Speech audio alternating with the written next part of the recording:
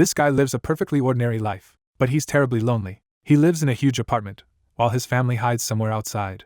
Houses have become protective domes for people, because one day the world came to an end. A pandemic struck humanity. A merciless war began. The country's economy collapsed. But it wasn't people who brought the end of civilization, but game characters, monsters. Only superhumans could save everyone, but even their skills weren't enough. The monsters attacked the survivors relentlessly, and the protagonists miraculously escaped thanks to the absolute recluse system. Food supplies were rapidly dwindling, the power was cut off. Then suddenly, MC's skill level began to rise. The creatures crashed into the building and died one after another. The protagonist began farming money, and all the house's functions were instantly restored. The protagonist decided that he had to move his family in, no matter the cost. Then suddenly the system sent a new message. A new skill unlocks a store that lets him buy listed items at their original pre-apocalypse prices. He is confused when the store opens and shows it is linked to his special wallet. The interface prompts him to list his first item for sale. He pauses to think through what this store really means. To test it, he selects the store option. He concludes that because the store displays his current funds, it must operate directly through the shut-in wallet. He heads back toward the balcony, still thinking through the possibilities. A system warning confirms the core restriction remains. As the ultimate shut-in, he still cannot leave the house. He accepts that leveling up a little was not enough to free him from the apartment. Even so, one conclusion becomes clear to him. The dead Calican outside reminds him exactly how he gained progress in the first place. If killing monsters grants levels and new skills, then hunting is his path forward. He starts wondering how he can possibly kill anything while trapped indoors. He knows he cannot rely on another monster conveniently crashing into his home. Looking down, he notices the goblins gathered below and begins reassessing his options. He decides the goblins are weak enough that he might be able to kill them from above. He grabs a water bottle as the first thing he can throw. He hurls it out from the balcony toward the monsters below. The bottle drops cleanly outside the apartment, proving the barrier does not stop him from throwing things out. That success excites him immediately. He realizes he cannot leave the house, but he can send objects beyond it. With that loophole in mind, he starts gathering anything that might work as a projectile. He settles on a dumbbell as a practical weapon. Just as he prepares to use it, a new idea strikes him. Outside, the goblins remain clustered around the Calican's corpse, giving him a target-rich opportunity. They are distracted and packed tightly together, making them easier prey. Afraid they might scatter before he can act, he urges them not to move. He steadies his breathing and lines up the throw. He launches the dumbbell downward, praying it will hit. The dumbbell smashes into the crowd and kills one of the goblins. For a moment he thinks he may have wasted his only real weapon. Now that the dumbbell is gone, he worries he has nothing left capable of killing them. He quickly rules out throwing heavier appliances because he is not strong enough to move them. Then a fresh chorus of cries from outside makes him look again. The goblins are still nearby, shouting in confusion and anger rather than fleeing completely. One larger goblin rallies the others, showing there is some kind of leader among them. That realization makes him freeze as the danger outside starts to organize. The goblins roar together, preparing to move as a group. They begin retreating from the area around the corpse and his building. Watching them pull farther away, he realizes distance may soon make hunting impossible. He judges that while they are still within range, he might have one more chance to act. A solution finally clicks into place. He opens the store with a new plan in mind. At the balcony, he brings up the listing interface while holding another dumbbell. He chooses to list the dumbbell as an item for sale. When the system asks for confirmation, he agrees without hesitation. The dumbbell is converted into store inventory as the listing process completes. The store now displays the dumbbell for sale at the same original retail price he paid for it. He realizes the store preserves pre-apocalypse market prices, which means he can buy ordinary goods normally if he has the money. An option appears to purchase the listed dumbbell, effectively letting him buy back copies of his own item. He immediately confirms the purchase. The system begins materializing the order. A newly purchased dumbbell appears inside his apartment. The test succeeds, and he knows he has found a repeatable weapon source. Satisfied by its solid weight, he prepares to use the new dumbbell as ammunition. He throws the fresh dumbbell down from the balcony. It crushes another goblin on impact. The system confirms the kill, awards experience, and deposits more money into his wallet. Now certain the method works, he celebrates. The surviving goblins snarl over their dead companion and remain clustered together. He drops another dumbbell into the middle of them. The impact blasts the ground and scatters the group, but not enough to wipe them out. Annoyed that the strike was inefficient, he looks for a better way. The system reports that he has purchased 3 more sets of dumbbells, giving him extra ammunition. Several newly bought dumbbells materialize inside the apartment. He starts throwing them one after another from the balcony. Another goblin is smashed apart by a direct hit. More kill notices arrive, along with money, experience, a skill level increase, and a brand new skill. Pleased with the results, he pauses to see what the new ability is. The new skill is storage, an alternate dimension for keeping items. He immediately understands this could be even more useful than the store and decides to test it. Holding a dumbbell, he opens the storage function. The system asks whether he wants to place the dumbbell into storage, and he agrees. The dumbbell vanishes from his hand and is stored away. The interface then offers to summon the stored item back out. He eagerly accepts. The dumbbell reappears in his palm. He is thrilled to realize he can call stored items to any location he chooses. That discovery gives him a far deadlier idea than simple throwing. He targets the space high above the goblins from his apartment. Then he opens storage again with the intent to weaponize it. He positions the interface toward the outside air beyond his balcony. He focuses on the exact point where he wants the item to appear. He repeatedly commands the system to summon dumbbells. Heavy weights begin materializing in midair above the goblins and dropping straight down on them. One of the goblins looks up just in time to realize what is happening. A cascade of kill notifications follows as multiple goblins are crushed, and he gains a large amount of experience. The slaughter also pours tens of thousands of won into his wallet. The store prompts him to list more items, making clear he can keep feeding this strategy. He gladly accepts, delighted by how profitable and effective the system has become. He quickly lists more household goods and groceries, turning his apartment inventory into purchasable stock while still retaining over 2 million won. He notes that he has even sold the dumbbell he used as a weapon, along with food and daily necessities, to expand what he can buy back on demand. While checking his funds, he notices his wallet has dropped by 1 won for no obvious reason. He wonders whether some hidden upkeep cost is attached to the restored functions of his home. That suspicion makes him look uneasily around the apartment. He concludes the restored electricity, gas, and water may be consuming money, with the refrigerator likely contributing to the drain. The thought troubles him, and he curses the goblins for forcing him into this situation. He reflects that after he bombarded them with dumbbells, the goblins fled and abandoned the area around the dead Calican. Since then he has only managed to kill 2 more, leaving him frustrated and hungry for another target. The Calican's corpse is still down below, but it offers no further gain. Seeing no nearby creatures left to farm, he realizes he needs a different method. He lets out a tired sigh while staring into the sky. Half joking and half desperate, he wishes another foolish Calican would happen to fly by. A sudden movement overhead makes him focus. He spots a flying silhouette in the sky and instantly recognizes the opportunity. A living Calican swoops into view above the apartment complex. He shouts in shock and excitement when he confirms what it is. Convinced fate has handed him another chance, he rushes to act before it escapes. He hastily starts tying cloth around the balcony bars, preparing some new trap or tool to exploit the Calican's arrival. A young man drags a metal drying rack onto his balcony, clearly preparing to use it as a weapon or shield. As he raises it, a monstrous bird swoops toward the apartment, and the rack suddenly emits a bright light. The creature veers back in alarm while he remains on the balcony with the glowing object. The reflected light in the monster's eye confirms the glare is affecting it. Seeing the beast recoil, he realizes the light can drive it off and shouts in triumph. The monster lashes out anyway, opening its grotesque mouth and attacking despite its distress. He is thrilled that his improvised tactic worked, at least for a moment. But the creature forces itself back to the window and starts battering against a blue barrier protecting the apartment. Watching it fail to get through, he senses the situation may be turning in his favor. He quickly concludes that killing this monster would likely earn him another level.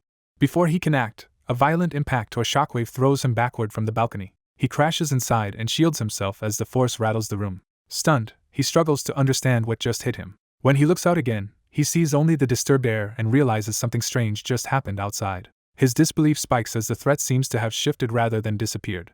A much larger, more terrifying bird-like monster suddenly looms at the opening, replacing the earlier one as the real danger. The sight leaves him momentarily frozen with dread. The giant creature draws back its beak and prepares a direct assault. It slams into the barrier, triggering a system warning that an unauthorized entity is trying to enter. The barrier absorbs repeated impacts as the warning continues, buying him only limited time.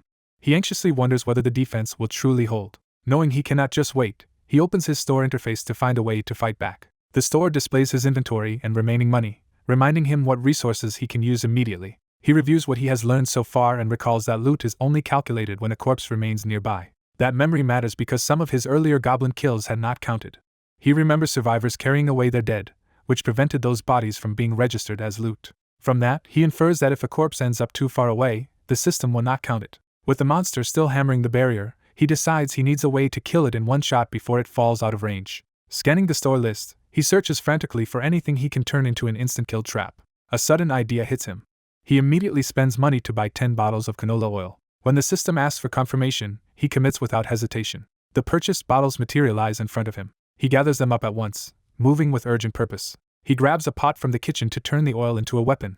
He pours the canola oil into the pot. Then he switches on the stove to heat it. While it heats, he wraps cloth around the pole and starts making a torch. He secures the cloth and works beside the pot as the oil reaches a dangerous temperature. Once the oil is ready, he opens the store again to use the listing function. The system asks whether he wants to register the item, and he agrees. He pours the boiling oil directly into the store interface so it can be treated as a summonable item. The system confirms that boiling hot canola oil has been listed. He reaches for a lighter to complete his second weapon. He ignites the cloth-wrapped pole. The makeshift torch catches fire, giving him a close-range finishing weapon. Outside, the giant bird keeps pressing down against the barrier, still trying to force its way in. He steps back onto the balcony with the flaming torch, ready to counterattack. At the crucial moment, he calls for the listed canola oil to be summoned. The boiling oil appears above the monster and splashes over its open maw, finally landing a devastating hit. On his balcony, the young man is suddenly swarmed by flying monsters and lashes out with fire as they close in. Realizing he can hurt them, he commits to the attack and tries to kill one before it reaches him. His flames catch a creature at point-blank range, and he drives the burning attack into the flock. The struck monster is engulfed, its charge breaking under the blast. He recognizes with shock that his fire actually worked. The burning creature gives one last shriek as the flames consume it. It crashes down to the ground below in a fiery impact, leaving him staring over the railing. He freezes, trying to process what he just did. Below, the dying monster thrashes and screams as the fire finishes it off. Its resistance collapses, and the creature finally expires. A system message confirms he has defeated a level 27 Calican, gained a huge amount of experience, raised his skill level twice, and unlocked a new skill. The system immediately shifts to nearby loot and begins calculating the reward. As smoke rises from the corpse outside, the calculation completes. He is awarded 9,347,487 won, deposited into the wallet of the ultimate shut-in. The size of the payout leaves him stunned, realizing he has just earned nearly 10 million won. Before he can settle down, the system announces that another requirement has been fulfilled. It declares that his house territory is now expanding. The sudden change jolts him, and he stumbles in confusion. He panics as the transformation continues around him without warning. A new realization hits him, and his attention snaps outward. His territory spreads beyond his own apartment, and reaches the neighboring unit across the balcony. Inside that apartment, a man doubles over as the expanding field washes through the room. The effect pushes deeper into the neighboring home. It continues through the apartment interior, extending room by room. The expansion reaches a family gathered in the living room, catching them in the middle of a tense, fearful moment. Seeing them, he realizes there are people living right next to him. He identifies them as the neighbors in the unit beside his own. Overwhelmed, he clutches his head and struggles to understand why this is happening now. The neighboring family huddles together, anxious and vulnerable as the strange force surrounds them. The sight hits him hard, forcing him to focus on them as real people rather than part of the system. He drops to the floor, reeling from the shock of the sudden expansion and what it has revealed. He tries to steady himself, thinking that only moments ago none of this was part of his world. The system identifies the father as Choi Hyungjin, a man in his late 30s. It identifies the mother as Park Hywon, also in her late 30s. It then lists their two daughters, Choi Nayeon, age 6, and Choi Seoyeon, age 3. The system informs him that these four meet the conditions to be accepted as citizens. It asks whether he wants to grant them citizenship. He rises, forced to make a decision. The system warns that anyone inside his house territory who is not granted citizenship will be expelled. He understands the consequence immediately. Refusing them would throw the whole family back outside into monster territory. He chooses to give citizenship to all four neighbors. Once they are accepted, he realizes this may also have unlocked new functions tied to managing citizens. A newly gained skill appears, Ultimate Eyes LV.1, letting nothing inside the house escape his notice. He searches specifically for anything related to citizens and governance. The system reveals a passive authority skill, Ruler's Declaration LV.6, which prevents anyone from entering the house without his permission and opens citizenship management.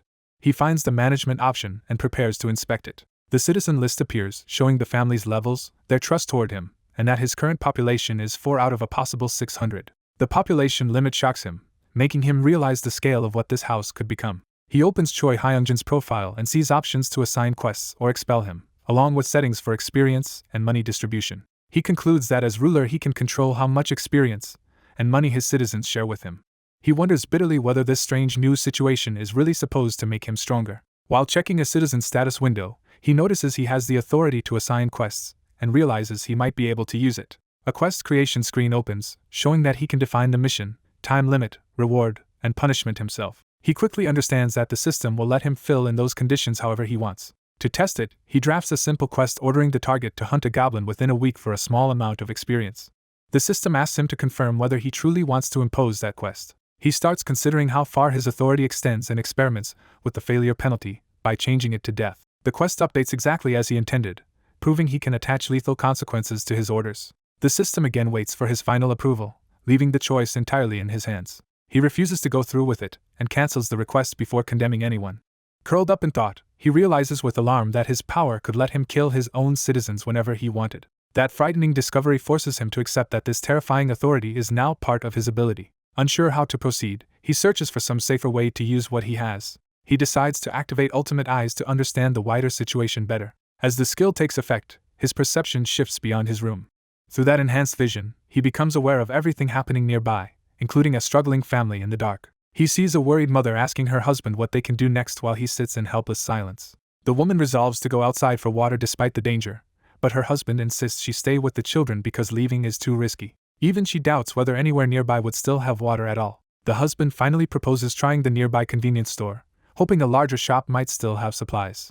Their urgency sharpens when one of the children quietly admits she is thirsty. The father steels himself and calls to his wife, preparing to take responsibility. He asks her to trust him and promises he will bring something back for the family. She cannot answer easily, overwhelmed by fear and uncertainty. Seeing how desperate things are, the protagonist shuts off Ultimate Eyes and turns back to what he can control.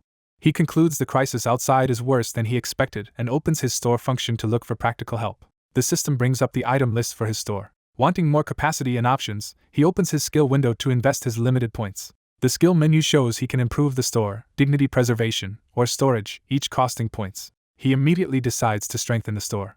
When asked to confirm the upgrade, he commits without hesitation. The system processes the enhancement. His store rises to level 2, expanding the number of items it can carry to 20. The upgrade also reduces all store prices by 10%, making purchases more efficient. Pleased with the result, he notes that he still has 2 points left to spend. Expecting to deal with more citizens soon, he decides to keep investing in the store and dignity preservation. A second upgrade pushes the store to level 3, doubles its capacity again, and unlocks the ability to restore worn items into usable ones. He recognizes that item restoration could become extremely valuable in a collapsing world. Satisfied that the extra investment was worthwhile, he opens the store again to make use of it. The upgraded store appears, ready for purchases at normal prices. He buys bottled water and tangerines for the thirsty family, then decides to improve another skill as well. He chooses to raise the level of dignity preservation too. As that upgrade completes, he realizes that if he can provide essentials like electricity and water, he can start asking citizens for things in return. The system rewards that upgrade by unlocking the ability to register vassals. He is caught off guard by the new term and tries to understand what it means. Meanwhile, the father from the family prepares to leave home with a bag, determined to search for supplies himself. His wife gathers the children around her and calls after him anxiously as he heads for the door. He reassures them, telling the children to protect the house while he is gone. The girls stare up at him in disbelief, asking if he is really going outside. He gently confirms that he is leaving to find food and water, and tells them to listen to their mother until he returns. A little girl breaks down in terror, warning that monsters are outside. Just before that fear took over, the two sisters had been quietly playing together in the sandbox. The threat proves real as grotesque monsters surge toward the area. The girls freeze in shock as the danger suddenly reaches them. They immediately flee together, trying to outrun the attack. As panic spreads, the older girl stumbles while adults rush in to protect them. A man grabs one child and pulls her to safety while the monsters close in behind them. Faced with the crisis, he falls silent and steels himself. Inside a dark apartment, a woman gathers the crying girls close while he tries to calm them. He realizes with dread that this may be the last time he ever sees his family. Even so, he forces himself to stay composed. Then a sound at the door interrupts the tense silence. He turns sharply, weapon in hand, while his family clings together behind him. The knocking continues, forcing him to confront whoever is outside. The door remains shut as the pressure builds. A calm voice from outside politely asks to be let in. The request unsettles him because it sounds human. He hesitates, wondering if the visitor is really a person. Knowing monsters can deceive people, he weighs the risk but decides to test the stranger first. He calls out for an answer while keeping his family behind him and his weapon ready. A sudden noise from outside makes everyone tense, expecting an attack. But the disturbance passes without the door being forced open. He cautiously asks whether the figure outside has left. Still uncertain, he listens for any sign of danger. At last he opens the door a crack to check. What he sees catches him completely off guard. Thinking the worst, he throws himself over his wife and children and begs for their lives. In his panic, he pleads with the visitor not to harm his family, only to be met with a polite greeting. That unexpected response leaves him momentarily confused. The stranger turns out to be an ordinary young man standing there with grocery bags. Still shaken, the father demands to know who he is. The man introduces himself as Kim Jae-hyun, the neighbor from next door. He explains that he brought water and tangerines and asks to come in briefly so they can talk while the family eats and drinks. The father is stunned by the offer. Behind him, the mother continues holding the girls close, still trying to calm them. He quickly decides that food and water are too valuable to refuse and that this neighbor may be able to help them. Setting aside his fear for the moment, he invites Jae-hyun inside. The two girls remain wary and stare at the newcomer from behind their mother. Once seated together, Jaehyun notices how badly he may have frightened them. The father comments that the blackout curtains are a smart precaution. Jaehyun agrees, explaining that they lower the chance of attracting monsters. He decides the room is safe enough and says they should let some light in first. With a strange command, he activates the lights. The room brightens at once, proving the power has somehow returned under his control. He immediately focuses on the children and asks that they be given water first. The father calls the girls by name, Nayeon and Seoyeon, as the bottles are handed to them. The sisters drink eagerly, showing how thirsty they have been. Then Seoyeon suddenly starts coughing, alarming the adults. Jaehyun watches quietly, reading the situation. To ease the tension and redirect the child, he offers her a tangerine. The little girl shyly accepts an orange that is offered to her. Her mother gently stops her and decides to peel it for Seoyeon herself. After peeling a slice, the mother coaxes her daughter to eat. Seoyeon obediently takes the piece from her mother's hand. The taste instantly overwhelms her with delight. She breaks into a blissful smile, clearly won over by the fruit. Seeing that, her mother asks for confirmation and gets an eager yes. The older sister immediately begs for a turn as well. She is just as pleased once she gets some, turning the moment into a warm family scene. That small act raises the whole family's trust in him, and Seoyeon's trust climbs high enough to unlock loyalty. The system confirms that Seoyeon now qualifies to be registered as a vassal. Her status appears before him, showing strong trust but no awakened ability yet. He quietly studies the new option while sitting with the family. He realizes Seoyeon technically meets the conditions for vassalhood. Even so, he hesitates because she is still just a child. He reminds himself that vassal slots are limited and should go to people capable of carrying out real orders. That makes him compare her to Choi Hyungjin, whose level is high enough but whose trust is still too low. He decides that Hyungjin is the one he needs to win over next. Gathering his nerve, he calls Hyungjin over for a private talk. When Hyungjin thanks him sincerely for helping his family, he sees an opening. He asks to continue the conversation out in the corridor, and Hyungjin agrees. They step away from the others into the quiet hallway. The two men face each other alone, with the stakes of the conversation rising. He starts by asking whether Hyungjin received the citizenship notice. Hyungjin confirms that his whole family got it half an hour earlier. When asked what happened, Hyungjin explains they were briefly unable to move until citizenship was granted. That tells him the system temporarily immobilizes people before they become citizens. With that confirmed, he addresses Hyungjin more seriously. He offers something far bigger than food, promising to help Hyungjin reclaim a normal life. Hyungjin is stunned by the scale of that promise. He follows it by claiming he can keep monsters from entering Hyungjin's home. Hyungjin can hardly believe such protection is possible. He answers with complete confidence that it is. Hyungjin falls silent, weighing desperation against doubt. He admits he knows such help must come with a price and asks what he has to do. Instead of naming a task immediately, he warns that following him could cost Hyungjin his life. Hyungjin hesitates only for a moment. He accepts without backing down, saying he was already prepared to risk himself for supplies anyway. That answer earns a faint smile, because it proves Hyungjin has the resolve he needs. He abruptly shifts to practical matters and asks about the price of a golf club Hyungjin noticed earlier. Hyungjin says it costs several 100,000 won. That confirms the weapon is too expensive for him to buy through the store, so he keeps conserving money. When Hyungjin asks why he brought that up, he brushes it aside and changes the subject. He asks Hyungjin to remember the day the monsters first appeared. Hyungjin recalls that it happened on a weekend. He remembers the terror of that first outbreak and the goblins swarming people outside. From that memory, he concludes that those who stayed home that day were the ones most likely to survive. He judges that a single goblin is not especially strong on its own. Their real danger comes from numbers, not individual power. That means humans can fight back too if they organize. So his next goal becomes clear. He needs to build a force of his own first. He turns back to Hyungjin and addresses him with new purpose. He finally states the task he wants, asking Hyungjin to help him search for survivors. Outside, the apartment complex sits under a darkened sky, isolated and tense. The system rewards his progress by raising Hyunjin's trust again. Back inside, he notes that the trust increase is continuing to work in his favor. He checks citizen management, and sees Hyunjin's trust has risen to 40, while the rest of the family's trust has also improved. That makes him think he may eventually reunite with his own family if he keeps expanding his population carefully. A sudden scream from outside snaps him out of that thought. He rushes to the balcony to see what caused it. The sight outside shocks him. A group of survivors is actually fighting goblins in the open. He immediately realizes he cannot simply ignore people capable of surviving like that. The goblins keep charging, but the humans do not break. One man crashes into the fight with brute force. His attack smashes a goblin aside and creates space for the others. The survivors press the advantage and drive the monsters back together. Watching from above, he is stunned that ordinary people are holding their own. A woman in a purple tracksuit unleashes a precise ranged attack. Her shot pierces multiple goblins at once, proving the group has real combat ability. Another fighter with a bat squares up against the remaining goblins without fear. He leaps high into the air to finish them decisively. His downward strike crushes a goblin in a burst of blood.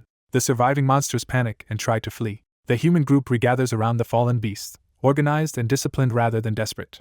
The archer notices something unusual above her. She lowers her weapon and focuses on the apartment building instead of the goblins. What catches her eye is a packet of ramen lying on the ground nearby. Following that clue, she looks up toward the lit apartment high above. Realizing he has been spotted, he waves from the balcony to draw their attention. The woman stares up, trying to judge who he is. He openly calls them over, inviting contact instead of hiding. A moment later, someone announces from inside that Hyungjin has arrived. Hyungjin appears carrying a large box, having gathered what he could. He lets Hyungjin in without delay. Hyungjin enters gratefully, still nervous from the trip. But when he tries to come fully inside, an invisible barrier stops him. Both men are startled as the system blocks entry at the threshold. The message explains that someone unqualified cannot enter the house. Hyungjin is left confused by what unqualified even means. He studies the message and starts piecing together the rule. He suspects his house may reject everyone by default. Then he refines the idea and wonders if only registered vassals are allowed inside. Before solving that, Hyungjin hands over the box and explains it contains anything in his home that might serve as a weapon. He accepts the box and begins checking its contents. Inside are practical tools and blades, exactly the kind of improvised arsenal he needs. He also uses the store to buy 5 bottles of water and 5 packets of ramen. Hyungjin is startled when the supplies materialize right in front of him. He hands the food over and asks Hyungjin to place it at the first floor entrance. Hyungjin immediately worries that going down there would be too dangerous. He reassures him that goblins seem to be active only in broad daylight, so the trip should be safe for now. He imagines the outside survivors and sees how valuable they could become if brought under his influence. He decides he needs to win those fighters over to his side. His plan is simple. Once they realize he controls food, they will be forced to seek him out. So he insists that Hyungjin leave the supplies there exactly as instructed. When Hyungjin asks for confirmation, he gives it firmly. Hyungjin accepts the order, trusting that it will be manageable. As he leaves with the box, he quietly says goodbye, sounding more anxious than confident. He thanks Hyungjin, knowing this favor should deepen the man's dependence on him. Thinking that he has done enough to earn cooperation, he opens the quest interface.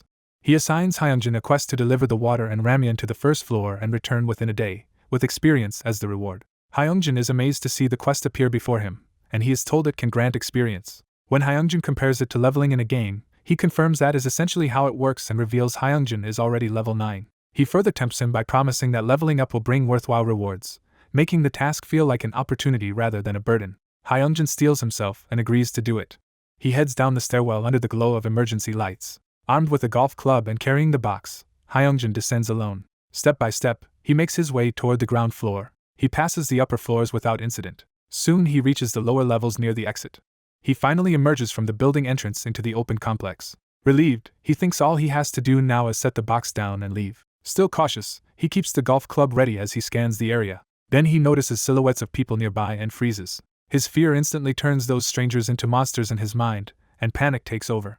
Convinced he has to flee, he bolts instead of completing the task. But in his panic he loses his footing. He crashes to the ground, spilling the supplies everywhere. Dazed and hurting, he struggles to recover. He desperately begs his body to move before the strangers reach him.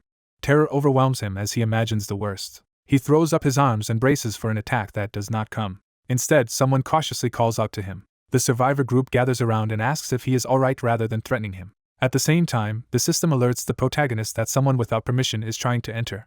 Inside the apartment, he is baffled by the sudden warning. Then he realizes it may be connected to the people outside. One of the survivors activates a perception skill to investigate the building more closely. The skill reveals itself as Ultimate Eyes. Through that enhanced sight, the group is shown clearly as they approach the building together. They conclude this must be the apartment where the ramen came from, and since their own rations are running low, they suspect food is inside. He recognizes them as the same fighters he watched from the balcony. The system confirms that beings who qualify for citizenship are approaching. It even asks whether he wants to offer them citizenship. He realizes the system is no longer forcing citizenship on them but presenting it as a proposal. That makes him understand a key rule. People already inside his expanding territory could be made citizens automatically, but outsiders are given a choice, which also means they can refuse him, leaving his whole plan uncertain. Faced with that possibility, he is suddenly unsure how to proceed. Just then, a cheerful sound from the wall intercom interrupts his panic. He turns toward the ringing intercom, realizing the approaching survivors have reached his door. Jaehyun suddenly notices something that demands his attention. He decides to check it immediately. He goes to the wall monitor where someone is trying to reach him. The caller asks if Jaehyun is there, and Jaehyun asks for a brief moment, while he responds to the system first. A system notice informs him that Choi Hyungjin is already in the middle of a quest and asks whether he wants to revise that assignment. Jaehyun accepts without hesitation. The system prompts him to edit the quest details. The revision goes through and the quest is refreshed. The man on the monitor questions what Jaehyun is doing, and Jaehyun explains that he is assigning a new quest. Jaehyun tells him to feed the group first because he has another plan in mind, and the man agrees despite not fully understanding it. Soon after, the group Jaehyun has been preparing for arrives at the doorway. The caller opens the way for them and starts bringing them inside. He reassures Jaehyun that the group will cooperate for now, and Jaehyun thanks him. Jaehyun immediately uses the system to offer citizenship to all 6 newcomers. The system confirms that citizenship has been proposed to Ha Dongin, Kan Deoksu, Kim Gaeung, Yoo Hyerin, Kim Jian, and Moon Byung-go. Their access rights are granted as the entrance opens for them up to the 30th floor. The 6 enter, armed and alert, stepping into Jaehyun's territory. With their addition, Jaehyun's citizen count reaches 10, increasing the experience and money his citizens earn by 10%. He quickly recognizes the value of that bonus. As the group walks in, Jaehyun welcomes them warmly, already thinking how useful they will be for hunting monsters. He checks their management data, seeing each newcomer's level and trust while confirming his population has risen to 10. One level in particular stands out to him, because someone at level 23 would rival the strength of a Kaliak he once killed. Reviewing Ha Donggin's profile, Jaehyun notes both his low trust and his baseball-themed awakened ability, marking him as a metahuman worth watching. He realizes that even an ordinary baseball could become a deadly weapon depending on who uses it. With a skill that triples its power, that ability would be ideal for killing monsters. Since trust can be raised over time, Jaehyun decides to set all 6 newcomers to receive 10% of distributed experience. The system completes the setting. Satisfied, Jaehyun confirms the arrangement is finished. He sees the broader advantage clearly. By giving them quests to hunt monsters, he can profit in both money and experience without fighting himself. Even so, he reminds himself that he still needs to understand these people better. He especially hopes they might eventually help him reunite with his family. Before he can dwell on that, the system reports that Ha Donggin's trust has already increased. Jaehyun is caught off guard by the sudden change. More notices follow as Kim Gaeung's and Yoo Hyerin's trust also rise, leaving him confused about what triggered it. Meanwhile, the group is invited fully inside, and the host thanks them as they enter the apartment.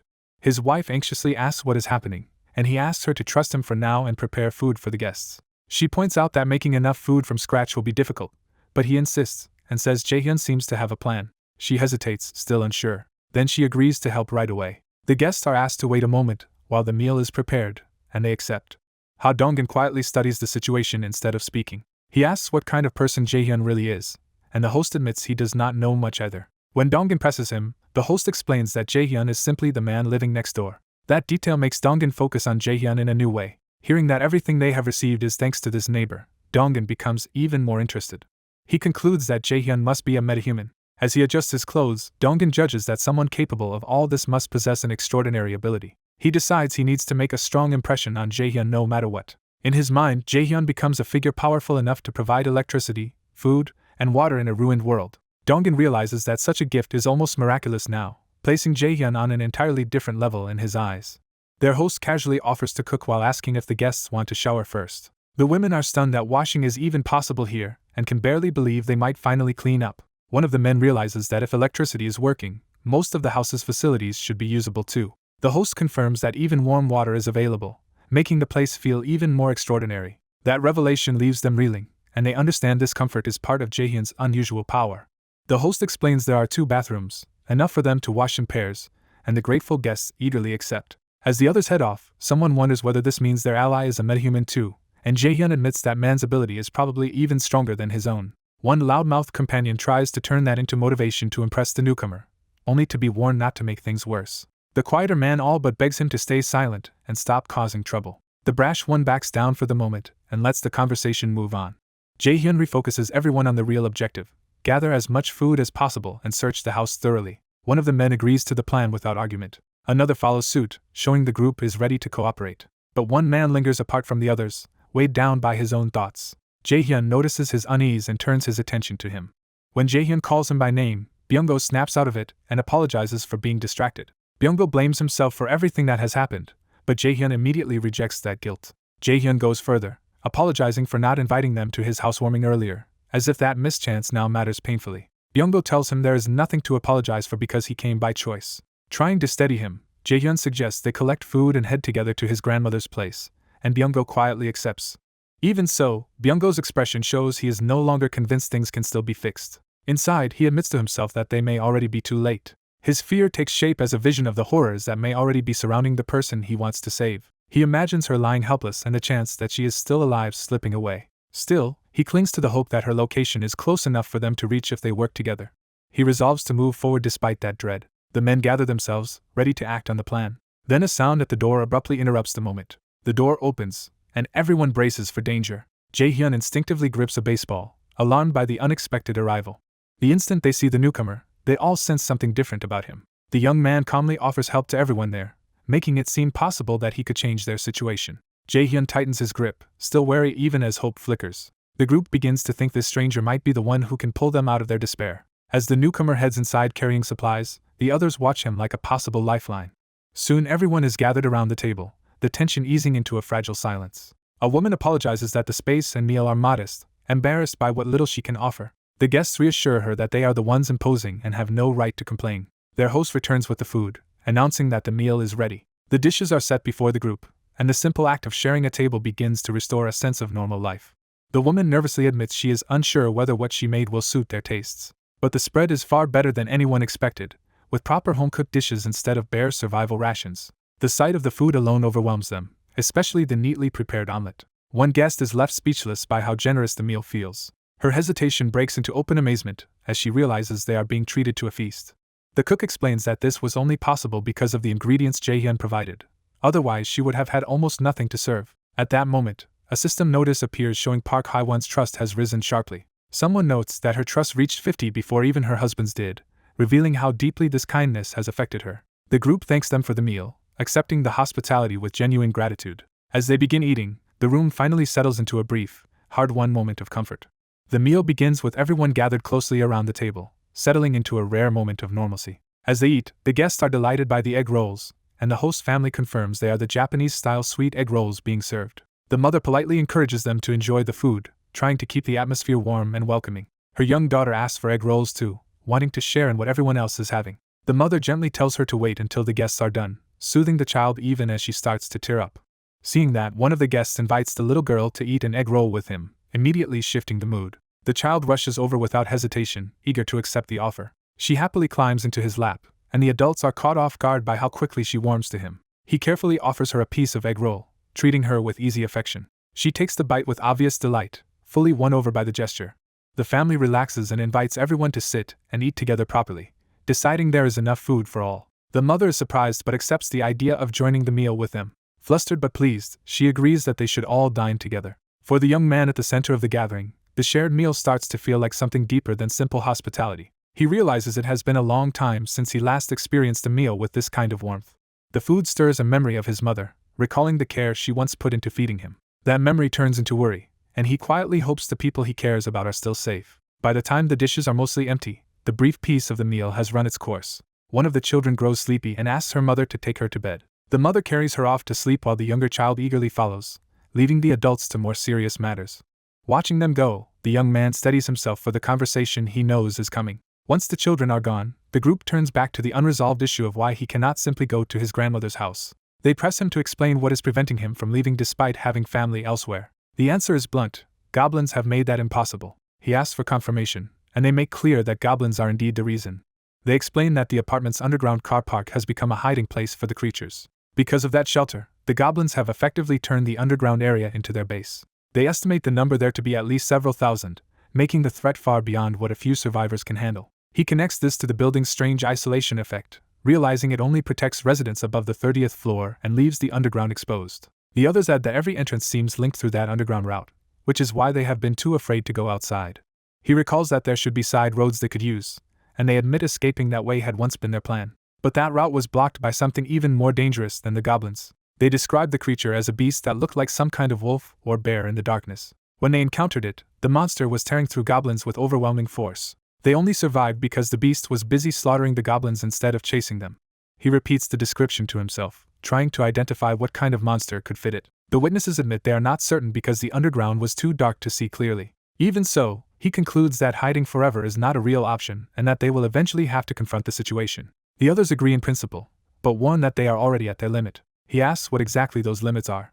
They explain that their current defense relies on bows and thrown baseballs, and their supplies are running out. He immediately offers a solution and asks to inspect their arrows and baseballs. They hand over the bow, an arrow, and a baseball, trusting him to do something useful with them. A system prompt appears, asking whether he wants to list the baseball as an item. He accepts, testing whether the system can convert their dwindling supplies into something more valuable. He moves on to the bow, preparing to use the same method again. The system reveals that listing the bow requires a large fee, identifying it as a good condition compound bow. He still agrees, committed to using the system despite the cost. Then he asks the group whether everyone is capable of using bows, already thinking ahead to a broader plan. With that confirmed, he decides to purchase 5 sets of bows and arrows for the group. The protagonist decides to start using his citizens in practical hunts, even if they are still inexperienced. That decision immediately pays off, as several residents place more trust in him through his management system. He is caught off guard by how quickly the system responds to his leadership. One resident realizes that cooperating with him might be their best chance to save his grandmother. Moon Byung-go in particular becomes far more devoted to the plan. As the group discusses tactics, they recognize that his abilities could let them hunt faster without risking themselves to recover arrows. He stops them from rushing ahead and insists they first thin out the goblins as much as possible. Someone presses for the timetable, wanting to know when the hunt begins. He sets the operation for the next day, making clear the attack will not wait long. Though the others are uneasy, he argues that speed matters most. He reassures them that Byung-go's grandmother will definitely be saved tomorrow, tying the mission to a personal promise. That confidence jolts the room and makes everyone focus on how serious he is. When asked how they can possibly pull it off, the group forces him to reveal his method. He answers that they will use bait, showing he intends to lure the goblins into a controlled kill. The next phase begins as the team goes door to door, presenting themselves as apartment residents rescuing survivors and guiding people towards safety. One exhausted man remains suspicious, too worn down to trust strangers easily. Still, the team keeps moving through the building and checking more units. They continue opening doors carefully, trying to avoid provoking danger. A resident finally steps out and joins them, suggesting their rescue pitch is working. Their leader apologizes for his earlier paranoia and urges anyone inside to come out because they are acting together now. He waits tensely for a response, unsure whether anyone else will believe them. Another survivor cracks the door open and cautiously asks if they really are a rescue team. He answers firmly that they are, trying to project certainty even without real authority. The survivor's first concern is basic survival, and he weakly asks for water. The team quickly digs through their supplies to meet that need. They hand over a bottle, but at the same time realize the first floor has yielded almost nothing useful. So they decide to move up to the second floor and continue the sweep there. The search shifts upward as they enter the next level of the building. What they find is a corridor full of blood and bodies, proof that the upper floors have already been devastated. The sight hits the group hard and stops them in shock. Their leader immediately abandons the second floor and orders everyone to head for the third instead. They push onward again, climbing higher in hopes of finding living survivors. The group regathers in the hallway, tense but still following his lead. He resumes the search from Unit 101 and warns everyone to stay alert because goblins could appear at any moment. The blood-stained apartment numbers reinforce how dangerous every door has become. Even so, the team advances through the corridor in formation, armed with whatever they have. A sudden step breaks the silence and signals that something has changed. The leader reacts instantly, sensing a threat before anyone else fully understands it. At that same moment, the protagonist experiences a strange surge through the system. He realizes something has just happened to him personally, separate from the group's immediate danger. The system announces that his first vassal has been registered and rewards him with vassal summon, letting him call that person into his house after an initial delay. The new vassal is identified as Choi Hyungjin, whose loyalty grants a gorilla strength passive ability. A further bonus appears. Because this is his first servant, that vassal's hunting rewards will be doubled, and Ultimate Eyes can summon him near the house. Back in the room, he notices an added control in the interface, and starts testing what else this new bond allows. The system offers a paid option to raise the vassal's level for 1 million won. That price catches him off guard and makes him reassess the feature. He quickly understands that money is the resource required for citizen growth, while the system also confirms Hyunjin's quest completion and pays out a cash reward. Putting the pieces together, he realizes he can strengthen his citizens by spending money, effectively turning wealth into manpower. He decides not to use that option yet and to save the money unless the situation truly demands it. Even without spending more, Hyunjin's trust rises again, unlocking loyalty and pushing the bond to a new threshold. The system confirms that Choi Hyungjin now qualifies to be formally taken in as a vassal. His status appears with moderate trust and loyalty, no awakened ability, and options that let the protagonist either assign him work or cast him out. Deciding to secure another subordinate, the protagonist orders Hyunjin's registration as a vassal. The survivors are shaken and nauseated by what they have just endured, barely holding themselves together.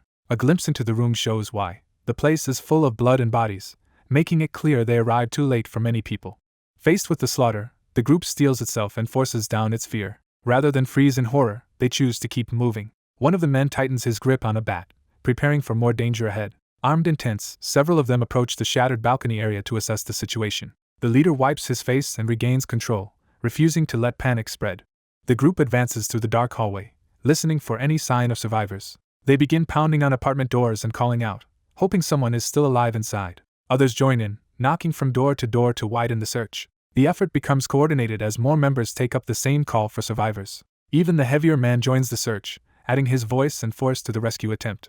After getting no response, the group gathers again in uneasy silence. With this floor apparently empty of survivors, they decide to continue upward. Their search shifts from the third floor toward the fourth. Back at the base, the protagonist turns to the bespectacled man and draws him into the plan. He explains the reward structure. Citizens gain extra experience, while vassals receive double, making service under him extremely profitable.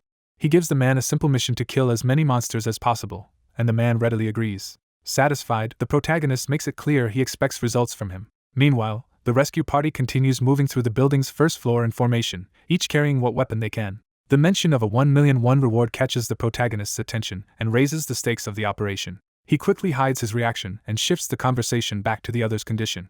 The bespectacled man reports that power is surging through him, confirming the protagonist's system is strengthening his people. He goes further, saying he feels dramatically younger, as if the benefits are restoring his body. That result leaves the protagonist quietly pleased, seeing proof that his growing faction can become much stronger. He personally recruits Dongan into the mission, signaling trust and bringing him closer into the group. Dongan accepts the role and introduces himself properly, marking the start of their cooperation.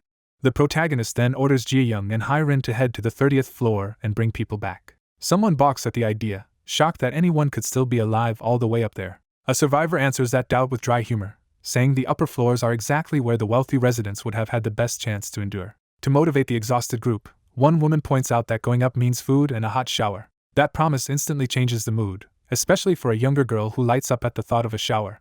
The woman confirms it, and the small comfort suddenly becomes a powerful reason to keep going. Renewed by that hope, someone breaks into a run. The girl excitedly urges her father to stop wasting time and hurry upstairs. Watching the burst of energy, the older survivor can only accept the chaos with weary amusement. As the protagonist's network expands, the system announces that his number of citizens has reached 40.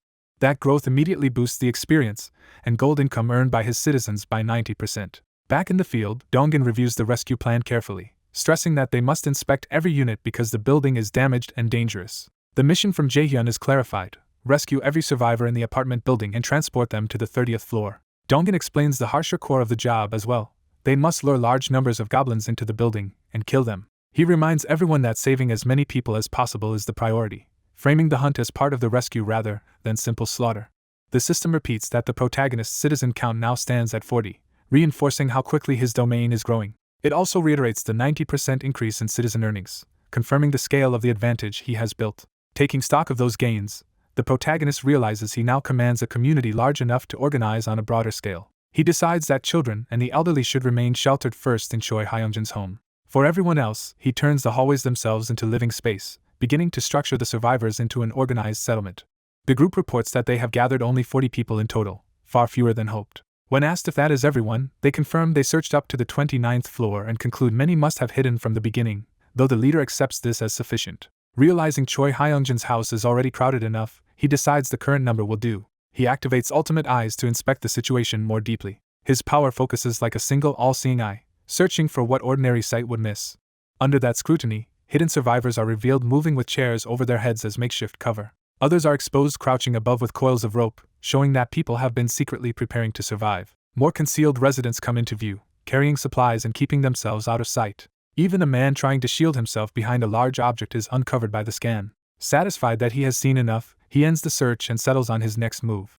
He calmly signals that the first matter is resolved. He announces they will now proceed to the second stage of the goblin hunt. Gathering everyone's attention in the hallway, he prepares to brief the assembled survivors. He formally begins laying out the plan. He explains that their objective is to lure every goblin hiding underground into the open and eliminate them.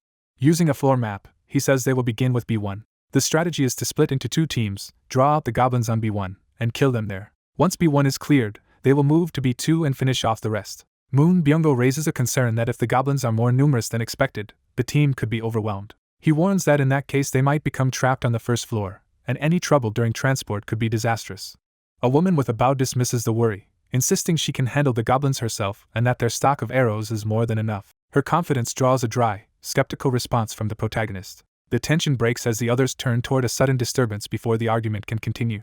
Goblins appear without warning, confirming the threat is already on them. The creatures rush in aggressively through the corridor. The archer reacts first, loosing an arrow the instant the attack begins. Her shot lands as the goblins charge, slowing the front of the assault. At the same time, the bat-wielding man swings into the melee with brute force. His blow tears through a goblin, killing it outright. The sudden counterattack wipes out the small group of goblins before they can do real damage. In the aftermath, someone points out that bringing both a bow and a bat was redundant if he intended to fight with the bat anyway. Before the exchange goes further, the archer notices something strange and directs everyone's attention to the bodies. The goblin corpses begin vanishing, dissolving away instead of remaining where they fell. Watching this, one of the survivors wonders if the disappearance is also Jaehyun's ability at work. Taking the phenomenon as a workable answer to the cleanup problem, the leader orders the group to head down to B1.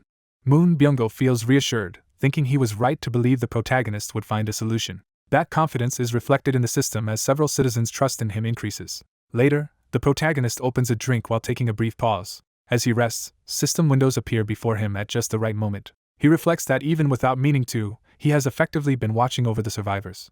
The system informs him that Moon Byung-go's trust has reached 50, unlocking loyalty, and that his loyalty has already risen high enough for vassal registration. He is startled that Moon Byung-go became eligible in only a few hours. Seeing the advantage, he thinks that gaining more vassals will accelerate his growth, then pauses to inspect the details. Moon Byung-go's status shows strong trust and exceptionally high loyalty, with options now available to assign quests, or formally bind him as a vassal. The loyalty value of 88 catches him off guard because it is far higher than expected.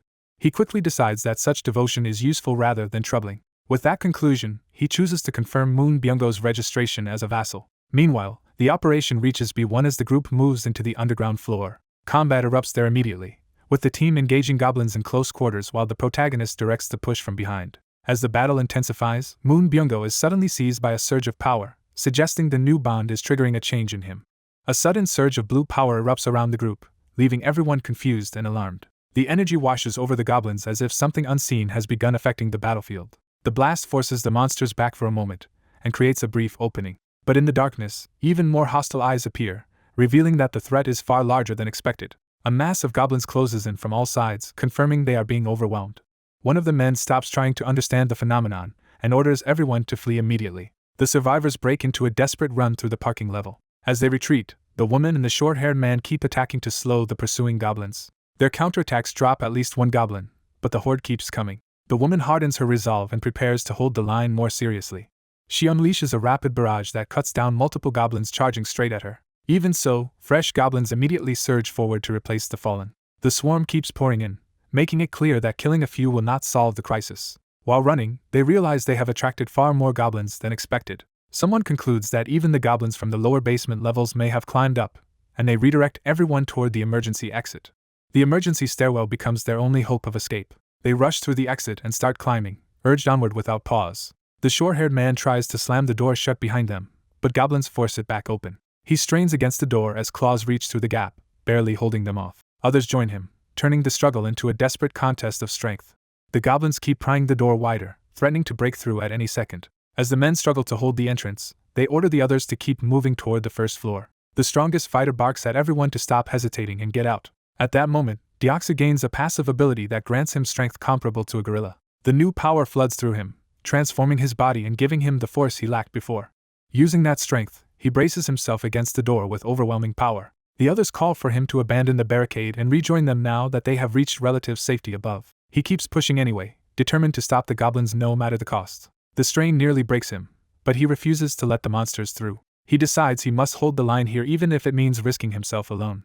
From higher up the stairs, his companions shout that they are safe and beg him to come up quickly. He finally agrees and prepares to retreat from the door. Deoxys starts climbing toward the others, trying to leave the barricade behind. Before he can get clear, he slips and crashes down the stairs as the goblins burst through behind him. Pinned in the stairwell with a goblin closing in, he tells the others to go on without him.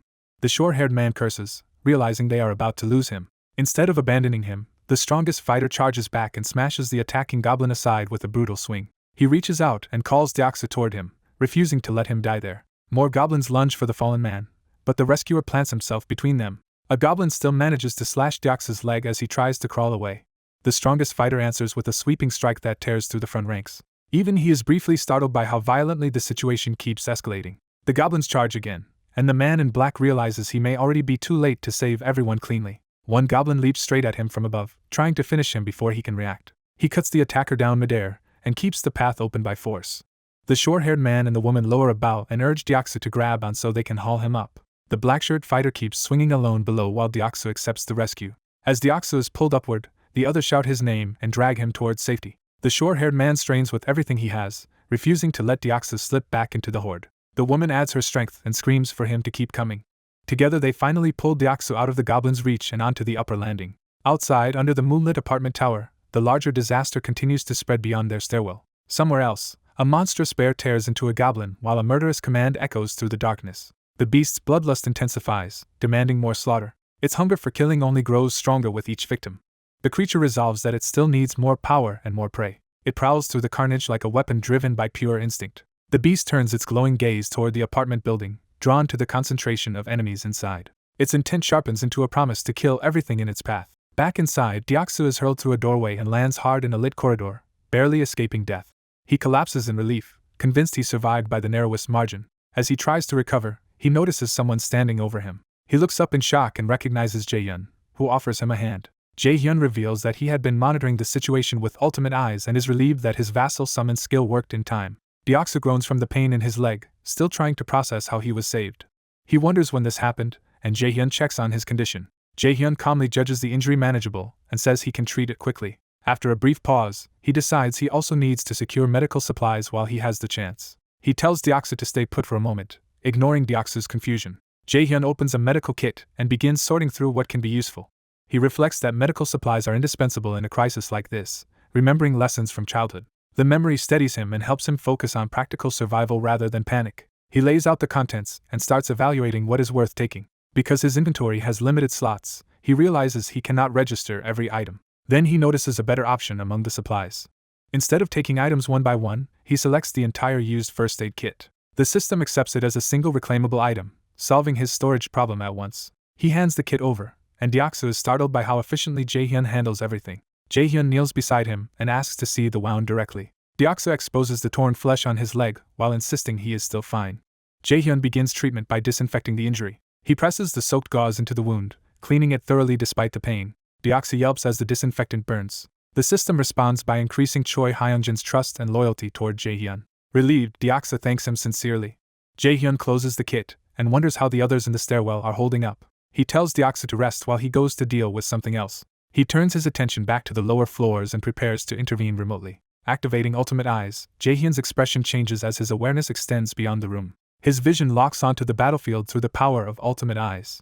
He tracks movement around the basement stairwell and the routes between B1 and B2. His sight follows the vertical paths of the building, mapping the danger below. Through that connection, the woman fires another shot down the stairwell to keep the goblins back. The arrow pierces a goblin cleanly as the black-shirt fighter continues battling at close range. The bespectacled archer and the short-haired man keep coordinating, shouting for Deoxys to run while they support him. A rain of arrows and frantic movement buys only moments as the goblins keep surging upward. The fighter in black remains surrounded below, swinging while the others watch from the landing above. He dodges and pivots through the cramped stairwell, barely avoiding being overwhelmed. Two goblins leap at him together, trying to pin him before he can swing again.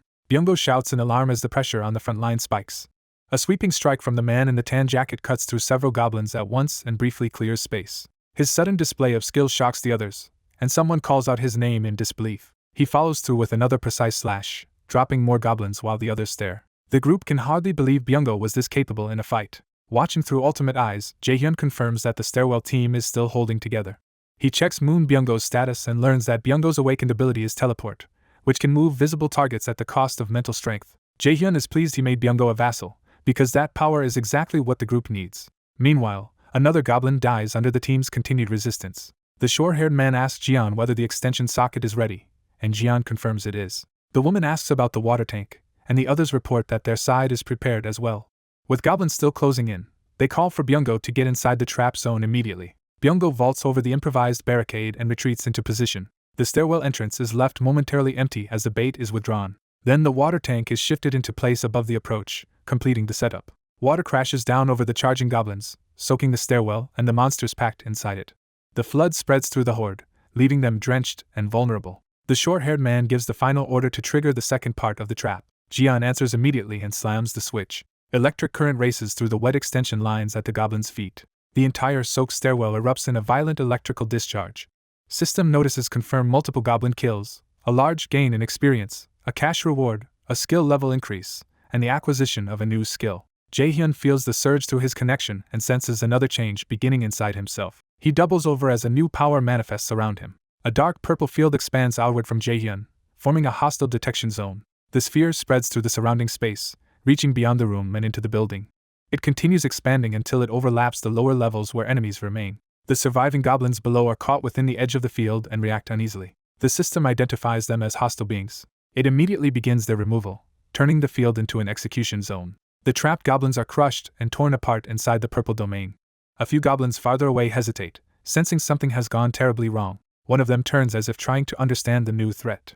The goblin can only mutter in confusion before the answer arrives. The monstrous bear appears behind it like a nightmare-given form, terrifying even the goblins.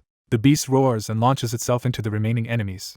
It tears into a goblin at point-blank range, ripping it apart with savage force. The surrounding goblins recoil in panic as blood sprays across them. The bear barrels onward without slowing, driven by relentless killing intent. Its claws carve through another goblin in a single pass.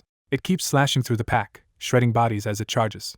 The beast plows through the horde, scattering and mauling anything in front of it. The goblins scream as the bear tears into them from within their own ranks. One goblin is lifted and thrown aside while others are cut down around it. The survivors can only shriek as the massacre continues. The bear's sweeping attack sends more goblins flying and opens a path through the crowd. One goblin vomits blood as the beast's assault crushes its body. Another desperately bites into the bear in a futile attempt to stop it. The bear simply roars louder and keeps fighting despite being swarmed. Even with goblins clinging to it, the beast remains dominant and terrifyingly alive. The scene ends with the bear still raging in the middle of the horde, its eye blazing as the slaughter continues. A monstrous bear tears through the goblins in a sudden, brutal massacre. The beast stands over the slaughter, still radiating danger even after the fight is decided. At that moment, the system grants Jaehyun citizenship, marking a major rise in status. The bear's transformation begins to subside as the immediate bloodlust fades. It lumbers away from the corpses, leaving the survivors to grasp what just saved them. The beast's fur recedes, revealing that the savior is actually a woman. She returns fully to human form and collapses from the strain of battle. Her body drops among the dead goblins, showing how close the entire floor came to disaster. Jaehyun activates his power to inspect her, startled by the ominous energy around his eyes. From a distance, he studies the unconscious woman lying alone amid the carnage. Seeing her there, he realizes she is an unknown variable with overwhelming strength. The system identifies her as Oh Yeonju, level 33, with the A-rank ability Warbear that maximizes physical power and regeneration. Jaehyun is shocked that someone this strong and gifted has appeared in his territory. At the same time, Ha Dongin and Yu Hairan's trust reaches the threshold that unlocks loyalty. Kang Deoksa's loyalty also rises enough for him to qualify as Jaehyun's vassal, which Jaehyun welcomes immediately. He steadies himself and decides to make use of that opportunity at once. Jaehyun orders the system to register Kang Deoksa as a vassal. The registration succeeds, giving Deoksa the title of third servant and confirming his B-rank Iron Knight ability. Jaehyun starts analyzing the rule behind vassal strength and ability rank. He compares it to Choi Hyungjin, whose C-rank gorilla strength only made him level 20. Deoksa's B-rank Iron Knight, by contrast, places him at level 25. Moon Byung-go's A-rank teleport ability pushes him even higher, to level 30. From those examples, Jaehyun concludes that a vassal's level is determined by the rank of their awakened ability. That makes him wonder whether those ability ranks are assigned randomly in the first place. The numbers do not match loyalty alone, because Hyungjin's higher loyalty still left him with a lower-ranked power than others. Deoksa's B-rank ability despite modest loyalty confirms that some other factor is at work. Jaehyun realizes that discovering that hidden factor would be crucial for building stronger subordinates. Since he can only register 10 vassals, he knows every choice must be made carefully. He also worries about the risk of registering metahumans before fully understanding the consequences. The system informs him that metahumans can now move freely through the building's stairs, elevators, and corridors. With that restriction lifted, he heads out to move between floors more efficiently. He takes the elevator to the 30th floor, where the next problem awaits. Before acting, he activates Ultimate Eyes to assess the situation more precisely. He checks on Oh Yeonju, who is still unconscious among the goblin corpses. The elevator confirms he has arrived on floor 30. Jaehyun calls for Choi Hyungjin as the doors open. Hyungjin answers nervously, unsure why he has been summoned. The floor announcement finishes as Jaehyun steps into command of the scene. He instructs Hyungjin to bring the woman from B2 up to this floor. Meanwhile, the others begin dragging goblin bodies aside and gathering themselves after the ambush. Deoksa hesitates over the grisly aftermath, still shaken by how suddenly everything turned. The survivors piece together that the goblin rush felt orchestrated, as if someone had deliberately triggered it. Dongin reflects that the power they witnessed was far beyond anything normal. He remembers goblin heads being severed instantly, proof of overwhelming force. That memory leaves him convinced that Jaehyun is no ordinary ally. Later, as the group regathers indoors, They quietly acknowledge how unusual Jaehyun is. Hyungjin tries to lighten the mood by proudly mentioning that there is even warm water available now. The others are stunned that such comfort exists here at all, and they realize it too comes from Jaehyun's abilities. A woman explains that the improved meal was only possible because Jaehyun supplied ingredients they never could have found themselves. Dongin watches Jaehyun more carefully and concludes that even these domestic miracles are part of his power. As Byunggo works nearby, Jaehyun keeps re-evaluating the people around him. He notes that Byunggo used to be withdrawn, but meeting Jaehyun changed him enough to fight decisively. That makes Jaehyun wary of how deeply his influence can reshape others. No matter how he frames it, he reaches the same hard conclusion about this world. The elevator display drops toward the lower floors as his thoughts return to the battlefield below. Hyungjin rushes out again, driven by the desperate logic of survival in this ruined world. Looking at the fallen woman and the blood around her, he understands that survival now depends on being chosen by Jaehyun. Jaehyun's darkened eye reflects that cold realization as he accepts the burden of power. He resolves that if people are to live, he must keep deciding who to save. Elsewhere, a child happily plays with a toy car, unaware of the horror closing in. His mother watches him on the rooftop playground, enjoying a fleeting moment of peace. The boy calls out excitedly as he plays. His mother answers warmly, still smiling at him. The child laughs, completely defenseless. Then the mother's expression freezes as she senses something wrong. Terror overtakes her when she realizes danger has already reached them. In her mind, goblins close in around her son while he remains innocently cheerful. She lunges forward in panic, trying to reach him before it is too late. But in her memory, the monsters are already upon the boy. The moment of loss sears itself into her mind with unbearable clarity. All that remains is the child's bloody toy, a cruel proof that he is gone. Back in the present, Yeonju jolts awake from that nightmare. She finds Jaehyun at her bedside and immediately realizes she has been rescued. Jaehyun stays calm, giving her space to recover her bearings. Overwhelmed, she sits up and struggles to steady herself. Jaehyun introduces himself politely instead of pressing her. Her first question is not gratitude but suspicion. She wants to know if he was the one who did it. Caught off guard, Jaehyun asks what she means. She clarifies that she is asking whether he was the one who sent the goblins' heads flying. Jaehyun hesitates, knowing the truth will change their relationship. He admits that he was responsible. Yeonju studies him in silence, measuring the man who displayed such impossible power. She concludes that his ability is strong enough to erase a whole group of goblins instantly. That thought leads her to a desperate possibility. Clasping her trembling hands, she begins to hope against reason. Her desperation builds until she can barely contain it. She wonders if someone with his power might accomplish the impossible. The word son slips from her lips, revealing the true wound she carries. Then she openly begs Jaehyun to save her child. She pleads for even a single day with him again, no matter the cost. The system responds by sharply increasing Yeonju's trust in Jaehyun. Still crying, she confesses how deeply she misses her son. Jaehyun realizes the goblins must have taken the boy from her. Her grief breaks through completely, leaving her sobbing in front of him. Unable to ignore that pain, Jaehyun asks whether there is anything he can do. The system immediately offers a way. He can grant a quest to kill 1,000 goblins. The proposed quest has no time limit and no penalty, making it a pure bargain. The reward attached to that quest is astonishing: her son's revival. Jaehyun is shaken by the implication that resurrection might truly exist in this system. When he tries to issue it, the system rejects the quest, forcing him to stop. At first he assumes that of course the dead cannot simply be restored. But the system clarifies that revival is possible in principle. He just lacks the funds to pay for it. That answer changes everything for him. Jaehyun realizes that with enough money, even death may be reversible. The room falls quiet except for Yeonju sobbing as he absorbs that revelation. He admits he still cannot tell how much money resurrection would require. Even so, he sees a path forward. Yeonju looks up through tears, clinging to any sign of hope. Jaehyun tells her that he thinks he can help. He explains that bringing her son back may be possible, so she should not give up yet. She can barely believe him and asks if he truly means her son can be revived. Jaehyun answers that it cannot be done immediately, which tempers her hope with reality. Still, he firmly repeats that it is definitely possible. Yeonju instantly offers to do anything required if it will save her child. Jaehyun's mind turns to the fighters who have already awakened, especially Deoksu and Byunggo. He adds Yeonju to that calculation and realizes that with her level 33 warbear power, their hunting force would become far stronger. From a strategic standpoint, the best move would be to bind all of them to him as vassals. So he asks Yeonju to get up and meet the others, already moving to fold her into his camp. He offers her a hand and begins the introduction. Dongin greets her first, and Yeonju introduces herself in return. Dongin recognizes her as the woman who hunted goblins by throwing baseballs. He also identifies Yu Hyerin as the archer, making it clear the survivors already know of one another by reputation. Yirin is surprised that Yeonju knows who they are. Yeonju reveals that they have met before, though not in human form. That leaves the others confused until she decides to show them directly. With a faint smile, she begins transforming again. Dark fur spreads over her body as she takes on the form of the werbear. The transformation completes around her face and limbs, confirming her identity beyond doubt. Yiren blurts out in shock as the truth sinks in. The others realize the terrifying beast from the side path had been Yanju all along. Yanju, now in a gentler bear form, casually confirms that she is indeed a bear. Dongin then understands that she had secretly helped them several times before. He concludes their meeting was not coincidence at all, and Yanju frames it simply: anyone fighting goblins is on her side. She is pleased that the group already has some familiarity with one another. Jaehyun gathers everyone's attention, ready to move from introductions to command.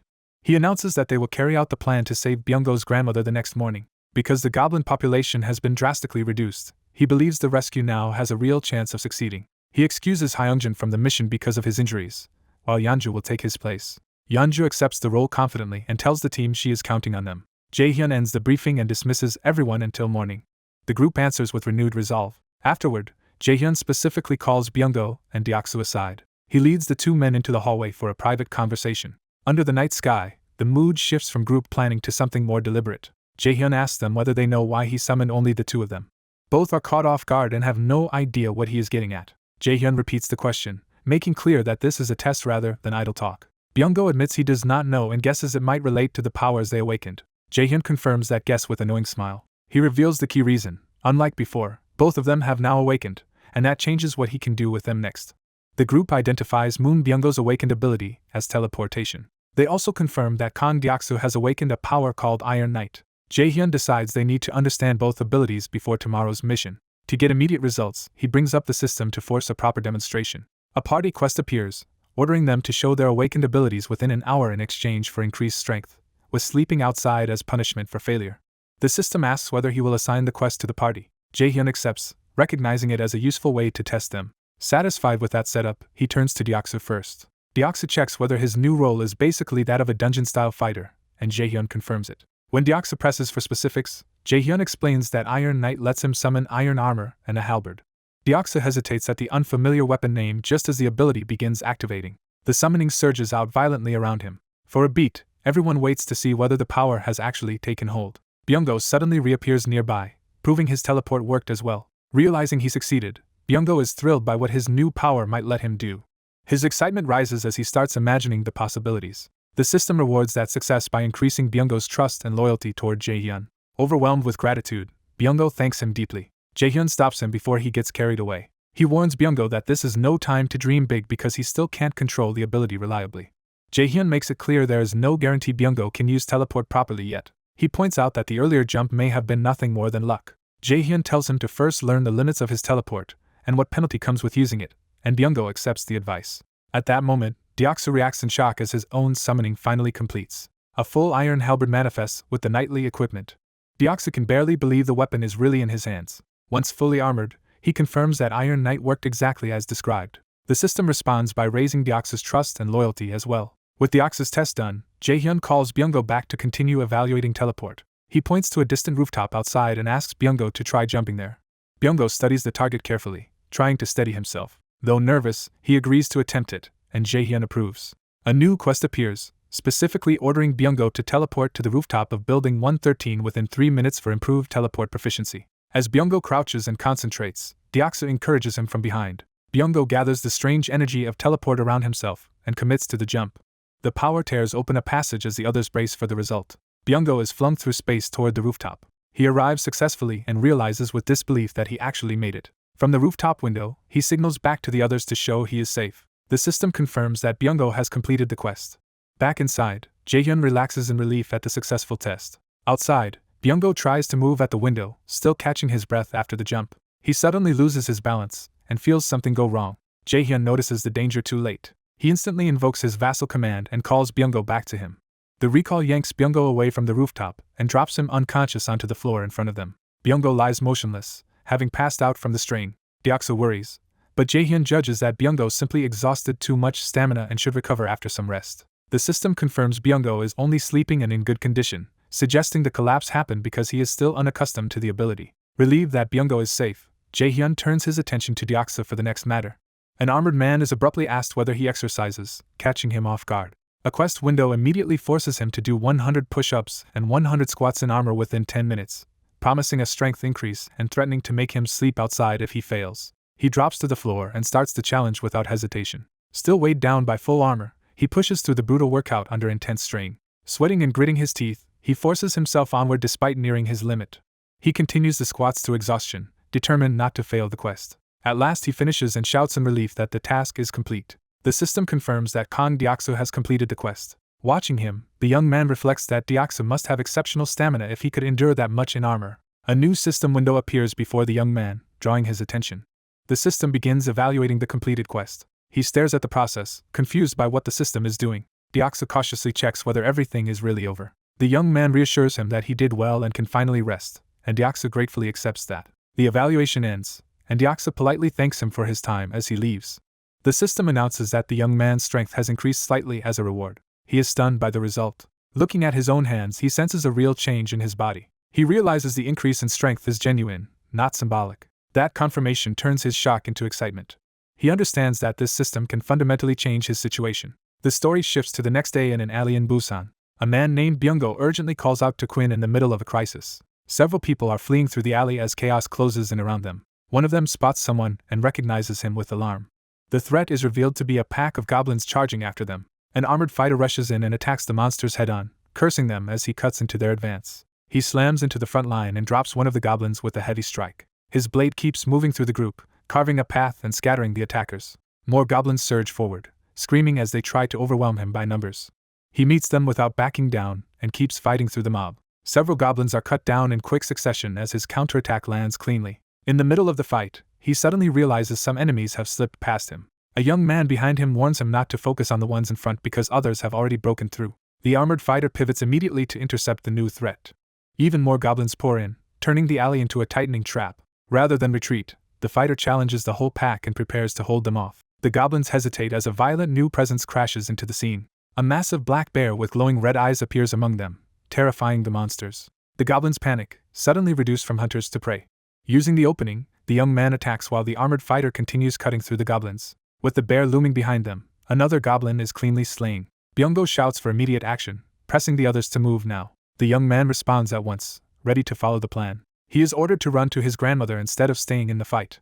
He accepts the order and dashes off while the others remain behind to hold back the goblins. As he escapes, the system announces that Yanju has completed a quest. The system starts evaluating Yanju's completed quest. The evaluation continues in the background. Later, the young man is at home eating instant noodles when another system window appears in front of him.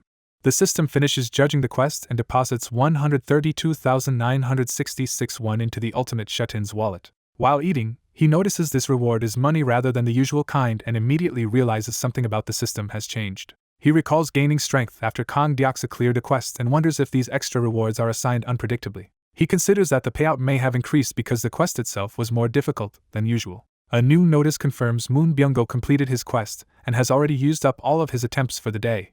The system begins evaluating Moon Byung-go's completed quest for an additional result. That evaluation ends, and he waits to see what bonus it produced. Still casually eating, he turns his attention to the reward screen expecting something ordinary. Instead, the system announces that a jackpot has been triggered. The unexpected result jolts him out of his calm immediately. The jackpot message remains, making clear this is not a mistake or a fleeting glitch. He stares at it in disbelief, trying to process that a jackpot can happen at all. The reward turns out to be a skill point, and he is surprised that even this system can grant them. After the initial shock, he judges the prize to be a solid gain. His thoughts abruptly shift as he rushes somewhere with sudden urgency. Breathless, he pushes forward as if driven by fear and hope at once. He arrives at a quiet house at night, the stillness making the situation feel ominous. He hurries inside without hesitation, desperate to check on someone. He sprints through the house as panic takes over. Calling for his grandmother, he throws himself toward her room in alarm. What he sees freezes him with dread for an instant. His grandmother lies motionless in bed, making him fear he may already be too late. He rushes to her side and checks her condition, pleading for a response. A faint sound and slight movement show that she is still alive. When she weakly recognizes Byung-go and reaches for him, his worst fear breaks at once. Overwhelmed, he gasps as relief floods in. He breaks down crying, the tension finally releasing. He embraces his grandmother tightly, grateful that he did not lose her. Sobbing into her shoulder, he apologizes for arriving so late. In that moment of relief, he silently thanks Jaehyun for making this reunion possible. The system responds by raising Moon Byung-go's trust, maxing his loyalty at 100, registering him as a vassal, and increasing the number of vassals that can be managed. Back in the present, he is caught off guard by this sudden chain of system updates. A vassal management list appears, showing Choi Hyungjin, Moon Byung-go, and Kang Deoksu under his control with room for more. He quickly realizes this menu can also be used to level up his vassals. Curious, he tries to check the cost of upgrading Moon Byunggo first. The answer is crushing. Leveling Moon Byunggo would require 100 million won, far beyond what he has. He reels at the absurd price, stunned by how unattainable it is. Unable to help further for now, he apologizes to Byunggo and resolves to keep giving him quests every day instead. His frustration is interrupted when he notices something unusual. Hearing the elevator, he wonders who could be arriving at this hour. His expression hardens as he becomes alert to a possible threat or surprise. Outside, 2 visitors make their way down the corridor toward his unit carrying a box. The pair turns out to be a young man and woman who have come directly to his door. When the woman inside hears someone calling from outside, she hesitates in confusion before answering. She opens the door cautiously and finds the 2 strangers waiting there. The young woman introduces herself as Kim Dabin. Her companion identifies himself as her younger brother, Kim Miho. After they explain they live in Unit 1701, the woman at the door asks what brought them here. Dabin admits she came because she urgently needs help. The woman inside repeats the word help, startled and unsure what kind of trouble has reached her door. The woman, embarrassed but desperate, admits she is imposing and asks for nothing more than a chance to wash up. She clarifies that despite how shameless it sounds, a shower is all she wants. Her request catches the resident completely off guard. When the request is repeated, the resident realizes the woman truly is only asking to bathe. Relieved by how modest the favor is, the resident invites her in to shower, and the woman gratefully accepts. As they enter, the man carrying supplies asks where to put the box, drawing the guest's attention. The resident explains the box is filled with canned food and other necessities, and the guest is surprised they prepared that much for her. The supplies turn out to be a generous stockpile of preserved food rather than a token gesture. The guest thanks them sincerely, while the resident brushes it off as basic decency towards someone who had to stay in a stranger's home. That explanation makes the resident suddenly notice something important.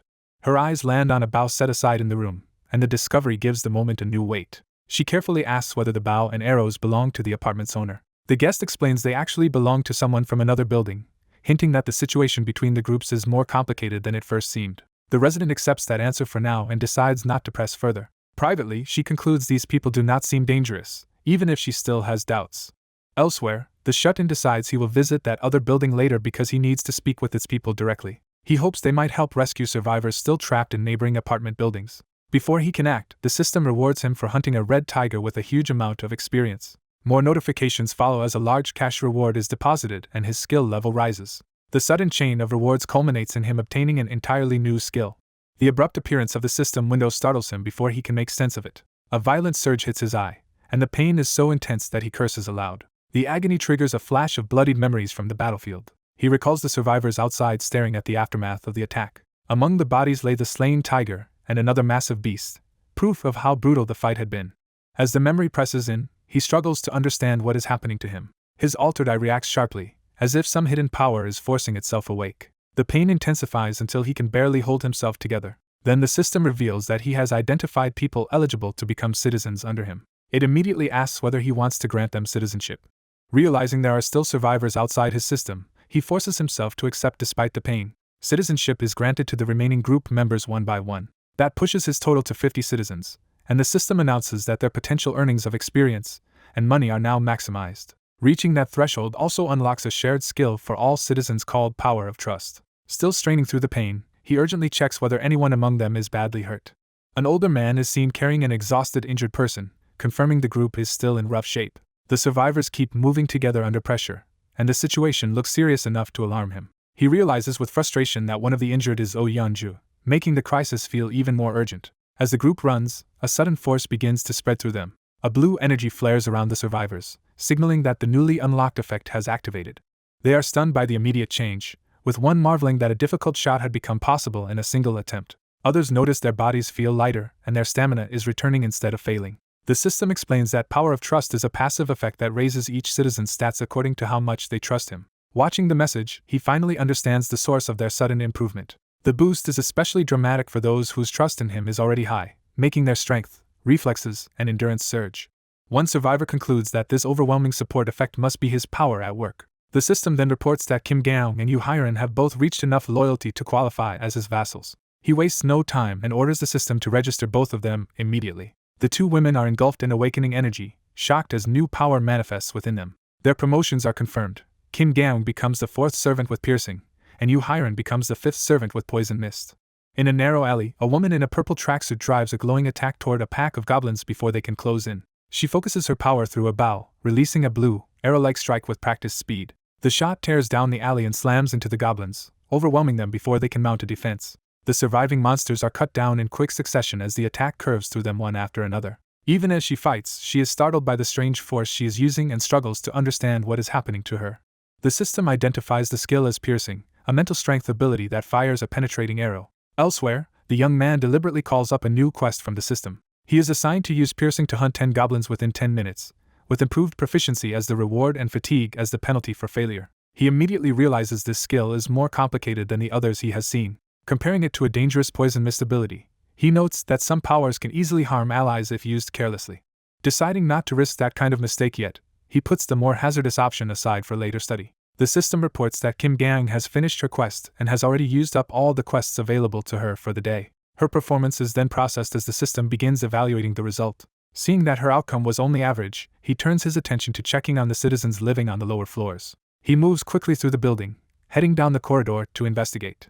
As he goes, he notices a ghost-like figure drifting out from one of the apartments, hinting that something is wrong inside. He stops near the doorway, already carrying water as if preparing for an emergency. The observer notes his good instincts, recognizing that he had the foresight to gather drinking water in advance. A brief memory shows that the residents had already been managing food and water on their own without joining a larger group. From that, he understands why they never felt the need to rely on Ha Donggen's party.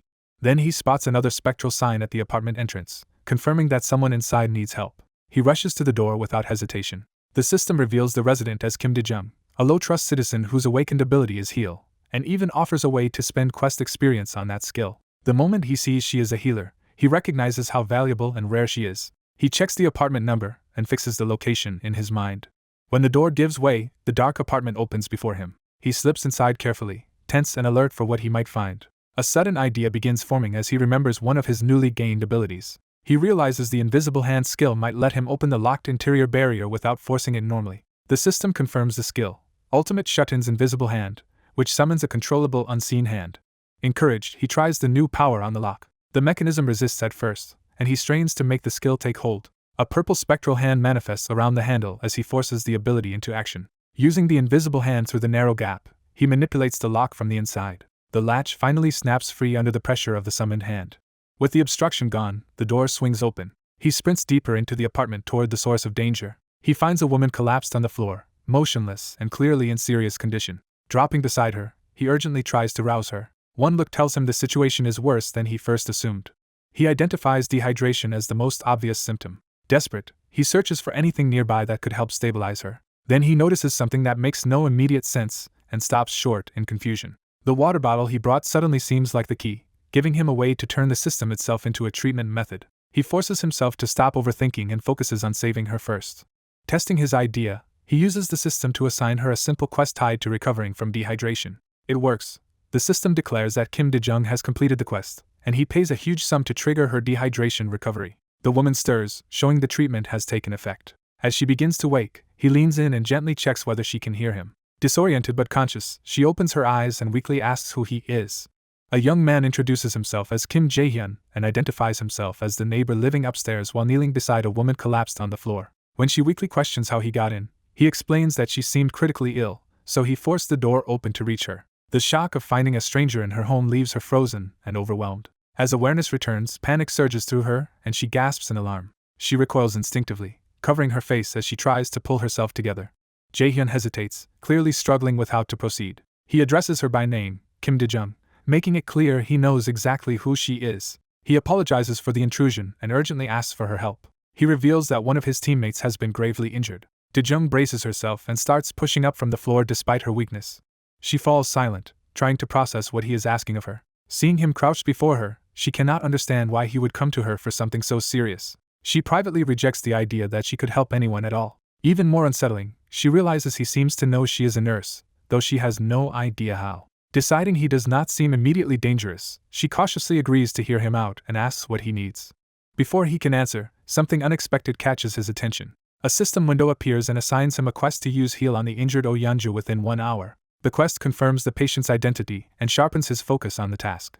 Unable to explain everything, he gives Dae-jung some fruit and tells her to rest while he brings the injured person to her. She is left staring at him in confusion, unable to follow what just happened. As the fruit rolls across the floor, she stops him, still trying to make sense of the bizarre situation. She urgently calls him back before he can leave. Now noticing the strange floating interface, she demands to know what it is. Jae-hyun puts off the explanation and promises to tell her later. He adds that she is currently too weak and should focus on recovering for the moment. Left alone with the fruit, Daejung studies her own body and the scene around her in uneasy silence. Holding one of the fruits, she begins to wonder if she is somehow dreaming. Jae-hyun leaves her apartment and heads out immediately. He moves through the building with urgency, intent on returning to the injured teammate. A new system notice informs him that Kim Daejung's trust has increased. He realizes she had distrusted him from the start. He admits to himself that anyone would be suspicious of a stranger who suddenly broke into their home. Even so, he thinks the trust increase came just in time. Then something outside catches his attention and stops him cold. He sees a chaotic scene below where people are fleeing in terror from a violent threat. The sight jolts him as he recognizes what he is looking at. A monstrous beast snarls, confirming the danger is immediate and real. Its claws strike the ground as it charges forward. Jae-hyun identifies the creature in disbelief as another red tiger. He stares, stunned by the implication that there is more than one. Trying to understand the situation, he questions how a second red tiger could exist. Below, the tiger barrels after fleeing civilians, closing the distance fast. One runner stumbles mid-escape, losing any chance to keep pace. The fallen person crashes hard to the ground and cries out in pain. A bloodied companion named Hiren sees the fall and shouts in alarm. Injured and exhausted, the fallen runner struggles to rise. Hiren realizes the tiger is about to reach them and breaks into desperate panic. The wounded runner freezes as the enormous tiger looms directly behind them with jaws wide open. For a brief instant, they remain hunched and vulnerable under the shadow of the beast. Then they look back just as the tiger lunges down to devour them. A red tiger closes in with lethal intent, its fangs already within striking range. The beast turns sharply, still hunting for a victim as panic spreads around it. Its movement tears through the area so violently that the survivors are left scrambling for space. One injured survivor gasps in pain and fear, barely holding himself together. Back in the apartment, the wounded young man collapses coughing while the shut-in watches from the doorway. The shut-in realizes they narrowly survived the encounter. He understands that the injured man's sacrifice spared the others from immediate death. The memory of everyone fleeing confirms that the man bought the group precious time. A system message reveals that the survivors qualify to be accepted as citizens under his authority. The shut-in moves to intervene as the injured man struggles beside his grandmother. The young man entrusts his grandmother to the shut-in, acting as if he has already decided what comes next. When the shut-in tries to stop him, the young man insists on being allowed to go. He steels himself, refusing to back down despite the danger. The shut-in sees the resolve in his battered face and understands this is not an impulsive plea. He reluctantly accepts the request and lets the young man take responsibility for his grandmother. Outside, the red tiger continues its rampage, still fast and aggressive. The shut-in decides he must kill the red tiger himself, using invisible hand. As civilians run for their lives, the monster bears down on them from behind. A man among the fleeing group falters, already too exhausted to keep pace. Even so, he forces himself onward, knowing stopping means death. He sprints desperately across the open ground, trying to outrun the beast. At the same time, someone grips a baseball tightly as blue energy gathers around it. That power is launched forward in a straight, concentrated strike. The attack shoots toward the charging tiger and cuts across its path. The tiger roars back in fury instead of falling. A woman recognizes the shut-in's involvement and calls out to him. The tiger lunges at the fleeing man before the attack can stop it. The shut-in realizes his intervention came too late to save that target cleanly. He orders everyone else to run while he draws the monster's attention. The tiger abandons the crowd and commits to chasing him instead. He runs hard, deliberately leading it away from the others. The beast closes the gap until its jaws are almost on him. At the last moment, something unseen catches and halts the tiger's attack. The shut-in braces himself, straining to hold the monster back. The tiger notices the invisible restraint and fights against it. Invisible hand wraps around the beast, binding it in place. The restrained tiger crashes down violently, shaking the ground. Its claws scrape and dig as it struggles to break free. Though pinned, it keeps roaring and thrashing with overwhelming force. The shut-in realizes how dangerous it still is even while restrained. Behind him, the woman steps forward with support from another survivor instead of retreating. A system window appears before her as she prepares to act. She immediately understands what the opportunity means. The shut-in tells her not to hesitate and to take the loot, while Kim Gaon keeps the tiger occupied. He stays focused on controlling the fight, prioritizing the reward and the group's survival. The woman seizes the opening and raises a blue energy weapon toward the trapped tiger. The tiger turns toward her, but the restraints still limit its movement. She commits fully, channeling power into a decisive finishing blow. Her attack drives straight through the monster with enough force to end the fight. The system confirms the red tiger's death, grants a large amount of experience, and deposits 63,211,776 won into the ultimate shut-in's wallet. As his influence spreads, several survivors grow more trusting and loyal to him. Ha Donggin's loyalty finally crosses the threshold, making him eligible to be formally bound as a vassal. Jae-hyun is pleased as Donggin's vassal registration is completed. Kim De-jung begins healing a badly wounded survivor with her power. She pushes through her exhaustion to close the injuries. The wounds steadily knit shut under her hands. Even the bloodied victim's condition stabilizes as the treatment takes hold. Jae-hyun realizes they were fortunate to have found De-jung when they did. He asks what happened with the Red Tiger territory. The survivor explains that Byung-go's grandmother had been living inside Red Tiger territory, and that although they killed one red tiger, there was another. That explanation makes Jae-hyun realize why the situation had felt strange. Looking back, he concludes the goblins had avoided that area because a stronger predator was already occupying it, which unintentionally kept the grandmother safe. He decides her survival was only possible because she happened to be inside Red Tiger territory. To him, it amounts to absurdly good luck. A system notice begins evaluating Kim Gaeung's quest and records the money spent on it. De-jung finally finishes the healing and lets herself relax. Jae-hyun praises her work, and she immediately asks if she can go home now that her part is done. Before she can leave, another survivor nervously asks Jae-hyun to wait.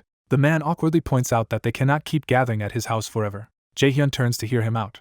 The man reassures everyone that he is not objecting, only introducing what comes next. He announces that Unit 2901 is empty and will now be supplied with electricity and daily necessities, making it available as a residence. He then calls on Dabin to respond. Jae-hyun asks her to tell the other survivors that Units 2101 and 2102 will also be opened for shared showers and toilets. Though surprised, Dabin agrees to pass the message along.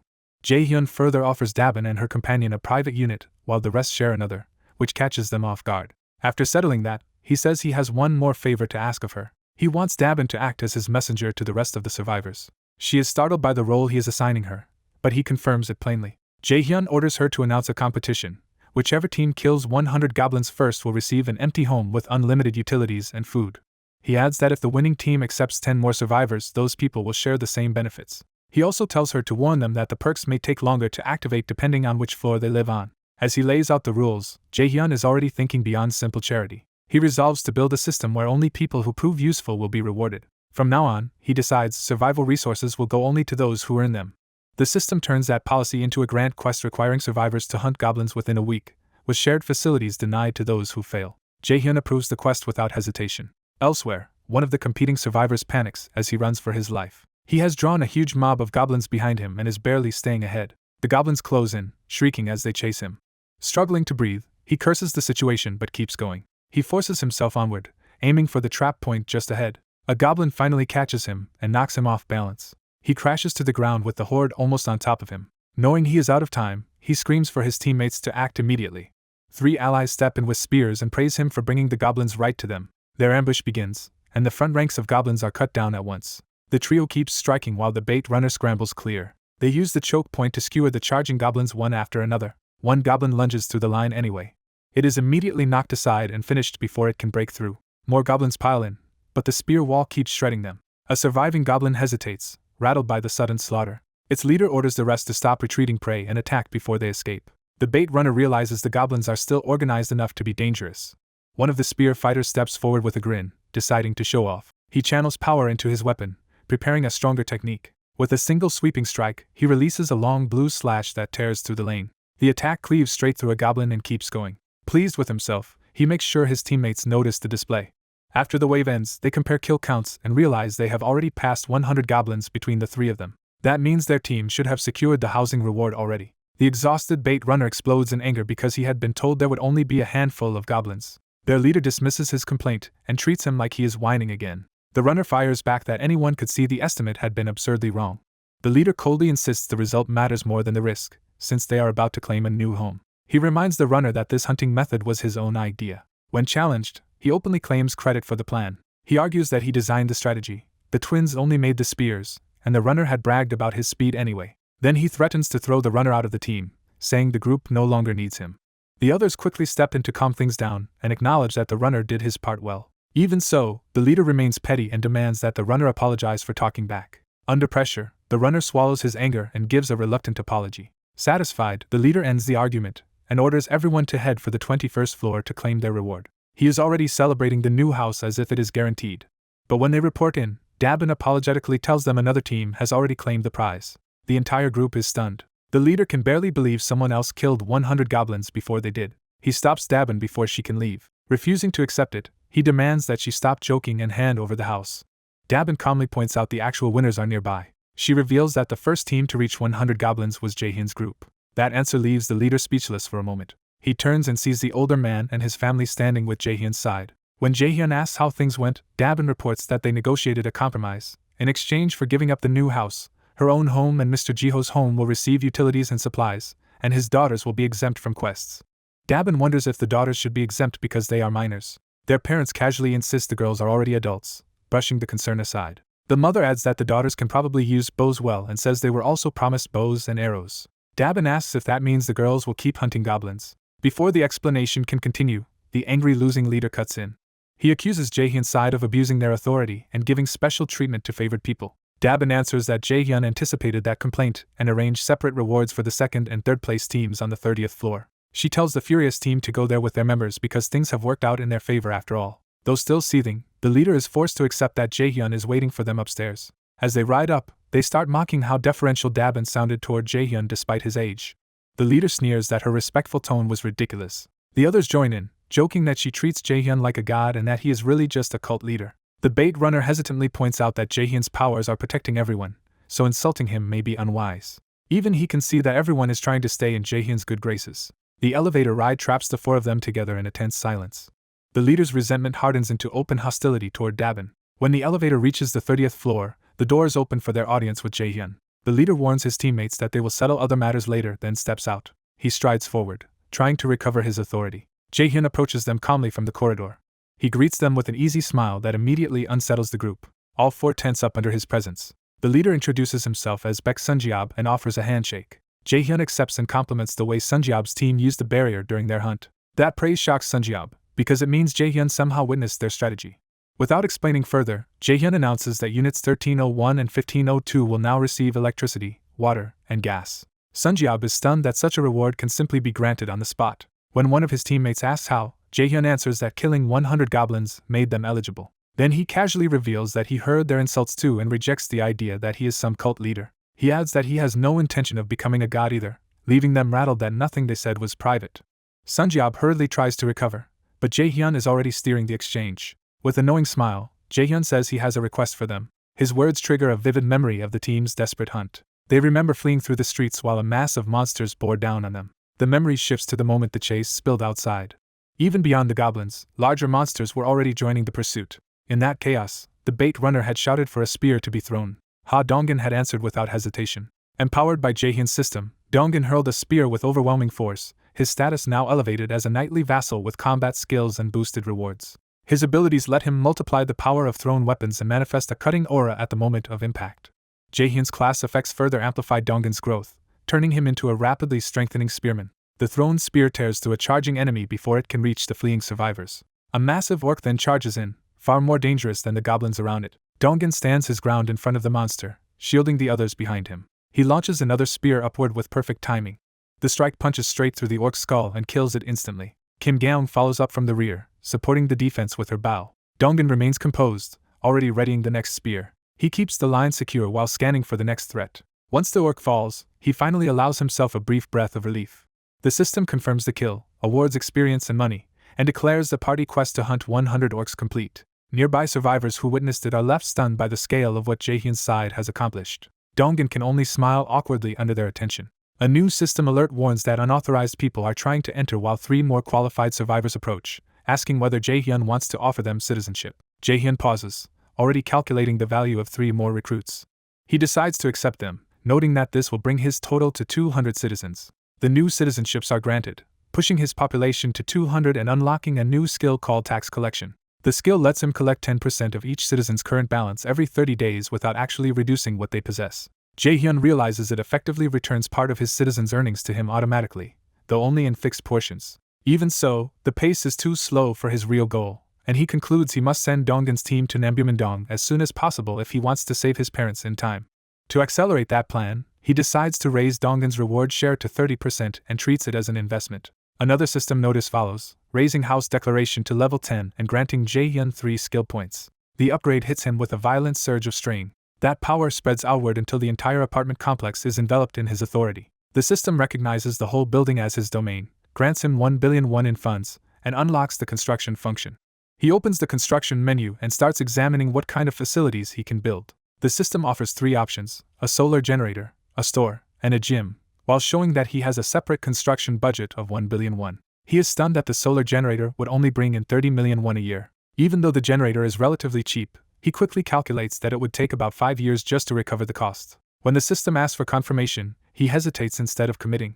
He rejects the idea, deciding that ordinary spending would be better used to strengthen the dungeon rather than tied up in a slow return. A sudden realization stops him before he moves on. He focuses on the displayed funds and begins to suspect they may not work like his personal money. The system confirms that this construction budget is restricted and can only be spent on facilities. That answer immediately changes how he sees the situation.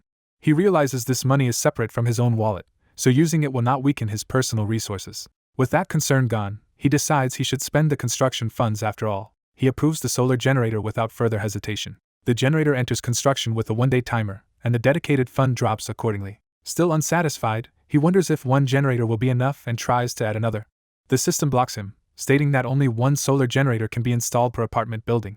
Unable to expand power production that way, he turns his attention to the store option. As he reads the details, he realizes the store could be more valuable than he expected. The store would let him sell items from the shut-in store skill directly inside the building, creating a real-time source of income without needing staff. He sees how much effort people have been wasting on making and distributing relief supplies by hand.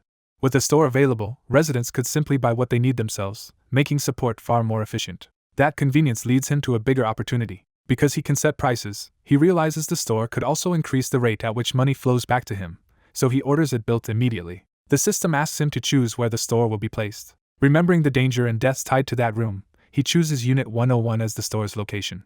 With the store now queued for construction, he decides the final facility should be the gym. The gym's description reveals that it boosts training efficiency dramatically, especially for lower-level citizens. He recognizes how useful that would be for helping people level up and making quest rewards go further. The system prompts him to assign a location for the gym as well. He converts the second floor into a gym, accepting the longer construction time. Once the 3 facilities are set, he waits to see what else changes. The store skill levels up to 5, raising item capacity and unlocking commodification, which allows registered bundle items to be sold individually. He checks the new function and realizes it means goods that once had to be bought in packs can now be purchased one at a time. Curious about the implications, he immediately tests the feature. He selects water as a target item for individual sale. The result surprises him with how practical it is. He scrolls through the expanded store interface to inspect the rest of the inventory. Seeing many more options available, he wonders how broadly this new system can be applied. The list now includes individual packets of foods like seaweed and instant noodles instead of only bulk bundles. He concludes that this upgrade will be extremely useful for managing supplies and sales. Elsewhere, a heavily armored fighter clashes with a horned green monster in close combat. The fighter's weapon slams into the creature with enough force to shake the street. The monster is driven back by the blow, but the exchange remains violent and unresolved. Catching a breath, the armored fighter addresses Deoxa while still holding the weapon. Deoxa notices what she is carrying and questions what would happen if she threw it. Intrigued rather than dismissive, she asks to borrow the weapon for a moment because she wants to test something. Deoxa reluctantly hands it over, still trying to stop her. The moment she takes hold of it, energy surges around her as she prepares a technique. She swings and releases the weapon with explosive force, sending it flying like a projectile. The thrown strike tears forward in a blazing arc, turning the weapon into a devastating ranged attack. The summoned knight panics and demands to know why he was hit with the thrown object. Dongan brusquely orders the knight to dismiss his summon and call it again, leaving the others confused by the strange instruction. When the knight complies, something goes wrong enough to make him cry out in alarm. A new summoning takes hold, this time with a stronger, more ominous surge of power gathering around the armored figure. The knight fully rematerializes, now carrying himself with far greater force than before. Dongan is praised for discovering an absurdly effective trick, but he downplays it as they register that the method actually works. Their archer cuts the celebration short, warning that they are nearly out of arrows and need to move immediately. As she prepares to leave, she notices something unexpected and hesitates. A glowing cache suddenly appears at her feet, startling the whole group. She struggles to process what just happened. The group realizes arrows have seemingly materialized out of nowhere right when they were needed. The system reveals a new effect called omnifocus, allowing another skill to be used while observing an area with absolute eyes. Using that advantage, the archer launches into action with renewed speed and precision. An orc is killed, experience is awarded, and a large cash reward is deposited into Jaehyun's account. The citizens' party completes its quest, the quest cost is deducted, and Gaeun gains a level from the success. Back at home, Jaehyun realizes quest rewards can raise stats as well, making the system even more useful than he thought. For the first time, he feels a real sense of hope. He calculates that his parents' house is about 10 kilometers away, a trip that would take roughly 3 hours on foot. Determined to act, he heads out. He leaves his floor and takes the elevator down. Soon he is moving quickly across the building. He steps outside and takes in the situation. The city is in ruins, with collapsed buildings and smoke everywhere, confirming how catastrophic the outbreak has become. Seeing the devastation only hardens his resolve to hurry. He decides to start by helping Ha Donggen's party first. Reviewing Moon Byung-go's profile, he sees that the man has an awakened reconnaissance skill tied to crows, making him valuable for scouting. He also reviews Kim Dae-jung's profile and concludes she would be far more effective supporting Yoon-ju and healer Kim Dae-jung's team composition. But his plan hits a limit. Although Dae-jung is already registered as his vassal, Yeonju still lacks enough loyalty to be bound the same way. He checks their abilities and notes that one can greatly boost physical power while another can create protective magic armor. He reflects that people who awaken with strong abilities from the beginning hold a massive advantage. That realization leaves him troubled, because he knows he is still behind. His thoughts return to the harsh quest tied to reviving his son, and he wonders whether he has any real alternative. The system answers with another obstacle. He cannot grant the revival reward because he does not have enough money. Unable to revive his son yet, he decides the only option is to raise the quest difficulty as high as possible, even though it now requires killing a monster above level 40. The system adds a brutal time limit of 24 hours and begins to state the penalty for failure. The penalty is death, making the gamble absolute. The warning about lacking enough money for revival remains in front of him, underscoring how trapped he is. He is stunned that even all the money he has earned is still nowhere near enough. Then a new thought strikes him as he looks over the system windows. He notices that even a single orc kill brings in millions of won, suggesting another way to fund what he needs. That sparks an idea. If he uses a party quest, he may be able to exploit the reward structure. He opens a grand quest window for a level 40 hunt, with 1 day of sun revival as the reward and death as the failure penalty. He accepts the quest, deciding he first needs to win Yeonju over completely. Before he can move on, someone urgently pounds on his door and calls for him to open it. He turns toward the entrance as the knocking continues. He opens the door to find a woman in obvious distress. She rushes toward him the moment the door opens, desperate and out of breath. Bent over and gasping, she struggles to get the words out. She pleads for help immediately, making clear there is no time to waste. Jaehyun answers at once that there is a time limit, but saving the situation is still possible. A woman collapses in tears, overwhelmed by emotion. Through her sobbing, she expresses deep gratitude. She admits that even a single day with him would make her happy, showing how desperately she wants to see him again. Her devotion crosses the required threshold, and the system recognizes Yeonju as eligible to become a vassal. He absorbs the notification in silence.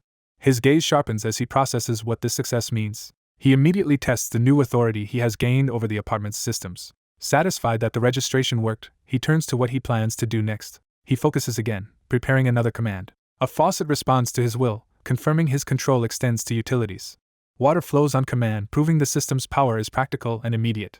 He relaxes, pleased that manipulating the apartment's functions is becoming natural to him. With growing confidence, he realizes he can now properly control electricity, water, and gas like a mage commanding spells. The store's daily earnings are calculated, and a large sum is deposited into his account. He quickly works out that the shop made over 1.5 million won in sales with a strong profit margin. He activates absolute eyes to observe developments beyond his room. His vision reaches the apartment corridors, where residents are moving with purpose. He overhears people calculating how many more days of hunting they need to afford equipment. The conversation turns harsh as someone points out that survival costs like food and water still have to be covered. He notes how quickly the mood has soured now that reward money is being shared.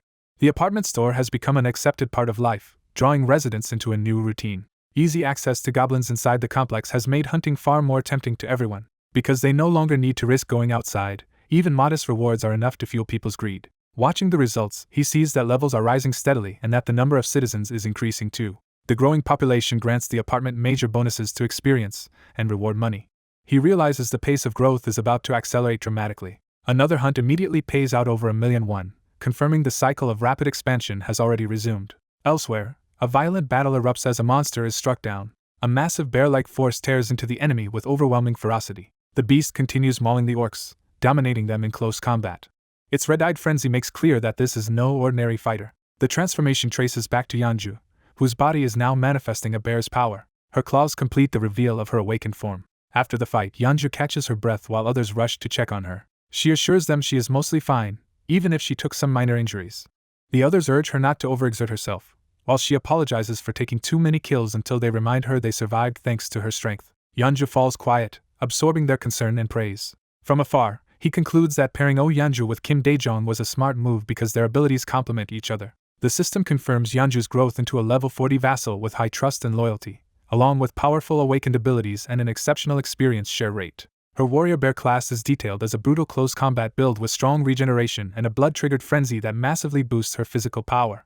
Before the group can settle, A monstrous roar interrupts them. The sound echoes through the underground space, signaling a new threat approaching. The three women brace themselves as a huge armed figure steps into view on the tracks. The enemy is revealed as a heavily armed orc warrior radiating a far more dangerous presence than the others. Another deafening roar confirms the creature's aggression and strength.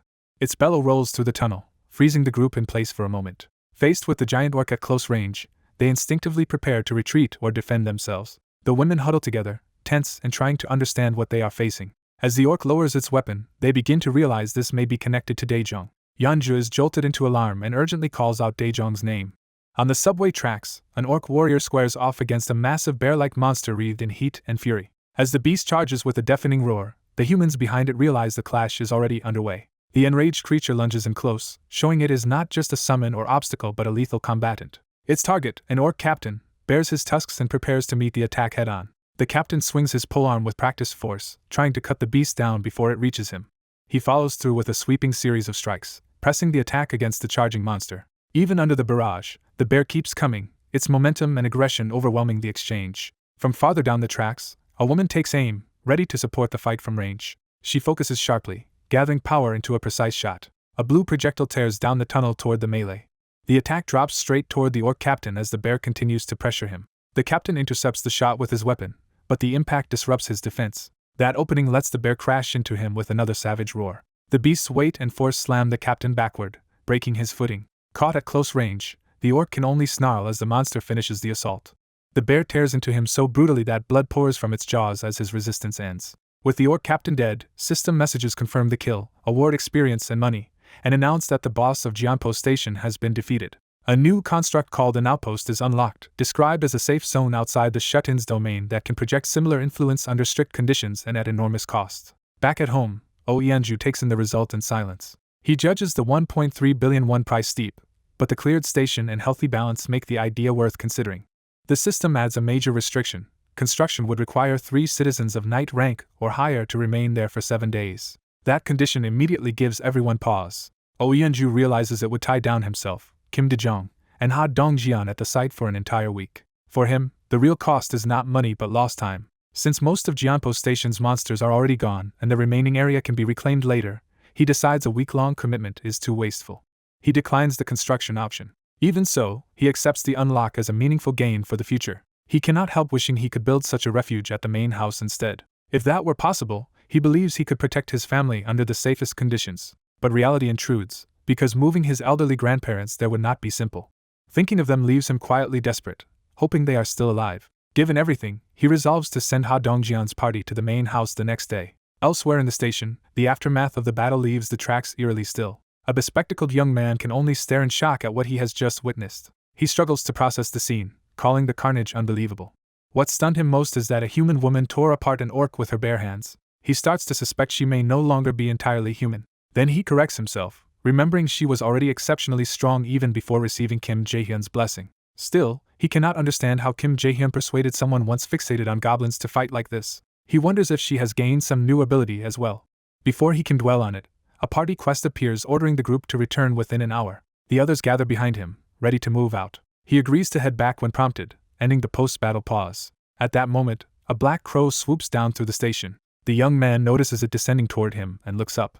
The bird lands on his raised arm, startling him with a harsh cry. He quickly calms it, recognizing the crow as Kami and treating it with familiar affection. Using the bird's arrival immediately, the group asks Jian to send Kami ahead as a scout, and he accepts the order. The crow is gently warned to be careful as it prepares to fly out. Kami's sharp eye fixes forward, signaling the scouting mission has begun.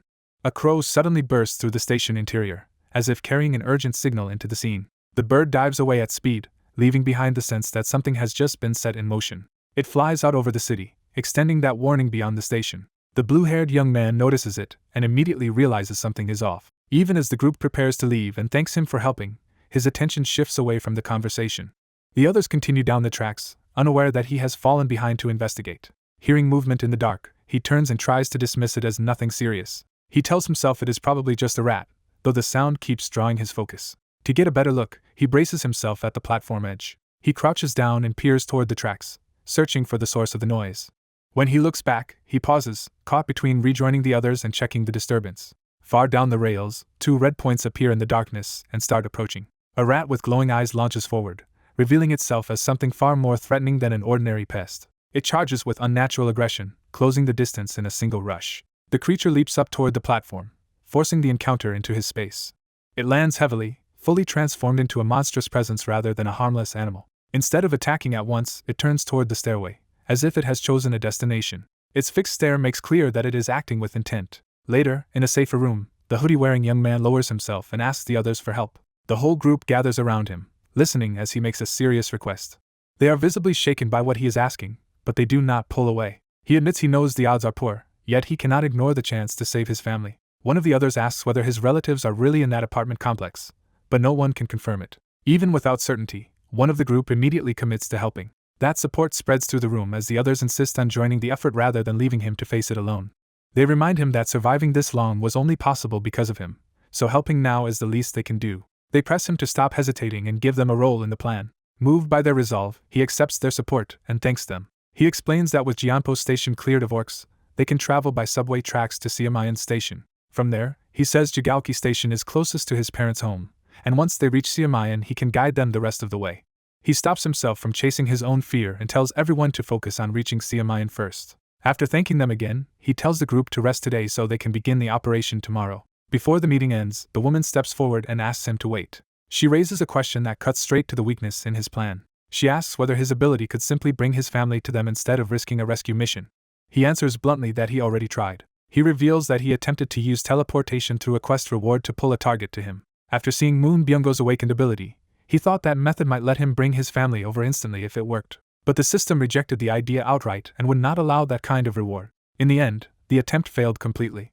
He guesses the reason is that his power could not reach as far as where Moon Byunggo's grandmother had been. That possibility terrifies him, because it would mean his parents are outside the range of anything he can do directly. He admits to the group that he is not all-powerful, and that some things remain beyond him. Even so, he refuses to let that become an excuse for despair. The woman answers that she still believes him, and that he should keep the promise he made.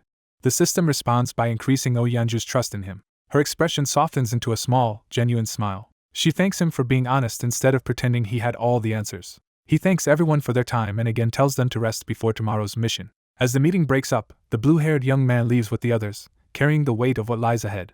As they prepare to leave and rest, the young man is interrupted by a sudden alert. He notices the disturbance and turns his attention to the system message. The system warns that an unauthorized being is trying to enter, but also notes that it qualifies for citizenship and asks whether to admit it. He immediately chooses to offer citizenship instead of rejecting the intruder. The proposal is accepted, revealing the newcomer as Seo Yejin, an awakened level 31 being with the ability Queen of Rats, which catches him off guard.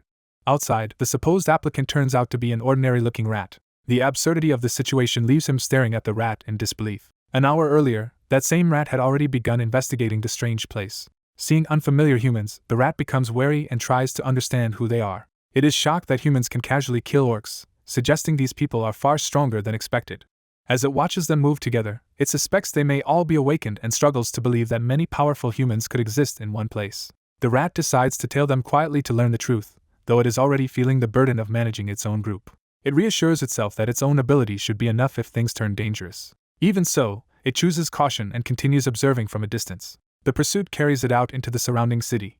It keeps following through the alleys, trying to stay unnoticed. The rat climbs up toward a new area to continue its search. It emerges into a playground and is startled by the sound of children nearby. The sight of families and ordinary play unsettles it even more. Realizing there are children here, the rat is thrown by how normal the place seems. It notices that many people are gathered around the building and wonders why there are so many civilians in what should be a dangerous zone. Looking up at the apartment complex, it becomes increasingly confused by the nature of this place. Determined to understand, the rat pushes deeper inside. It races across the grounds in search of answers. The rat tries to enter the building directly. An invisible barrier slams it back the moment it crosses the threshold. Dazed and clutching its head, it realizes the entrance is protected. A system notice confirms that entry is forbidden. Instead of simply rejecting it, the system offers the rat a chance to obtain citizenship. The rat eagerly agrees without hesitation. For a moment it doubts that a mere rat could really be accepted as a citizen. It starts to assume the offer must be impossible, or some kind of mistake. Then the system confirms that citizenship has been granted. The rat is thrilled that the impossible actually worked. Now authorized, it hurries inside to explore further. Its excitement lasts only until it hears a human scream nearby. People spot the rat at once, and what was a triumph immediately turns into a chase. As they try to stomp it, the rat barely escapes being crushed. It darts away at full speed while the humans continue after it. The pursuit sends multiple rats scattering across the floor in panic. While scrambling to recover, the rat notices something unexpected ahead. It finds a gym-like space where people are calmly training with heavy weights. The men there appear impressively strong, reinforcing the rat's sense that this place is abnormal. Even more people are engaged in serious strength training under supervision. The rat also sees women training intensely, making the whole community seem unusually powerful. Others are being attended to or recovering nearby, as if this place functions like a full organized base. The rat is overwhelmed by how extraordinary the residents seem. Shaken, it can only wonder what kind of place it has entered. Elsewhere, a woman suddenly cries out in pain. On the railway tracks, she clutches her head and struggles through a sudden surge of pain. The woman suddenly realizes she may have found a way to stay alive. Her hope surges as she becomes convinced she finally has a workable survival plan. But the immediate obstacle is escaping her current location and reaching somewhere safer. She decides her destination has to be Jianpo Station, even though she is currently at Siamayan Station. She settles on that route as the only method she has left. Using the subway rails seems possible, but she knows the path is not actually clear. A dangerous monster at Siamayan Station remains the main threat blocking her escape. Even so, she keeps thinking through the problem instead of giving in to fear. She realizes the monster's presence may also create an opening, because no one else can safely enter that area. A system notice confirms she has hunted a tamed mouse, gained a little experience, and earned money for the Absolute One's home wallet. Another notice explains her ability as Queen of Mice, letting her command mice as loyal extensions of herself, and even share their senses. Kim Jae-hyun understands that she had been controlling the mouse spirit all along. Watching through the eyes of the Absolute One, he realizes an A-grade awakened has appeared and decides he must secure her as a vassal. He tries to locate her current position, but she is nowhere obvious nearby. Since she should not be far, he decides to summon her first by issuing a quest. He prepares a harmless quest inviting her to visit the apartment within 48 hours in exchange for snacks. Then he stops himself, sensing there is something important to verify first. Someone asks why he cannot simply bring his family over with the same ability. He admits he has tried many times and failed, leaving him unsure of the limit. He reflects that his family already falls under his influence despite being elsewhere.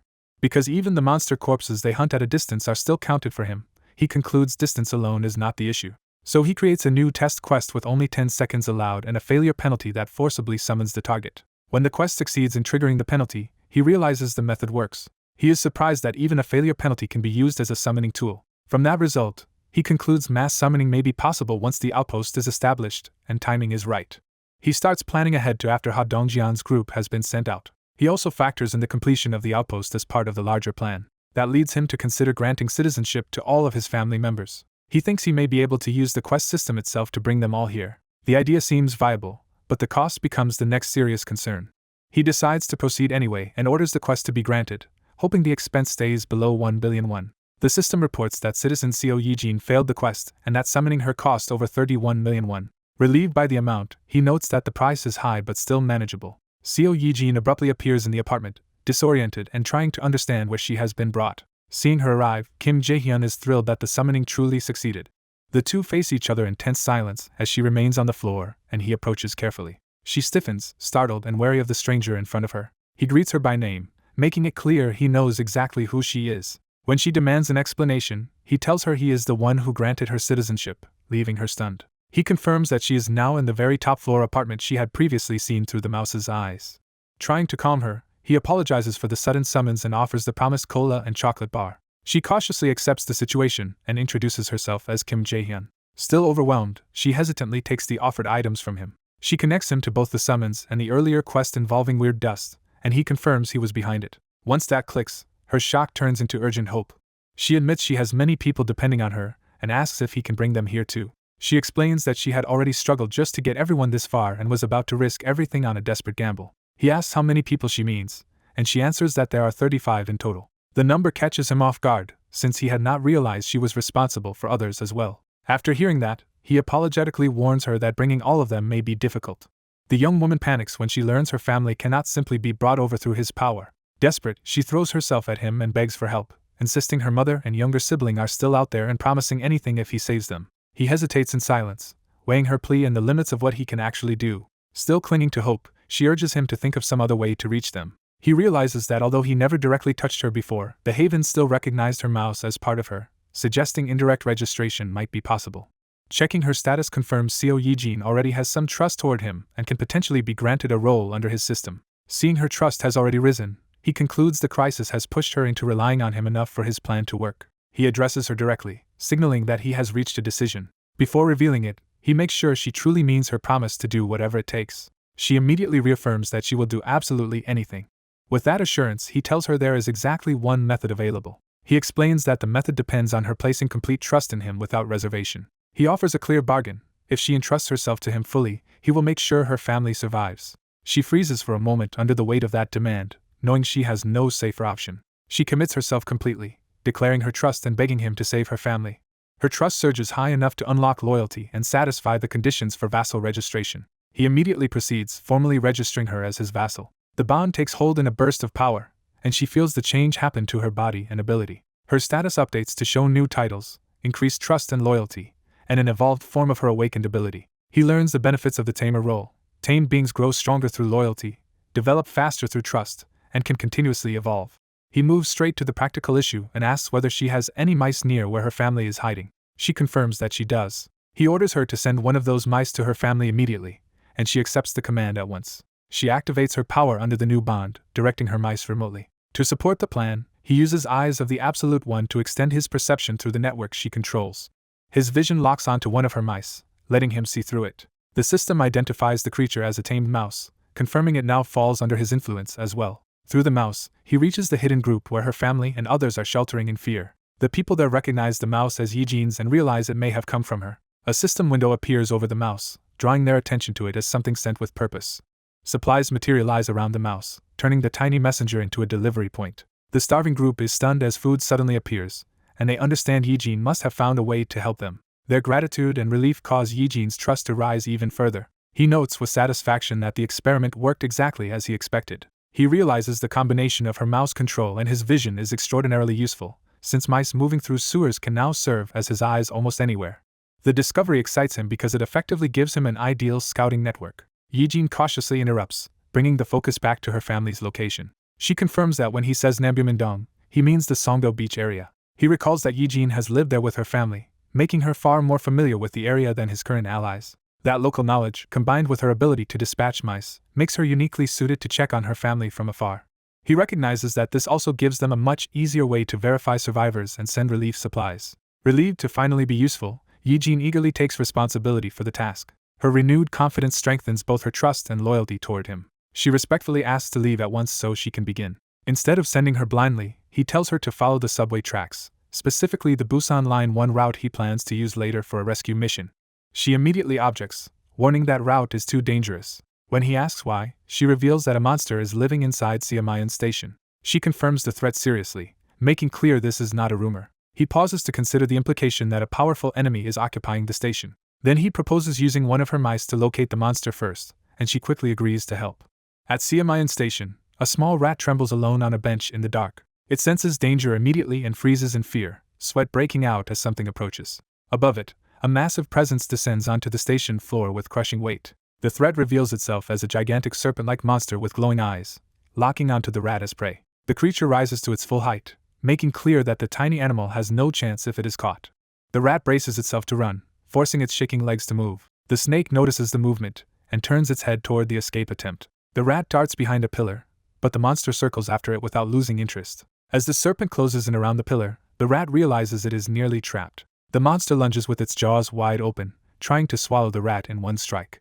For a split second, the rat is framed inside the killing bite and seems certain to die. It throws itself aside at the last instant, narrowly slipping past the fangs. The rat keeps sprinting while the serpent's failed attack crashes behind it. The monster pauses, tongue flicking out as if reassessing this unexpectedly elusive prey. The rat seizes that hesitation and bolts away with renewed determination. Elsewhere, Jaehyun comes out of his thoughts, still preoccupied by the danger at the station. He judges the snake there to be enormous and likely above level 40, which makes the situation too risky to ignore. Seo Yijin confirms she saw it too and insists they can no longer use Siamayan Station safely. She proposes bypassing it by heading to Byumnagal Station instead, trusting the strength of his companions to handle that route. Jaehyun turns the idea over as she argues their current team should be able to break through without much trouble. He accepts her reasoning, and the group agrees that changing stations is the sensible move. Yijin then unexpectedly offers him a place in Unit 2701. She explains that he can stay there from now on if he helps with cleaning, and he gratefully accepts the offer. With the arrangement settled, they part on friendly terms. After she leaves, Jaehyun reflects that he probably would have chosen the same route change himself. Still, he notes that would only have been true before joining up with others, hinting that his priorities have shifted. He opens his system interface and starts installing a solar generator for the shelter. The system confirms the facility is being built and will take a full day to complete. He checks the projected placement of solar panels across the apartment rooftops as the installation begins. Seeing the scale of it, he concludes the generator is impressively efficient. Even so, he realizes it still cannot support nearly 800 people, so expanding facilities will require more labor and resources. He decides they need at least a 3-shift work system to keep funding and construction moving, including for stores, gyms, and other shared spaces. He extends that same logic to every new communal facility they plan to add. After a brief pause, he settles on the next priority. He resolves to get back to hunting so they can keep growing stronger and building faster. Soon after, a hunting party races through the subway tunnels at full speed. A scream from behind warns the group that something is rapidly closing in on them. They pivot while running, preparing to counterattack instead of simply fleeing. A swarm of giant bats surges out of the darkness and dives straight at them. The team answers with a coordinated volley of blue energy blades launched down the tunnel. The attacks streak forward in overlapping arcs, filling the passage with cutting force. The bats are shredded mid-flight, their charge collapsing under the barrage. The remains scatter across the tracks, leaving the tunnel suddenly clear. One woman quickly checks that nobody was injured, and the others confirm they are fine. That success leads them back to the bigger concern, as one of them asks whether they can really hunt the giant snake at Siamayan Station by themselves. Another reassures her that it should be manageable because Jae-hyun can summon help if things go wrong. The man in front agrees there is no point overthinking it, and pushes the group to stay focused. With that, he orders them onward and the team resumes advancing down the tracks. Their shadows stretch across the Siamayan Station sign as they arrive at the snake's territory. The leader halts with a strained groan, signaling that they have finally come face to face with the threat ahead. The group moves to a wrecked subway tunnel littered with fallen bodies, already deep inside a deadly aftermath. One of the women struggles to keep going, and the others urge her forward despite their exhaustion. They press on together along the tracks, trying not to lose momentum. Their guide suddenly senses something wrong and freezes in alarm. He urgently halts the group before they can walk into danger. Realizing the threat is immediate, he looks up in shock. A giant snake drops into view above them, cutting off any illusion of safety. For a moment, fear leaves everyone speechless. One of the men panics, unable to imagine how they could possibly fight a monster that size. Before anyone can recover, the tunnel begins shaking violently around them. The headlamp-wearing man shields the weakened woman and orders everyone to get down. The group collapses to the ground as the tremor intensifies and someone screams. They cling to the tracks while the tunnel continues to convulse around them. In the middle of the chaos, a system message appears and assigns them a party quest to kill the giant snake within 10 minutes, for a large reward and no penalty for failure. Still under the shaking, each person huddles low and protects whoever is nearest. The man in front steadies the frightened woman as they wait for the disturbance to pass. Once the shaking eases, the others wonder if it was an earthquake, still trying to understand what just happened. The headlamp-wearing man notices the glowing system window and turns to it immediately. The message clarifies that the quest has been granted specifically to Ha Dongjian and Oh Ianju to finish off the giant snake. He is thrown by the wording, realizing they are not being told merely to defeat it but to finish it off. That implication jolts him into a new suspicion. Looking back at the monster, he sees it lying strangely still while the others remain at a distance. He starts questioning why the snake is behaving so passively. The answer becomes visible in its torn, bloody body. The creature has already been badly wounded. The others notice his shift in focus and wait for his judgment. Though he still does not understand the full situation, he decides to act on what he can infer. He summons a glowing weapon, preparing to exploit the opening. He charges the snake and brings the blade down in a decisive strike. The attack slashes into the monster's head, drawing blood and confirming it can still be hurt. He realizes the giant snake is only barely alive, its body ruined and its remaining strength reduced to a desperate final threat. Under normal circumstances, a creature like this would subdue prey with venom or crush them before swallowing them. But those instincts only apply to prey of a manageable size. Inside the snake, a mouse races through its body, unconcerned with being swallowed because it has another plan. The mouse tears into the snake from within, ripping through living flesh. It keeps shredding the interior as the monster convulses from the damage. The snake had swallowed the mouse carelessly, never imagining that doing so would become fatal. Elsewhere, the young man controlling the mouse calmly opens his warehouse ability. He notes that he has 2 useful skills available for this situation. Using warehouse and shop together, he equips the mouse from within the snake's body. He first deploys gas through the summoned mouse, filling the interior space around it. Then he follows with flaming tissue, turning the snake's insides into a fire trap. The ignition erupts inside the monster, blasting upward through its body. A chain of internal explosions finishes tearing the giant snake apart. Back in the room, the woman beside him recoils from the sudden violence of the result. He checks on her, and she quickly insists she is fine and only startled. She praises his work, while he answers distractedly, already thinking past the victory. He remains uneasy instead of satisfied, sensing a problem with how the kill will be counted. Back in the tunnel, the survivors regroup around the aftermath as he concludes the kill likely will not be registered as his. The reason becomes clear. The monster must be slain by vassals who have earned the knight title. The headlamp-wearing man stares at the system window as the implication settles over the group. He decides that sharing the kill will still benefit him, letting both of them gain experience and profit. A party quest is issued to Hadongjian and Oyeonju, formally tasking them with finishing off the giant snake. Dongjian immediately raises his weapon and commits to the final strike. He drives forward with a powerful downward blow before the snake can recover. The attack tears into the monster's head and leaves it reeling in agony.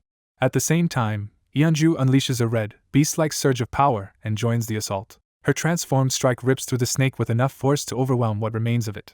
The red aura whips upward as her finishing momentum carries through the kill. The impact explodes through the snake's body in a violent final burst. The boss is completely cut down, and Yeonju lands from the attack in a feral stance. As the power fades from her body, Yeonju steadies herself after the transformation. The system confirms that the level 40 king snake has been hunted and rewards them with a massive amount of experience. A huge sum of money is deposited into the home wallet, and their victory over the Siamayan station boss unlocks the right to build an outpost there. Several skills level up at once. His home domain declaration reaches level 15, and he gains 3 skill points. Back at home, Jaehyun is hit by a sudden reaction from the system and braces himself through the discomfort. A dark field spreads over a residential complex as his domain reacts to a major expansion in influence. The system reports that a new being qualifies for citizenship and asks whether he wants to accept it. Trying to make sense of the surge, he realizes the scale of new arrivals is far larger than expected. He approves the request, and the citizen count immediately jumps to 1,000, unlocking a new milestone reward. That reward is base pay, a passive effect that gives all citizens an additional 100% experience and profit. He pauses, unsure what exactly the new system benefit is meant to do. Checking a citizen's status, he sees that even someone ordinary with no awakened ability now receives boosted experience and profit shares. He realizes base pay guarantees those bonuses even if he sets their personal share to 0, making the skill extremely efficient. Before he can think further, a woman named Jaehyun Nim hesitantly asks him for help. She apologetically asks whether he can bring her group over as well. He considers the request for a moment, weighing the implications. He agrees without resistance and accepts responsibility for bringing them in. Relieved, she thanks him with obvious gratitude. He follows up by asking whether she can control the mouse guide again right away. She confidently says she can and promises to have her group follow the mouse while he leads them. Elsewhere in the station, the dead giant snake's massive body still blocks part of the ruined passage. A mouse darts ahead through the wreckage, acting as a guide through the cleared route. A group follows after it on foot, moving carefully through the dark station. The mouse leads several survivors past rubble and corpses towards safety. One of the armed escorts notices something ahead and halts in alarm. He is stunned to find Yeonju standing there amid the aftermath. When questioned, Yeonju quickly insists she was not responsible for the carnage and that the place was already like this. The escort grimly concludes that this must have been orc territory before the snake took over. That suspicion is reinforced by the sight of a green-clawed hand left among the bodies. Bloodstains and scattered remains make it clear a brutal battle happened here before they arrived. The group continues forward together, following the mouse through the corpse-strewn tunnel. The escort warns that even though the boss and the giant tiger are gone, their guard cannot drop because smaller monster groups may still be hiding nearby. The mouse suddenly squeaks a warning, signaling that it has detected something. One survivor remarks that the mouse is surprisingly intelligent, and wonders if this guidance is also part of Jaehyun's ability. The escorts keep moving, staying alert as the guided group closes in behind them. From the darkness ahead, a sinister purple presence spreads across the path as the mouse leads them toward it. Jaehyun assumes the route should now be free of major threats, unaware that something new is emerging. A sudden dark sensation catches his attention, and he instantly senses that the situation has changed. The system reminds him that he still has 3 skill points available to spend. He turns to planning his next move, deciding that with their territory expanding, his first priority should be strengthening the Absolute 1 skill so it can be paired with Yijin's power as well. He upgrades his home domain, Eyes of the Absolute 1, hoping sharper perception will strengthen his position. The new power hits him violently, forcing an immediate physical reaction. As the surge settles, he struggles through the pain and tries to understand what has changed. His vision transforms, and he realizes the ability is taking hold through his eyes. Testing it in the middle of battle, he focuses on the goblins around him and demands to know what he is now seeing. With his enhanced sight, he cuts through a charging goblin before it can reach him. The ability identifies the creature as a level 8 goblin and reveals practical details about its habits, intelligence, and excellent vision. He immediately approves of the upgrade, recognizing it as exactly the kind of analytical ability he needs. While fighting, he decides his next step is to hunt monsters at the right level and assign quests to citizens so resurrection costs can be reduced. With that settled, he turns to the next problem he needs to solve. He chooses to improve dignity maintenance, knowing that as more people gather under him, their trust and loyalty will become increasingly important. The skill levels up, reinforcing his effort to manage how others regard and follow him. Before he can move on, his sharpened senses catch something deeply wrong. He suddenly recognizes the sound as gunfire and is thrown by the implication. The source becomes clear when armed goblins appear, aiming revolvers down the subway tunnel. He is stunned that goblins are carrying guns at all, a threat far beyond what he expected. The armed monsters press forward, turning the encounter into a ranged ambush. The nearby survivors freeze for a moment, caught between panic and disbelief. Someone snaps them into action by ordering everyone to get down as shots start tearing through the tunnel. Bullets streak across the tracks, forcing the group to dive for cover inside the train. One survivor realizes they cannot win a direct fight against gunfire and pulls back while cursing the impossible situation. Even under pressure, he sees a way through and steadies himself with a dangerous confidence. The others pin their hopes on Manhwa, trusting him to break the deadlock. He commits to the charge, his focus narrowing into a single ruthless intent. He closes the distance instantly, and cuts down the first gun-wielding goblin before it can fire again. Using that opening, he tears through the cluster of goblins and keeps their line from regrouping. He spins through the mob in one continuous assault, dropping enemies on all sides. Another goblin tries to bring its revolver to bear, but the chance comes too late. He severs the gun hand and neutralizes the shooter before another shot can land. At the same time, an armored ally and a summoned beast crash into the fight, adding overwhelming force to his counterattack. The beast mauls through the goblins while the armored fighter drives the assault forward. Together they smash the remaining resistance, stripping the armed goblins of any control over the battlefield. From the rear, other survivors watch in shock as the tide turns almost instantly. The combined offensive finishes the rout, leaving the goblins broken. Once the weapon drops, his system automatically registers the revolver as an item. The system identifies it as an SNW M60 and logs compatible .38 caliber ammunition with market values. Seeing a gun treated as loot forces him to confront a new possibility. He falls silent as the implications spread far beyond this one battle. He concludes that firearms cannot simply be placed in the public store for everyone to access. He reasons that if guns were openly available, people would become far more aggressive in hunting monsters. That would rapidly increase both citizen experience gains and his profits, making the temptation obvious. But the benefits are not enough to erase the risk. He admits to himself that he cannot trust every citizen under his control. Until now, he has been accepting citizens indiscriminately, without much caution. He recognizes that this means he has no real standard for who is allowed in. He reflects that he welcomed everyone because he believed he could keep them under control no matter what. Although the growing population brought clear advantages, it also created a crowd large enough to hide serious threats. A firearm changes the entire equation because it gives ordinary people lethal power immediately. He realizes there is no guarantee that none of his citizens are driven by dangerous motives. He identifies envy as one of the emotions that could turn that power against him. The story opens on the violence born from resentment and spite. That bitterness culminates in someone aiming a gun at a helpless man on the floor. Reflecting on such dangers, he concludes that power placed in the wrong hands will only lead to disaster and death. He decides any special authority or reward must be given only to people he can verify and trust. With loyalty as his standard, he realizes the first recipient has already been chosen. That choice is framed against the memory of a bloody scene, underscoring why caution matters. Back in the present, he notices something important above him and turns his attention to it. He reaches for the gun he had set aside, treating it as a deliberate offering rather than a casual weapon. Accepting it with gratitude, he addresses Jae-hyun with respect, confirming the transfer was intentional. Soon after, a group approaches through the corridor, led by a capable-looking man and accompanied by others.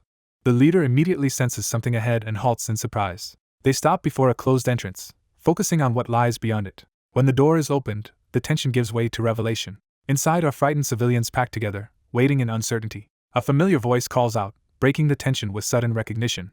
On a safer walkway outside, Jae-hyun meets someone as planned while noting that his territory has expanded enough to include this area. His system alerts him that an unauthorized person is trying to enter, and he realizes the expected arrivals have reached the haven. The system confirms the newcomer qualifies for citizenship, and Jae-hyun immediately chooses to grant it. The woman being admitted recognizes Yi-jin and is stunned. The reunion becomes clear as Yi-jin and her mother call out to each other at once. Mother and daughter embrace, with the mother scolding her for disappearing while revealing how desperately worried she had been. Yi-jin's mood flips from apology to excitement as she proudly explains that the haven has warm water and even a place to shower. The promise of real comfort amazes the newcomer, and Jae-hyun reassures her that there are beds and hot meals as well. Jae-hyun calls Yi-jin over, shifting from reunion to practical arrangements. He assigns her Unit 2701 to use freely, though he warns it may be cramped for more than 30 people. Yi-jin hesitates, realizing the scale of what she is being entrusted with. Looking at the family members and others she brought, the burden of housing them all becomes obvious. Unsure how to respond, she starts to ask what she should do. Jae-hyun cuts off her worry by granting 3 additional rooms, making clear he values her that highly. He specifies the extra units she can use, and Yi-jin accepts the responsibility with determined gratitude. The decision immediately strengthens the group's trust and loyalty toward Jaehyun, especially among Yijin's family. As the system continues updating, Jaehyun pauses on a new detail. He stops himself, realizing there is something he has overlooked. He remembers he upgraded a feature earlier without ever checking what it actually did. The answer appears as a new function called Guardian Beast Management, still at 0 progress. He tries to make sense of the unfamiliar feature and what managing guardian beasts could mean. When he sees the associated costs, the sheer amount shocks him. Before he can dwell on it, someone calls for his attention. A resident politely asks if he has time for a private talk. Jaehyun allows the person in, and the conversation moves indoors. He asks what brought her there, recognizing her as Yu-Hyrin. Nervous and struggling to begin, Hyrin says she has something important to tell him. Jaehyun encourages her to speak comfortably, giving her room to say what she came for. Even with that reassurance, she is visibly overwhelmed and ashamed. Finally, she bows deeply and apologetically asks to leave the party. Jaehyun is caught off guard and asks her to repeat herself. She gathers herself and states the request again, making clear she truly wants to go. He falls silent, trying to understand why she would choose this now. Hyrin begins to explain that the reason lies in her ability. She admits she feels insignificant within the group and has convinced herself that her absence would not matter.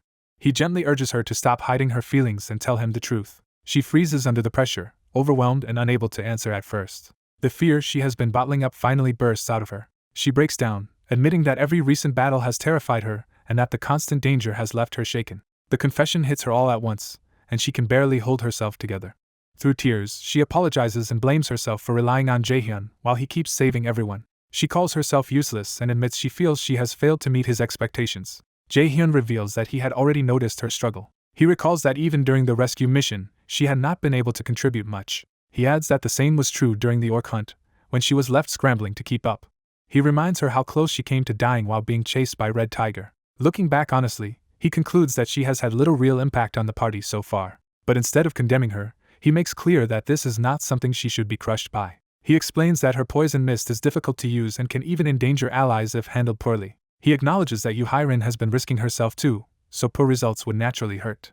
As she keeps sobbing, he shifts the conversation away from guilt and toward a solution. He tells her that her situation actually makes her the right person for a new role, leaving her startled. He brings up Kim Dabin from the 21st floor shared facility as an example of someone already carrying too much alone. He notes that Dabin has been trying to manage everything by herself and is clearly wearing herself down. Jaehyun explains that they plan to build and manage shared facilities on every floor, so he needs someone reliable to oversee the work.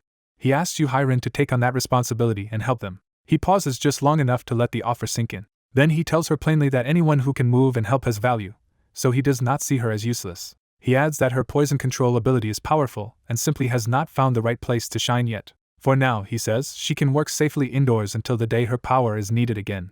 He makes it clear that when that time comes, he will be counting on her. She is left speechless by the trust he is placing in her. That trust finally reaches her, and she manages a small, relieved smile. At that moment, the system recognizes her complete loyalty and expands Jaehyun's retainer capacity. Still crying, she apologizes again, now out of shame for having broken down in front of him. She admits she showed him a weak side of herself. Jaehyun accepts her resolve, and she promises to do her best while he assures her that her effort has always mattered. Once the emotional moment passes, his attention shifts to the new opportunity created by the system. A costly option appears before him: summon guardian beasts for 1 billion won. He weighs the absurd price but decides it may still be worth the gamble. After a brief hesitation, he commits himself to the choice. He activates the summon and calls for the guardian beast. The system confirms the money will be consumed, and power immediately surges through the room. The summoning force erupts around him so violently that he has to brace himself. A blazing magic circle forms as lightning and light gather into a single point. The backlash makes him flinch and grit through the pain. From the center of the ritual, a glowing egg takes shape. He shields himself as the egg drops into the room in front of him. Cracks spread across its shell as the summoned creature begins to hatch. Jaehyun recoils, startled by how suddenly the birth happens.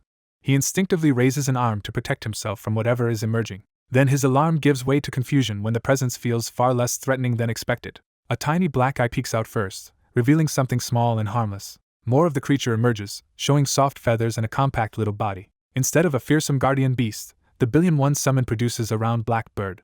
He examines the strange bird and realizes its eyes mark it as one of the Absolute One's creatures. A system window identifies the creature as Samjoko, a level 1 crow. The details reveal it is a 3-legged divine beast born with solar power, but still a vulnerable baby that must be raised in strong sunlight.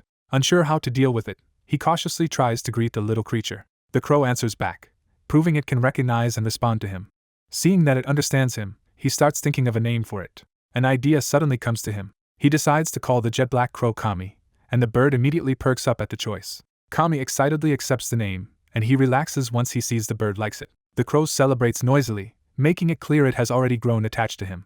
Its frantic chirping soon shifts the moment from introductions to a more urgent need, and he realizes it wants food. He offers a bag of snacks as the quickest solution. Kami devours the chips without hesitation, eating with the abandon of a hungry baby. Once fed, the little divine beast settles into obvious satisfaction. It lets out a sleepy, contented sound and starts dozing off. The crow promptly flops over and falls asleep on the floor, leaving him staring at how carefree it is. Watching it sleep, he envies the bird's easy life for a moment. Then a system alert snaps his attention back to business. He learns that Kami has leveled up, doubling solar generator efficiency, and the system explains that a generator now produces 80,000 to 100,000 won a day with profits sent directly to him. He immediately starts recalculating what this means on a larger scale. He remembers that 10 newly built apartment buildings still lack solar generators because the expected annual return had been too low to justify the 130 million won investment. With Kami's upgrade, that old calculation no longer applies. The system confirms again that the crow's growth has doubled generator efficiency. That change effectively triples the yearly profit to about 90 million won per building. Convinced there is no reason to delay, he orders solar generators installed in all 10 buildings. The system begins construction and gives a completion time of 1 day. After handling that investment, he heads to Unit 3001 for his next move. He rings the bell to speak with the resident inside. When asked who is there, he identifies himself as Jaehyun. The door opens to let him in. He meets Hyungjun and gets straight to the point by saying he has a favor to ask. Hyungjun agrees to hear him out, though he is clearly unsure what is coming. Jaehyun shocks him by asking him to hold on to his money. He explains the proposal further, leaving Hyungjun struggling to process why anyone would make such a request. The sheer absurdity of the offer makes Hyungjun blurt out his disbelief.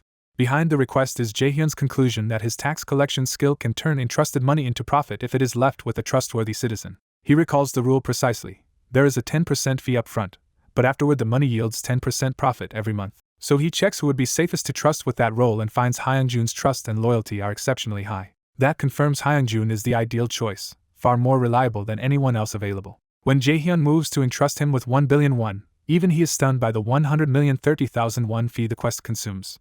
The transaction still succeeds, raising Hyungjun's trust and loyalty to the maximum, registering him as a retainer, and increasing Jaehyun's retainer limit.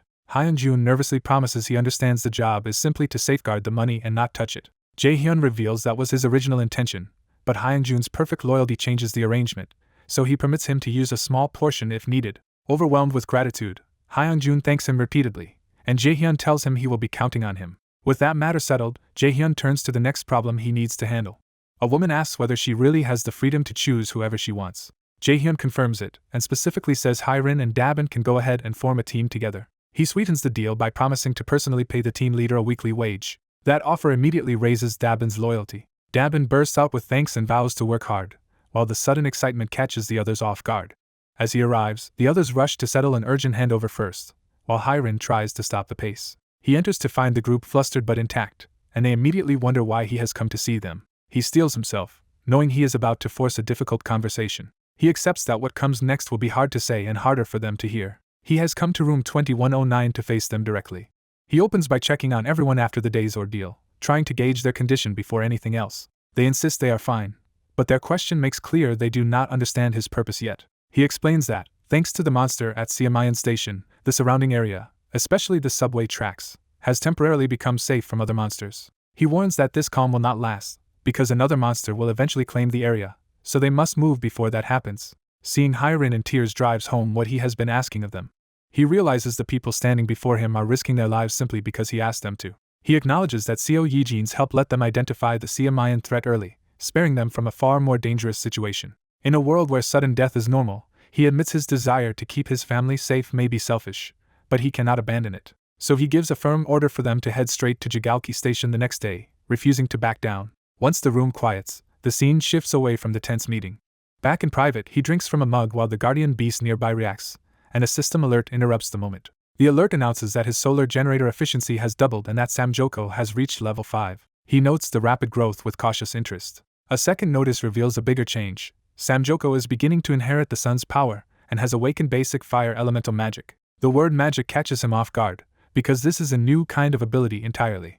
Unsure how to use it, he awkwardly tries to activate the power himself. A flame ignites at his fingertip, confirming that the new ability is real. The sensation feels strangely familiar to him as he studies the fire. He realizes it resembles the feeling he gets when using dignity maintenance, suggesting the powers may interact. That possibility immediately turns his thoughts toward practical use.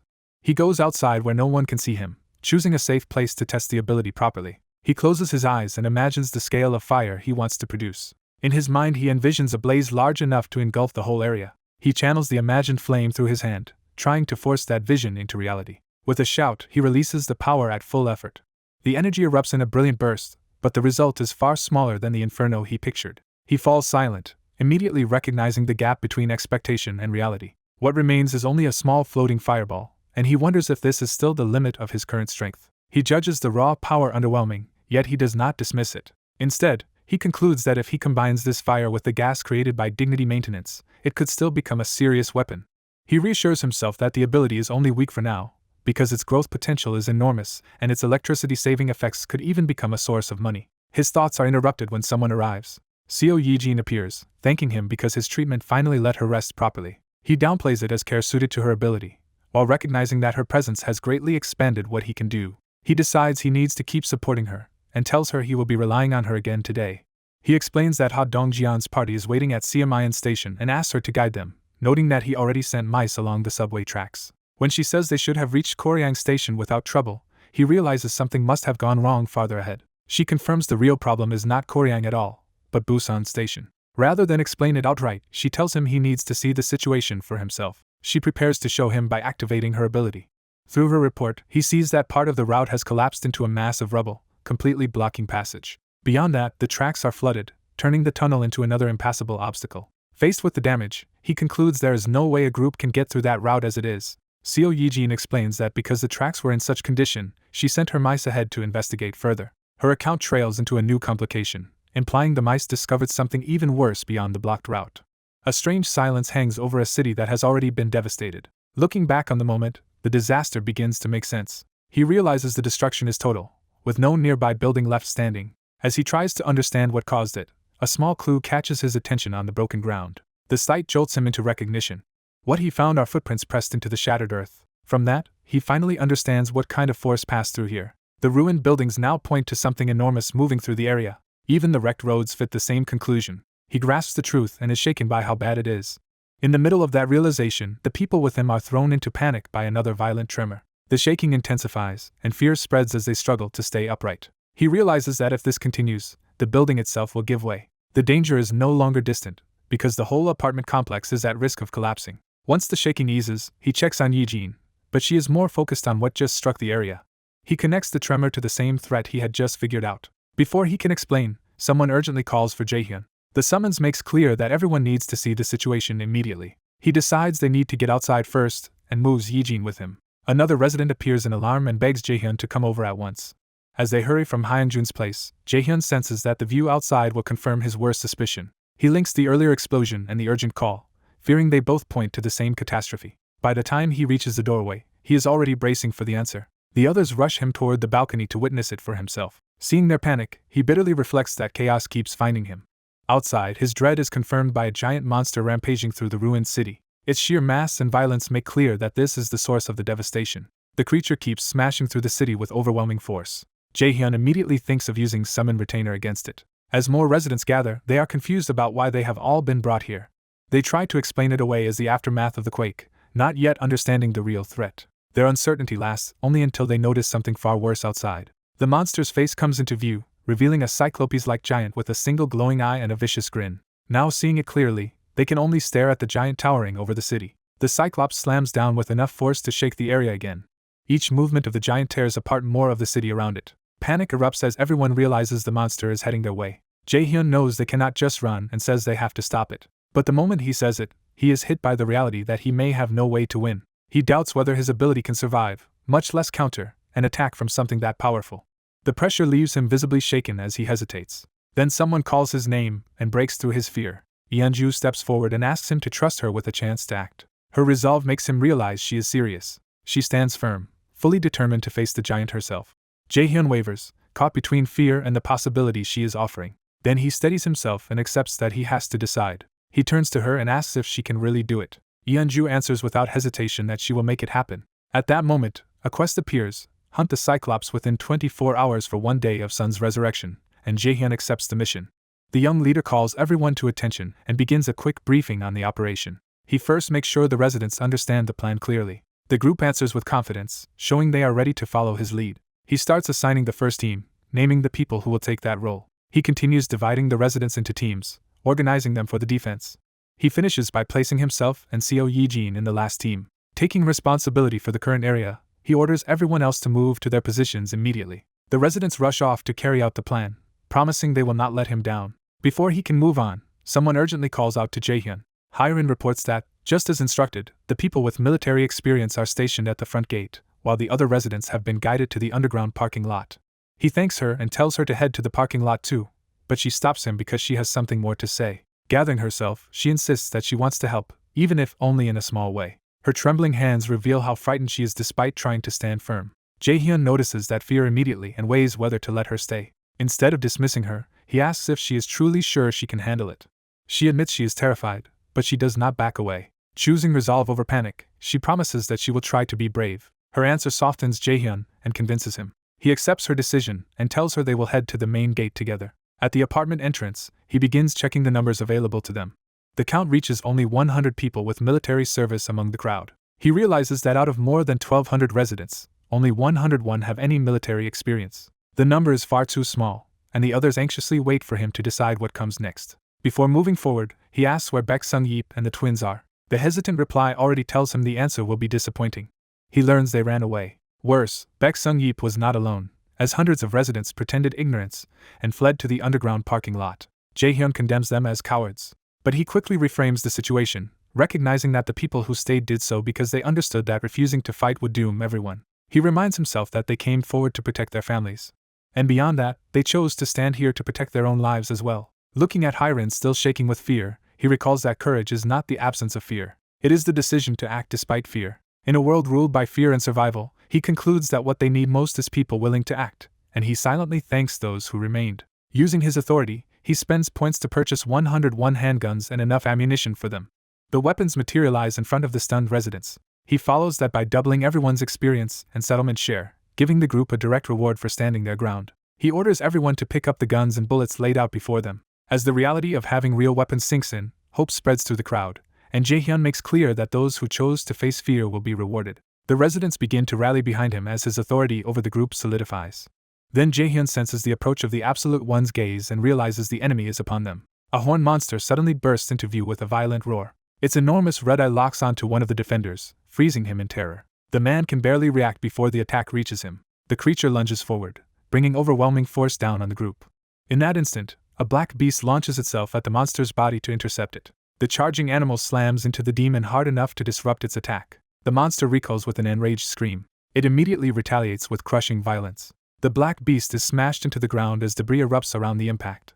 A beast-pained roar erupts as rubble and force crash into it. Something massive surges through the smoke with enough weight to shake the street. The hornstone monster hauls itself upright, battered but still very much alive. A red armored foot lands nearby, signaling that someone has stepped in to confront it. The newcomer's full stony body comes into view, towering between the ruined street and the recovering beast. The creature immediately calls out, trying to get the monster's attention. He raises a megaphone, preparing to provoke it instead of retreating. With deliberate insult, the armored fighter mocks the monster to draw its focus onto himself. The monster pauses in cold silence, sizing up this strange opponent. It lowers into a predatory stance, deciding to attack. Before the charge fully begins, a spear or polearm strikes its body and draws blood.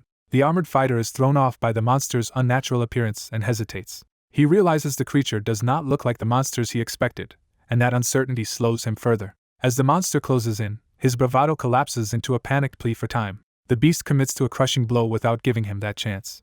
Its enormous fist barrels down the street, turning the fighter's attempted interception into a desperate retreat. Fear overtakes him as he understands he is badly outmatched. He barely throws himself aside while the monster's attack tears through the ground behind him. Elsewhere, a young man senses the timing and warns that the creature is arriving. He orders everyone around him to prepare immediately.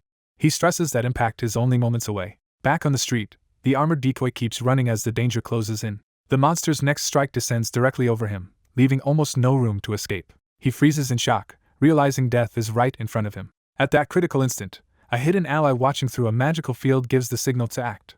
A black bird dives in as the trigger for the counterattack. The bird's pass coincides with a slash that rips across the monster's face and makes it recoil in pain.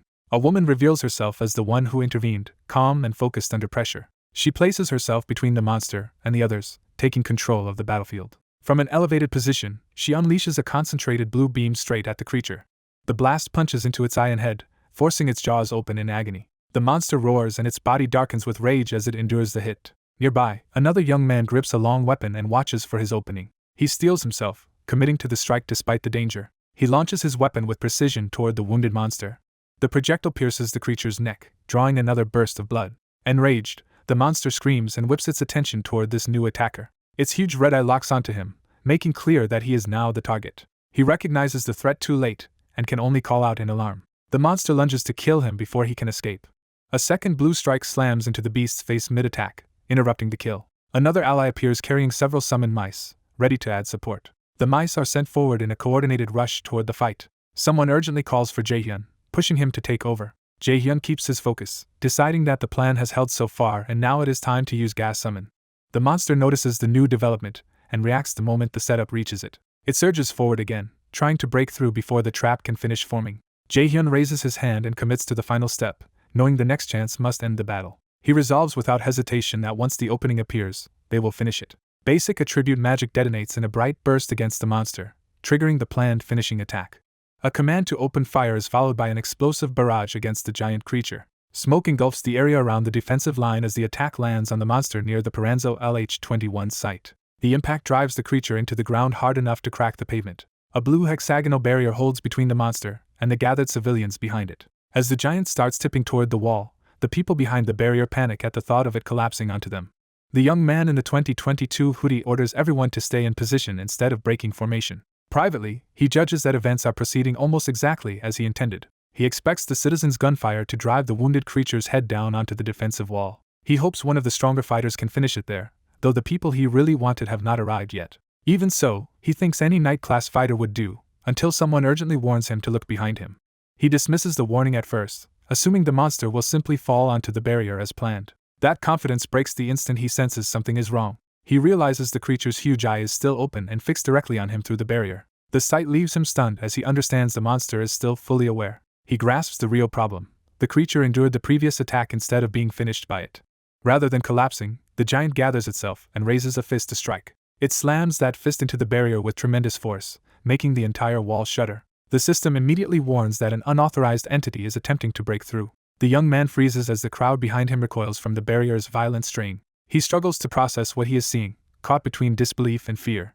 When the barrier still holds, he realizes they managed to stop the first breach attempt. Seizing that brief success, the civilians are ordered to resume firing at once. The armed citizens raise their handguns and unleash another volley. The bullets chip away at the creature's face and head, drawing a furious reaction. The giant roars and twists back in pain and anger, but it remains standing. The young man understands the barrier survived this round, yet it will not endure repeated direct blows. He knows a single successful breach would mean immediate disaster for everyone behind the wall. Faced with that, he decides to prepare another measure. He activates Invisible Hand and enlarges it, creating a massive spectral hand above the battlefield. He reveals this as a skill he saved points to unlock, and he intends to use it for the worst-case scenario. Before he can turn the tide, the monster winds up and attacks again. The people nearby panic as they realize another strike is coming straight at the barrier. The giant drives its arm down with full force. Multiple warnings flare as the system reports repeated unauthorized entry attempts against the wall. The civilians stagger in terror, feeling the barrier nearing its limit. Even while shouting that the giant's attack is being resisted, they keep firing desperately. The creature pushes through the barrage and roars, still pressing the assault. From the young man's perspective, the monster is taking visible damage, but not enough to stop it. He notes that the mouse bombs and handgun fire are steadily accumulating wounds across its body. That gives him a sliver of hope that sustained pressure might eventually bring it down. But he also realizes they still need a decisive strike capable of dealing a true finishing blow. At that moment, a blue spear-like projectile tears in and punches violently into the monster. A man in a white and black tracksuit rushes onto the scene at high speed. The young man turns toward the newcomer, recognizing the answer to the problem. The arriving fighter lands in front of the civilians, bracing himself as others make room around him. The wounded giant opens its jaws in a furious scream at the new threat. Trusting this ally, the young man summons a standard-issue spear and places his hopes on him. He calls the fighter by name, Dongjian, as the man takes hold of the summoned weapon. Dongjian's expression hardens the moment he understands what is being asked of him. With a battle cry, Dongjian launches himself forward down the road to deliver the critical blow. The young man's summoned defenses hammer the Cyclops with a rapid barrage, forcing the giant back under a storm of blue strikes. The attack intensifies as the blue projectiles keep pouring in without pause. Pinned under the relentless assault, the Cyclops can only roar in pain and frustration. A woman joins the fight from nearby, deciding to support them with a bow. Her arrows add to the pressure, helping the barrage drive the monster down onto the street. At the same time, the system reports that Samjako has grown stronger and reached peak efficiency, with its fire magic upgraded to an intermediate level. The system then detects another enemy entering the territory and asks permission to release Samjako's full power. Caught off guard by the sudden option, he hesitates over what power release even means. He realizes the intruder must be the Cyclops and doubts that the small bird familiar could do much against it. His doubt is replaced by shock when the system reveals that approving the release will cost 300 million won. Before he can fully process it, a brilliant golden light erupts over the apartment complex like a massive activation signal. He stares up in confusion as the light spreads across the sky above him. The glowing formation makes him wonder if the system is trying to send them home instead. Instead, the light concentrates at the building and announces the arrival of something far more dangerous. He senses that the phenomenon is not an escape route at all, but a new summon taking shape. A sharp beak appears first, emerging from the radiance with ominous calm. Then vast wings unfold, confirming that the tiny familiar is transforming into a much larger being. Samjako reveals its true guardian form, and he recognizes Kem with stunned disbelief. The transformed bird immediately gathers blazing power in its beak for a decisive strike. Facing the towering Cyclops without fear, the guardian beast squares off against the giant. A beam of golden fire erupts across the street, forcing everyone nearby to witness the familiar's overwhelming power. The blast slams directly into the Cyclops and drives through it with crushing force. The giant is hurled down and smashed into the ground, its body breaking under the impact. The Cyclops gives one last bloody roar as the attack finishes it. A bystander can only fall silent as the battle ends too quickly to comprehend. Kem dives away from the ruined body after completing the kill. For a moment, the Guardian's silhouette hangs in the air, still radiating terrifying power. Then the overwhelming manifestation collapses and the summoned force withdraws. The system confirms the Cyclops' death, awards a huge amount of experience, and deposits over 31.9 billion won into his home wallet. On top of that, multiple skills rise at once from the enormous reward. The sheer scale of the payout leaves him shaken and struggling to keep up. As the energy around him surges, he braces himself while the territory reacts to the victory. A purple field spreads over the entire apartment complex, marking the area as fully claimed. The system congratulates him for declaring the whole complex a home haven and grants an additional 10 billion won in construction subsidy. When the power settles, he drops to the ground, exhausted from everything that just happened. Breathing hard, he reaches toward the now tiny Cam, who has returned to its harmless form. The little bird chirps innocently, as if nothing extraordinary just happened. He scolds Cam for casually burning through 300 million won, even while recognizing how absurdly valuable that choice turned out to be. He admits to himself that Cam's final strike was the critical blow that changed everything. So instead of staying angry, he praises the bird and rewards it with affection. Thinking it through, he notes that Guardian Beast summons seem restricted inside the home haven, but the return on that one activation was still unbelievable. Flush with success, he considers summoning all 10 Guardian Beasts and reaches for the system without much hesitation. The menu crushes that idea immediately by showing Guardian Beast summon now costs 10 billion won and is currently inactive. He is horrified that the price has jumped from millions to billions in an instant. The realization leaves him staring blankly, unable to accept the system's greed. His shock deepens into speechless disbelief as the absurd cost sinks in. At that same moment, another status alert interrupts him and calls attention to Oh Yeonju. Far away, the story shifts to Oh Yeonju standing alone as if suspended in a brief, fateful pause. The system announces that citizen Oh Yeonju has completed a quest worth 324,576,089 won. For Oh Yeonju, that alert becomes the sound of a long-held wish finally coming true. In the shelter, the survivors are called forward one by one to receive what little support remains. Jun-hyuk uses his ability to create a small amount of water and carefully fills another bottle for them. A woman accepts it with gratitude, showing how dependent everyone has become on his power. He moves to the next person but admits the group has finally run out of food. He explains that while he can still make water, the supplies gathered by fighting nearby monsters are nearly gone.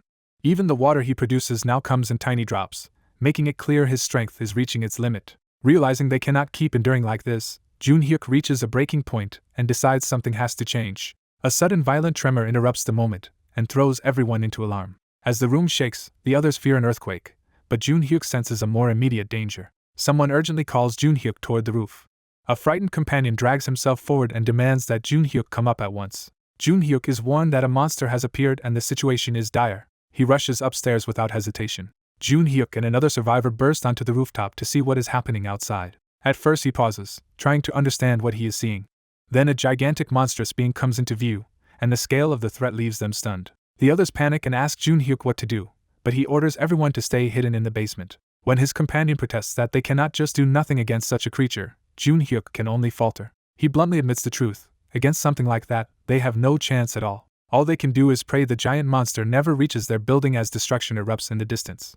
But amid the chaos, both of them notice something unexpected and struggle to make sense of it. Junhyuk focuses on the distant presence, realizing it is not just the monster that has caught his attention. He recognizes another awakened person there, someone operating on a level far beyond his own. Certain that this person may be their only hope, Junhyuk decides to gather everyone. Even without knowing who that awakened person is, he resolves to seek them out, despite his companion's disbelief. He concludes that surviving in this ruined world will require attaching themselves to real power, so he answers firmly that they must go and stay with that person. The group reluctantly follows his judgment, accepting that they have no food, no better option, and only luck to rely on. After the difficult trip, Junhyuk steadies himself as they arrive at their destination. He identifies the place as ZOLH Complex 2, believing this is where the powerful awakened person should be. His companion is bewildered that such a clean, orderly building could still exist in a world that has collapsed. When they approach, an invisible barrier stops them and reveals that entry is restricted. A system message blocks their way with a clear refusal to let outsiders in. Then the barrier offers a condition for entry by asking whether they wish to obtain citizenship. Junhyuk immediately accepts, and the system grants them citizenship.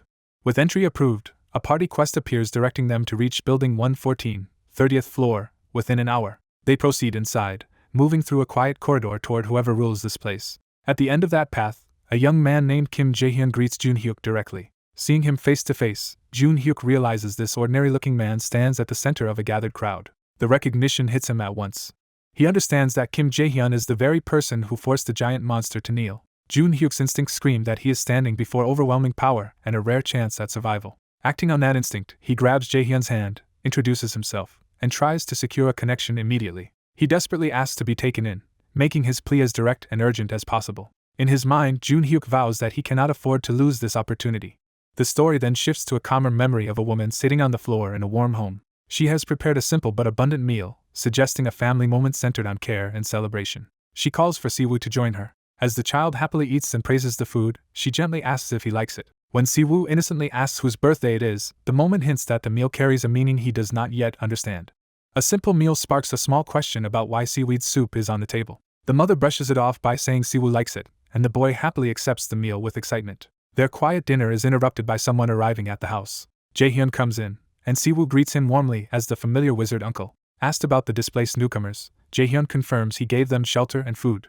He awkwardly apologizes for forcing this situation on them. Oh Yeonju answers that she never expected to be trapped in her home either, but she does not blame him for it. Instead, she makes clear that simply being together with her child is enough for her. Holding Siwoo close, she admits she is genuinely content with this much. That heartfelt acceptance pushes her loyalty to its limit, officially binding her to him and expanding his retainer capacity. Jae-hyun realizes he did not need the system to tell him how she felt. From the way she embraces Siwoo, her devotion to her child and her fragile peace are obvious. As Siwoo asks to watch dinosaur cartoons, Jae-hyun senses Yeonju's wish to indulge him. He turns on a show for the boy without hesitation. The cartoon's toy-like dinosaur hero immediately captures Siwoo's attention. Siwoo bursts with joy, and his mother shares in that happiness while Jae-hyun watches from the side. Seeing them together leaves Jae-hyun quiet. He lowers his gaze, caught in his own thoughts. The sight stirs a deep, uneasy tenderness in him. He finds himself wondering anxiously whether his own family is safe, fed, and unharmed. That worry tightens into pain as he imagines the worst. A chirp from the crow breaks his spiral of fear. He stops himself from acting rashly, deciding not to rush this one precious day for Yeonju. He recognizes how hard she has struggled just to have this brief moment with her son. He reassures himself that Seo Yijin's mouse is already on its way to the main house. Once it arrives, it should be able to deliver whatever his family needs. So he resolves to wait and let today pass without interference. For now, he chooses only to watch over the mother and child. He quietly witnesses the one dream Yeonju has left finally shining before her. Later, Yeonju offers to give Jae-hyun the master bedroom and stay elsewhere with Siwoo. When she tries to refuse his comfort, he insists that she and Siwoo take the room instead. He makes it clear that this is not a suggestion but an order. Accepting his consideration, Yeonju thanks him, and Siwoo eagerly echoes her gratitude. As they head to bed, Siwoo gives his wizard uncle a cheerful good night. Jae-hyun can only answer with a soft, relieved smile. Night settles over the house. From the bedroom, Yeonju sings Siwoo a lullaby to help him sleep. Lying alone outside the room, Jae-hyun listens to the gentle song drifting through the door. The lullaby lingers in the dark, filling the room long after the house has gone quiet. Though he is long past the age for such comfort, the song reaches him anyway. Without meaning to, he is soothed enough to fall asleep. The next day passes peacefully, without any major incident. They share the food Yeonju prepared, eating together with Siwoo at the center of it. They spend time watching Siwoo's favorite cartoons as a family. When Siwoo pesters Kami while the bird is trying to rest, the crow grows irritated and flares up.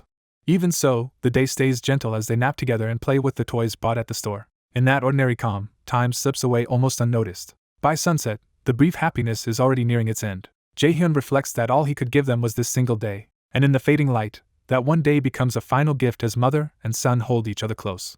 Siwoo notices his mother clinging to him and realizes she is crying. Even while tears pour down, she tries to deny her breakdown. He gently insists on the truth and makes her face her own grief. The moment becomes undeniable as he calmly names her pain. Instead of asking for comfort, Siwoo starts comforting her.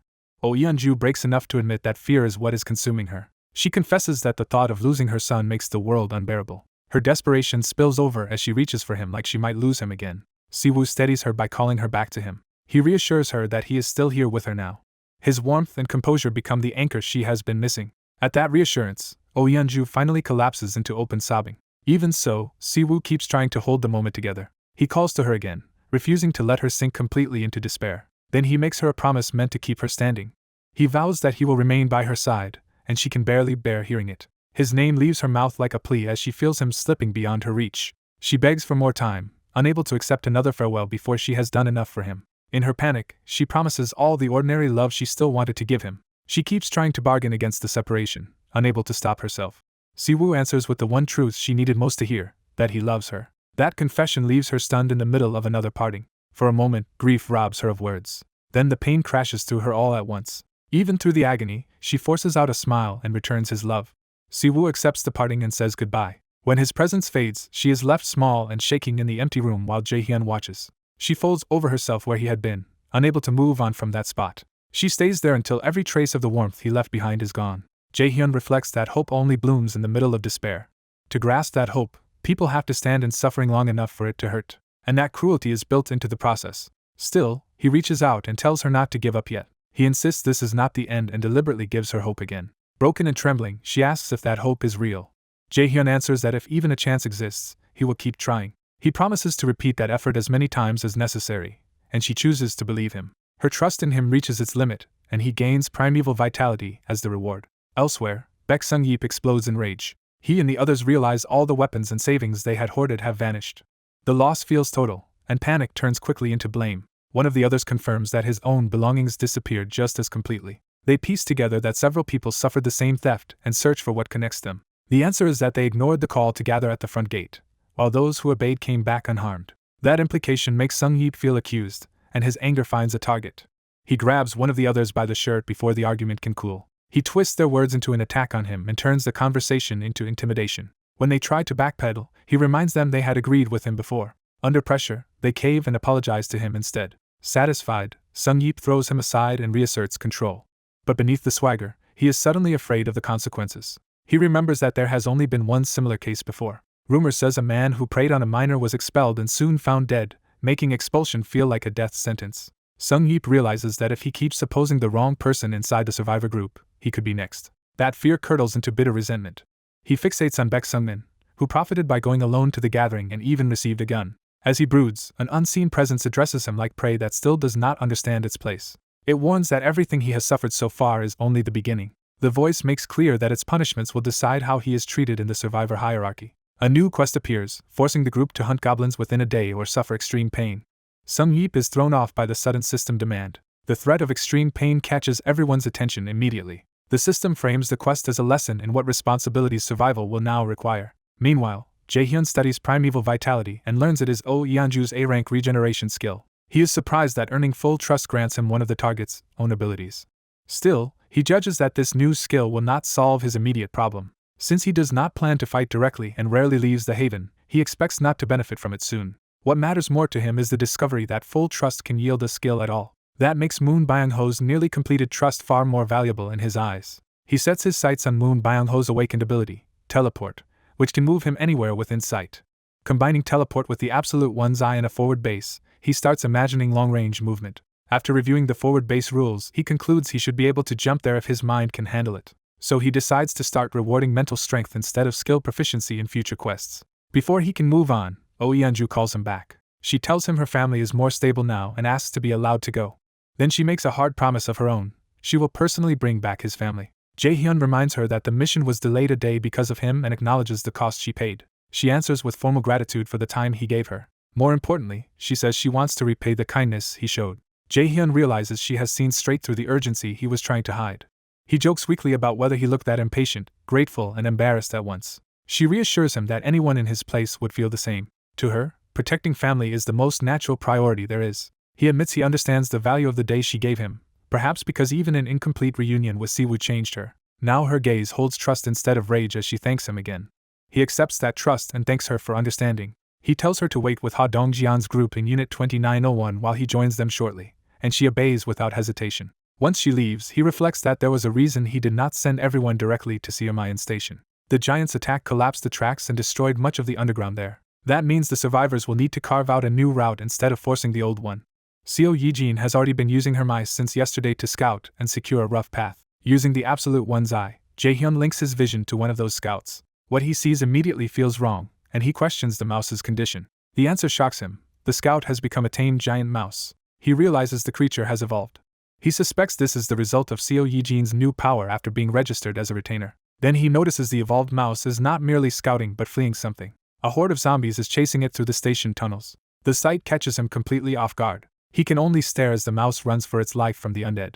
The mouse scrambles upward, trying to break through the encirclement. It turns to face the zombies for a heartbeat, cornered but not surrendering. The horde closes in from every side, leaving almost no path out. Jaehyun briefly thinks the scout is finished. He even considers sacrificing it and triggering an explosion to wipe out the zombies with it.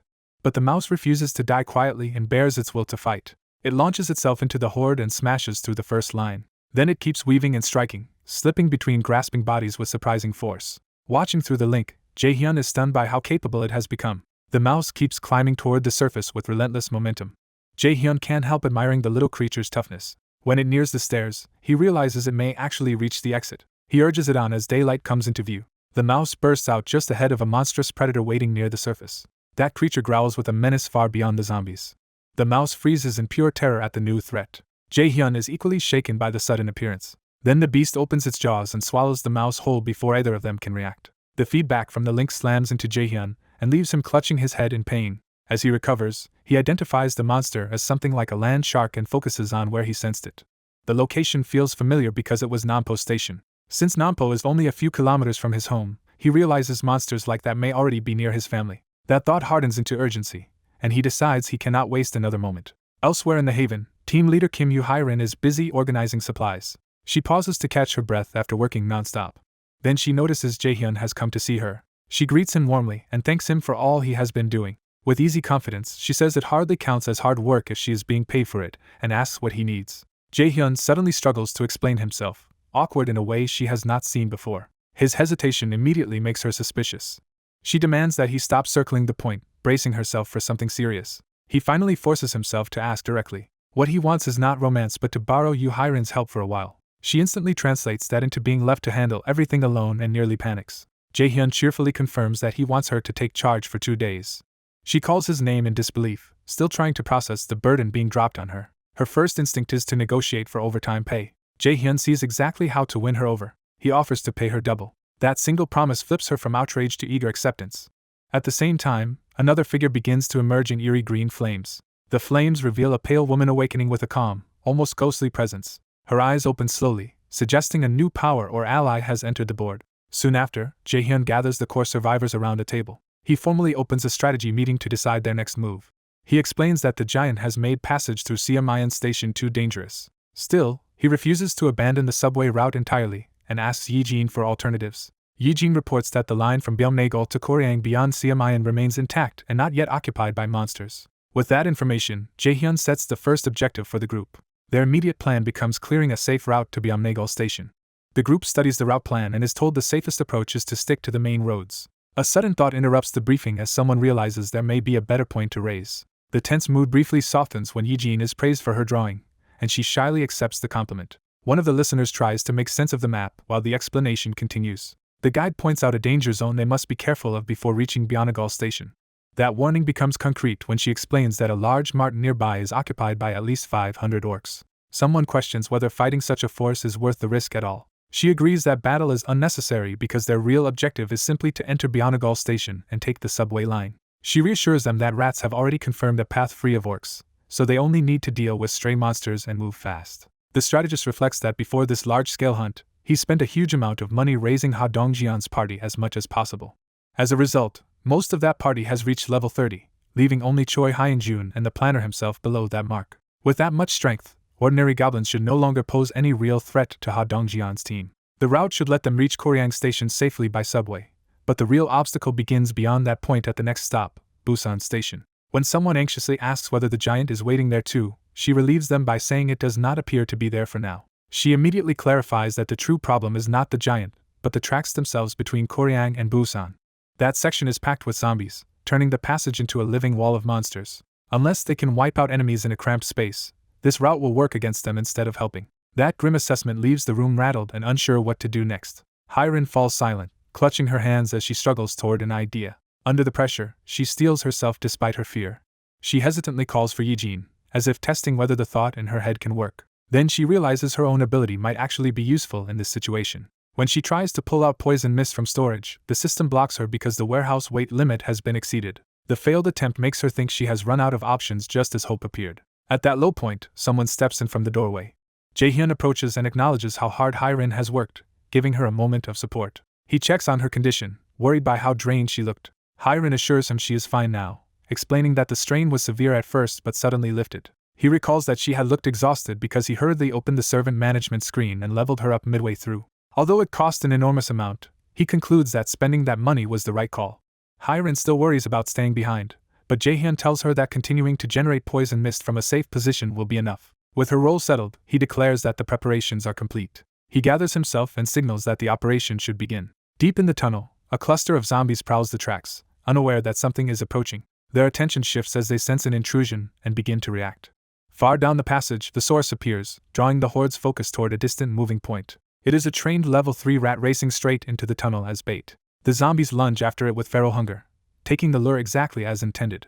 At the same time, Jaehyun activates the warehouse to deploy the prepared poison. Poison mist erupts around the pursuing zombies as the rat darts through them. The rat keeps running while the toxic cloud spreads across the clustered undead and catches more of them in its wake. The trap expands down the tunnel, coating the charging zombies as they continue their pursuit. The poison begins taking effect, revealing that Hyrin's mist can paralyze those it reaches. The zombies' bodies start failing as the toxin works deeper into them. Once inhaled, the mist slows movement, robs them of balance, and then locks up the diaphragm and intercostal muscles. Even though suffocation means little to the already dead, the muscle paralysis still leaves the zombies collapsing helplessly. That is why Jaehyun brought Yijin along, and he now calls on her to finish the immobilized enemies. She answers immediately as the tunnel falls quiet except for the groans of paralyzed zombies. Her summoned rats surge forward with glowing eyes, advancing to execute the trapped undead. The helpless zombies can only snarl from the ground as the rats close in for the kill. A zombie lunges close enough to threaten a direct infection. The attack is cut down in a burst of violence before it can land. System notices confirm he has killed more zombies, gained experience, and earned money for the haven. Yejin is startled when Jaehyun suddenly reappears before her. She warns him that the mice under her control have started behaving abnormally. Their red eyes and shrieks make it clear the disturbance is serious, not ordinary agitation. The system identifies the cause as a tamed giant zombie rat, revealing that even her summons can become infected. Jaehyun realizes how narrowly they avoided disaster. He recalls that contact with zombie blood is enough to trigger zombification. That means Yeonju, who fights by biting and clawing, could easily have been turned if things had gone worse.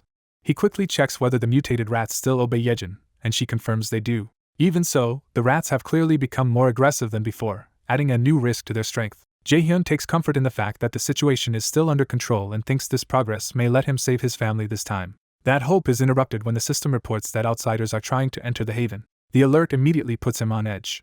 The next notice reveals the scale of it. 157 approaching people qualify for citizenship.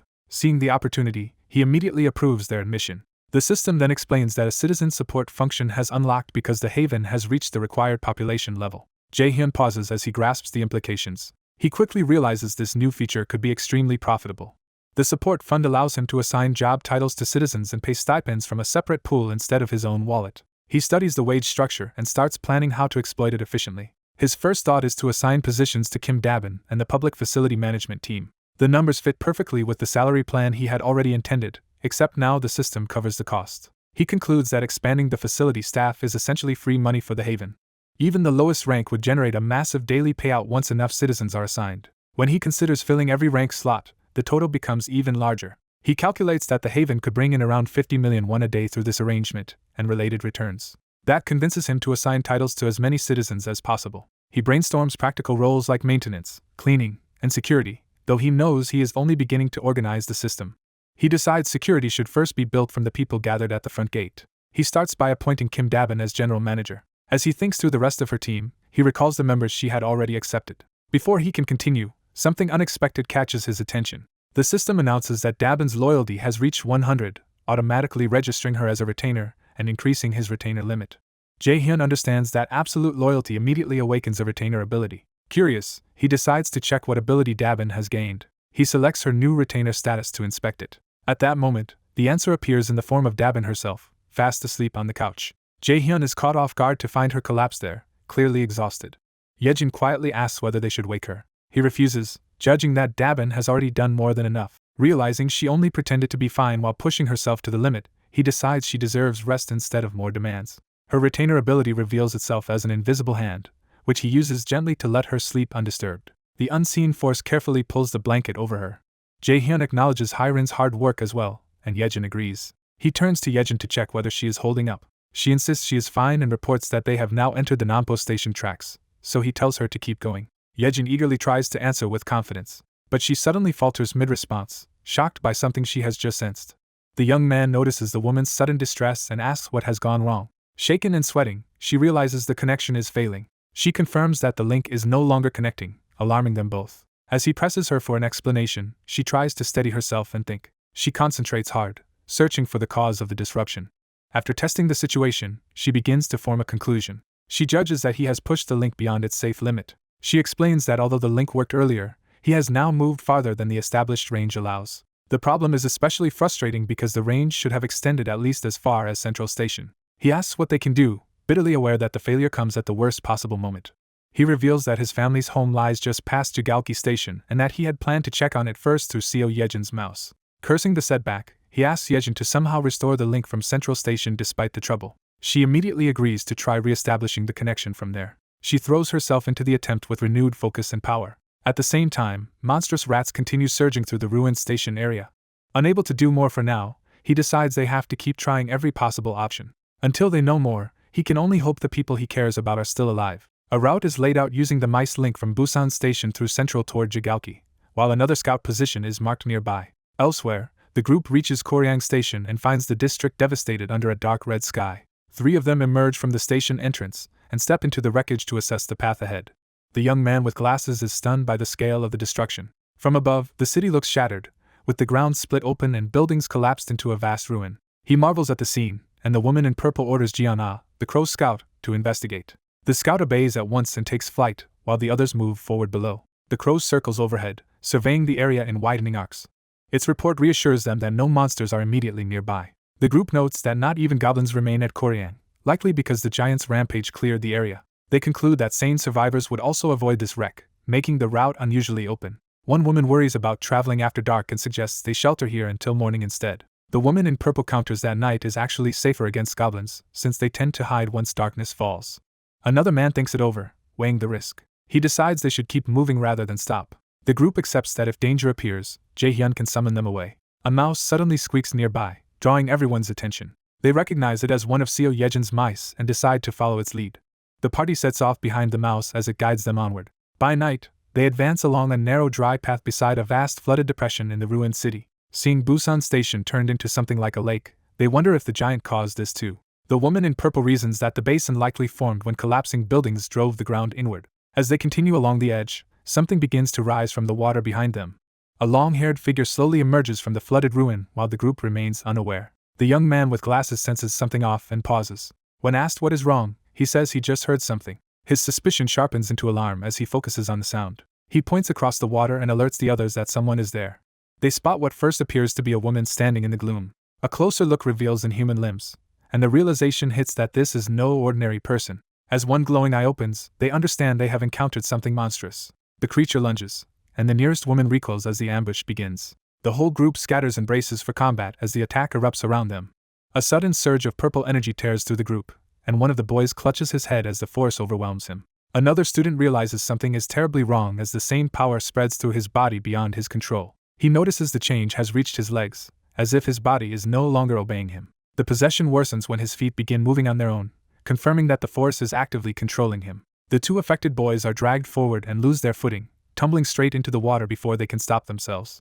Their friends shout Yanja and Deoxa's names as both vanish beneath the surface in a violent splash. Underwater, the pair sink helplessly into the depths, unable to regain control. Yanja panics as the water closes around her and she struggles to breathe. Even as Deoxa curls in on himself below the surface, someone above realizes he is in immediate danger. The fear sharpens when it becomes clear Deoxa may not survive if nothing changes. That danger takes shape as clawed creatures rise from below and reach for the sinking students. Yanju spots the threat at the last second and understands what is coming for them. She fights toward the surface, straining to escape before the monsters can drag her down. But several creatures catch her at once, pinning her in the water and cutting off her escape. On shore, the others are still reeling from the same mental assault and curse the attack as they try to recover. Dejung forces herself through the pain and summons a golden aura around her hand. She activates her magic armor, using it to resist the pressure that had been crushing their minds. The protection steadies the others enough for them to endure the attack, and they demand to know what this power really is. Barely able to stand, Dejung ignores the question and urges them to save Deoxo immediately. She adds Yanju's name, making clear both of their friends are still trapped. Then she suddenly notices something else and breaks off in confusion. A massive blue-scaled head begins rising from the water, revealing a far larger threat than the ones below. The group stares across the pool as more of the creatures emerge in formation around the disturbance. What surfaces is a pack of spear-wielding aquatic monsters, all bearing fangs and preparing to attack. The water erupts in multiple columns as the monsters launch themselves toward the shore.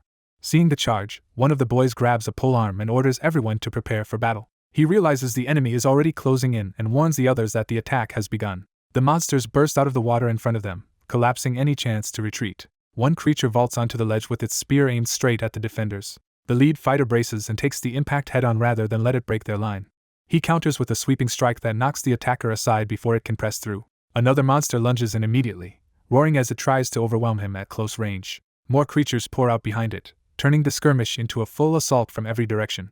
A girl in purple fires back while complaining that no matter how many they stop, more keep arriving. The enemy lands around them in a tightening ring, cutting off open space with claws and spear points. Within moments the group is surrounded, forced into a defensive cluster against the encroaching monsters. Their leader grits through the pressure, frustrated that this fight is wasting time they need to rescue their friends. The monster's presence makes that delay unbearable, because Yanju and Deoxo are still trapped while the battle drags on. Then the attackers suddenly jolt and turn, as if something behind them has interrupted their advance. A giant red-eyed bear crashes into the scene carrying Deoxo, smashing down between the monsters and the group. The beast plants itself protectively over him, revealing itself as an ally rather than another threat.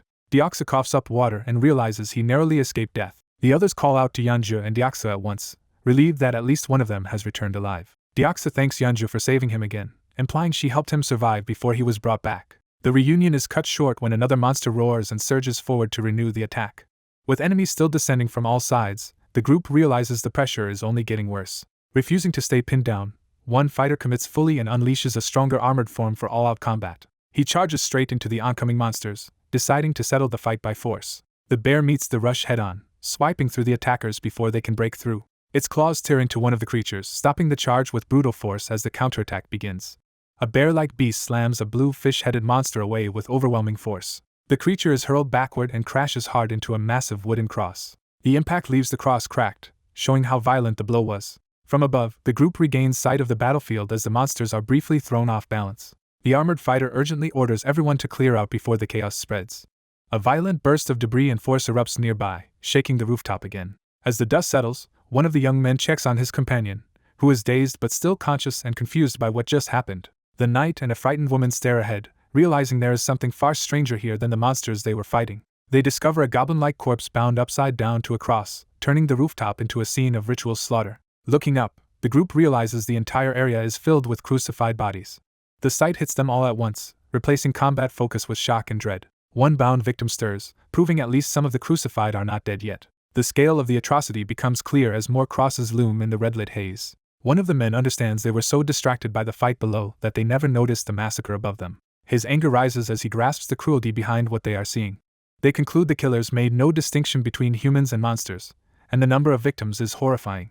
A bow is quietly drawn, signaling a hidden threat preparing to strike. The woman in purple begins to panic as she senses danger closing in. In her terrified eye, a lunging monster is reflected just before it reaches her. The attack triggers a deeper shock in her, and she cries out for her father. The fish-headed creature charges in to finish her before anyone else can react. A nearby ally freezes for a split second as he realizes she is about to be killed. The monster bears down on Gaeong, forcing the crisis into the open. Her companion shouts her name in alarm. Another young man fires his handgun without hesitation. The shot lands cleanly, blasting the attacker away from Gaeong at the last moment. The monster collapses, and the immediate threat around her is broken. With the gun still smoking, the shooter rushes to make sure Gaeong survived. The others praise the save, but the man closest to her realizes the real problem is not over. Gaeong drops to her knees, overwhelmed by something far worse than fear. Dongin calls out, drawing attention as he pieces together what is happening. He says he has found a way to handle the situation. He reveals that a crone named Blackie has been watching from above the whole time. From that surveillance, he identifies a siren-like woman as the key figure behind the attack. He explains that she appears to be directing the fish-headed creatures from the rear. The others are caught off guard by how quickly the situation has been reinterpreted. Dongin adds that he cannot understand her words, but her movements clearly function like commands. The siren's mouth moves with predatory intent, reinforcing that she is actively controlling the battle. Her expression settles into a confident smile, as if she knows she holds the advantage. Dongin notes that the fish-headed monsters respond whenever she does, confirming the link. He proposes that if they eliminate the siren, the rest may lose coordination. The man with the staff looks toward the distant controller and accepts that cutting off the commander may be their best chance. Even so, he knows they may only get one attempt before the monsters swarm them. The creatures surge forward immediately, proving they will not allow an easy opening. The staff-wielding fighter turns to the knight and reduces the plan to its core: take down the siren. He agrees without wavering. The knight volunteers to bring the siren down himself and says he already has a plan. At a distance, the siren senses the shift in their intent and turns sharply toward them. She opens her mouth to issue another command. At once, the fish-headed monsters answer with a fresh charge, rushing in to stop the group before they can reach her. As the enemies shift formation, the group realizes the siren has understood they are targeting her. Uneasy about the change, one of the men asks Deoxys to prove he can still be trusted with their survival. Deoxys answers with confidence, deciding to turn the monster's aggression into an advantage. He orders the others to do nothing but open a route for him. Nearby, a terrified woman clings to Gaeong and vows to protect her no matter what. The team commits to Deoxys' plan and rushes forward through the attacking creatures. They fight while advancing, forcing back the fish monsters to create the opening he asked for. Gunfire and close combat keep the path from collapsing as the group pushes through the swarm. Even under pressure, they hold the line long enough for Deoxys' chance to come. At the edge of the melee, Deoxys breaks away and charges into position. Someone calls after him in alarm as he commits to the attack alone. Deoxys fixes his attention on the siren and prepares to strike. He summons a blue, blazing weapon and gathers power into a single decisive swing. The energy attack tears across the battlefield, cutting a direct line toward the siren. The siren senses the threat too late and is caught in the attack's path. In that instant, Deoxys reads the opening and follows through without hesitation. The glowing strike slams into the siren's head and drives through her defenses. The force carries past her in a violent burst, making it clear the blow landed cleanly. The others freeze in shock, realizing Deoxys may actually have pulled it off. Calmly, Deoxys addresses the siren as if reminding her the outcome was already decided. The siren's body begins to fail, her monstrous form collapsing around the fatal wound. As panic erupts, the accusation that they trusted him turns bitterly ironic in the face of his ruthless success. The remaining fish monsters roar in confusion and fury as their leader falls. Deoxys coldly presses the point, asking if they have forgotten how creatures like these are dealt with. One of the men, still rattled, questions what Deoxys is suddenly talking about. Then understanding hits him all at once. Deoxys reveals the principle behind his attack. When dealing with fish, you put a hook through them. He drives the blue weapon forward like a barbed spear to finish the kill completely. The hook-like strike punches through the siren's body, ending her resistance. Her final expression is pure disbelief as death overtakes her. A system message confirms the siren has been hunted and awards Deoxys a massive amount of experience. With their leader dead, the fish monsters lose momentum and cry out in distress. They abandon the fight and retreat, removing the immediate threat to the group. Relief spreads through the survivors, and Deoxys is praised as the one who solved the crisis. But the moment the danger passes, attention returns to Gaeong's condition and panic resurfaces. The woman holding her breaks down and begs Dongin to tell her what to do. Dongin is confused until he realizes what she is trying to say. Gaeong weakly reveals that her father is hanging above them. Dongin repeats the claim in disbelief, unable to process it. He rejects it immediately, insisting her father could not possibly be up there. Even as he denies it, fear creeps in and he tries to convince himself it must be a mistake. The woman, trembling and overwhelmed, can only keep asking Dongin what they should do. As Gaeong slumps, her name tag comes into view and sharpens the truth of who she is talking about. The identification confirms the name Kim Deo-kun, making it unmistakable that the hanging figure is her father. The realization crushes Dongan, and he drops to his knees. The whole group falls into stunned silence beneath the weight of the discovery. Above them hangs the body of Gaung's father, pitiful and unreachable, turning the victory hollow. Then the system abruptly changes the quest. The new target is Kim Gaung, and the reward offered is her father's resurrection, with the warning that death outside the ultimate Shut-in's territory cannot be undone. A new alert blares as the choice is forced into the open. Hearing the terms, the hooded young man is shaken to the core and reaches toward the system in anguish. A girl calls out to Jaehyun as an alert suddenly sounds. In the apartment, Jaehyun stands over the shaken group while she remains on the floor, and a red system window hangs beside him. He reflects that he trusted Ha Donggin's party to handle the situation. He insists that if the danger had truly been fatal, he would have summoned them immediately. He justifies his choice by thinking that calling them without an outpost base would have destroyed their progress, though even he knows that excuse is hard to defend. The memory turns bitter as he challenges his own claim that they had no choice. He remembers being dragged underwater and surrounded by armed merfolk, and realizes that was undeniably a life-or-death crisis. He admits he already knew the truth, but hid behind his desire to protect his own family first. He recognizes that everyone else in the party had families they were desperate to return to and protect as well. Even so, he deliberately ignored that fact because saving his own loved ones mattered most to him.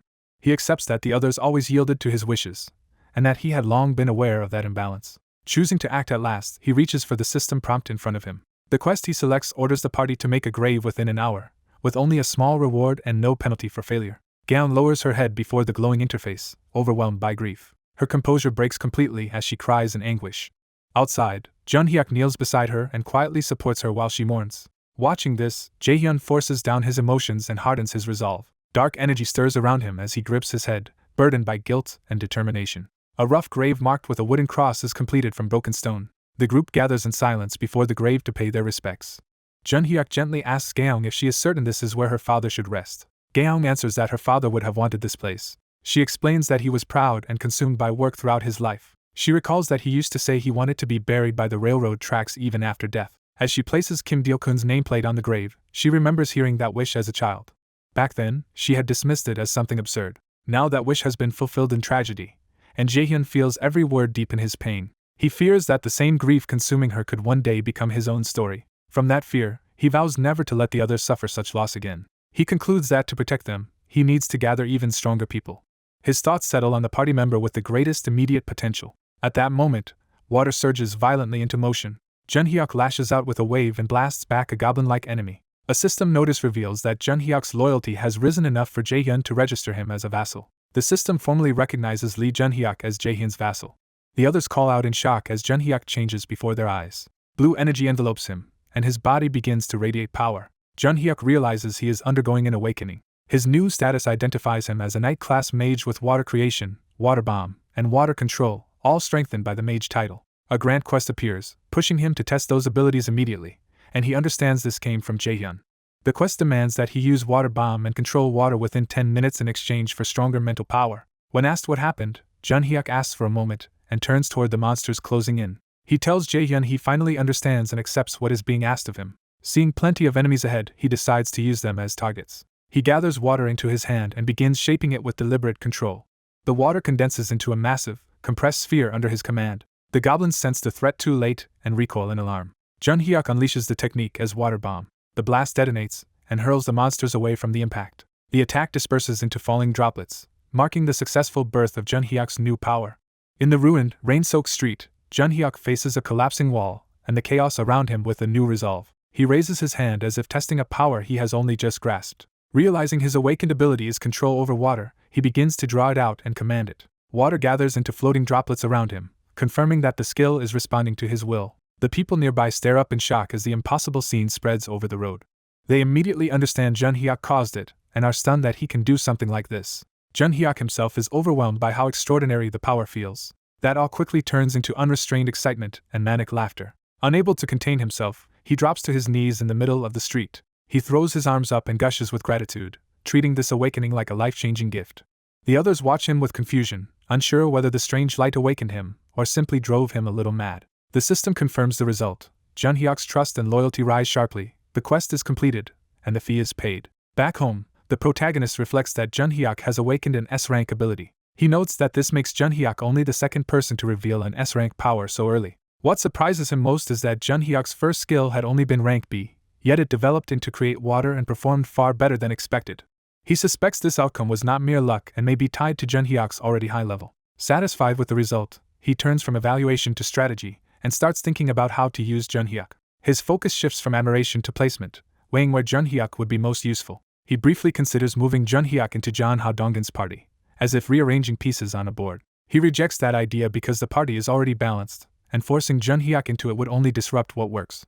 Since Junhyuk's current group revolves around him, removing him now would likely make the whole team collapse. So he decides to leave Junhyuk where he is for the time being and checks the ongoing hunt reports and money flowing into the unit's funds. While reviewing the updates, he realizes it is already very late, yet the hunting activity has not slowed beyond Junhyuk's team. The others are still diligently hunting, and that continued effort triggers a sudden change. His house declaration skill reaches level 20, granting 3 skill points and unlocking a new skill. He is caught completely off guard by the abrupt level up. The system follows with a far more alarming notice. His territory is expanding. A violent surge of energy tears through him and the surrounding area as the expansion begins. The pain hits with such force that he can do nothing but scream through it. Someone nearby panics and calls out to him as he goes down. From above, the apartment complex becomes the center of a rapidly spreading purple domain. Yejin rushes to him in alarm, trying to see if he is still conscious. From his perspective, the expansion feels like his entire body is being pierced over and over from within. Yejin desperately urges him to breathe, afraid he is slipping away. As his consciousness fades, her panic grows because she has no idea how to help him.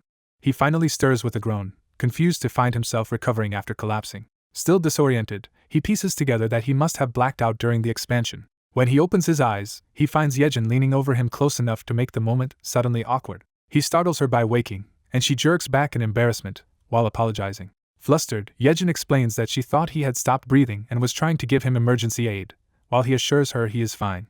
A crow cuts through the tension, drawing his attention away from the awkwardness. He calms the bird and repeats that he is all right, regaining control of himself. As he steadies his head, a new system prompt appears for Ultimate Eyes. Using that perception, he immediately understands that the expansion happened on an enormous scale. He sees that the original deployment zone has grown to swallow the roads within roughly a kilometer around the apartment complex, stretching across the western and northern districts. That explains the unbearable pain. The territory has expanded farther than ever before. Exhausted and wanting nothing more than sleep, he forces himself to stay focused because the timing is too important. He turns to the 3 skill points he earned at level 20. Without much hesitation, he decides which ability matters most for the situation at hand. He spends the points to level up Ultimate Eyes, strengthening the skill he considers most crucial to the current operation. His Ultimate Eyes skill reaches level 4, marking another jump in his control over the system. The upgrade manifests as a new visual function, expanding how much he can perceive at once. He realizes multivision has been added, letting him observe several viewpoints simultaneously. As the effect settles in, he feels his field of vision spreading beyond his own body. The experience reminds him of monitoring multiple CCTV feeds at the same time. But the strain is immediate, and he concludes that holding 3 views at once is still the limit of his concentration. With 2 skill points remaining, he decides to invest the next one elsewhere. He raises Dignity Preservation to level 5, which unlocks a new feature called Mystic Draw. The reward is immediate. The system grants him 300 crystals. He is caught off guard by the unfamiliar currency and tries to understand what it means. The system explains that 300 crystals are exactly enough for 1 Mystic Draw, effectively giving him a free attempt. Seeing no reason to hesitate, he chooses to use it. He activates the draw without further deliberation. A burst of light erupts in the room, startling everyone nearby. The sudden brilliance overwhelms the others, and Kim Dabin calls out to him in alarm. Even he has to shield his eyes as the summoning light intensifies. The room freezes around the radiant point as everyone waits to see what appears. The draw produces a ring of communication, an item meant to carry the ultimate Shutin's voice to his vassals. He immediately recognizes how useful that could be and examines the ring more closely. Once he understands it transmits his voice, he realizes it would suit Kim Dabin perfectly.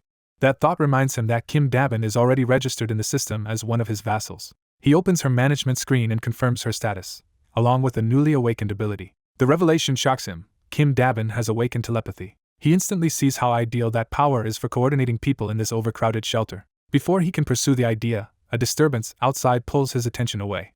He sees Kim Dabin facing a group of residents who are angrily protesting the cramped sleeping arrangements. The crowd insists there are empty vacation homes nearby and demands that everyone be allowed to spread out instead of being packed together. As they press harder, Kim Dabin tries to calm them and explains that the current arrangement is only temporary. He steps in and backs her up, stating that their policy does not allow what the residents are asking. At the same time, the system presents a new level 20 skill, Ultimate Shutin's Door, which allows him to connect doors within his declared territory.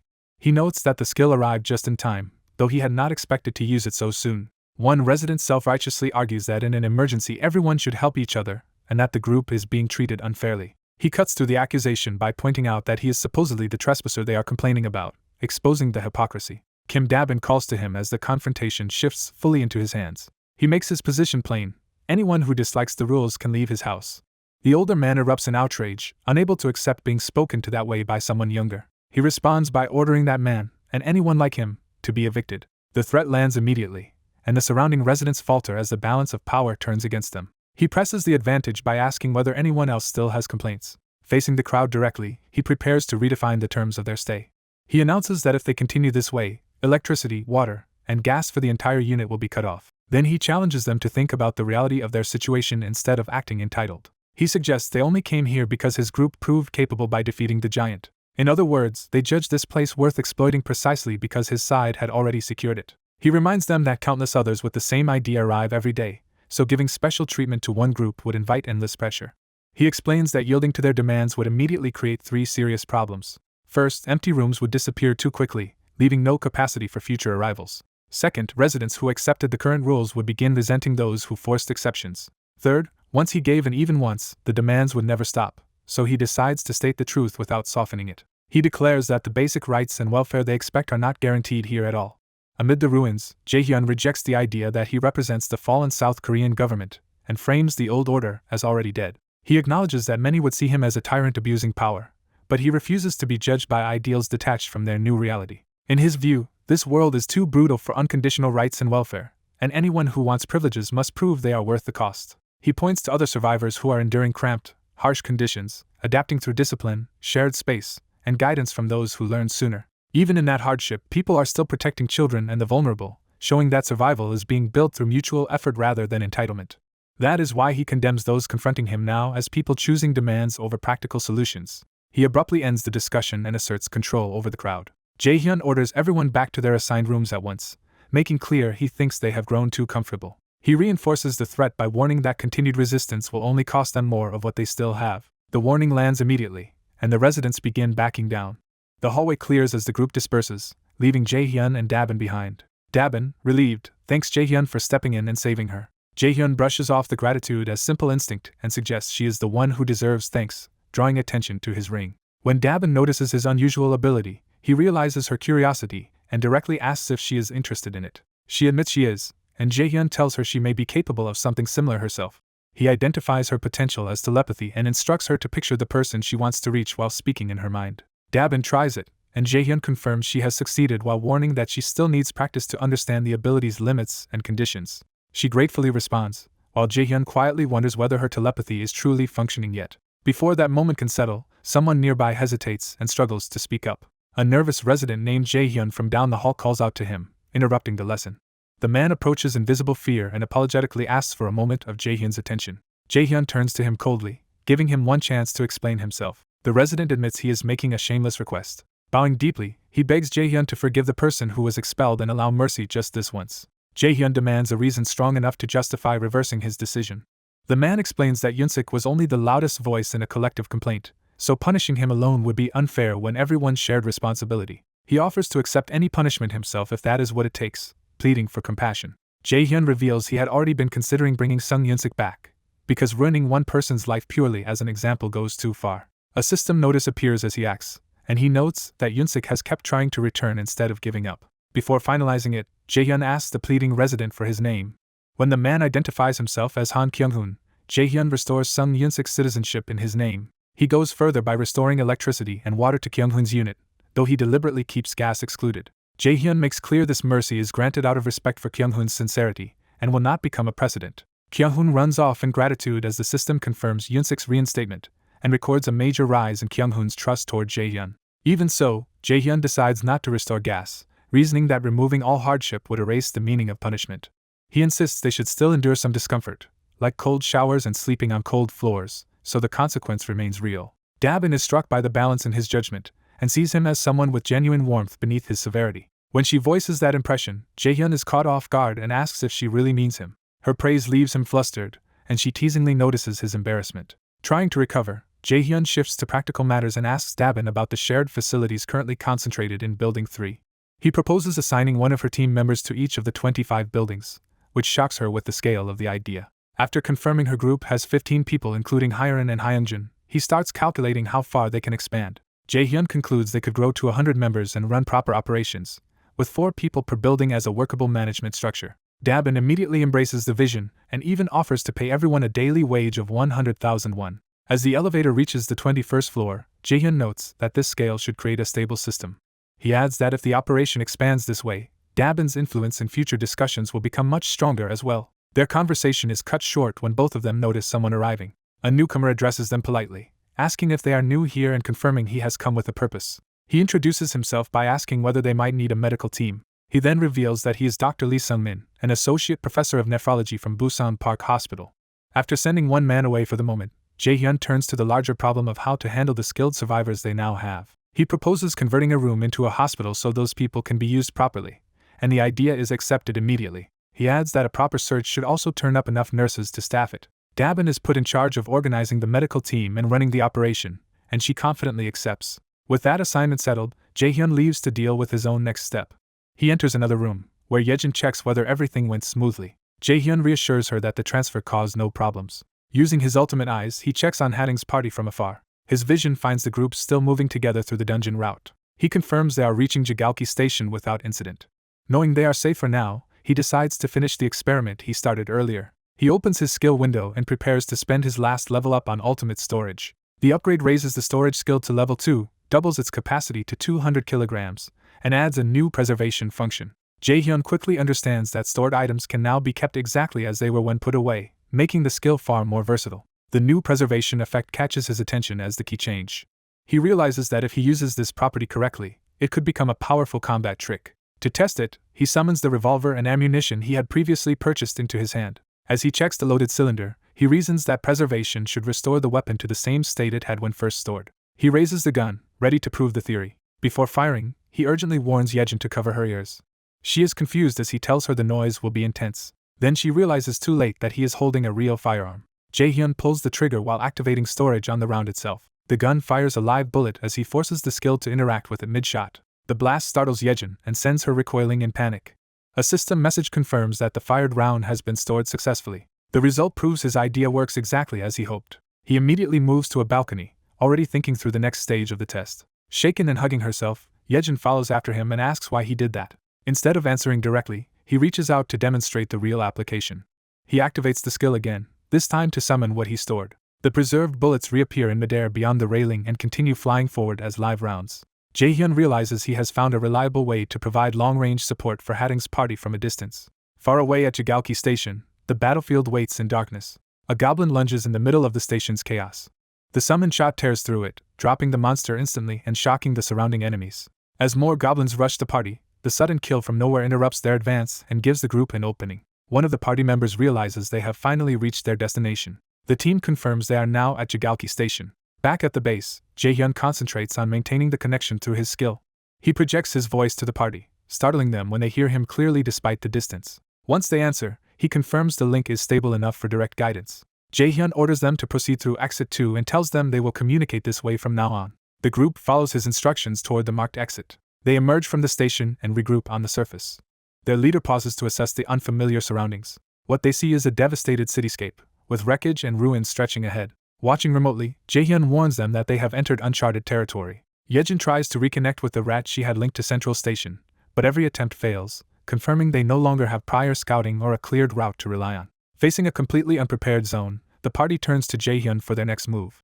Following directions to head left along the main road, the group pushes forward through the ruined street toward their destination. Before they can settle, something massive slams into the ground nearby and announces a new threat. The sudden impact catches their lead fighter off guard, and he realizes this is not what they expected. A distorted field or portal opens around them, making it clear the enemy has appeared right on top of them. A giant shark lunges in, forcing the team to retreat and regroup before it can tear through them. The creature's bulk surges past with overwhelming force, nearly crushing the space it occupies. The party braces themselves, shaken that they barely escaped the earlier fish monsters only to face something worse. When the shark fully reveals itself, the absurd escalation sinks in, and the team understands they are now facing a far deadlier predator. The shark opens its jaws wide and commits to a direct kill. Their spear user steals himself and meets the charge instead of giving ground.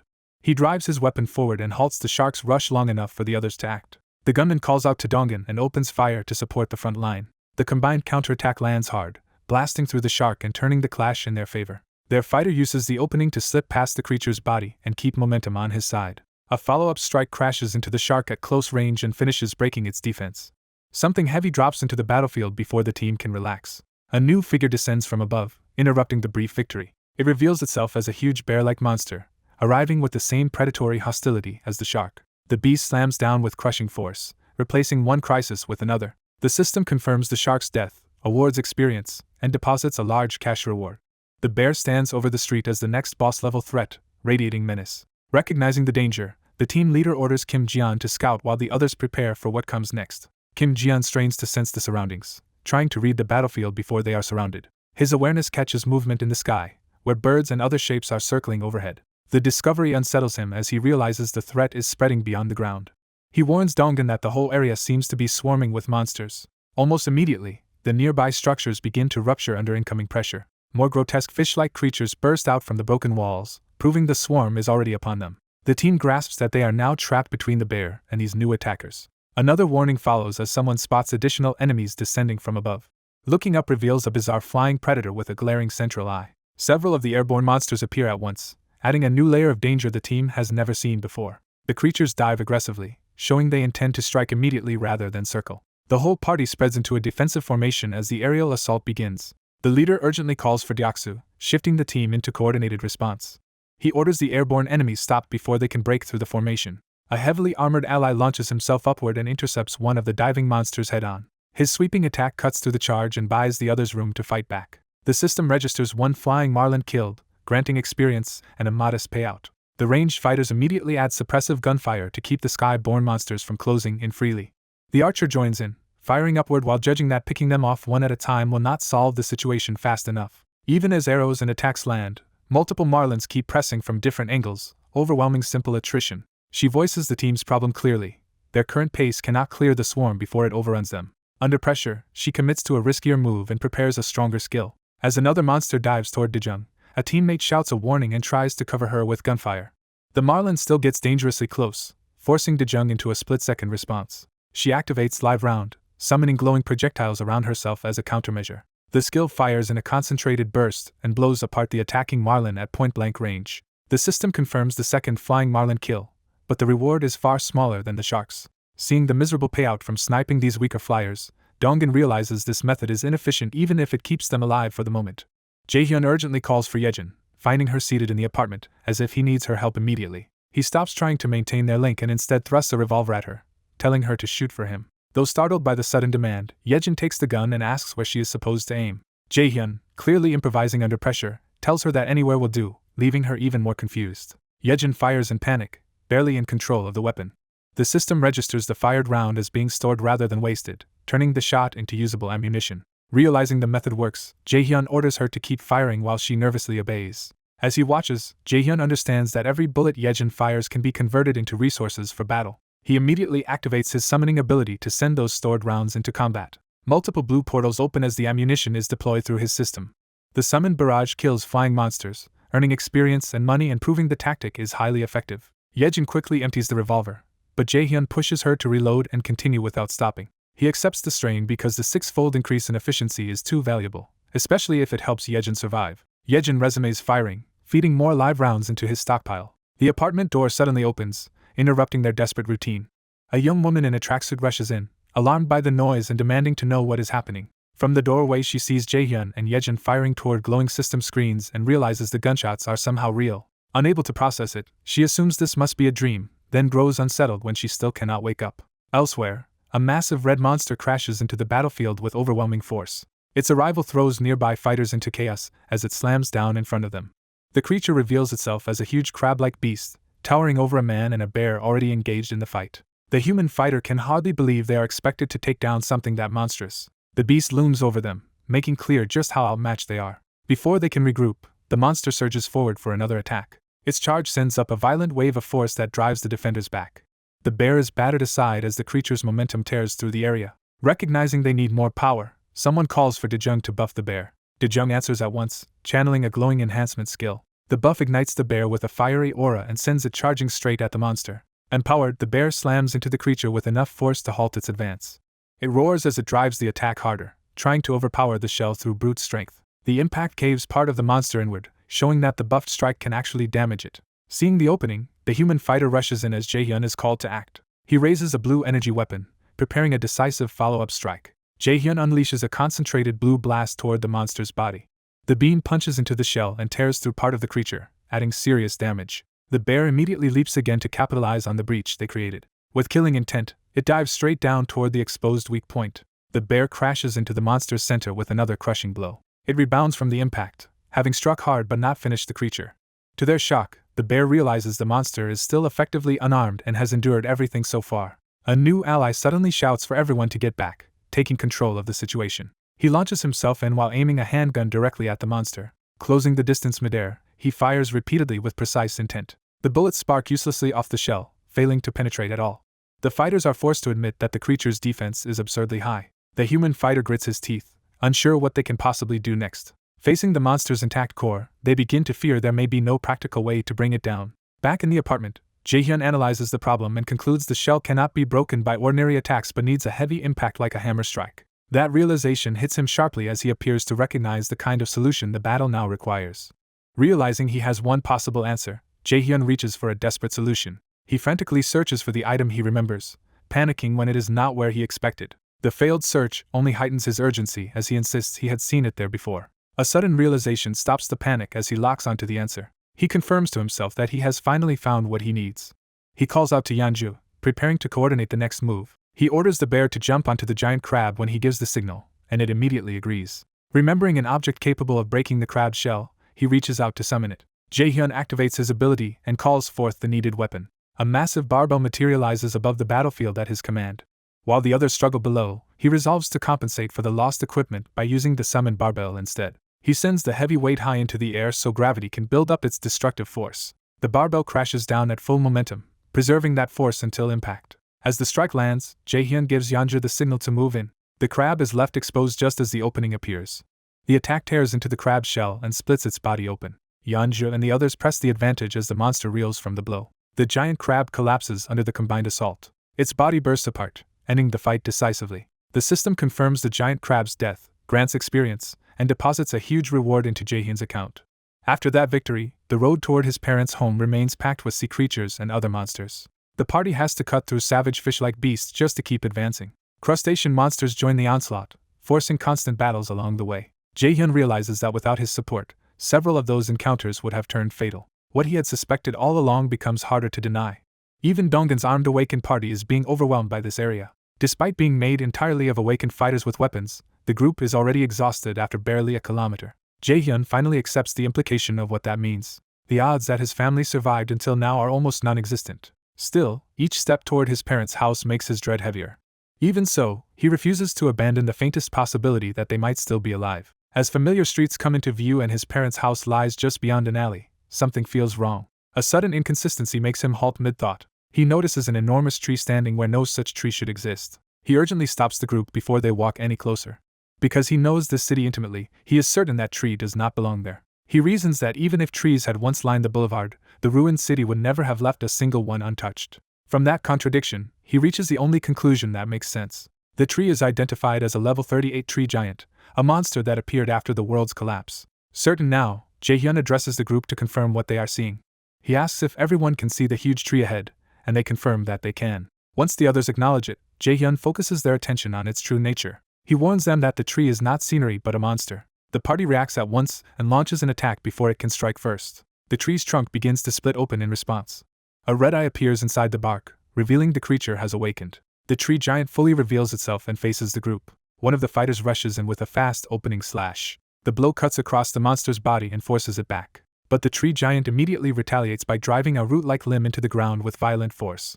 A giant wooden monster rises from the shattered ground, its glowing eye opening as it prepares to attack. One of the hunters rushes in first and fires a blue energy strike straight at the creature. The blast tears through the air toward the tree monster's body. It slams into the trunk with force, splintering wood but failing to stop it. The monster steadies itself instead of collapsing, showing the hit was not enough. The team closes in around it, realizing they are facing a far sturdier enemy than expected. Their confidence falters as one of them curses the situation. Another fighter follows up with a sweeping blue attack to keep pressure on the monster. A gunman joins in and opens fire at close range. Bullets punch into the trunk, but the damage still looks superficial. At the same time, Yanju in beast form charges across the ground like a berserk bear. The wooden monster reacts by whipping its branches out to intercept her. The branches coil around Yanju mid-charge and try to restrain her. She powers through the trap, smashing apart the wood with brute force. Broken roots and branches crash into the ground as her strength tears the bindings apart. Yanju leaps straight at the monster to continue the assault, but fresh branches lash out again and catch her in midair. The others realize she has been seized and call out to her in alarm. Now fully bound by multiple branches, Yanju is suspended helplessly in front of the monster. The creature tightens its hold, drawing its limbs in for another attack. Yanju struggles against the restraints, but the branches keep her pinned. Even she starts to falter under the pressure of the constriction. Jaehyun steps in with blue energy arcing from his hands, trying to cut her free while ordering Yanju to get away. As he focuses on rescuing her, something unexpected enters his awareness. He notices a branch stopping right in front of him and realizes the monster is hesitating instead of striking. Before he can process it, a teammate urgently calls for Byung-go to act immediately. A wider view shows Jaehyun's energy surrounding the area as the team pauses in confusion around the tree. Jaehyun is startled by the sudden change and begins questioning what he is seeing. He realizes the wooden monster has briefly stopped attacking altogether. That pause makes him suspect there is a specific condition behind the monster's aggression. Jaehyun immediately changes tactics, ordering Dongun to pull Yanju back while everyone else keeps attacking. Though confused by singling her out, the team accepts his decision. They commit to following Jaehyun's command without further argument. Orders spread through the group. Yanju is to retreat and protect the civilians while the rest press forward. Even as one fighter doubts the plan, Jaehyun insists the defensive assignment suits Yanju and should work. The armored lancer reluctantly agrees and turns back toward the monster. The wooden creature lowers itself again, no longer advancing on the group. The team notices the sudden shift and is thrown off by the monster's behavior. They ask Jaehyun what he figured out. He explains that the wooden monster has returned to its original position instead of continuing its assault. From that, Jaehyun wonders if the monster does not attack humans at all. He connects the pattern. The attacks only began after Yanju transformed into her beast form, and they have been focused entirely on her. He concludes that Yanju's transformed state is what provokes the wooden monster. As if confirming his theory, the monster's eye sharpens and it stirs again. The tree monster rises once more, reacting to a new target. A different beast roars nearby, drawing its attention. The wooden monster immediately turns away from the humans and lunges toward that creature instead. Its branches spear toward the beast while the team watches the attack redirect completely. The new beast is impaled in a burst of blue-lit impact, proving the monster's hostility is aimed at transformed creatures. Jaehyun sees the result and knows his deduction was correct. He realizes the strange tree monster's behavior is the key anomaly. For some reason, it does not attack humans. That thought triggers a sudden shift in him as he starts connecting the situation to something personal. Because the creature shows no hostility, he orders the group to ignore the wooden monster and keep moving. The team cautiously passes the giant tree instead of engaging it. They slow to a stop as something about the place feels wrong. One of his companions grows uneasy, sensing his reaction and the tension in the air. The others realize he has identified the location and turn to him for confirmation. He is shaken into silence, overwhelmed by what the sight of the place means. Looking at the massive tree, he refuses to believe the place he remembers could really be his family home. Even when doubt is raised, he insists there is no mistake. As anger builds, he forces himself to say what that place was supposed to be. He confirms that the site should have been his parents' home. His mind fills with the family who should have been there, starting with his father and mother. He remembers his grandparents as well, completing the image of the household he lost. The memory of that family life shatters against the reality before him. Furious, he declares that the monstrous tree has no right to stand where his home once was. His rage turns into intent as he decides to destroy it immediately so he can finally accept what happened. He rapidly forms a plan to fill the tree with gas, blow it up, and call the others back through their summons to help finish it. Just as he commits to that course, something interrupts him. A system alert reveals that a blood relative of the ultimate shut-in is nearby. The discovery makes him call out, demanding whoever is there to show themselves. His group is suddenly confronted by hostile locals who accuse them of being intruders. 3 elderly villagers step forward protectively, treating the tree as one of their own and condemning the newcomers for harming it. The group is stunned to find the supposed victims reacting with outrage on the tree's behalf. One elder gently examines the damaged trunk and worries over the wound as if tending an injured person. They reveal the tree is called Poppy and fuss over the hole in it, concerned that it must have suffered. Instead of fearing the monster, they lament that their village chief will be heartbroken when he learns Poppy was hurt. Pressed for the truth, one of his companions admits they were the ones who damaged the tree. The villagers demand an explanation for attacking a harmless being, and the companion can only apologize. The accused man braces for retaliation as the strange encounter keeps overturning their assumptions. Then another villager arrives and praises Poppy for helping them yet again, proving the tree is valued as a benefactor. An elder moves forward, and the mood shifts from confrontation to explanation. The truth becomes even stranger when they see the corpse of another monster being butchered for food nearby. The villagers casually complain about the taste of the monster meat, showing how normal this life has become for them. His companions bicker over the complaint, but the absurd normalcy of the scene only sharpens his understanding. At that moment, he finally grasps what all these contradictions mean. Everything falls into place as he reinterprets the tree not as a random monster, but as part of his family's story. A tree monster that never attacks people is no longer an isolated mystery. Neither is the enormous tree that appeared only at his house. He remembers that his home had always been filled with plants since childhood. The yard had bloomed differently with every season, as if the house itself lived with the rhythm of growing things. Even the rooftop had trees that bore different fruits throughout the year. After his grandfather retired, the rooftop was turned into a small farm. Those homegrown vegetables often ended up on the family table. He concludes that a harmless tree monster and the giant tree rooted in his home are both manifestations of someone's awakened ability. And if that awakened power rivals his own, only one person in the family fits. He addresses the answer directly, his grandfather. The elder confirms his suspicion by asking if he has finally realized that his grandfather awakened. Relief crashes over him as he understands the truth. He admits he had believed his entire family was dead.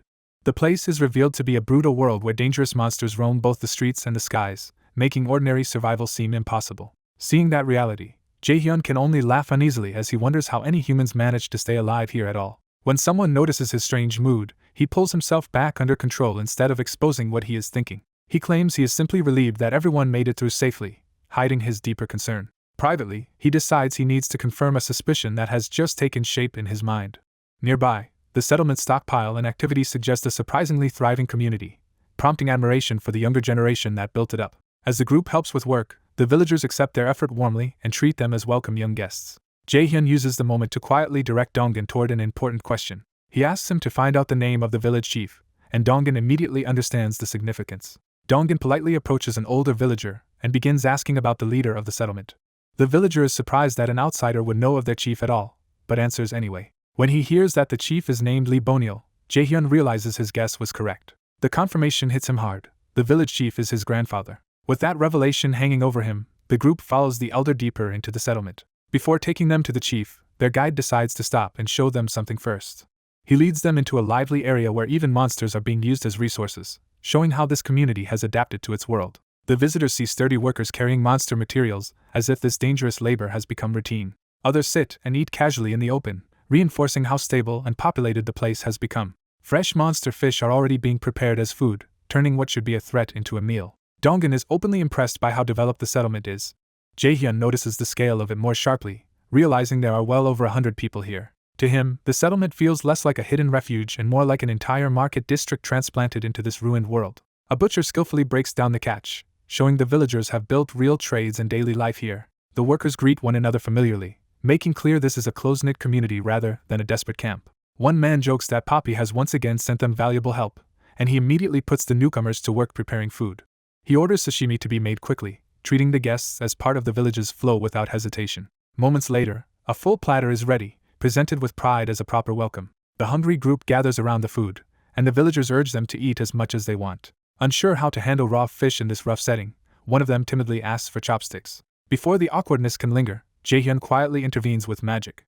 As the others begin eating, the villagers suddenly realize Jae-hyun has somehow provided exactly what was needed, leaving them baffled and grateful. The woman in purple reacts first, startled by the unexpected convenience. Once she tastes the sashimi, surprise gives way to delight at how good it is. The rest quickly follow, and the meal becomes an immediate success. Soon everyone is enthusiastically eating together, enjoying a rare sense of comfort and abundance.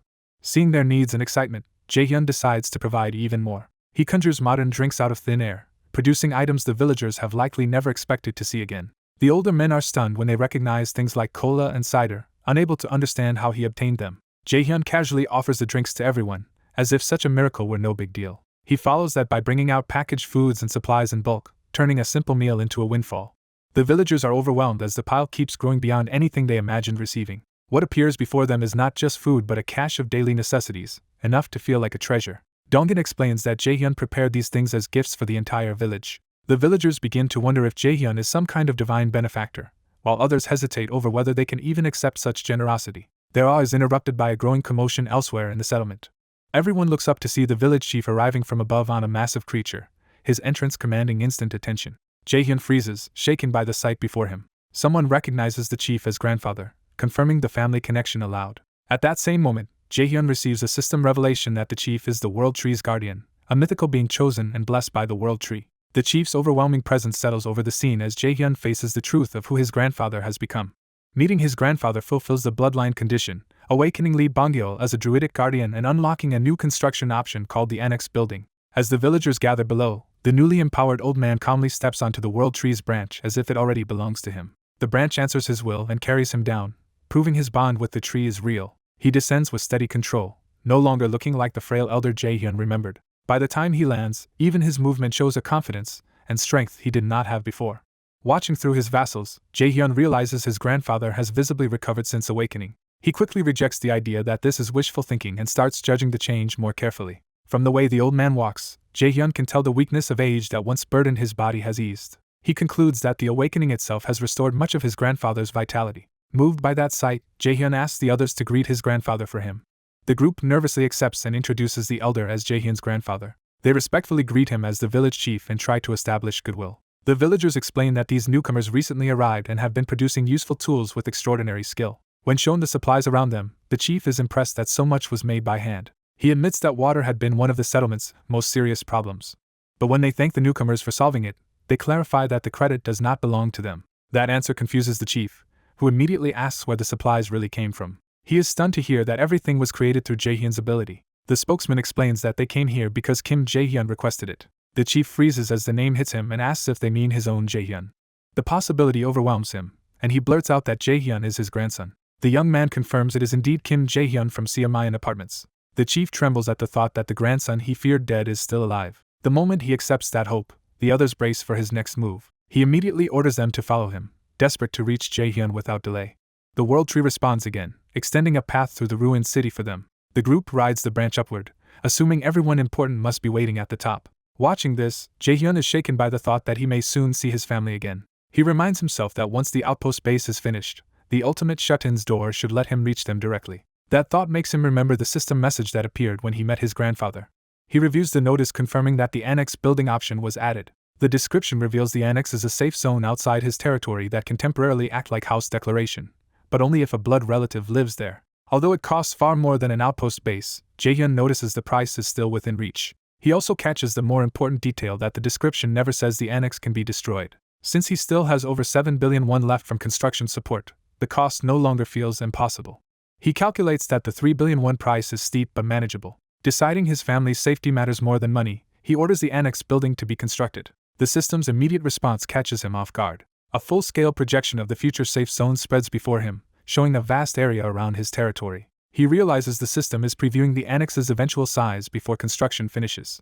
Because the projected area nearly matches his current domain, he infers that the annex expands as his own territory grows. That makes it far more valuable than the limited-range outpost base, so he commits without hesitation. The system warns that a blood relative must remain present for 7 full days of construction, and Jaehyun accepts anyway. A countdown begins, leaving exactly 1 week until the annex is complete. Jaehyun prepares to ask his grandfather to stay within range until the work is done.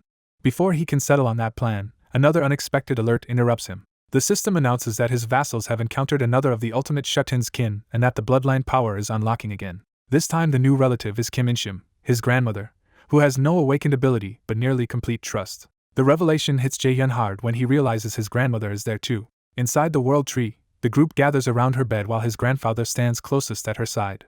The old man clutches her hand as if afraid to let go now that hope has returned. He gently urges his wife to listen because the people before them carry news from Jaehyun. His awakened power stirs around them as he explains that these visitors claim Jaehyun sent them. At that, his wife finally reacts, and the old man tells her with trembling joy that their grandson is alive. Watching from afar, Jaehyun can barely contain the emotion of seeing them reunited. Even so, he forces himself to speak through the connection. He asks the others to find out from his grandfather what happened to the family. Yeonju relays the question respectfully, saying Jaehyun wants to know the truth. The grandfather is startled that Jaehyun can know anything at all, and the others explain he is seeing through them. That confirmation leaves the old man momentarily speechless. He steadies himself, and reassures Jaehyun first that his grandmother is with him. He tries to downplay her condition as mere emotional shock, but the excuse is too weak to hold. Jaehyun presses further, asking since when she has been unable to wake. The question forces the grandfather to relive the memory he has been avoiding. He thinks back to the day monsters first appeared and civilization began to collapse. Since that day, he reveals, Jaehyun's grandmother has remained asleep. The image of her lying motionless makes the truth feel even heavier. Jaehyun realizes he has never once seen his grandfather look this broken. Even so, relief mixes with the pain because at least she is still alive. That fragile comfort finally breaks him, and tears spill down his face. He learns she has been in a coma for nearly a month, though outwardly she only seems peacefully asleep. He concludes that his grandfather's awakened ability must be what has kept her safe all this time. Jaehyun bitterly thinks that if the system allowed quests for blood relatives, he would spend anything to heal her, but kin are excluded. Still, he refuses to give up and starts searching for any other way to help. One of the women apologizes that even her own ability cannot wake the grandmother, and the family accepts that helplessly. Jaehyun's attention suddenly shifts when he notices something wrong outside the tree. 7 outsiders arrived at once, yet no one from the settlement has come to investigate, which feels unnaturally quiet. Alarmed, he asks Yeonju to stop asking about the past and instead find out where his parents are now. The grandfather first checks whether Jaehyun is truly listening through them. Once that is confirmed, the others prepare to relay his words directly. The old man begins to explain what he knows about the day everything changed. He says Jaehyun's mother had gone to work and his father had gone out to earn money. He adds that Jaehyun's father would never abandon his wife, so he wants to believe they found somewhere safe together. But Jaehyun can hear in his voice that this is hope more than conviction, and he already knows it. Unless one of them awakened a power as extraordinary as his grandfather's, their odds of survival are almost non-existent. Even so, he clings to the smallest remaining chance. He abruptly changes course and orders the group to head next for Wawang Nursing Hospital. He tells them to rest at his place for the night and continue tomorrow, determined to chase even the faintest lead. That desperate resolve is interrupted by a sudden system alert. The system detects another blood relative of the ultimate shut-in nearby, and Jaehyun realizes someone is approaching his territory right now. The implication leaves him momentarily unable to speak. He snaps into action and orders Yejin to command her rats. He tells her to search the surrounding area immediately and find any nearby survivors. Because the alert points not toward the dungeon but directly toward him, he knows the relative is already close. The moment he senses the direction, he no longer needs confirmation. He recognizes the presence at once as his mother and father. Outside, the settlement is still working late into the night, processing monster corpses and preparing food. The workers complain about the endless labor, though they also take comfort in the growing food supply. Their routine breaks when one of them notices something strange overhead. Shadows sweep across the ground, and the villagers look up in confusion. A massive swarm of monsters fills the sky and streets, descending toward the settlement like a tide. Someone rings the alarm bell with all his strength. The warning spreads instantly as the lookout shouts that monsters are swarming in. The village chief orders everyone to move supplies into storage, lower the shutters, and hurry. Another villager rushes to the world tree in panic, calling for the chief. He demands that the chief come out at once, and the visitors turn in confusion. The messenger can barely get the words out before blurting that it is the monsters. He reports that an enormous horde is charging straight at them. The group emerges to find the old man already facing the oncoming sea of creatures. The newcomers stare in disbelief at the scale of the horde. The chief raises a hand and calmly addresses everyone. At his command, the world tree's roots slam into the ground and surge outward. He orders the others to fall back as the tree itself moves to defend the settlement. The younger onlookers are distracted for a moment by concern over the damaged tree, but the battle is already underway. When one of Jaehyun's people offers to help, the chief refuses and says the monsters are not targeting them. He points out that the horde is not actually attacking his group at all. From his perspective, the pattern is obvious. The monsters are not charging to kill the villagers first. They are fleeing from something even worse behind them. Still, he warns that a stampede this large will devastate everything in its path if left unchecked, so he prepares to stop the flow before it reaches the settlement. The first wave crashes forward, trying to force its way through. Jaehyun's people flinch as huge monsters bear down on them. Then they realize the creatures are rushing past rather than striking them directly. Even so, the land-bound monsters are on course to collide with the tree's defenses and the settlement beyond. The newcomers insist on helping, but the chief orders them back inside the building. He warns that he will struggle more if he has to protect them too. The world tree's roots answer for him, skewering and crushing the first monsters that get too close. The sheer violence of the counterattack leaves the onlookers stunned. More monsters are caught and pinned among the roots before they can break through. The barricade thickens as the tree tangles the charging beasts into a living wall. The trapped creatures thrash uselessly against the wood that has already overpowered them. Their struggle only drives the roots deeper and seals their fate. Then the chief himself joins the fight, channeling druidic power into a devastating strike. His blow impales a monster outright, proving he is not merely directing the tree but fighting through it. System messages begin pouring in as he kills land sharks and saw stingrays one after another. The slaughter continues, adding blue crabs to the growing list of kills.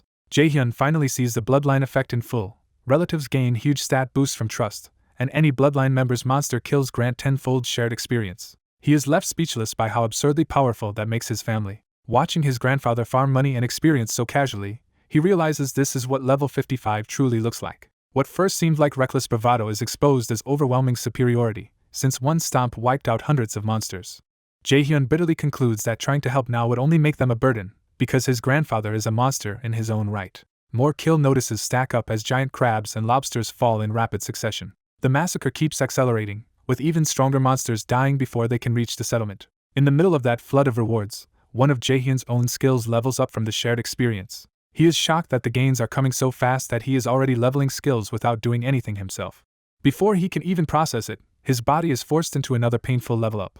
Purple lightning tears across his territory as the surge of power spreads through the entire apartment complex. Jaehyun collapses under the familiar agony, cursing as the slow-motion pain rips through him again. He endures it while thinking that no matter how often he levels, the process never becomes bearable. And as the battle outside feeds him even more power, the system presents a new possibility by asking whether the beings that now qualify should be accepted as citizens. Jaehyun anxiously wonders whether the newly granted citizens might include his missing parents. As he checks the list of names, he searches for any sign that his family has finally entered his territory. He realizes there are too many new citizens to verify one by one, but he keeps reasoning through the possibility. Remembering how bloodline notifications worked for his grandparents, he concludes that if his parents were nearby, he would have received a bloodline alert instead of a citizenship notice. That means his parents are still outside his current range. He steadies himself by trusting Seo Yejin to track them down and report the moment she succeeds. Even with his body exhausted, he refuses to rest while his parents remain missing. Elsewhere, an older man monitoring the battlefield notices that something about the aftermath feels off. His subordinates nervously ask what is wrong as he points out a change in how the monsters' corpses are being handled. He recalls that monsters used to leave remains behind after being killed. Now, however, the bodies vanish completely, not even leaving bones. His people explain that this began after they came under Jaehyun's influence, and that even the strange floating system text is likely tied to Jaehyun's power. The old man accepts that Jaehyun's ability is unusually strange and far-reaching. Since the area seems stable, he decides to head to the warehouse and bring more people. He clarifies that if they want edible monster meat, someone must kill monsters outside Jaehyun's effect so the flesh will remain. Back at home, Jaehyun realizes he has stumbled into a practical problem he never considered before. His system erases monsters too completely to harvest them. That thought sparks a new idea. He considers whether he can bypass the problem by registering monster corpses as usable items before they disappear. He immediately activates item registration on a monster fish. The system captures the fish as data before it vanishes. The registration succeeds, adding fish as a recognized item category. Jaehyun is thrilled that the workaround actually functions. Yejin is startled as he quickly calculates that one registered fish could feed a huge number of people despite the cost. Before he can dwell on it, Yejin bursts in with the news he has been waiting for. She has found survivors connected to his bloodline.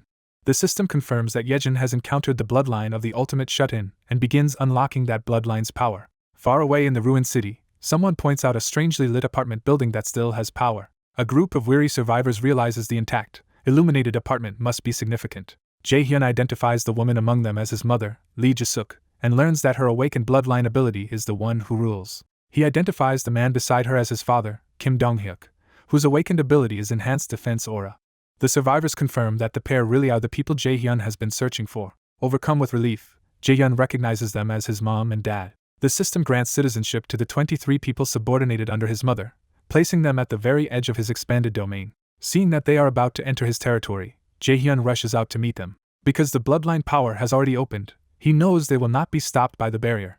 He races toward them, certain they can now cross safely. For a moment he freezes, overwhelmed by the reality that they are truly here. At last, after all the waiting and fear, the reunion is finally happening. His parents walk forward through the ruined street toward the light of his territory. Jaehyun can no longer hold back his emotions. He shouts for his mother and father across the distance. His parents stare in disbelief, wondering if they are really seeing their son alive in front of them. Jaehyun cries out that he survived. His parents realize the impossible is true and hear him identify himself. They break into a run toward him. His father reaches him first, calling his name in shock and relief. A moment later, both parents throw themselves into a desperate embrace with their son. His mother clings to him, barely able to believe that the child she thought lost is really in her arms. Jaehyun gently reassures her that it is truly him. His father urgently checks whether he has been injured, and Jaehyun insists he has been managing well. His parents can only thank fate that he is alive. As he looks past them, Jaehyun realizes most of the other survivors are nurses from the hospital where his mother used to work, and all 23 have awakened. He understands that they were not naturally awakened on their own but were granted abilities through his mother. He also notices 2 dogs at the barrier, both reacting as if they have just been allowed inside. Their behavior suggests a beast-controlling ability among the survivors. Jaehyun concludes that animals had been unable to enter before because they could not receive citizenship, but the new bloodline effect has now permitted them through. The whole mechanism reminds him of his own vassal registration system. The system explains his mother's power as a contract of subordination that can bind up to 100 subordinates and awaken their abilities. Jae-hyun realizes that simply entering into his mother's contract is enough to trigger awakening. He is stunned by how overwhelmingly useful his mother's ability is for keeping people alive in the early apocalypse. He then turns his attention to his father, reasoning that his father's power must also have been awakened through his mother's contract. The system details enhanced defense aura as an S-rank skill that protects the whole body and triples physical ability while active. Jae-hyun immediately sees that the true value lies in the word tripled, not in a simple flat bonus. He notes that a plain percentage increase would have been far less dangerous. To make sense of it, he compares ordinary additive buffs with multiplicative ones. He realizes that his father's aura multiplies existing boosts, causing explosive growth instead of simple stacking. That means his father's current combat potential is far beyond what at first appears. After adding the normal citizen trust bonus and the bloodline effect, Jae-hyun calculates that his father is already operating at over 11 times baseline before even activating his aura. With the aura layered on top, his father's body reaches a staggering level of reinforcement. Jae-hyun is shaken by how absurdly strong that makes him. He judges that while most of the 23 awakened survivors are around B to C rank, they are still vastly stronger than ordinary people, which explains how they survived the journey. Putting the analysis aside, he decides to bring everyone home and let them recover from the ordeal. He promises each survivor enough supplies to support multiple households and tells them he will provide whatever food they need. He urges them to wash, warm themselves, and rest in heated rooms. His mother worries that he is acting strangely calm from shock, but Jae-hyun insists that is not the case. Instead, he asks whether they noticed the lights on in their apartment building. His mother says those lights were exactly what drew them there. Jae-hyun points out that in a world where utilities have failed, those lights could only mean someone had restored them. He tells them to look carefully at what he can do now. With a gesture, he powers the ruined buildings around them back to life, flooding the street with warm electric light. His parents are left speechless by the scale of what their son has built. To make the point even clearer, he casually produces a bottle of Coke. He offers the survivors a drink, and they react as if he has handed them treasure from another world. One of the nurses can hardly believe something so precious is really being given away, and Jae-hyun assures her it is. As gratitude erupts around him, he tells everyone to drink first, and then follow him to the apartments. Using the ultimate shut-ins gate, he transports the group into the apartment complex and begins assigning homes to his mother's subordinates. He also fills those homes with the exact supplies they requested, from rice and ramen to eggs and milk. His parents follow him through the clean, lit interior, still trying to process the sudden return of comfort and order. His mother hesitates, troubled by the idea of occupying someone else's home. She asks whether it is really right to use another family's apartment so freely. Jae-hyun answers bluntly that they can return it if the owners ever come back, but so far no one has. He tells her not to burden herself with that guilt now. He leads them fully inside the restored apartment. Two girls greet his parents with exaggerated formality the moment they enter. His parents are caught off guard by the sudden welcome. His mother jumps to the wrong conclusion and wonders if the girls are his girlfriends, forcing Jae-hyun to deny it immediately. One of the girls dramatically pledges to serve them. The other doubles down on the absurd devotion, leaving Jae-hyun flustered and confused about why they are serving his parents at all. Trying to restore order, he thanks the girls for their help and dismisses them for the moment. With the others gone, he finally has his family to himself. After his parents wash up, the three of them sit together and begin recounting everything that has happened. He learns that his father had been working as a taxi driver and routinely picked his mother up after work. On the day the monsters appeared, they were together as usual, protected one another, and survived the first chaos side by side. As Jae-hyun suspected, it was his mother who awakened first. After hearing their story, he tells them everything he has gone through as well. He explains the abilities he gained and how he has managed to survive until now. He also tells them about their grandmother's condition and that their grandfather has stayed by her side. As they continue sharing their stories, the night deepens around them. Even with many problems still unresolved, being reunited gives them a peace they have not felt in a long time. For the first time in ages, the house feels truly warm. Far away in rainy Nagasaki, another threat is already moving. People on the waterfront stare in fear at something rising from the sea. One man can only watch in dread as the shape grows clearer. A colossal dragon-like creature emerges, and the witnesses can only describe it as a monster. The beast lifts itself from the water with terrifying ease. It surges past the shore, so fast and massive that the onlookers can barely comprehend it. The witnesses are left stunned that something so huge could move by them in an instant. One man can only gasp as the reality sinks in. No one knows where the creature is heading, but its path promises catastrophe. Wherever it goes, ruin is sure to follow. The next morning begins under a clear sky back at Jae-hyun's home. Jae-hyun immediately shares the news of his parents' survival with his grandfather by video call. His grandfather is overjoyed to learn that both of them are alive and safe with Jae-hyun. He keeps replaying the family's recorded messages beside Jae-hyun's bedridden grandmother. Jae-hyun's mother asks if they can also receive a video of the grandparents. He arranges for one to be recorded and sent back. When the video of the grandparents arrives, the family watches it together. Seeing her parents again, Jaehyun's mother breaks down in tears. Her grief and relief spill over at once as Jaehyun and his father stand beside her. Jaehyun comforts her by promising they will all meet again soon. He quietly resolves that once the annex building is finished, he will use his power to cross over to his parents' home and reunite the rest of the family. Until then, he assigns Ha Donggin's party to keep hunting monsters around his parents' house. The system reports that 3 Knight-class vassals are assisting the annex construction, increasing efficiency by 50%. Jaehyun notes that just having Donggin, Yanju, and Dejung involved has already accelerated the project dramatically. At that pace, a week-long job should finish in 5 days, and meanwhile the monster surge around his parents' house has made it even more practical to keep hunters stationed there.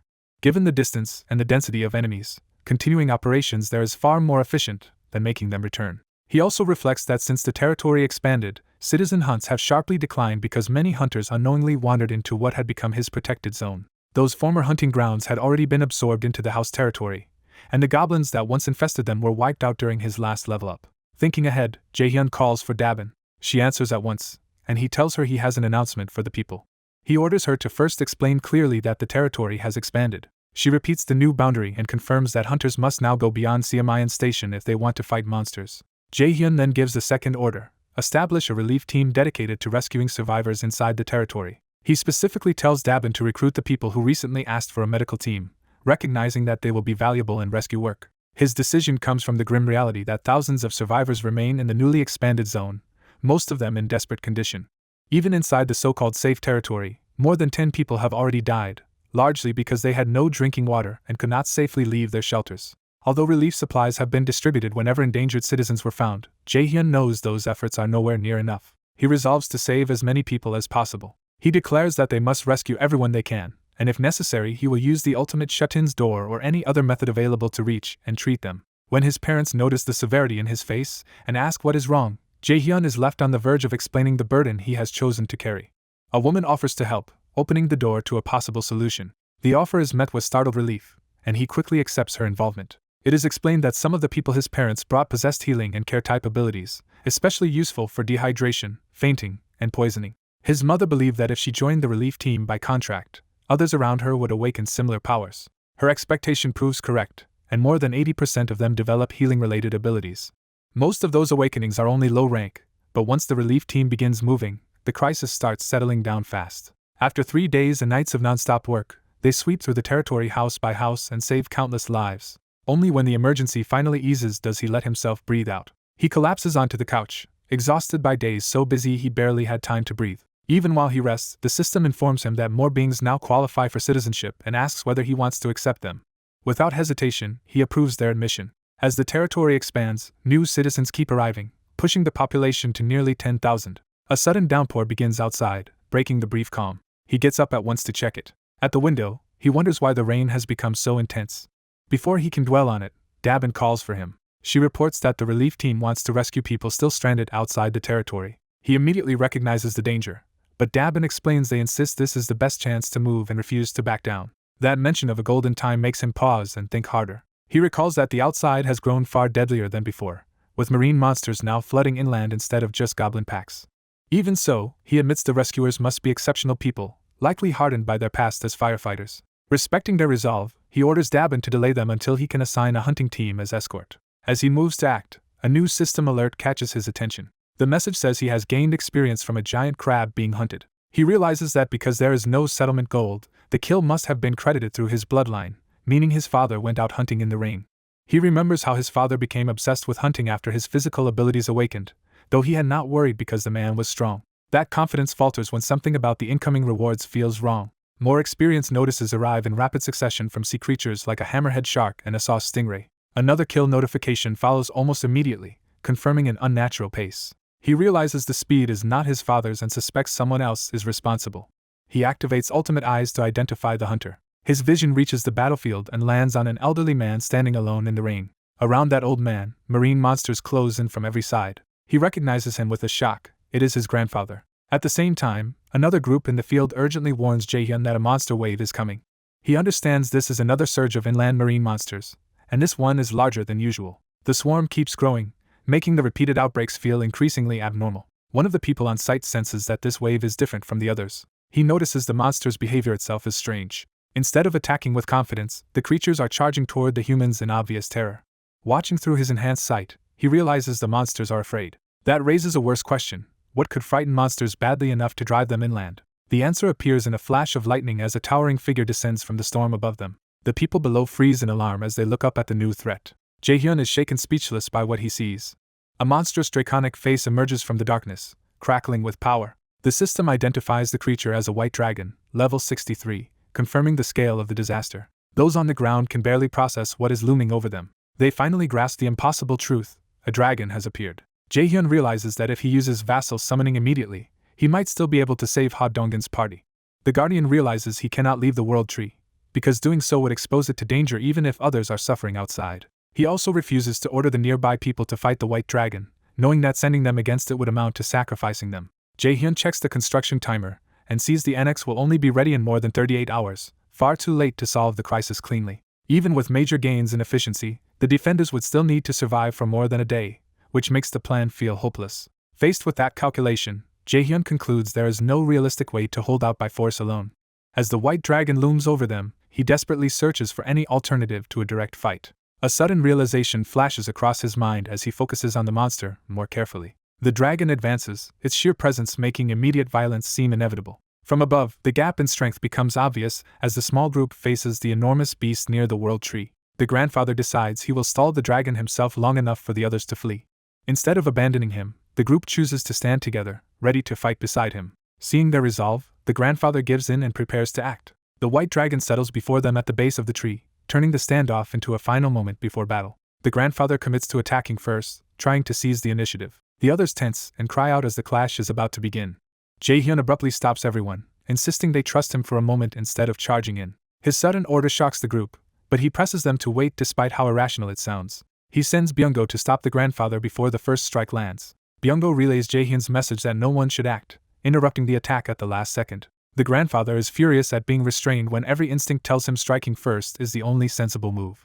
Even so, Byung-go insists that Jaehyun specifically order them to hold back. That command leaves the others stunned and confused in the face of the dragon. Jaehyun explains that while searching for the dragon's weakness, a status window revealed something more important. He learns the white dragon is severely weakened after laying eggs, and that those eggs can only hatch beneath the roots of the world tree. From that, he begins to suspect the dragon did not come to wage war at all. He realizes it may have come because it needed the world tree itself as a nesting ground for its eggs. The dragon suddenly speaks into the guardian's mind, telling him not to fear. It identifies him directly as the guardian of the world tree, confirming that it came with purpose rather than blind hostility. The grandfather is shaken to discover the dragon is communicating inside his head. The dragon judges this world tree to be small and asks what the guardian wants, while the humans realize it is not attacking. It addresses the guardian formally, making clear it seeks negotiation. The dragon proposes a contract, catching the grandfather completely off guard. It offers to protect the world tree until it regains its power, if the guardian allows it to remain there under a binding agreement. The contract manifests in the grandfather's hand, forcing him to confront the offer as something real. The dragon adds that the guardian can summon it whenever danger arises, promising protection at any time and place. Then it presents a glowing egg, revealing the true reason for its arrival. The grandfather understands the dragon's request. In exchange for protection, he must care for its child. Having entrusted its egg, the white dragon withdraws without attacking. The humans watch in disbelief as the crisis ends not with a battle, but with the dragon's departure and a new responsibility left behind. The dragon flies away over the ruined city, leaving the world tree and its guardian alive.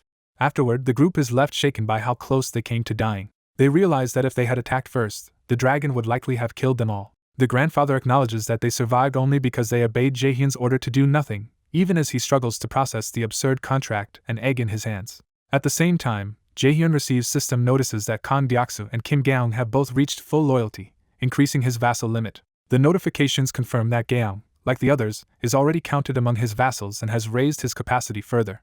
Reviewing the changes, Jaehyun notes that Deoksu, Gaeong, and Dongin all boosted his vassal capacity at once. That brings his total to 18 vassals, and he starts thinking ahead to how large his network could eventually become. He considers whether the transformed people called Awakened could be added as vassals too, but remembers that his attempt failed. He concludes that once someone enters a subordination contract under Mother, they fall under her control and can no longer be registered by him, making him wish he had a way to create Awakened himself. But he ends on the frustrating truth that naturally born Awakened are far too rare for that hope to be practical. He is startled when a new system response suddenly appears. Moon Byung-go's trust reaches its limit, and that reward grants him the teleport skill. His luck goes even further when he also wins an awakening pill tied to that same teleport ability. Realizing he has hit another jackpot, he can hardly believe how consistently fortune favors him. He quickly understands the pill's purpose. It can awaken Moon Byungdo's dormant teleport power. The only question left is where that power should be used first. He immediately decides the best use is to bring his father to him at once. His father appears in front of him, stunned to find himself suddenly beside his son. When his father demands an explanation, he simply offers the pill as a gift. He urges his father to trust him and swallow it without hesitation.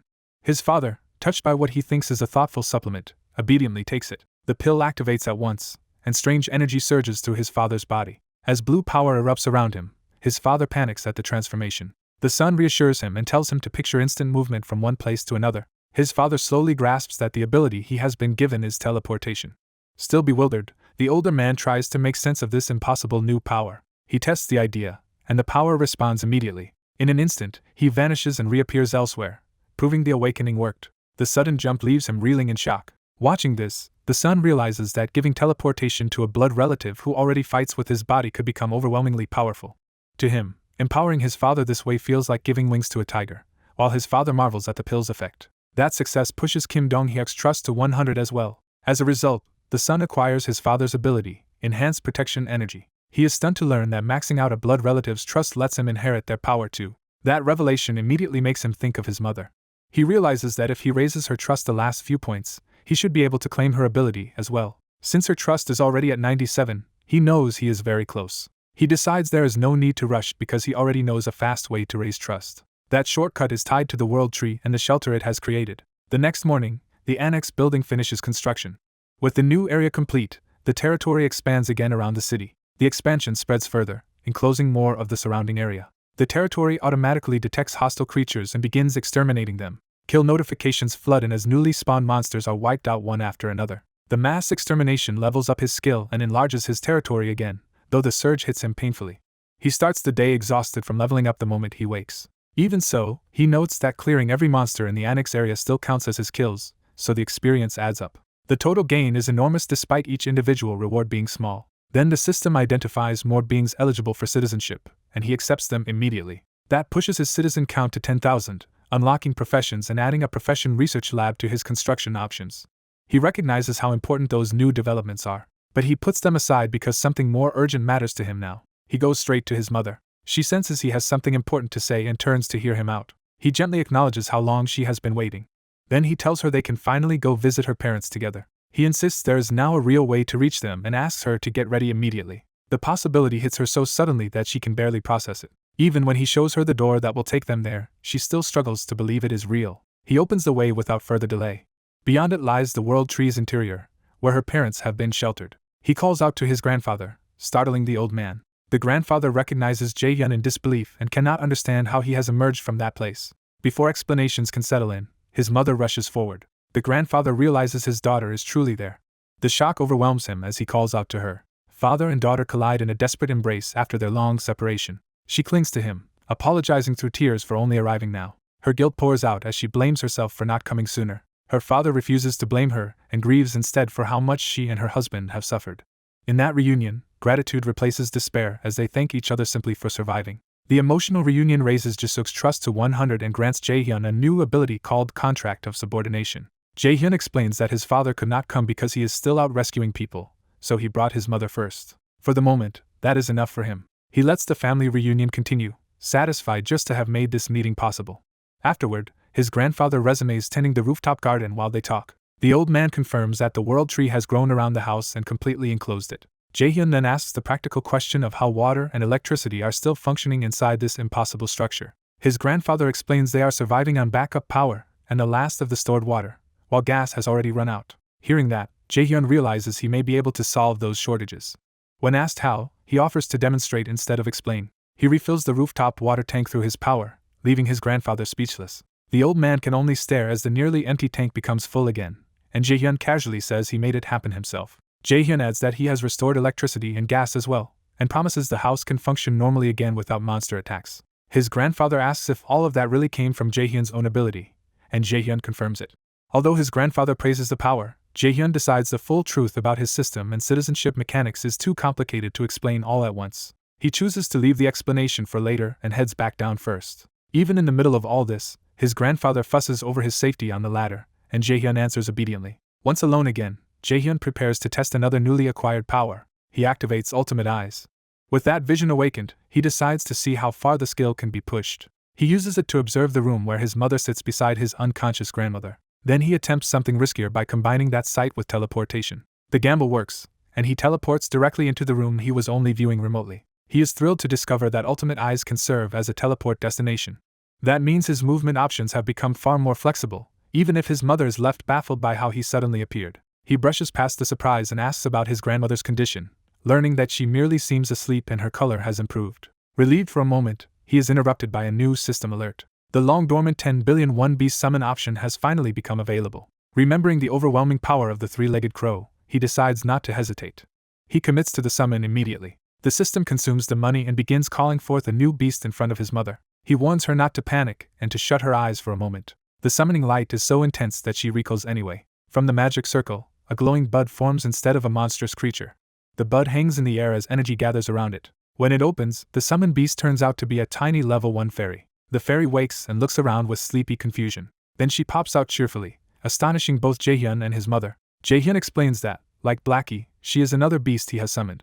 Before they can settle, his grandfather returns to the room. His mother tells him Jaehyun has already solved everything for them. The grandfather, still amazed, admits the boy is extraordinary while checking on his wife. At that moment, the fairy places healing energy on the grandmother. The fairy herself seems startled by what she is doing. Jaehyun realizes something unexpected is happening and tries to stop it. His grandfather also notices the fairy channeling power into his wife. The fairy strains as green life force pours out of her. The system reports that the fairy has leveled up and doubled the territory's natural recovery rate. The grandfather can only stare at the impossible scene in disbelief.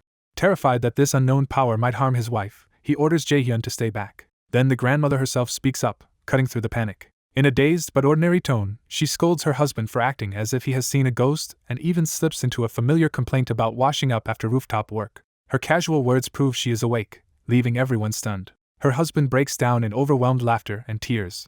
As she tries to understand why she feels different, the weakness returns. She collapses back onto the bed before she can stay conscious. Her husband is thrown from joy into panic in an instant. He rushes to her side, calling for her desperately. When she does not respond, he begs her to wake up again.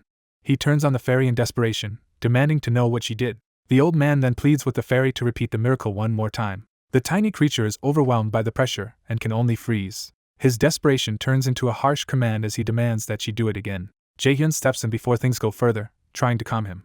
He asks his grandfather to settle down first. The old man realizes he has lost control. Ashamed, he apologizes for lashing out in fear and grief. His apology comes with tears he can no longer hold back. Jaehyun concludes that the fairy is still too low level to sustain the effect for long.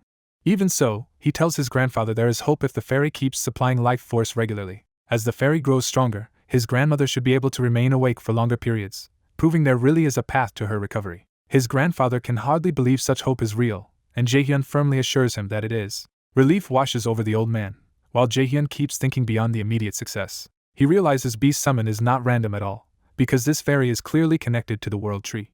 That leads him to suspect each summoned beast has its own hidden summoning condition. He does not know those rules yet, but for now he is simply grateful that he found a way to help his grandmother wake. That fragile relief is broken by another sudden system alert. He tells his family he is exhausted and will rest in his room, and they let him go without suspecting anything. He steps away from them and closes himself off.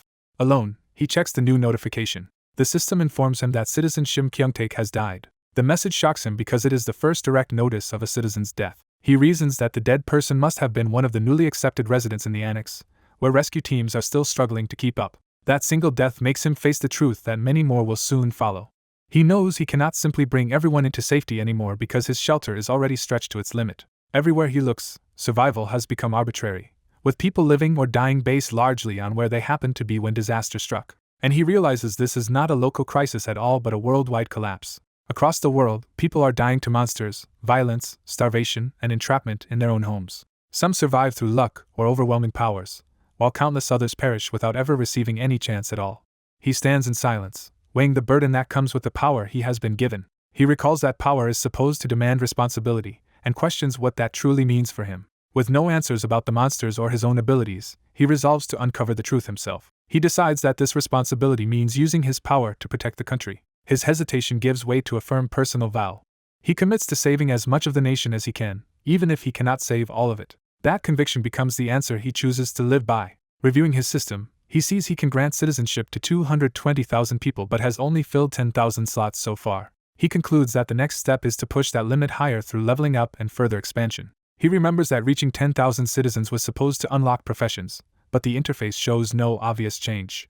He suspects the new feature may require a dedicated facility and opens construction mode to confirm it. A new option appears, a profession research lab, which can study professions and let citizens obtain them once research is complete. Seeing the lab needs a large area, he starts considering where it could be built. He realizes the giant monster's ruined battleground provides exactly the open land he needs. When he orders construction, the system warns that the lab will take 30 citizens and 7 days of paid labor.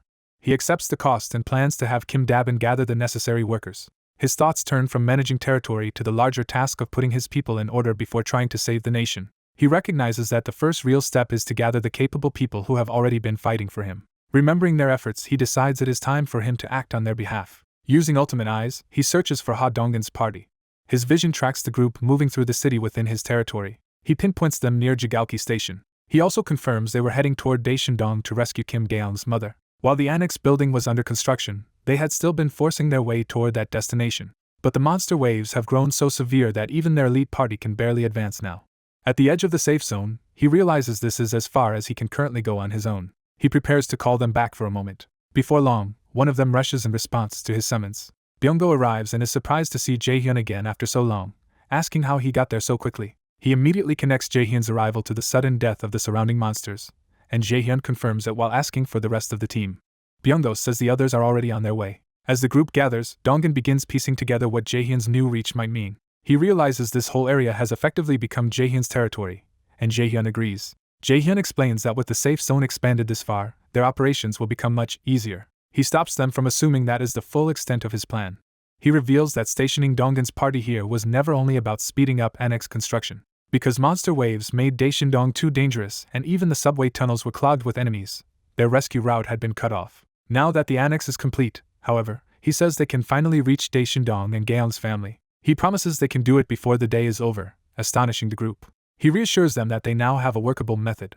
Then he adds that he has another proposal for everyone. He presents his next step to the team, asking them to hear him out. With the annex finished, his territory has expanded dramatically over the ruined city. That expansion now reaches the front of Jigalki Station, making immediate subway access possible. He plans to bring Seo Yejin in and reuse the poison gas rat strategy through the tunnels.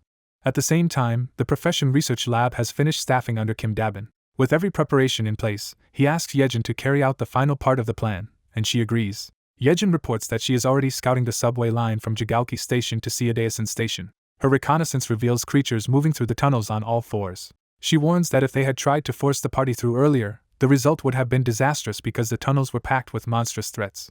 He realizes the underground is far more crowded with monsters than he expected after the monster wave. Even so, he decides that the numbers do not matter to his plan. Because the battlefield is enclosed, he knows anything inside it can be swept up at once. He unleashes Yuhairan's poison mist to consume the monsters filling the tunnels. The kills immediately start turning into experience, and a huge stream of money. More monsters fall just as quickly, confirming the underground route is a profitable hunting ground. Seeing the returns pile up, he recognizes the subway as a gold mine. He notes that Yuhairan's contract has also increased the payout from every monster she kills. Her status has changed as well, with new poison abilities and a stronger role under him. The contract of subordination promoted Yuhairan to a knight-class servant, and boosted her settlement income. He then turns his attention to the other servants, realizing Yuhairan is not the only one who evolved. Seo Yejin has advanced into a Baron rank tamer with improved growth and support effects. Her former knight title has upgraded into Baron, marking a major jump in authority and power. That promotion keeps the reward multipliers while massively increasing the loyalty-based stat bonuses. The boost now applies to all abilities instead of just physical strength, and at a doubled rate. On top of that, Seo Yejin has awakened a new enhancement skill for her rats. The upgraded rats become faster and far harder to kill, making her scouting even more reliable. Once her swarm finishes clearing the tracks, she reports the subway route secured. He thanks her and reflects that several others have also entered the contract of subordination. With the group assembled, he tells everyone he has a proposal for how they should proceed. He assures them the plan is simple and within their ability. At the same time, he receives word that Ha Donggen's party has finished its preparations. He sends Ha Donggen's team out first to begin the advance. Their contract upgrades have already been completed before departure. Ha Donggen himself has been strengthened by the new arrangement. Kim De-jung has also risen in rank, matching Seo Yejin with a Baron title. Oh Yeonju advances even further than the others and receives a higher noble rank. Her status now places her as a Viscount-class warrior with perfect trust and loyalty. That promotion grants her a major leap in status and combat value. Like Baron, the Viscount title boosts all abilities and triples rewards from her kills.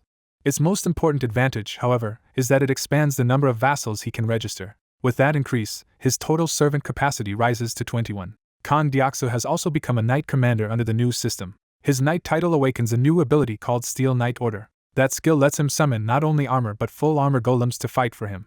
He immediately leads those summoned knights into battle with a direct charge. The armor golems crash into the monsters ahead and seize the initiative. Their assault tears through the enemy line, opening a path through the creatures blocking the route. Hadongan orders the team to exploit the opening and move while the monsters are staggered. The party pushes forward behind the summoned knights as planned. Working in formation, they run through the cleared corridor toward their destination. Their pace stays fast and disciplined as they keep advancing. Soon they reach Jigaoki Station, Exit 2, exactly where they intended. Watching through his link, he confirms that the route ahead is open. He directs them to continue straight towards Seodaesan Station without stopping. He calculates that the remaining track to Seodaesan is about 3 kilometers.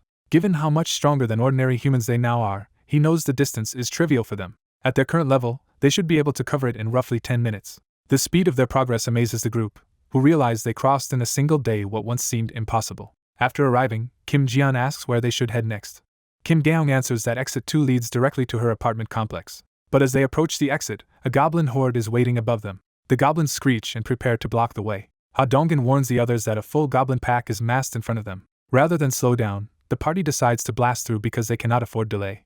They brace for impact and make it clear they intend to force a path no matter what stands there. Kim Gaeong commits to the attack and orders the enemies to be shoved aside. She fires a pillar of light straight through the goblin formation. The goblins are caught in the beam before they can close in. The attack continues drilling through the crowd with overwhelming force. The beam splits and cuts through multiple goblins at once, wiping out the front ranks. System notices confirm the goblins are being killed in rapid succession. He identifies Kim Gaeong's newly awakened skill as Arrow of Light. He understands that the attack bursts apart before impact, turning into dozens of lethal piercing shots. Impressed by its destructive power, he suddenly notices something else in the situation. The entrance to the apartment complex has been deliberately barricaded shut. That tells him there may still be survivors hiding inside. Hadongan reaches the same conclusion and realizes people must still be alive beyond the blockade. He sends Kim Gaeong with him to go up while ordering the rest to hold the perimeter. To secure the others, he raises more summoned knights as a defensive screen. Kim Gaeong rushes ahead toward the building entrance. Hadongan follows close behind as they race through the complex. They stop at the 15th floor, where her family should be. Driven by fear, Kim Gaeong sprints down the hallway toward the apartment. She pounds on the door in desperation. Calling for her mother, she begs for any response from inside. When nothing comes back at first, panic starts to overtake her. She cannot understand the silence and fears the worst. Her dread turns into open denial as she refuses to accept what that silence might mean. She collapses to her knees, pleading not to lose anyone else. Hadongan stands behind her and realizes her desperate wish may be affecting the situation. He wonders if her overwhelming desire to see her family again is somehow reaching the door. Then the locked door finally begins to open. The barrier that had refused to yield opens, and someone inside recognizes her. Kim Gaeong breaks down as she sees her younger brother alive. Her brother, stunned to see her, opens the way fully for her. She immediately asks where their mother is, terrified there is still bad news. Before he can fully answer, more family members rush out after hearing her voice. Their mother and brother-in-law greet her in shock and relief, overjoyed that she survived. Still crying, Kim Gaeong frantically checks whether her mother has been hurt. Her concern spills out in ordinary, intimate questions, showing how badly she feared arriving too late.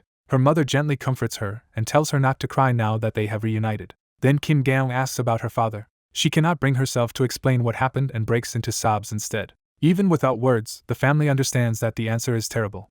Their grief makes it unmistakably clear that her father is gone. The family collapses into shared mourning over the single absence that has shattered them. Their sorrow lingers, and he can only watch in silence. Once the reunion is secured, he turns his attention to the next rescue targets. The families of Ha Donggan, Kang Deoksu, and Kim Jian. All three families are located in Jangjindong, so that becomes the next objective. He urges everyone to move quickly before more time is lost. Seeing Kim Gaeong's pain hardens his resolve that no one else should have to suffer the same way. After relocating her family to safety and using servant summons to gather the missing, he sends the group toward Jangjindong. While that operation is underway, Kim De-jung contacts him with an urgent report. The problem is that the communal shelter has reached full capacity. He immediately asks whether the communal facilities can be expanded. Kim De-jung suggests sending people who already have nearby homes back out to those houses. She adds that they can also build shared facilities outside the complex and scatter small shops so outside living becomes practical. He had already expected overcrowding to become an issue sooner or later. The good news is that many recent arrivals already own homes within the expanded safe zone radius. Since there are plenty of empty nearby houses, moving those people out would free a lot of space. He decides to establish perimeter bases for hunting teams and build stores around the area, then orders Dabin to recruit the needed people. Kim Dabin accepts the assignment and takes responsibility for staffing the new perimeter bases. He opens construction mode and prepares the new facilities. After reviewing the options, he approves the plan to build stores and basic utilities. With that settled, his thoughts return to the field operation. He checks where Ha Donggen's party has reached by now. They have already made it to Jyoti Station, meaning the advance has gone smoothly so far. But Yu Hiren's poison mist can only cover the route up to Jyoti, so beyond that they must fight on their own. The reason is that the line from Jyoti to Dongni rises above ground midway through the route. That exposure is dangerous, but he sees one advantage in it. He orders Blackett to attack the enemies outside and support the party from above. Goblins close in on the advancing group as they move through the exposed section. Kim Gaung's light projectiles tear through them and keep the route from closing. Moon Byunggo fights under a blue aura while the goblins around him are cut down. He notes that Moon Byunggo has gained invisibility, while Kim Jian has awakened rapid growth. With those new abilities and the Summon Knights, Ha Donggen's party is now vastly stronger than before. Ha Donggen orders everyone to stay behind Deox's night unit because they are breaking through with minimal resistance. The team surges forward together, confident in the momentum they have built. Blackett continues sweeping the route from above while the party advances below. For a moment the sky opens above the ruined city, emphasizing that they are now fully exposed on the surface line. Then they reach a shattered section of track and are forced to stop. Ha Donggen immediately halts the group before anyone steps into danger. A collapsed bridge has cut the route completely, leaving them stranded at the break. After checking the damage, Ha Donggen concludes there is no way around it on the current path. He decides they will have to descend and continue from below. Since most buildings in the area are only 3 stories tall, he judges the drop manageable for fighters of their level. He knows the real issue is not the descent itself but whatever caused such destruction. He starts asking what kind of creature could have smashed a concrete bridge apart. The scale of the damage suggests something far beyond ordinary monsters is nearby. Because there are no giant footprints, he rules out a cyclops, but he remains certain a powerful creature is close. He warns the party to move carefully and stay on full alert. From his side, he tracks their progress as they descend near Dongni Station. He estimates that from the university area to Jangjingdong, about 4 kilometers still remain. Since the remaining targets are also in apartment complexes, he hopes the party can still reach them without major trouble. He quietly wishes for everyone to arrive safely. Then he suddenly hears what sounds like a doorbell, even though there should be none where he is. Using multivision, he searches the source of the strange sound. His sight lands on several people gathered inside an apartment building. The sound seems to be coming from his own apartment, leaving him alarmed and wondering what is happening there. Jaehyun briefly leaves Yejin to check on his apartment. He teleports back home at once, moving with urgency. Inside, he immediately senses that something is wrong. He calls out and knocks, trying to identify whoever is there. A group at his door hesitates, unsure they have found the right person. The moment they see him, their alarm turns into recognition. Jaehyun opens the door and faces the anxious visitors. His system confirms that several strangers instantly place more trust in him. Realizing that kind of reaction usually comes from recent arrivals, he asks if they are looking for him. The leader confirms his identity and admits they came to ask a favor. Driven by desperation, the man begs Jaehyun to lend them firearms. Jaehyun is caught off guard and asks why they need guns at all. He refuses to hand weapons to strangers and questions why anyone would need them in a safe zone, but the man insists that is not the issue. Struggling to say it aloud, the man steels himself. He finally confesses that they intend to leave the safe area. The whole group stands by that decision and says they want to go outside. Jaehyun assumes they mean to hunt monsters. The leader denies that and tries to explain their real motive. They are going out to rescue their families. Their plea makes Jaehyun realize they are driven by the same fear and attachment that guide him.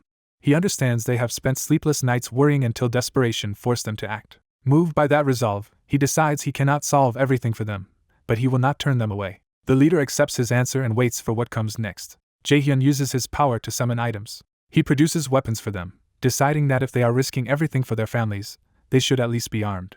The man bows in gratitude, and Jaehyun follows the gift with a proposal. The leader is startled, but listens as Jaehyun asks for something in return. Jaehyun asks whether they will enter into a contract with him. He thinks of the contract of subordination, an ability that lets him claim awakened followers. The man agrees immediately, even after hearing there is a catch. Jaehyun remembers why his mother never filled all her available follower slots, and prepares to explain the awkward condition. Embarrassed, he admits the first requirement is that the other person must kneel. The request leaves the group baffled. Even Jaehyun worries that he now sounds like a tyrant rather than an ally. Still, the leader kneels without protest, too desperate to care about pride. Jaehyun places a hand on his head to begin the contract. Flustered by how domineering the ritual sounds, he forces himself to declare that the man must obey him from now on. The kneeling man calmly explains that Jaehyun only needs him to openly accept submission. Once the man states his submission, the contract takes hold. Jaehyun sees the new vassal's status and is stunned to learn the man, Jang Sungjun, possesses rank of telekinesis. The discovery shocks him because it is far beyond what he expected. As Sungjun feels his awakening settle in, Jaehyun realizes he has just gained an extraordinary asset. To test and train that power immediately, Jaehyun opens the store and buys a tangerine. He assigns Sungjun a simple quest: lift the fruit with telekinesis to strengthen his mental power. Sungjun is bewildered that telekinesis is suddenly his ability at all. Jaehyun hands him the tangerine and tells him to raise it without touching it. Sungjun agrees to try despite his uncertainty. He concentrates on the fruit, feeling for the new power. The tangerine begins to rise, and he realizes the ability is real. Overjoyed, he watches it float in the air for the first time. His excitement makes him shout in triumph. He immediately loses control and nearly blasts the fruit apart, apologizing in panic. Jaehyun brushes it off and explains that this new strength came through their contract. The system confirms Sungjun's trust has reached the threshold for loyalty and formal vassal registration, allowing Jaehyun to contract the others too. After Sungjun becomes his first registered vassal, the rest of the group follows and completes their own contracts. Most of the others awaken only average abilities, but Jaehyun no longer minds. Sungjun and the group head out to search for their families, and Jaehyun decides that gaining Sungjun alone was already a huge success. Now that Sungjun is officially his vassal, Jaehyun can support him, and he confirms the destination they are heading for. He sends them off with encouragement as they leave the apartment complex. With that done, Jaehyun decides to return to Yejin. He activates teleport again. He reappears beside Yejin, who is relieved to see him. Jaehyun casually asks if anything happened while he was gone, only to be met with immediate alarm. Yejin begins to explain that a crisis is unfolding right now. At Ha Donggen's gathering, the situation has already turned dangerous. A giant monster has appeared in the middle of the group. It is identified as a level 45 twin-head ogre, far stronger than the people facing it. Jaehyun instantly recognizes it from its size alone. He realizes this is the same monster that destroyed the bridge before. The ogre crashes into the battlefield and scatters the defenders with overwhelming force. A summoned raven dives in to interfere. Its strike lands, but only barely checks the monster. The ogre shrugs off the hit and roars back, still advancing. Jaehyun teleports into the fight to join the defenders directly. He turns invisible and rushes the monster from its blind side. Using the revolver he provided earlier, he lines up a close shot while moving. The bullet tears into one of the ogre's heads. Seeing the opening, the armored fighters surge in under a shouted command to attack. They slash at the monster's legs and body together, trying to bring it down. The ogre answers with brute force, smashing through their formation. Its counterattack hurls multiple fighters away and breaks their momentum. Even wounded, the monster remains furious and unshaken. The defenders realize their attacks are not making it flinch and begin to panic. Jaehyun decides they need only the smallest opening and starts summoning something heavy enough to create it. A massive barbell materializes above the battlefield. He drops it straight onto the ogre and apologizes for arriving late. The sudden impact leaves the fighters stunned. Jaehyun tells them that from this point on he will support all of them. He commits himself to backing the entire group rather than fighting alone. Dust clears around the ogre's collapsed position, and everyone waits to see if the blow was enough. One of the fighters dares to hope the monster is finished. Jaehyun checks the system and realizes there is no defeat notice, meaning the ogre survived the direct hit. That realization makes him warn the others immediately. He orders everyone to stay alert just as another threat enters the field. The real danger is not over at all. Jaehyun sees that the ogre is still alive, and another enemy is moving. He turns to Yeonju, the awakened bear, and calls for help. Jaehyun asks Yeonju if he can slow the ogre's movements. Yeonju agrees to try despite the risk. Jaehyun urgently tells him to do it, and calls for Dejong to apply a buff. Dejong responds at once, empowering Yeonju with golden support magic. Strengthened, the bear charges the ogre head-on. At the same time, Jaehyun prepares another summoned item to exploit the opening. He rapidly cycles through options, searching for the right tool. He settles on ammunition and uses it to strike the monster again at close range. The ogre screams as the attack finally draws real pain. Yeonju roars and commits fully to the clash. The bear slams into the ogre with enough force to drive it back. The ogre staggers and howls, its balance finally disrupted. Jaehyun seizes the moment and shouts for the next move. He calls on Ji-young to take the shot. Ji-young steadies herself and draws her bow, gathering a concentrated light arrow. Jaehyun sees that the timing is perfect. He believes that if her light arrow lands now, they can finish the monster. The whole team forms around her to protect that final shot, but the ogre is still moving. Jaehyun realizes too late that something is wrong. Ji-young also senses the danger as she aims. The ogre suddenly hurls a wrecked car straight at her position. Even so, she releases the light arrow, sending it streaking across the battlefield. The shot detonates violently, blasting apart the area around the ogre and the thrown debris. The explosion and flying wreckage force the defenders to scatter in chaos. Jaehyun calls out to Yeonju again as the situation worsens. The enraged bear lunges once more to stop the ogre from reaching Ji-young. Their collision shakes the street, but it still does not fully secure her. Another wrecked vehicle is sent spinning high overhead. Jae-young looks up and realizes too late that it is falling directly toward her. Fear overtakes her as she understands she cannot avoid it. The car drops toward her, and she can only deny what is happening. Jae-hyun sees the fatal moment approaching. Jae-young freezes in terror as the impact becomes unavoidable. Jae-hyun breaks down at the thought of losing someone precious again. He forces himself to think of any possible answer, no matter how reckless. In desperation, he resolves to do absolutely anything if it will save Jae-young. That desperate will crystallizes into a new way to save her. A pillar of black flame erupts between Jae-young and the falling wreckage.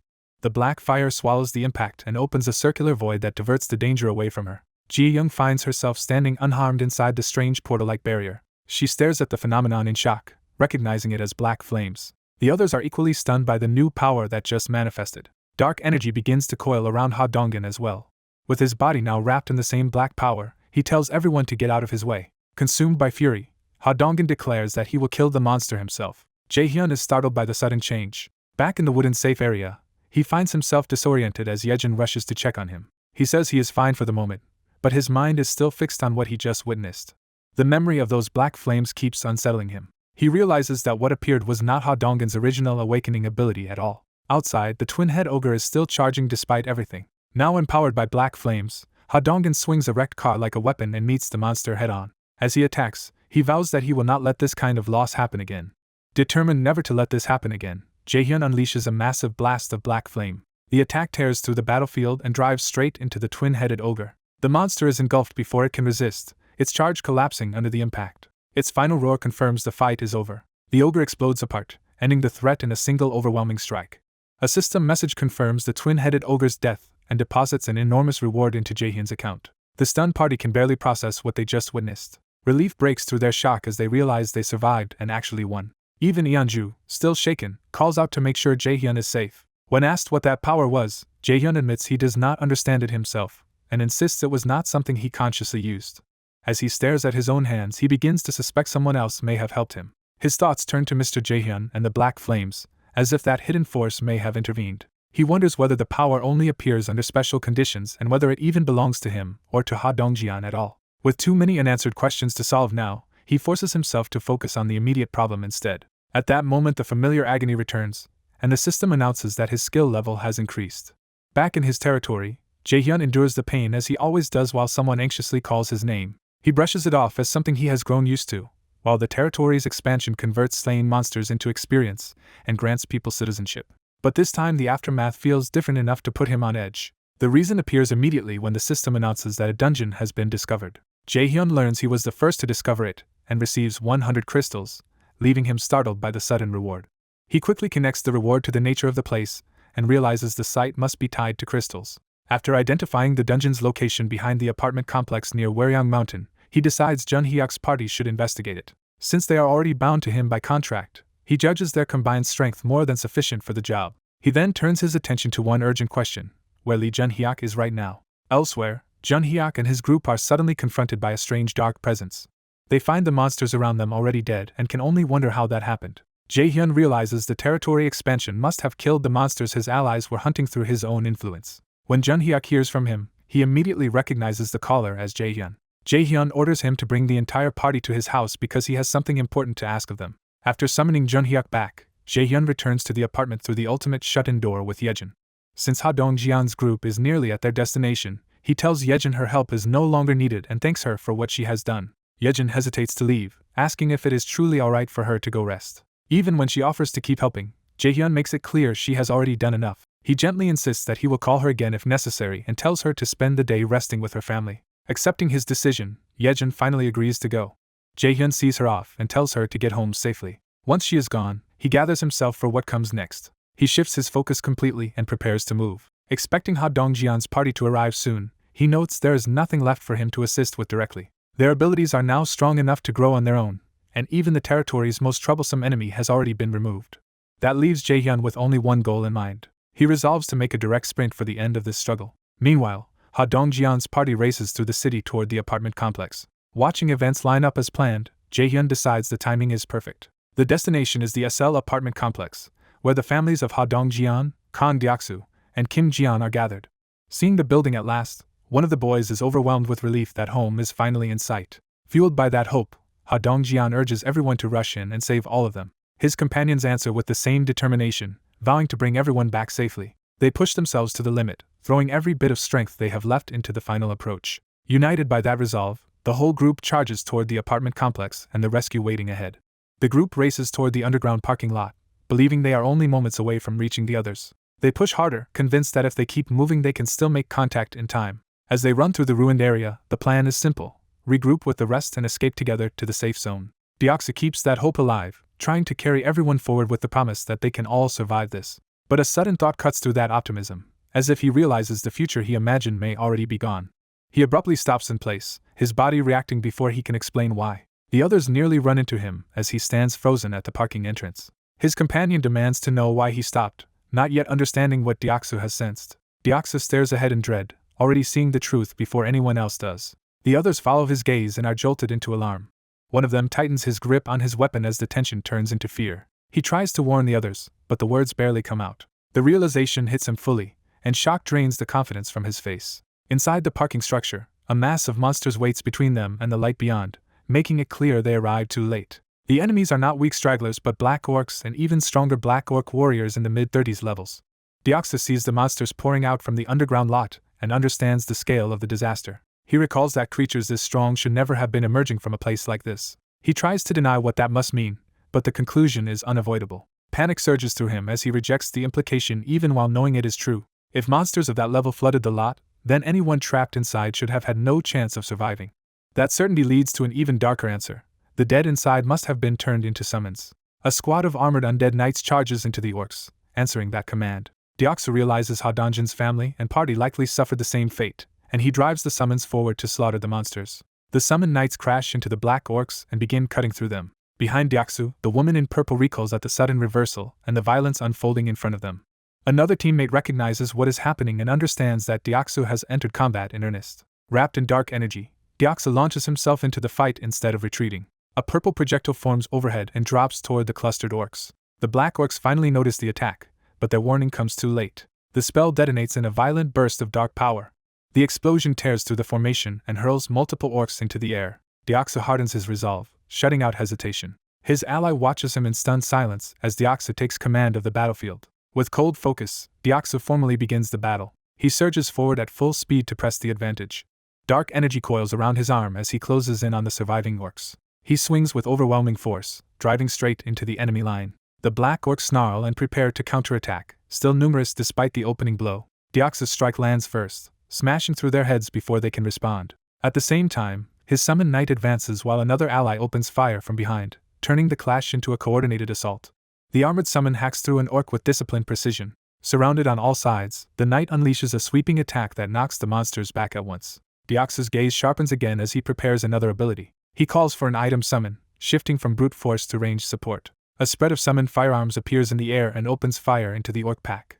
He knows the ordinary black orc grunts are no longer the real threat, because Ha Donjan's strengthened group can handle them. The real danger reveals itself when a far heavier blow crashes down and overwhelms one of the armored summons. The knight is smashed backward, proving that something much stronger has entered the fight. A black orc warrior steps forward through the chaos, separating itself from the lesser monsters. Deoxys recognizes that these warrior-rank black orcs are on another level entirely and far more dangerous than the rest.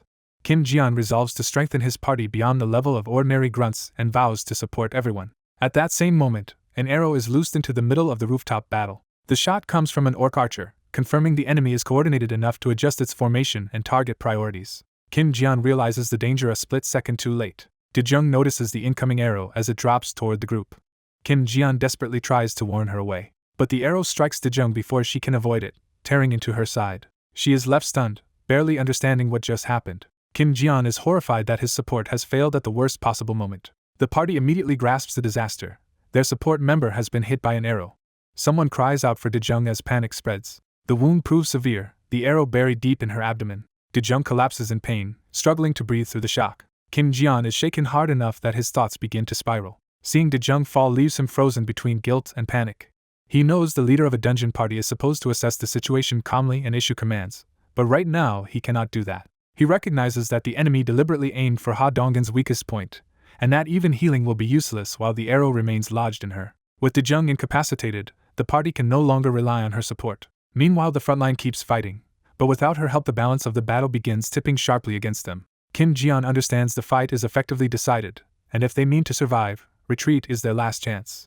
He concludes that using vassal summon to cover their escape is the only sensible move. Even as he reaches that decision, an orc closes in to finish Ha Dongin. Kim Ji-yeon strains to act, still trapped between fear and responsibility. Then the arrow is suddenly yanked free before anyone can intervene. Kim Ji-yeon stares in disbelief at what he is seeing.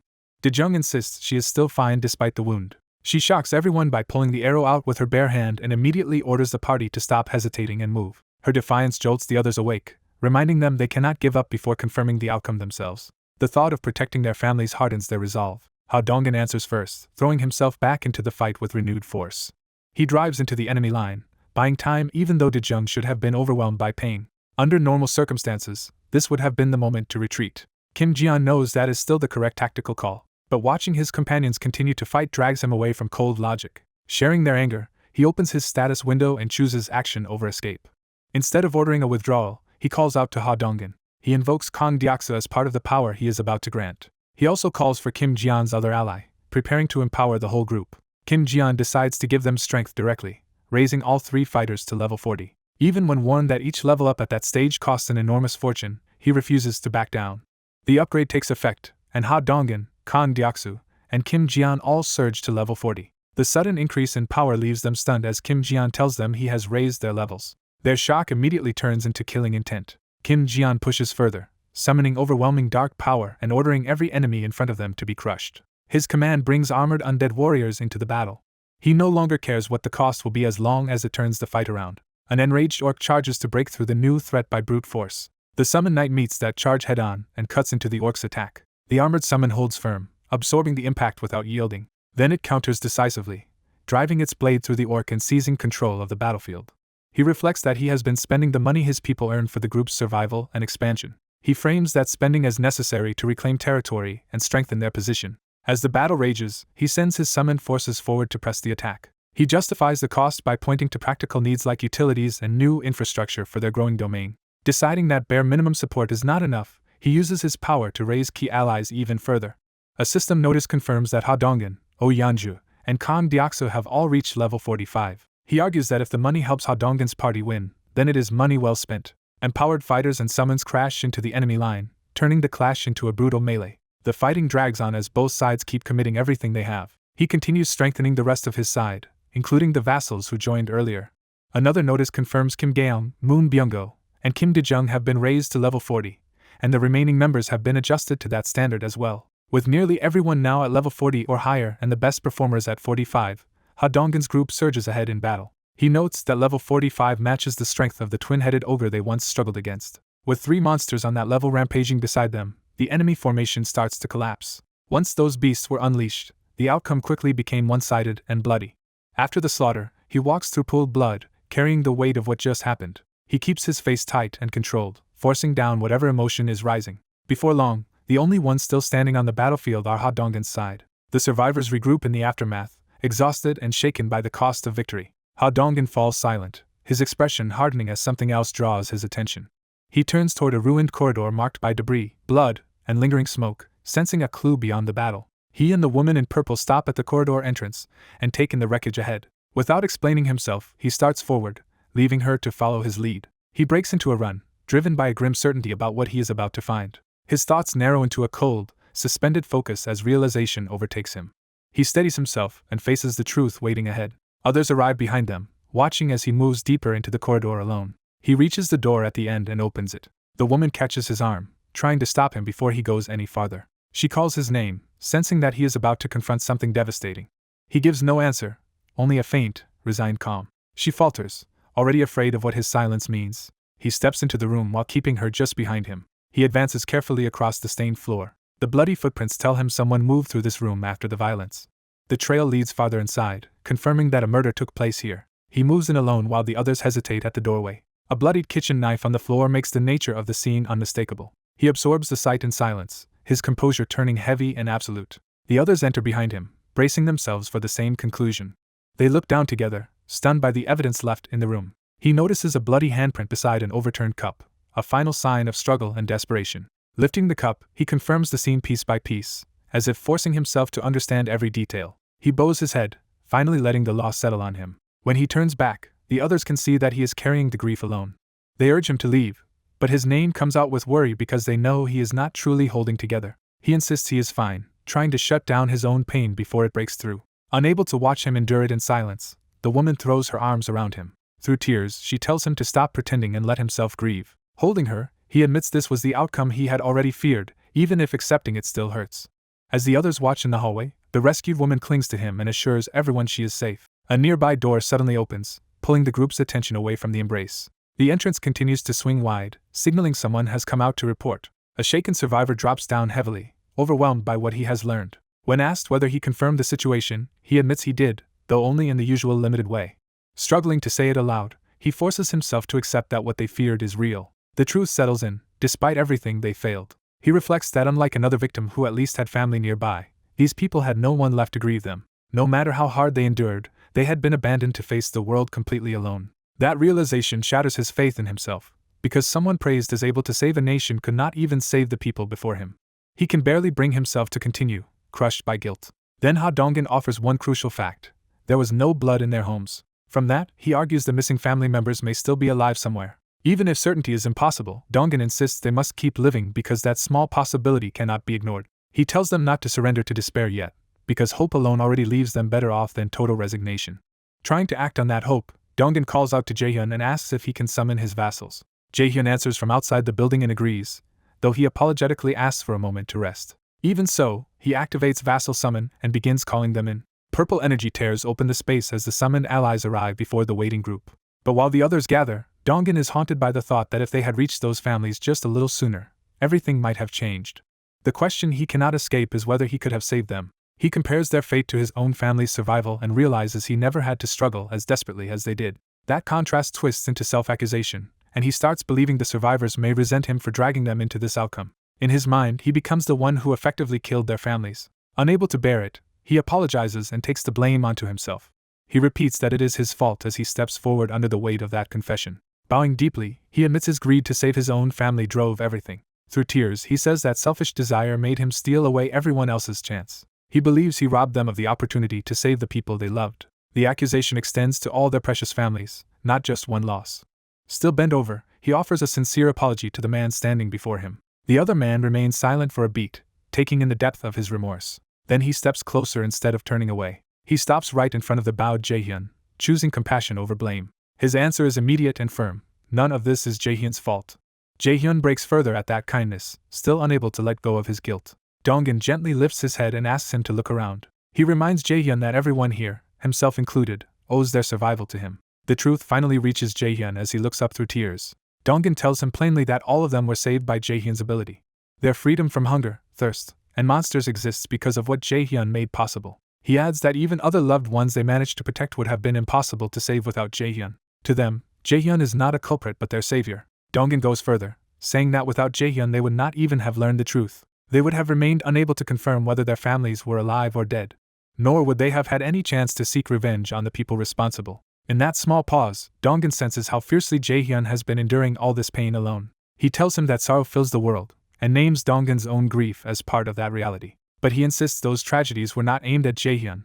They were random cruelties of a broken world. So Jaehyun must not carry all of it himself, because the blame belongs to the world, not to him.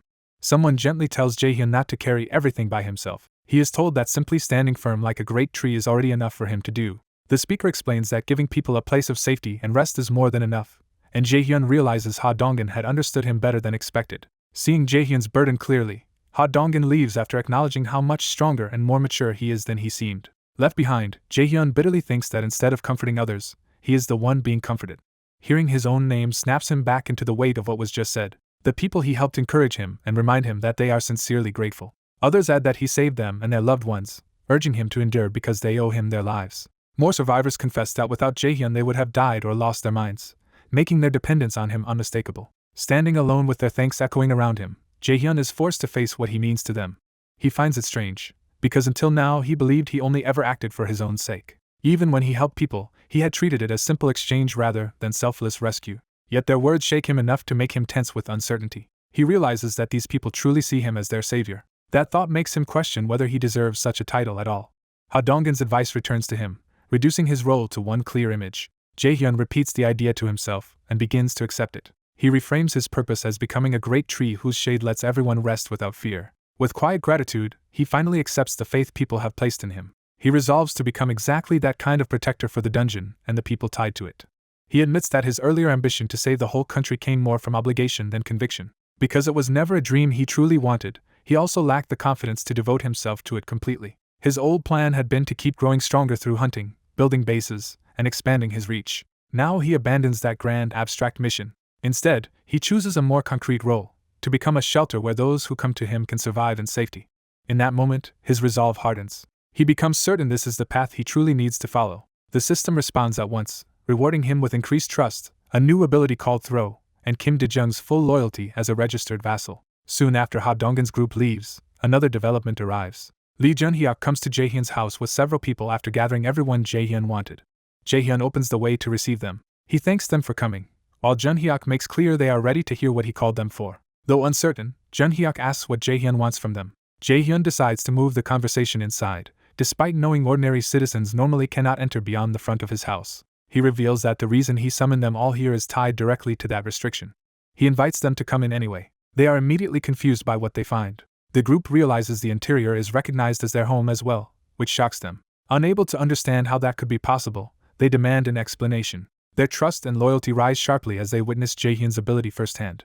Jaehyun confirms that this display was intentional, because showing them his power is the fastest way to secure their trust. Once everyone is gathered inside, he prepares to make his real proposal. He formally tells them he is about to explain what he wants from them, and they agree to listen. He begins by addressing all of them as a group.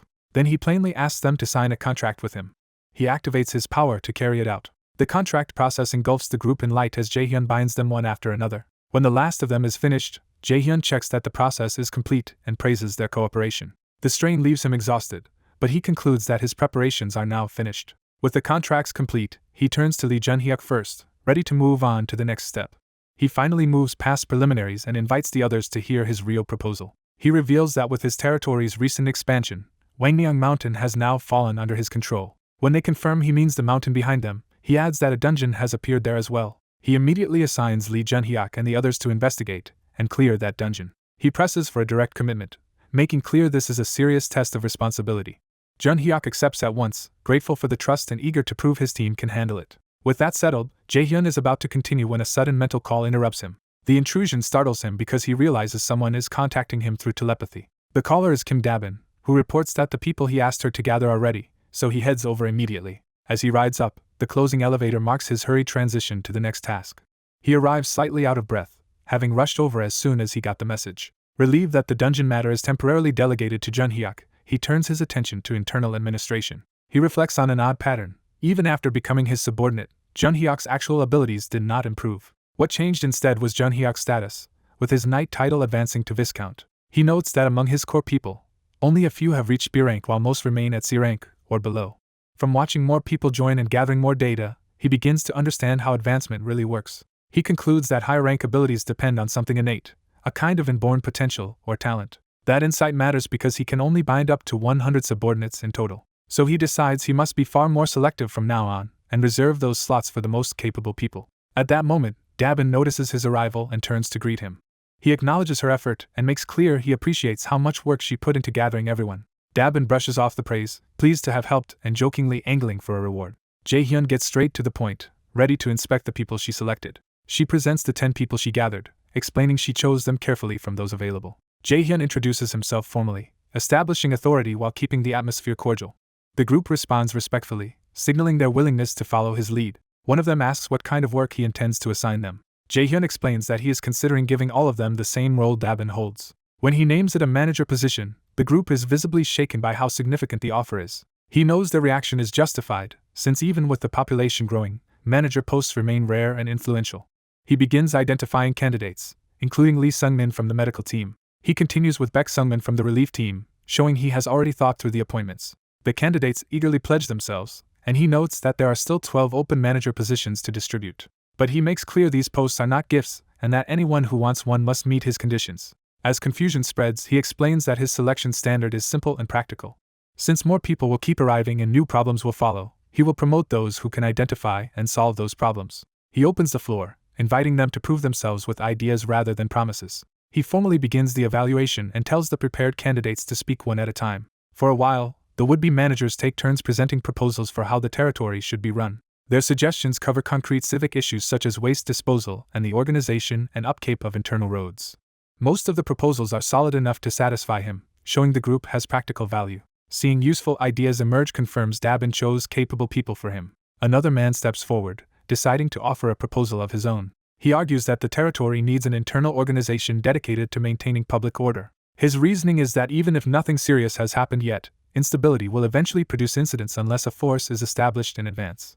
Jae-hyun clarifies that the proposal amounts to creating a police-like department, and the man confirms that is exactly what he means. That comparison prompts someone else to interrupt with a related idea about existing police resources. Jae-hyun allows him to continue, sensing the interruption may lead somewhere important. The man asks whether police station armories contain firearms such as rifles, and the question catches Jae-hyun off guard because he had not seriously considered military-grade weapons. The speaker explains that in South Korea, police do keep firearms in armories for emergencies, implying those weapons might be obtainable and useful. Jae-hyun reasons that if they want firearms, they need to target a police station large enough to have an armory. He concludes that securing those weapons could help them build a real force for maintaining order, and identifies the nearest viable station in Siamayan.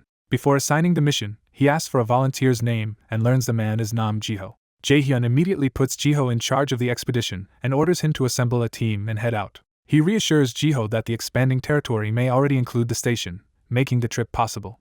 At the same time, he warns Jiho not to overextend if the station lies beyond their reach, and Jiho accepts the risk. With the mission set, Jae-hyun sends Jiho off while privately dwelling on how valuable rifles could become. He turns the rest of the group back to planning, though the prospect of armed support clearly tempts him. By the next day, the manager selection has ended without trouble and the new system is in place. Jiho's team returns successfully, proving the gamble paid off by bringing back actual guns.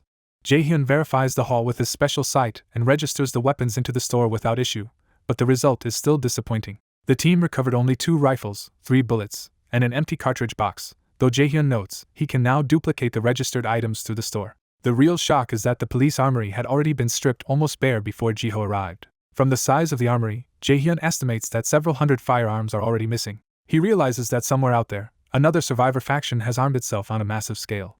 That possibility immediately becomes a future political and military problem in his mind. Still, he reasons that such a heavily armed group would have drawn attention if it were nearby. He decides the threat can wait for now because it likely remains outside his territory. Setting that concern aside, he chooses to start by distributing rifles wherever they are most urgently needed. One of those urgent fronts is a desperate battle where orcs are overrunning survivors in the ruined city.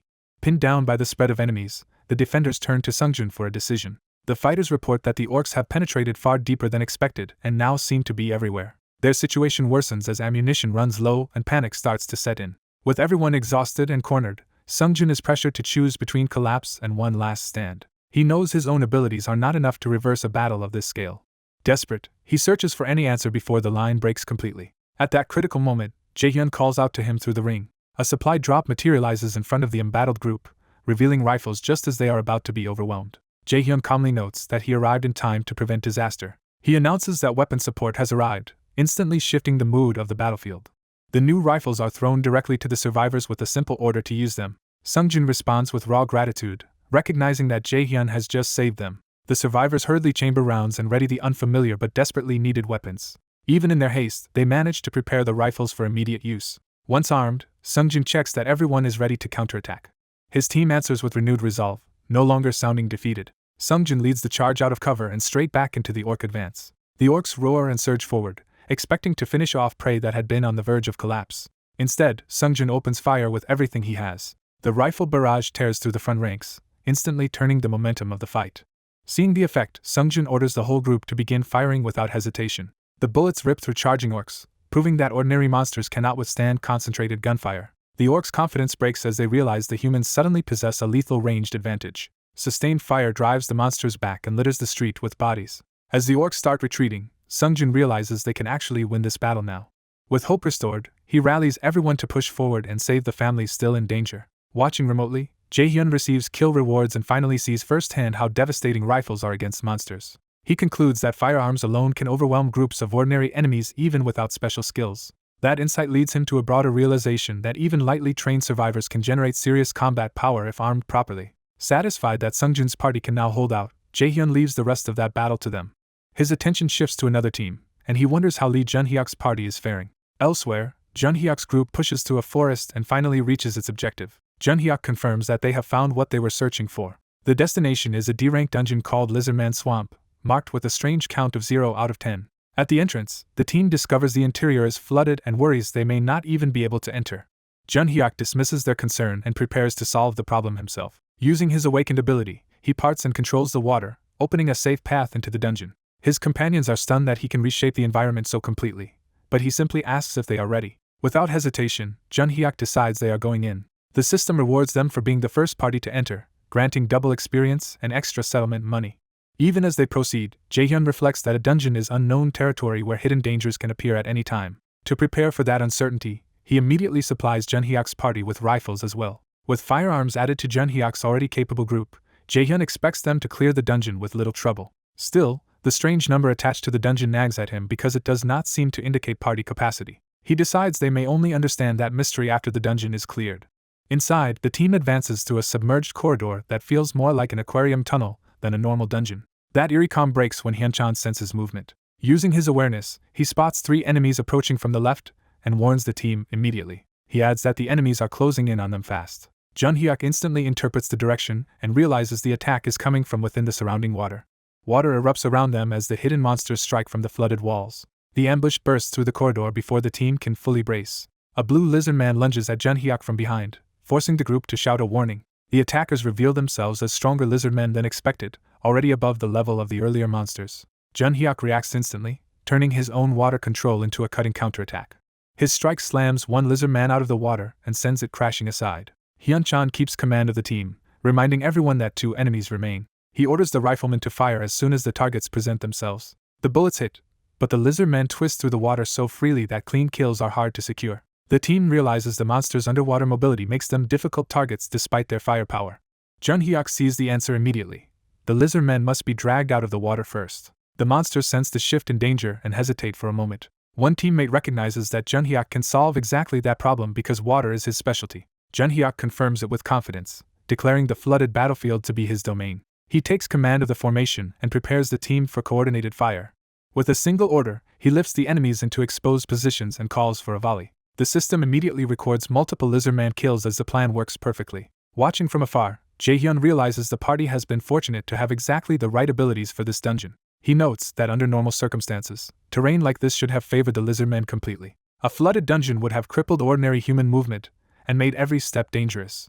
In such dark water, freely moving lizardmen would have been almost impossible to track or fight. But Hyunchan's minimap lets him read the terrain and distinguish enemies from allies within a wide radius. Combined with Junhyuk's water control, that advantage completely overturns the dungeon's intended balance. Jaehyun realizes there is little left for him to do because the party already has everything it needs. He concludes that Junhyuk, Hyunchan, and only a few riflemen are enough to clear the entire dungeon. Inside, the remaining lizard men are dragged down and finished off one after another. The corridor falls quiet, and the party pauses to catch its breath amid the parted water. Junhyuk begins to wonder if they have already reached the end. The massive chamber ahead appears to be the boss room. The door opens, confirming they have entered the final area. Beyond it lies a vast circular hall that feels ominously empty. The team is confused to find the chamber dry, with none of the water that filled the rest of the dungeon. For a moment they joke that maybe simply reaching this room was the clear condition, but the thought immediately feels dangerous. Hyunchan suddenly senses something wrong and cuts off the joking. He warns that something is approaching, and Junhyuk moves to intercept.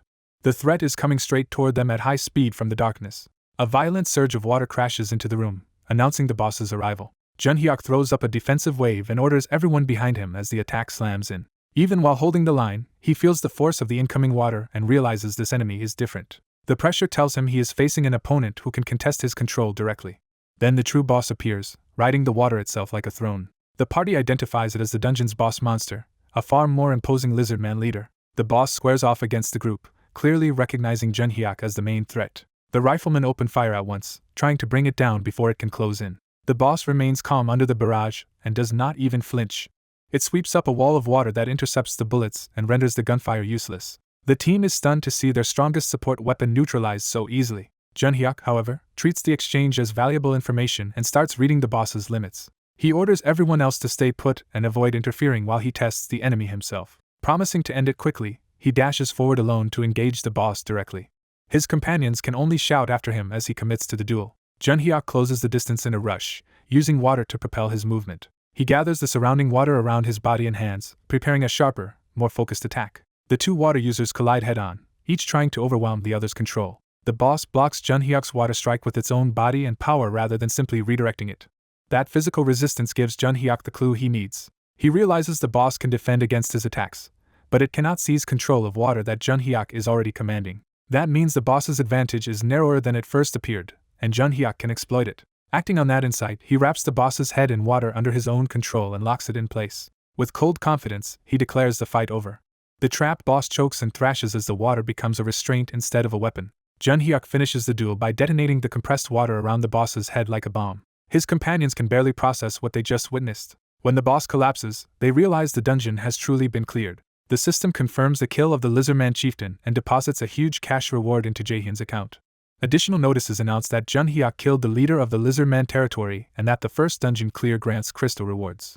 After the party exits, Jaehyun checks the dungeon information and notices that its description has changed. The mysterious counter now reads 1 out of 10, revealing that the dungeon still has remaining uses. Jaehyun finally understands that the number marks how many times the dungeon can be cleared in total. With 9 runs left, he immediately sees a larger opportunity in the crystals they can keep farming. If they clear every remaining run, they will earn enough for another mystic draw and possibly another divine grade item. Using the ring, he contacts Junhyuk again as soon as the realization hits him. Junhyuk answers that he is only a little tired and otherwise still in good condition. Relieved, Jaehyun asks him for another favor, and Junhyuk agrees without hesitation. Jaehyun asks whether his party can keep clearing the dungeon once per day. Junhyuk accepts immediately, treating the request as easy work. 10 days later, the repeated clears have produced a steady stream of rewards exactly as Jaehyun hoped. By the final run, Junhyuk's party has cleared the dungeon every single day without missing once. The dungeon is now exhausted at 10 out of 10 clears, confirming they used every available run. With 400 crystals accumulated, Jaehyun now has enough to spend 300 on a new mystic draw. After dismissing his people to rest, Jaehyun realizes he has finally gathered enough resources to attempt a mystic draw. He steadies himself and decides there is nothing left but to use it. He activates Mystic Draw with full commitment. A blinding summoning circle erupts across the room and nearly overwhelms him. Even as he complains about the unbearable light, he endures the draw.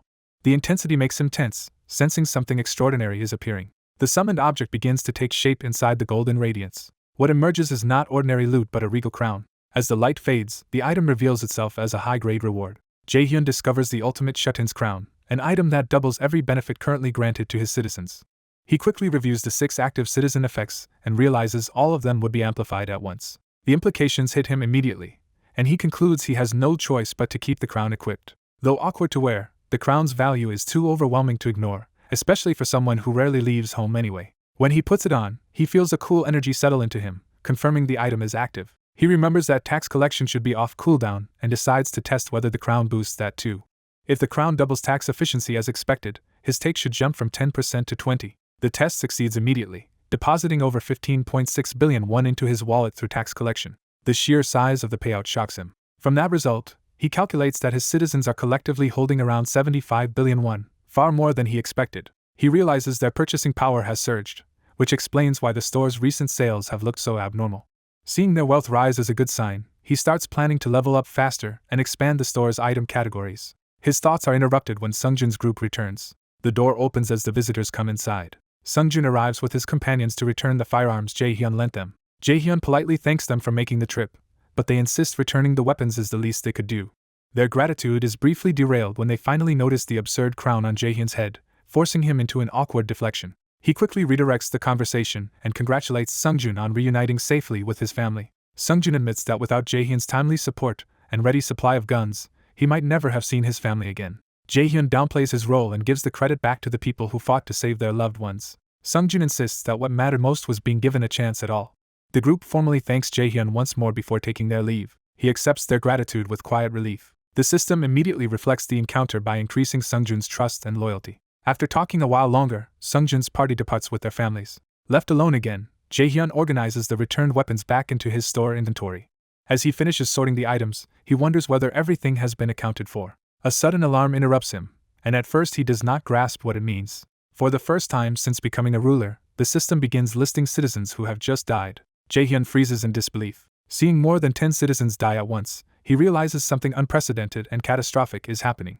The shock leaves him momentarily unable to process the situation. Then another alert reveals that a low-grade vampire has been hunted and money deposited, hinting that this massacre is tied to a much larger event now beginning. Elsewhere, the truth is shown in a blood-soaked street littered with bodies. A terrified survivor can only beg for help. She is being held by a red-haired vampire while lesser vampires close in around the dead.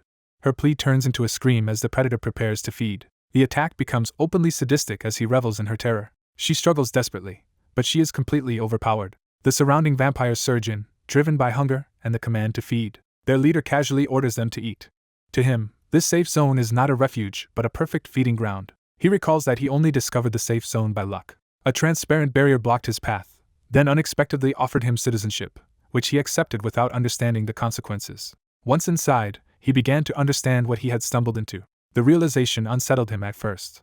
What shocked him most was that the zone was full of living, unguarded humans. Everywhere he looked, there were people. No matter where he turned, more prey appeared. To a vampire, the entire place looked like endless food. He judged the safe zone vastly more efficient than hunting outside because the prey was abundant and high quality.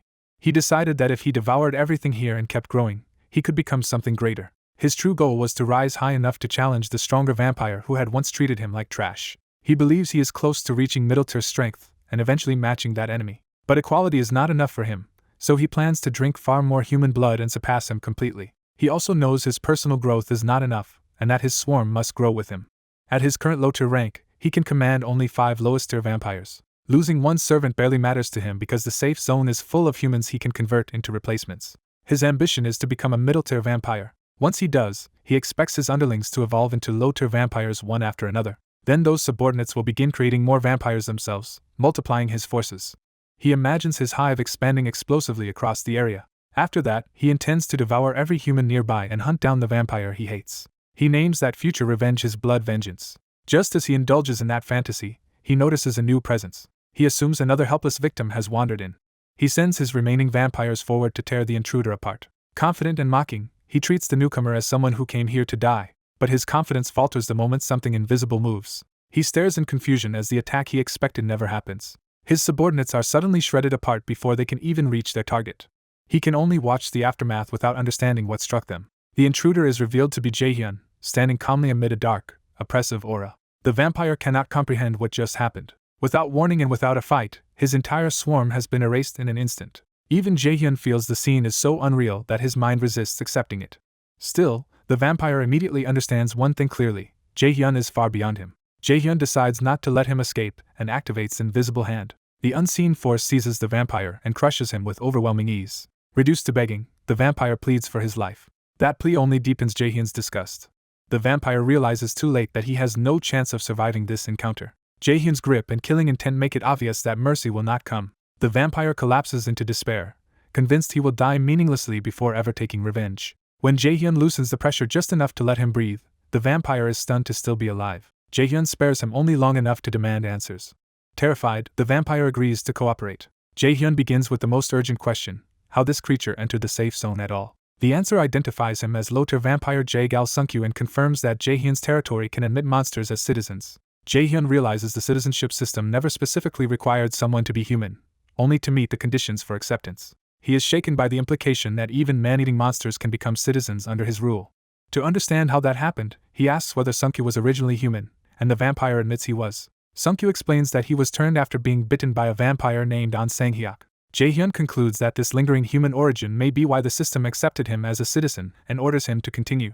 Sunkyu says his memories were hazy while he was a mindless lowest-tier vampire, but by feeding on humans he evolved into a low-tier vampire. When Jaehyun asks about the difference between those ranks, Sunkyu explains they are part of vampire hierarchy. Lowest-tier vampires are little more than beasts, retaining only enough intelligence to obey commands. Low-tier vampires regain a human sense of self and can create and command swarms of their own. Jaehyun then asks what rank An Sang-hyuk holds and learns he is a middle-tier vampire. Since Sunkyu is already level 28 as a low-tier vampire, Jaehyun infers that middle-tier vampires must be even stronger than that. He also learns the hierarchy extends at least to high-tier, suggesting vampire levels may be heavily inflated compared to humans.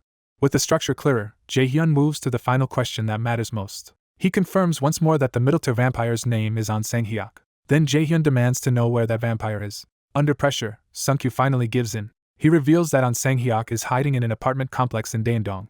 Jaehyun accepts the answer, but Sunkyu panics at the thought of being discarded afterward. Desperate to stay alive, Sungkyu begs to guide Jaehyun there personally. He even begs Jaehyun to punish An Sang-hyuk, redirecting all blame toward the vampire who turned him. The system responds by increasing Jae-gal Sunkyu's loyalty. That rising loyalty disgusts Jaehyun because it comes from a creature willing to do anything just to survive.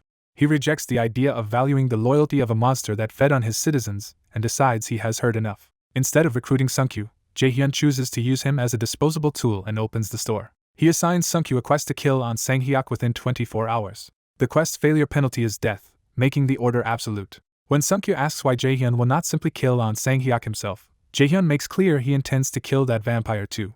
But he refuses to be guided and orders Sungkyu to go alone and carry out the assassination. Sungkyu, still bargaining for survival, begs for permission to drink human blood so he can become strong enough. Jaehyun allows him only the chance to fight back, while placing a lethal restriction that his head will explode if he harms any human. Sungkyu recalls that being handed a mission that is nearly a death sentence. Even so, Jaehyun decides he cannot let this unstable vampire roam freely and attack more people, so he equips him instead. He purchases an M16 and 100 rounds from the store and gives them to Sungkyu. Jaehyun wonders whether even a little hope might be enough to push this desperate creature in the direction he wants. He tells Sungkyu that this is his chance. Jaehyun frames the rifle as a chance to take revenge on the one who turned him into a monster. Sungkyu clings to that hope immediately, swearing to use the weapon to wipe out every vampire he can. Jaehyun warns him one last time that if he uses the gun on anyone who is not a vampire, he will die instantly. Sungkyu accepts the condition and flees at once to carry out the quest. With that matter settled for the moment, Jaehyun contacts Yejin through a communication item. He asks her to come to his house and attach a rat to a specific man, preparing to track Sungkyu remotely. As he ends the call, Jaehyun hardens his resolve that any monster feeding on humans near his territory must be exterminated for his citizens' safety. He decides he needs to build a proper team dedicated to wiping out the vampires. But the sight of the bodies around him drags him back into the immediate cost of his failure. Standing among the dead, he curses himself. He closes the eyes of one of the victims with his own hand. Soon after, he has Kim Dabin dispatch the relief team, and together they begin cleaning the massacre site. When the team finishes, they report that they found nothing that could identify the victims or lead them to their families. Jaehyun accepts the grim reality that without working communications, there is no way to notify anyone who might be waiting for them. He reflects bitterly that this tragedy might have been prevented if vampires could have been filtered out from the start, and he at least wanted to return the dead to their families. Unable to do even that, he apologizes to the victims and calls up Middleter Fire Magic. As flames gather in his hand, he vows to take revenge for what happened here. Someone resolves to act in another's place and carry out what needs to be done. He offers a final farewell, treating the moment like a death sentence already decided. The scene shifts to a bleak apartment building where the confrontation is unfolding. Inside, someone rushes forward at full speed, closing in through the corridor. A red-haired man raises a rifle, ready to gun down whatever is coming at him. He opens fire in a frenzy, trying to kill the attacker before it reaches him. The target is torn apart under the barrage, and the shooter rages at An Sang-hyuk as if settling an old grudge. He reveals that he returned for one purpose only, to kill An Sang-hyuk. A nearby rat urgently warns Jaehyun that this man is dangerous and needs to be stopped at once. Jaehyun confirms the shooter is the vampire he had mentioned before, while the woman beside him is already weakened. He is stunned by the man's obsession, because even 100 rounds were not enough, and he has kept firing at every vampire he finds. Jaehyun recalls the man's belief that low-tier vampires can regain human intelligence, but dismisses that supposed intelligence as meaningless. Deciding not to overthink it, Jaehyun moves to end the situation. The gunman suddenly realizes things are no longer going according to his expectations. Jaehyun reaches out and activates storage, having never expected the man could actually handle An Sang-hyuk alone. The rifle is forcibly pulled away and sealed into Jaehyun's ability, leaving the gunman defenseless. Panicking, the man begs for more ammunition, only to be dismissed with contempt. His panic breaks when he senses another presence nearby. A silver-haired woman appears, saying the noise drew her in to see who was causing trouble. She immediately recognizes Sungkyu, the one who had been cast out, and mocks him for crawling back. She points out that he was foolish enough to return alone, and he can only answer weakly. Trying to reclaim his pride, Sungkyu lunges at her in fury and curses her outright. She cuts him off with a single command to her underlings, making clear she does not even need to deal with him herself. Her vampires instantly obey and surge into attack. They pile onto Sungkyu and drag him down before he can reach her. He struggles and screams for them to let go, but she watches with open boredom. She reminds Sungkyu that he was discarded for a reason. Her answer is simple and cruel.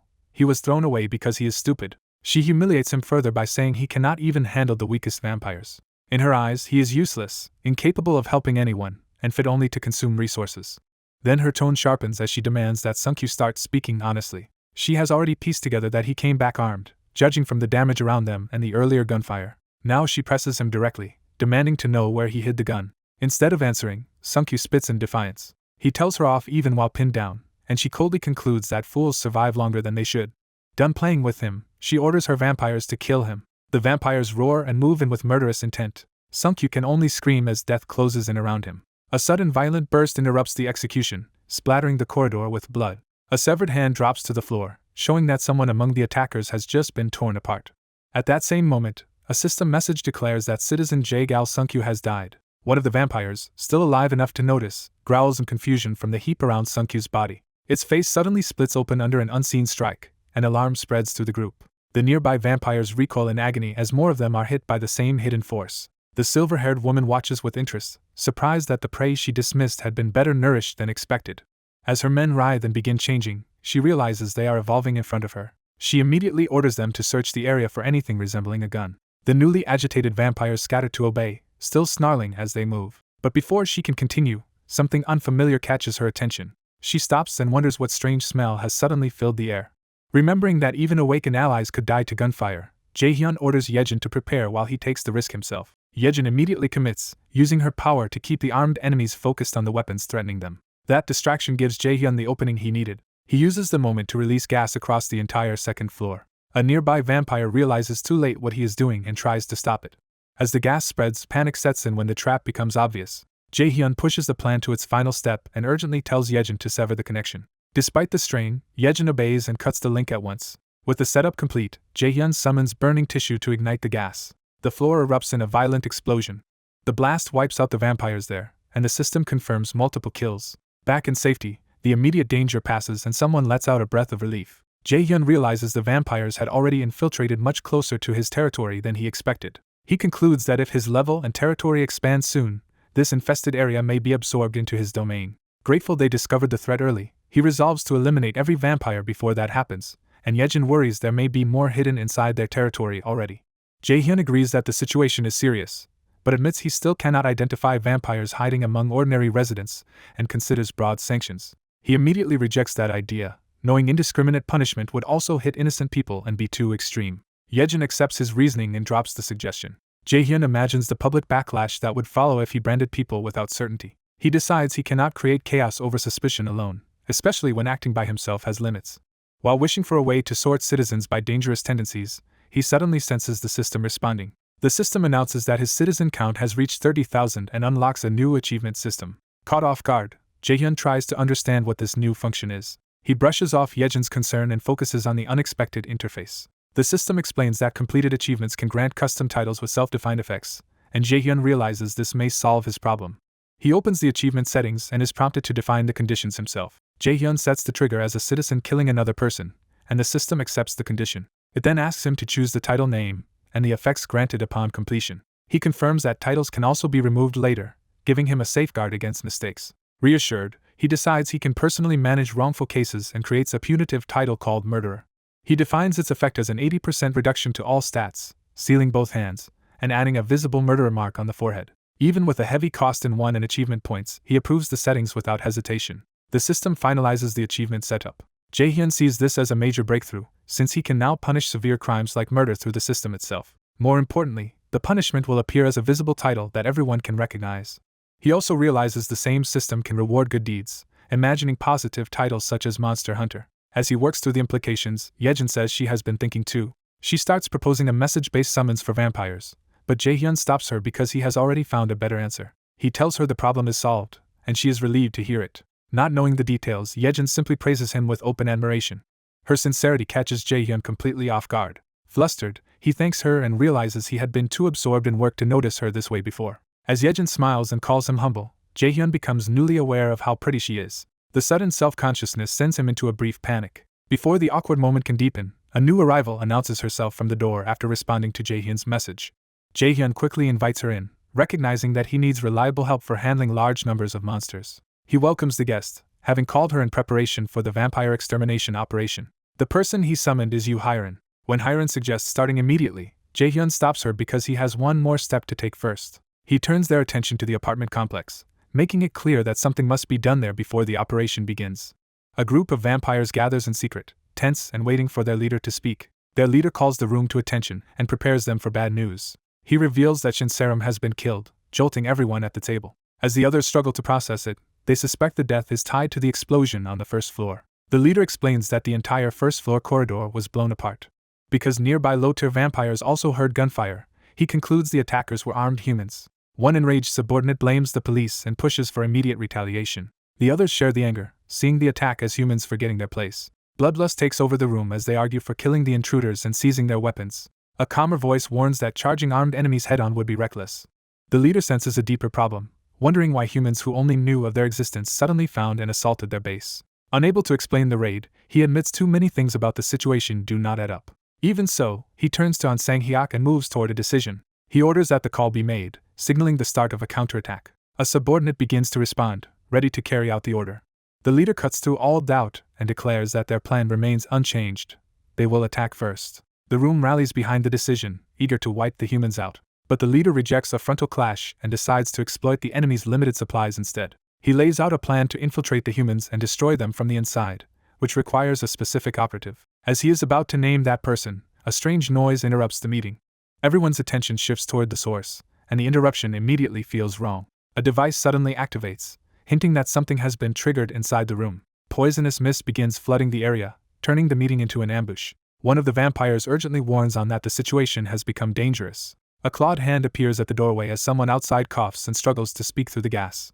A human messenger forces out a warning that they must escape immediately. Confused by the urgency, the vampires hesitate while the messenger tries to direct them outside. The messenger finally identifies the real threat. Rats have been sent in. The revelation terrifies him, and he breaks into a panic scream. A rat closes in, confirming that the poison attack is being delivered through the animals. The human bolts in fear, shouting for everyone to run as the rat charges into the room. A blue system-like barrier or effect flashes around the rat as it rushes forward. One vampire instantly realizes the danger and snaps to action. On orders everyone to hold their breath and escape through the window before the poison overwhelms them. As the room descends into chaos and infected figures close in, the order becomes a desperate scramble for survival. They crash through the escape route without wasting another second. Several vampires leap out the window and land outside, barely avoiding the spreading gas. Outside, the hidden hunter system confirms that 2 low-tier vampires have already been killed. The surviving vampires scatter across the courtyard, trying to regroup after the ambush. Watching them flee, the hunter identifies Sang-hyuk among the survivors. He immediately sends Yejin after them, focusing the pursuit on. Yu Hiren's poison mist has already cleared out many weaker vampires, and Yejin accepts the next assignment. The hunter notes that the conference room survivors are stronger than the earlier targets, all at least low-tier vampires in the high 20s. He recognizes them as Sang-hyuk's elite, and warns that if they are not finished now, they will regroup and multiply again. Determined to wipe them out here, he relies on the rat to continue the chase. The rat keeps moving under pressure, but its fear shows as it pushes toward the enemy. One of the vampires notices the rat is no ordinary animal and begins to question it.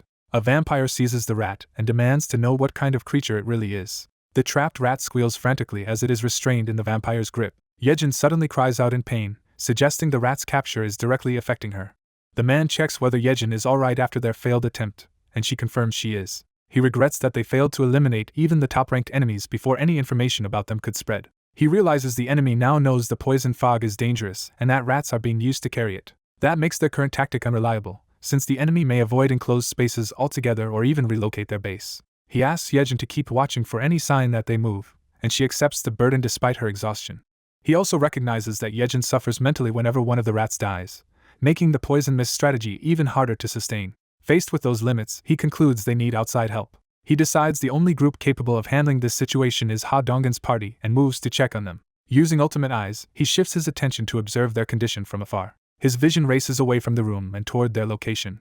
He finds Ha Donggen's group training hard in a gym instead of collapsing under grief. Their effort is intense enough to show they are seriously rebuilding themselves. Ha Donggen in particular is pushing heavy weight with surprising ease. A woman watching him is told the load feels much lighter than he expected. Even a total of 350 kilograms now seems manageable to him, which he attributes to his recent training. She encourages him to let her try as well, but her confidence immediately falters.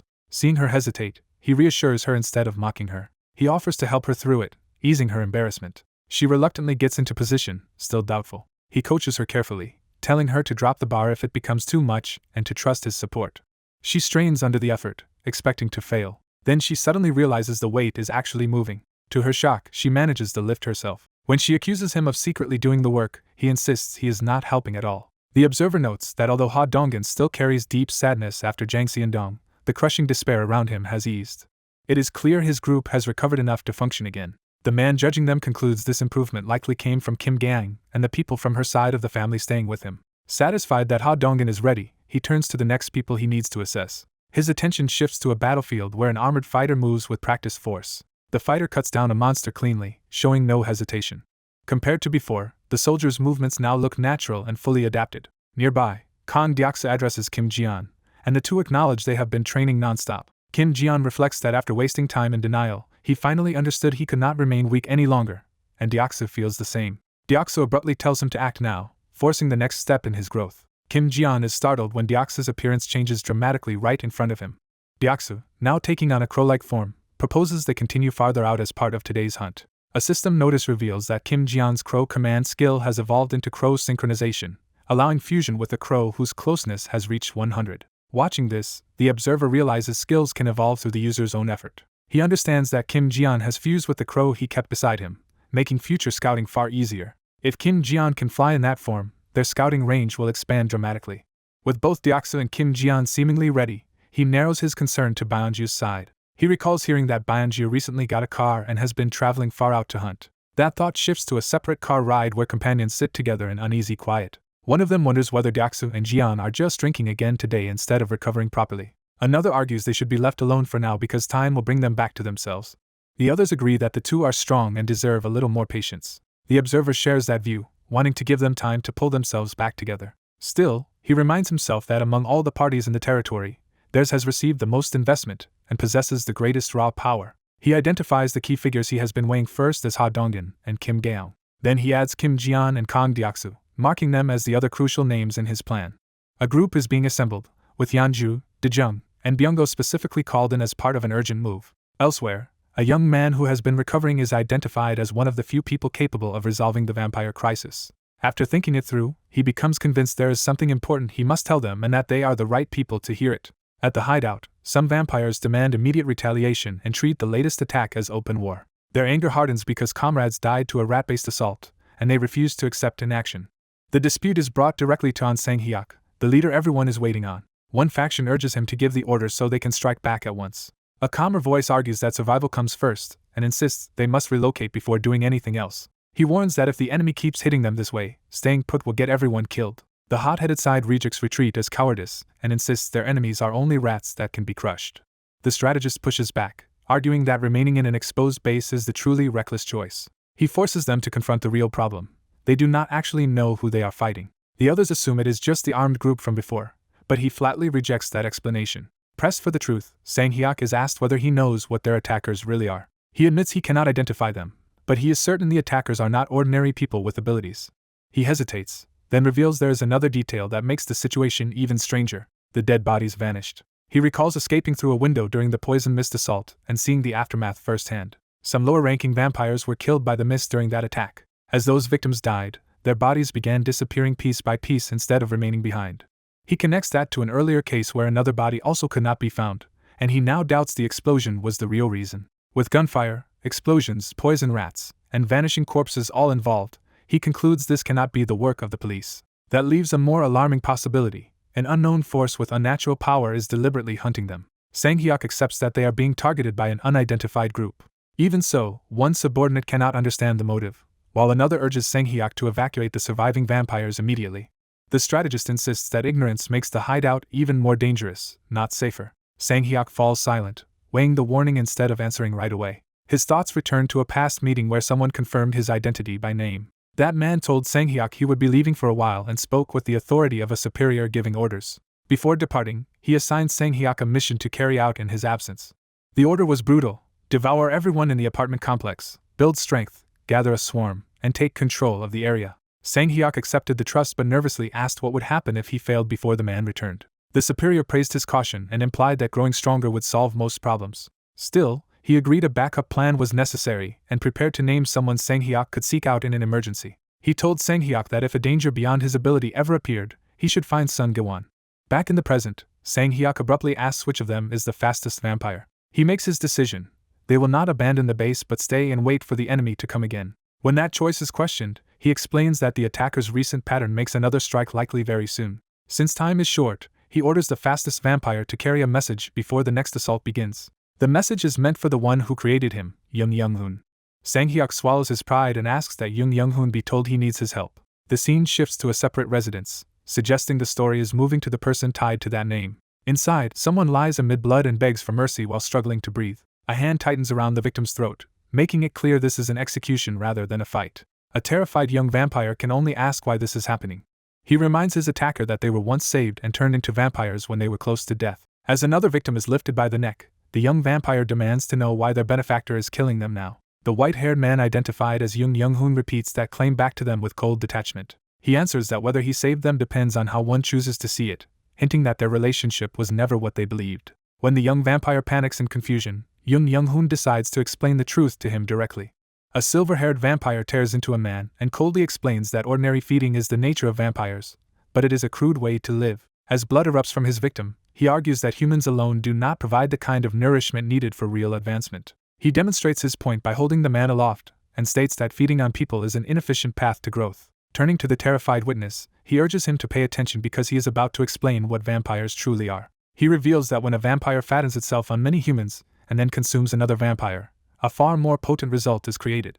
To the horrified survivor, he summarizes that this lets a vampire absorb highly concentrated nutrients all at once. With blood-red tendrils swirling around him, he asks whether the witness now understands what happened to the people he turned. He clarifies the hierarchy. Those transformed by him are not true vampires at all, while he alone stands as the real one. As the witness recoils and recognizes Yoon Young-hoon, the silver-haired predator closes in and forces him to confront the truth. He spits out the answer with contempt, reducing his underlings to nothing more than livestock raised for his use. The witness is overwhelmed by rage and horror at being told that humans and turned victims were merely feed. The vampire judges his current prey to be mature enough to eat, yet still not sufficient for what he wants. He decides it is finally time to move on to the other side of his preparations as the witness lies helpless before him. While musing that he had chosen this place to finish feeding in peace, he suddenly remembers there was something else he had overlooked. Footsteps and ragged breathing interrupt the scene, signaling an unexpected arrival. A newcomer calls out for attention before entering the room. A nervous subordinate of An Sang-hyuk introduces himself, and tries to sound respectful despite the carnage around him. He hurriedly reports that an unknown organization has launched a terror attack in Daeandong. He explains that Sang-hyuk sent him here specifically to ask for help dealing with it. The silver-haired vampire pauses, intrigued by the sudden report. The mention of the location triggers his memory, and he realizes why the name matters. The messenger is shaken by the slaughtered room, while the vampire bitterly identifies the place as his food storage. The subordinate immediately understands that the attackers in Daeandong are the ones who ruined the vampire's supply. The vampire repeats the district's name as his anger sharpens into intent. Elsewhere under the night sky, another group is already moving toward that same battleground. One of them arrives and catches his breath after the rush. Looking up at the building ahead, the team confirms that this is the site Jae-hyun had identified. Their leader orders everyone to arm themselves and prepare for combat. The squad obeys at once, gathering with weapons drawn and resolve hardening. Their objective is made explicit. From this point on, they will exterminate every vampire in the area. A brief flashback begins, returning to the moment just before the mission was set in motion. When vampires are mentioned, the assembled team reacts with surprise at the scale of what they are being asked to face. Their superior confirms it, and explains that this threat is exactly why he called them together. After confirming that the targets in Daeandong are still present, the team reports they have been tracking them through Seo Yejin's rats, though the enemy has not moved much yet. Their superior says the squad's current level should be enough to clear the area, but warns that one exceptional fighter on the enemy side could still complicate things. What truly concerns him, however, is not strength alone but the fact that these vampires were once human. He stresses that this difference matters because they will not feel like mindless monsters when confronted directly. He warns that the team may hear them speak, plead for mercy, and force them through a brutal emotional test while fighting. That experience, he says, could wound them psychologically even if they survive the battle itself. He asks them seriously whether they are prepared to carry out the mission despite that burden. The muscular team member answers calmly that he understands exactly what the concern is. He argues that in this changed world, enduring such pain is part of what survival now demands. He adds that no one knows how many similar cases will appear, and someday they may have to kill humans who only look like monsters at first glance. Even so, he briefly hesitates, acknowledging the weight of what he is saying. Then he resolves that when the moment comes, he and the others will not freeze or back down. He tells their superior not to worry too much about them. With open confidence, he declares that he and his party are not so fragile that this will break them. He insists that even if their hearts are shaken, they will recover and stand back up afterward. Their superior accepts that answer, recognizing that they have already proven it once before. The tension eases with dark humor as the speaker jokes that if it becomes too painful, they can always drown the sorrow in alcohol with their friends. A young man downplays his own worth, but the other's presence reassures him that he is not facing what comes alone. A stronger ally makes clear that this time he is depending on him again, renewing trust before the coming fight. Elsewhere, a tense vampire leader drums clawed fingers on a table as impatience turns into suspicion. He realizes Sun Dewan is overdue and begins to fear that something has gone wrong. The delay feels long enough that he can no longer dismiss the possibility that Dewan failed to return. As his followers gather around him, he worries that even the group stationed with Young Hoon may have run into trouble. One subordinate mocks Sun Dewan as a coward who may have fled, provoking immediate pushback. Another insists Dewan is not the type to run, though his absence remains deeply troubling. Before the thought can settle, a glowing spear tears into their hideout from outside. The attack blasts through the room and cuts off the taunt mid-sentence, turning speculation into crisis. The struck vampire realizes too late that he has been killed in a single instant. The leader is jolted into shock by the sudden breach and the impossible speed of the attack. The vampires scramble to understand what just hit them as dust and debris flood the room. They identify the weapon as a spear, confirming that an organized enemy force has found them. Looking outside, they recognize the attackers as Ha Donggen's party and understand that the hunters have come directly to them. Donggen immediately orders the battle to begin, leaving no room for negotiation. The vampire leader responds by calling every vampire in the complex to mobilize, stunned that the hunters would assault them so boldly. One vampire charges out in fury toward the armored spear wielder, trying to overwhelm her first. The knight meets the rush head-on and demands to know how the vampires dared invade this place. The attacker suddenly senses too late that her counter is already upon him. She cuts him down in one clean blow, proving the hunter's strength immediately. Watching another comrade fall, the nearby vampires are shaken and enraged by how easily the hunters are killing them. The leader can barely process what he is hearing and seeing as the scale of the threat becomes undeniable. The hunters note that even Shim Hyun-sik, one of the stronger Lotur vampires, was eliminated instantly. That realization hits the leader with full force and cracks his confidence. The system confirms the kill, identifying the fallen enemy as a low-tier vampire. When the corpse dissolves away, the hunters gain final proof that these enemies truly are vampires. A black monolith-like object remains amid the chaos, part of the strange battlefield setup surrounding the assault. Across the area, more vampires answer the summons and converge on the fight. The leader orders every vampire to repel the intruders at any cost, framing the battle as a defense of their territory. He reminds them that Young Hoon entrusted this place to them and accuses the hunters of being the same enemies who recently terrorized their kind. In response, the hunters surge forward together and commit to wiping the vampires out completely. The clash turns brutal at once as the vampires are driven back by the hunters' coordinated assault. Even basic attacks from the hunters begin tearing through the vampires' front line, leaving them confused by the gap in power. A gunman and his beast companion add pressure from behind, and the vampires start wondering why the battle is going so badly. Though they outnumber the hunters, the vampires realize they are being overwhelmed by opponents far more seasoned in combat. The leader finally admits the truth in panic. His side cannot compete with them at all. He starts thinking about retreat or another way out, recognizing that staying in this fight means destruction. Before he can act, a hunter drives a weapon into him and interrupts his attempt to recover control. Even while coughing blood, he clings to defiance and insists the hunters still cannot truly defeat them. The hunter rejects that claim and reminds him that, unlike the vampires, these people know what it means to have everything stolen from them. He declares that this shared loss is exactly why the hunters are stronger and more determined. The wounded leader recognizes Young Hoon's name in shock, realizing who has finally arrived against them. As he recalls a promise tied to Young Hoon, a violent force suddenly erupts through the battlefield. The blast throws Donggen back and interrupts the hunter's momentum in an instant. Donggen is caught off guard, realizing a new and dangerous presence has entered the fight. A powerful shockwave sweeps across the area and forces the hunters to give ground. The newcomer's red, monstrous energy lashes out as he complains about being delayed. He arrives casually, saying he stopped for a quick meal, while his appearance alone changes the balance of the battle. Lying wounded, the vampire leader greets the late arrival with relief, recognizing that Young Hoon has finally come. A desperate survivor realizes help has finally arrived. But the silver-haired vampire, already drenched in bloodlust, casually wonders whether another victim has already died. He complains that the blood around him has lost its freshness, treating the slaughter like spoiled food. Turning toward the newcomers, he asks if they are the ones responsible for this disturbance. He identifies them as the people who wrecked his food supply and takes it as a personal offense. Before anyone can settle the exchange, he lashes out and violently sends someone flying. The armored fighter notes that the situation outside seems under control and shifts attention to the dungeon's side. As he starts to assess that front, something catches his eye and interrupts him. The sudden sight jolts him into alarm. A strange impact or presence nearby makes the group realize something has just dropped into the area. They confirm that something fell only moments earlier. A man lands and steps forward into the scene. Holding a polearm, he asks the vampire if his group is the one being accused. The vampire presses the accusation, demanding to know if they were the ones who overturned his food storage. The man is baffled, unable to make sense of the vampire's obsession with food storage. Dark energy gathers around the vampire as he grumbles that he cannot even eat properly anymore. An urgent warning goes out to the dungeon team to retreat because the enemy in front of them is far beyond normal. The threat is identified as a high-tier vampire standing directly before them. The vampire immediately proves it by launching himself into a brutal attack. A bright strike cuts across the battlefield to intercept the assault.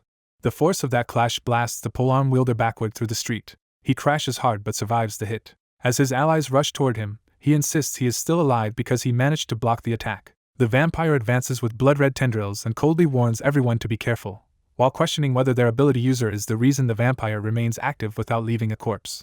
Mid-confrontation, the vampire pauses when a scent suddenly catches his attention. He finds it strange because humans should be bland and nutritionally poor to him. Yet one of them smells so appealing that his hunger sharpens at once. The armored fighter braces himself just as the vampire decides on a new target. Rejecting the vampire's twisted logic, the fighter is told that because they ruined his food, they will replace it. The vampire declares that he will simply make them his next meal. He unleashes multiple blood blades toward the armored fighter in a sweeping kill strike. The attack tears into the fighter's guard with overwhelming force. The fighter is stunned that his defense is being broken so easily. The vampire closes into the barrage, pressing the attack at point-blank range. The fighter realizes he is on the verge of being overwhelmed. A blue slash suddenly cuts into the exchange from the side. Deoxys dives in and drags the armored fighter clear before the vampire can finish him. The vampire reacts with mild curiosity rather than concern. From a short distance, he checks whether the rescued fighter is still functional and notes, with interest, that they can use teleportation as well. The battered fighter curses the vampire while trying to recover. In response, a commander summons fallen forces back into motion with a command to rise. The vampire grins, amused by the new development. He openly enjoys the fight, treating the danger like entertainment. The armored fighter rallies the revived troops and orders an all-out charge. The summoned soldiers surge forward together to overwhelm the vampire by numbers. The vampire dismisses them as mere toys and prepares to cut through them. He slaughters the charging forces with ease, proving they are nowhere near enough to stop him. Then his confidence falters when he senses a new threat behind him. He turns to find a distant attacker lining up a concentrated blue shot while his blood tendrils are still extended. A woman releases arrow of light, sending a piercing beam straight at the vampire. A silver-haired vampire is forced back as a bright blue blast tears across the street toward him. The attack slams into his chest and drives him into pain before he can fully evade it. At the same time, a woman in a pink tracksuit boosts a giant red-eyed bear and sends it charging into the fight. The summoned beast crashes forward with overwhelming weight, turning the street into its killing ground. It lunges straight at the vampire, roaring as it tries to crush him head-on. He answers by whipping out blood-red tendrils, bracing himself to counter despite the pressure. The tendrils lash around the bear and hurl it away, buying him a moment to recover. He follows through with a violent swing that smashes the beast into the ground and clears space around him. The archer immediately fires another blue shot, trying to pin him down before he can reset. Confident from reading the earlier attack, he dismisses it as a trick he can avoid this time. He sidesteps easily and boasts that a simple arrow cannot catch him. But the woman closes in at that exact moment and drives a sword technique called piercing into him at close range. The sudden hit breaks his composure as he realizes he has been baited. Before he can respond, a masked ally drops in from above, calling out to strike and sink. That newcomer unleashes a purple spear-like attack from overhead, forcing the vampire into a new line of danger. The attacker commits fully and tries to finish him with a lethal downward blow. The purple strike detonates into the ground, but the vampire escapes the center of the blast at the last instant. He tumbles out through the smoke while the three hunters regroup around the impact zone. Catching his breath, the newcomer admits the vampire has pushed him harder than anyone before. Instead of panicking, he recognizes the enemy's strength and treats the struggle as proof they are exceptional. Emerging through the dust, he openly wonders whether these opponents are even human. The silver-haired vampire, wounded but regenerating, decides he can no longer hold back and prepares to go all out. The woman senses his intent and worries he will target the distant archer first. He confirms her fear by declaring that he will kill her before anyone else. As he launches himself forward, he mocks her for moving at all and implies she has just shortened her life. A sudden flash interrupts his charge before he can land the killing blow. He appears above the woman ready to strike, but the interruption has already ruined his advantage. Enraged, he lashes out with open contempt, convinced she is still trapped. The woman remains calm instead of breaking, showing she expected this exchange. Her confidence reveals that the vampire has stepped into a setup rather than a victory. A heavy summon plate drops into place above him, and with the archer and the woman hemming him in, she declares checkmate. He finally notices the trap too late as the summoned weight descends. The realization hits him in an instant, but he has no room left to escape. The plate crushes down on his head, and the woman coldly dismisses him as a fool. Even with his skull smashed, his body begins healing, making the hunters realize they are dealing with a high-tier vampire. As they watch his regeneration, one of them notices he is regaining consciousness and tells the others to stay quiet. The team leans over him as he wakes, surrounding him before he can recover control of the situation. The dark-haired man greets the revived vampire as a monster, and the vampire jolts awake in shock. Still barely functional, the vampire reaches weakly for a weapon and spits out hatred at them. He tries to reassert dominance, but the hunters make clear that his body will not obey him anymore. They reveal they fed him neurotoxin while he was regenerating, leaving him horrified that his healing did not save him. The dark-haired man plants a foot on him and warns that if he wants to live, he will answer properly. He demands the identity of the vampire's leader, what kind of being he is, and where he can be found. Instead of yielding, the captive laughs at the idea of being threatened by prey. The hunters stand over him in control, but he keeps mocking them as beneath him.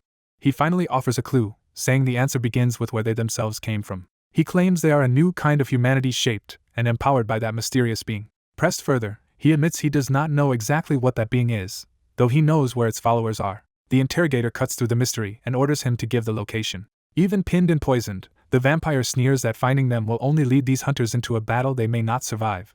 A wounded high-tier vampire refuses to submit and warns his hunter not to underestimate him. The hunter keeps pressing the attack, and the vampire realizes he is being overwhelmed. The hunter makes it clear that wiping out every vampire here was never going to be simple. Even badly injured, the high-tier vampire boasts that weaker vampires may have fallen, but he will not be taken down so easily. He challenges the hunter to prove it if he can. Surrounded by the hunter and his allies, the vampire is left to face a coordinated finish. With the battle won, the system confirms that both a middle-tier and a high-tier vampire have been killed, rewarding an enormous amount of experience and money. The victory brings bigger gains as well. The apartment complex leader is dead, an outpost can now be built there, and multiple skills level up. His territory reaches House Declaration level 25, surges outward, and prepares to expand again. Back home, the strain of that expansion hits Jaehyun hard enough to drive him to the floor. Yejin rushes to his side as he struggles to catch his breath. She immediately guesses that his territory expanded again, surprising him with how quickly she understood. Yejin explains that every expansion leaves him in this condition and worries about whether he is really alright. Jaehyun reassures her that the pain is only temporary, and realizes she has often been beside him during these moments. He shifts focus back to Daendong, and concludes that the vampires there appear to have been exterminated. Before he can continue, a call from Dongyeon pulls his attention away. Dongyeon reports that the search of the complex is finished, following Jaehyun's instructions. There is one troubling point left to report. Jaehyun hears that no survivors were found, confirming the grim outcome they expected. He tells Dongyeon and the others to return and rest now that the operation is over. He also sends Yejin away to recover, acknowledging that she worked hard too. As he turns to leave, she hesitates and stops him. Yejin gently urges him to rest as well instead of pushing himself further. Her concern makes him realize just how exhausted he must look. Even so, he decides he cannot stop yet and opens the achievement system. Thinking through the new territory, he decides he wants to accept everyone inside it while still preparing for the possibility that a vampire slipped in among the residents. To prevent that from becoming a hidden threat, he creates a special achievement condition aimed specifically at vampires. He sets the rules so that if a vampire gains citizenship, the system will identify them. The completed setup ensures such a vampire would have their abilities heavily restricted and be marked like a criminal. With that safeguard in place, he moves on to spend the 3 skill points he just earned. One choice is already obvious to him, so he upgrades the store skill. The store rises to level 6, expanding its item capacity and improving prices just as he expected. Then an unexpected system notice interrupts his planning. He learns that an enchant workshop has been unlocked and added to the list of buildings he can construct. Seeing the surprise opportunity, he immediately switches to construction mode. The new facility is revealed as a workshop that can enhance equipment or grant magical effects. When he sees the cost and size, he decides it is manageable and chooses to place it beside the store. He orders the enchant workshop built in Unit 201, starting a long construction timer. A new option catches his eye and makes him pause. He notices construction can be finished instantly, which changes how he evaluates the project. The system explains that immediate completion would cost 8 crystals. He calculates that each crystal saves roughly 10 hours, but the trade still feels expensive. Remembering he only has 100 crystals and that a mystic draw costs around 300, he decides he cannot afford to waste them. Since the ring of communication and the crown are already serving him well, he cancels the instant build option. He resolves to conserve crystals for mystic draws whenever possible. With that settled, he notes that 2 skill points still remain. Rather than spend them carelessly, he chooses to save both for later. He steps out onto the balcony and looks over the territory in daylight. From there, he turns his attention to what is happening inside the area now under his control. Within his territory, restoration and repair work is already underway as people begin rebuilding. Across the city, recovery work is being carried out in earnest as construction crews and relief teams rebuild what was damaged. From above, the city shows clear signs that normal life is being pieced back together. Roads are repaired, wreckage is cleared away, and even traffic has begun to return despite how early it still is. Schools have reopened as well, letting children resume the education that had been interrupted. For the first time in a while, everyday life is slowly returning, and that fragile normalcy brings real relief. Watching this, Jaehyun reminds himself that the vampires cannot be allowed to crush ordinary happiness again. But the thought only hardens into frustration, because he knows they have reclaimed very little so far. Exhausted, he decides he needs to stop and rest before pushing himself any further. Even as he tries to relax, he remembers that Seo Yejin is still important to the fight and cannot be ignored. He drops onto the sofa and lets himself breathe, trying to release the tension for a moment. He tells himself it will only be a short rest, just long enough to recover. Instead, his mind slips into a dark and ruined place that feels nothing like his room. There, a sinister voice addresses Young-hoon as if confirming a long-awaited death. The scene makes clear that Young-hoon has been slaughtered, his blood spread across the ground among other victims. A monstrous figure accepts the news calmly, as though this death simply settles unfinished business. With a cruel smile, it identifies the setting as Busan, suggesting a larger plan or memory tied to that place. Jaehyun suddenly finds himself standing inside this strange darkness, confused by the abrupt shift. He realizes he is somewhere unnatural and immediately senses that something is wrong. Then the darkness turns personal as a voice accuses him and demands to know why he acted as he did. More voices gather around him, blaming him for failing to save them when they needed him. Their grief becomes a chorus of the dead, mourning lost families and unbearable pain while directing it all at him. Jaehyun breaks under the accusations and tries to deny that he had the power they believe he did. But the voices keep closing in, calling his name as if forcing him to face every person he could not protect. One memory takes shape as a girl clings to her lifeless father and begs for help that never came. The dying man's plea twists the knife further by insisting that Jaehyun should have been able to save him. Shaken, Jaehyun stumbles backward as the guilt overwhelms him. Another voice reminds him of his own earlier excuse that he had not been strong enough at the time. Yoonju appears in his nightmare too, grieving Swa and forcing him to confront another loss he could not prevent.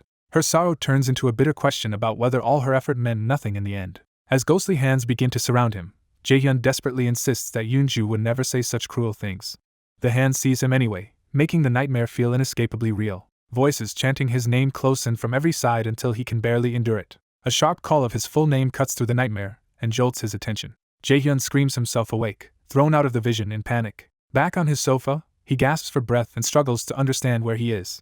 He tries to steady himself by dismissing it as a dream, though the fear still clings to him. He reasons that seeing so many corpses lately must have fed another nightmare, something he is used to by now. Even so, this one felt disturbingly real, and that unsettles him more than he wants to admit. His thoughts drift to Yoonju, and he remembers her crying face from the vision. That leads him to wonder why she still has not contacted him, despite being powerful enough that she should have sought him out by now.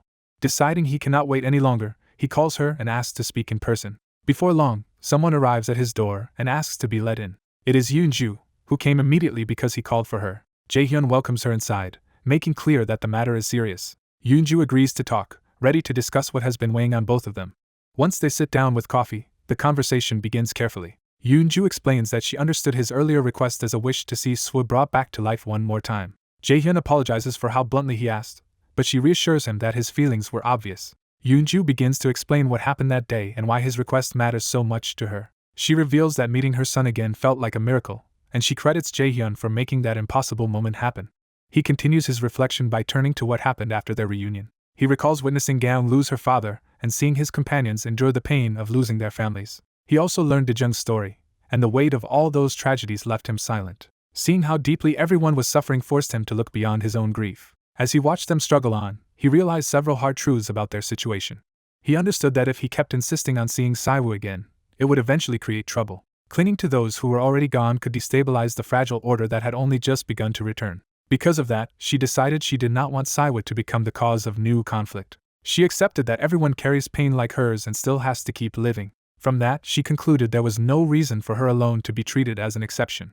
Jaehyun thanks her for allowing both her and Saiwoo the miracle of one last meeting. She admits that simply being given time to say goodbye still feels unreal, but it brought her peace. Hearing that, he feels relieved. He realizes Yeonju is no longer the unstable person he first met, but someone who has regained composure. That change reassures him, especially because her calm is so different from before. As she leaves, he is struck by the quiet steadiness in her expression. They part with mutual gratitude, each acknowledging what the other did for them that day. Before going, she thanks him for looking after her. She wishes him good night by name, leaving him unexpectedly moved. Left alone, he feels again that Yeonju has become more mature than he is. Instead of needing comfort from him, her peace ends up easing his own heart. For the first time in a while, he feels that if he lies down now, he can truly rest. That night, he finally sleeps peacefully. Several weeks pass in what feels like no time at all. During that time, the group continues their daily hunts, gunning down monsters in the ruined city. They cut through the creatures in brutal close combat until the area is cleared. When the fight ends, the exhausted hunters confirm they have finally finished the day's quota. A system message announces the quest's completion and grants a small reward. Catching his breath, one of them notes that he has at least met the daily target. The others compare their remaining counts and admit they still have a few kills left.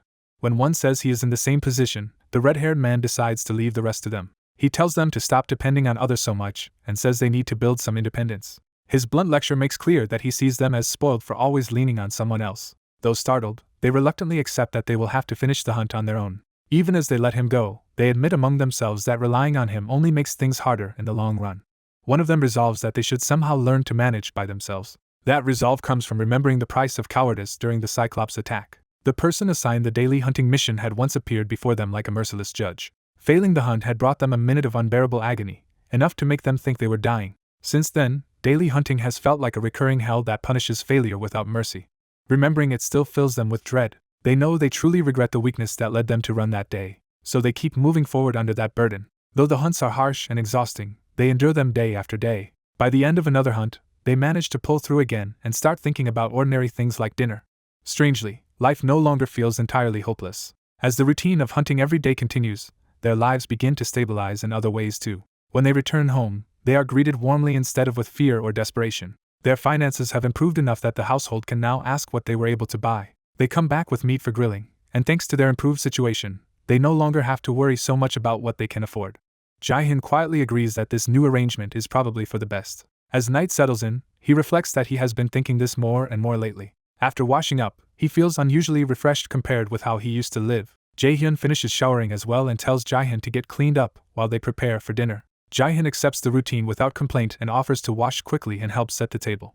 Before leaving, Jae-hyun calls his name, drawing Jae-hyun's full attention. Left alone in the quiet room, Jae-hyun thinks life has become much better this way. Jae-hyun's easy praise reinforces that sense of safety and mutual effort. Jae-hyun remembers how the world was once overrun by monsters until Kim Jae-hyun appeared and changed everything by creating safe zones and rewarding those who fought. He contrasts that with his own old life, when he had only a worthless degree and an exhausting, underpaid office job. Back then, survival felt less like living and more like enduring one miserable day after another. Compared with that hopeless past, even his current hardships feel bearable. Though tired, he sees his present life as far more alive and meaningful than before. Looking at the moon, he finds the peace around him almost unreal. He knows that peace exists only because of Kim Jae-hyun.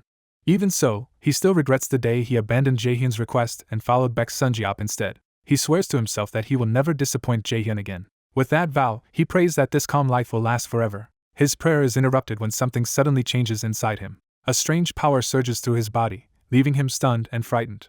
A system notice reveals the cause. Jae-hyun's loyalty has reached its maximum. He has been registered as Jae-hyun's vassal, and Jae-hyun's vassal capacity has increased. Further details identify Jae-hyun as a servant with the awakened ability Cold Aura, a high-rank power that emits freezing energy in all directions at the cost of mental strength. Then Jae-hyun's voice reaches him directly, greeting him through their new connection. Panicked by the voice in his head, Jae-hyun learns that it is indeed Jae-hyun contacting him. Still flustered, he answers respectfully and asks why Jae-hyun reached out so suddenly. Jae-hyun tells him there is something important they need to discuss. He asks Jae-hyun to meet him early the next morning if he is free. By morning, the strange night has given way to a clear new day. Sitting nervously before the meeting, Jae-hyun tries to steady himself. He realizes the rumors were true and that Jae-hyun has summoned him personally. When Jae-hyun casually offers coffee or tea, Jae-hyun is so tense that he blurts out coffee in a panic. Jae-hyun accepts calmly and begins explaining the rumors spreading among the citizens. Jae-hyun hears that people believe those personally chosen by Jae-hyun receive supernatural powers. Jae-hyun confirms the rumor by openly demonstrating that it is real. Jae-hyun sees the icy energy on his own hand and recognizes the awakened ability as Cold Aura. He understands that this is the power Jae-hyun granted him and that it will make monster hunting far easier. Even while serving drinks, Jae-hyun keeps the conversation matter-of-fact, leaving Jae-hyun overwhelmed by the attention. Jae-hyun formally congratulates him on his awakening. He then announces that Jae-hyun will no longer be bound to party quests. Jae-hyun can barely believe it as Jae-hyun confirms that the mandatory quest burden is being lifted. But Jae-hyun warns that if Jae-hyun causes another serious problem, the punishment will be far harsher, and Jae-hyun immediately apologizes. Having settled that, Jae-hyun turns to the real reason he called him in. He asks whether Jae-hyun truly intends to remain with his current party. Jae-hyun explains that Jae-hyun's new ability is too valuable to waste on low-level monster hunts. He presses Jae-hyun to answer honestly about what he wants.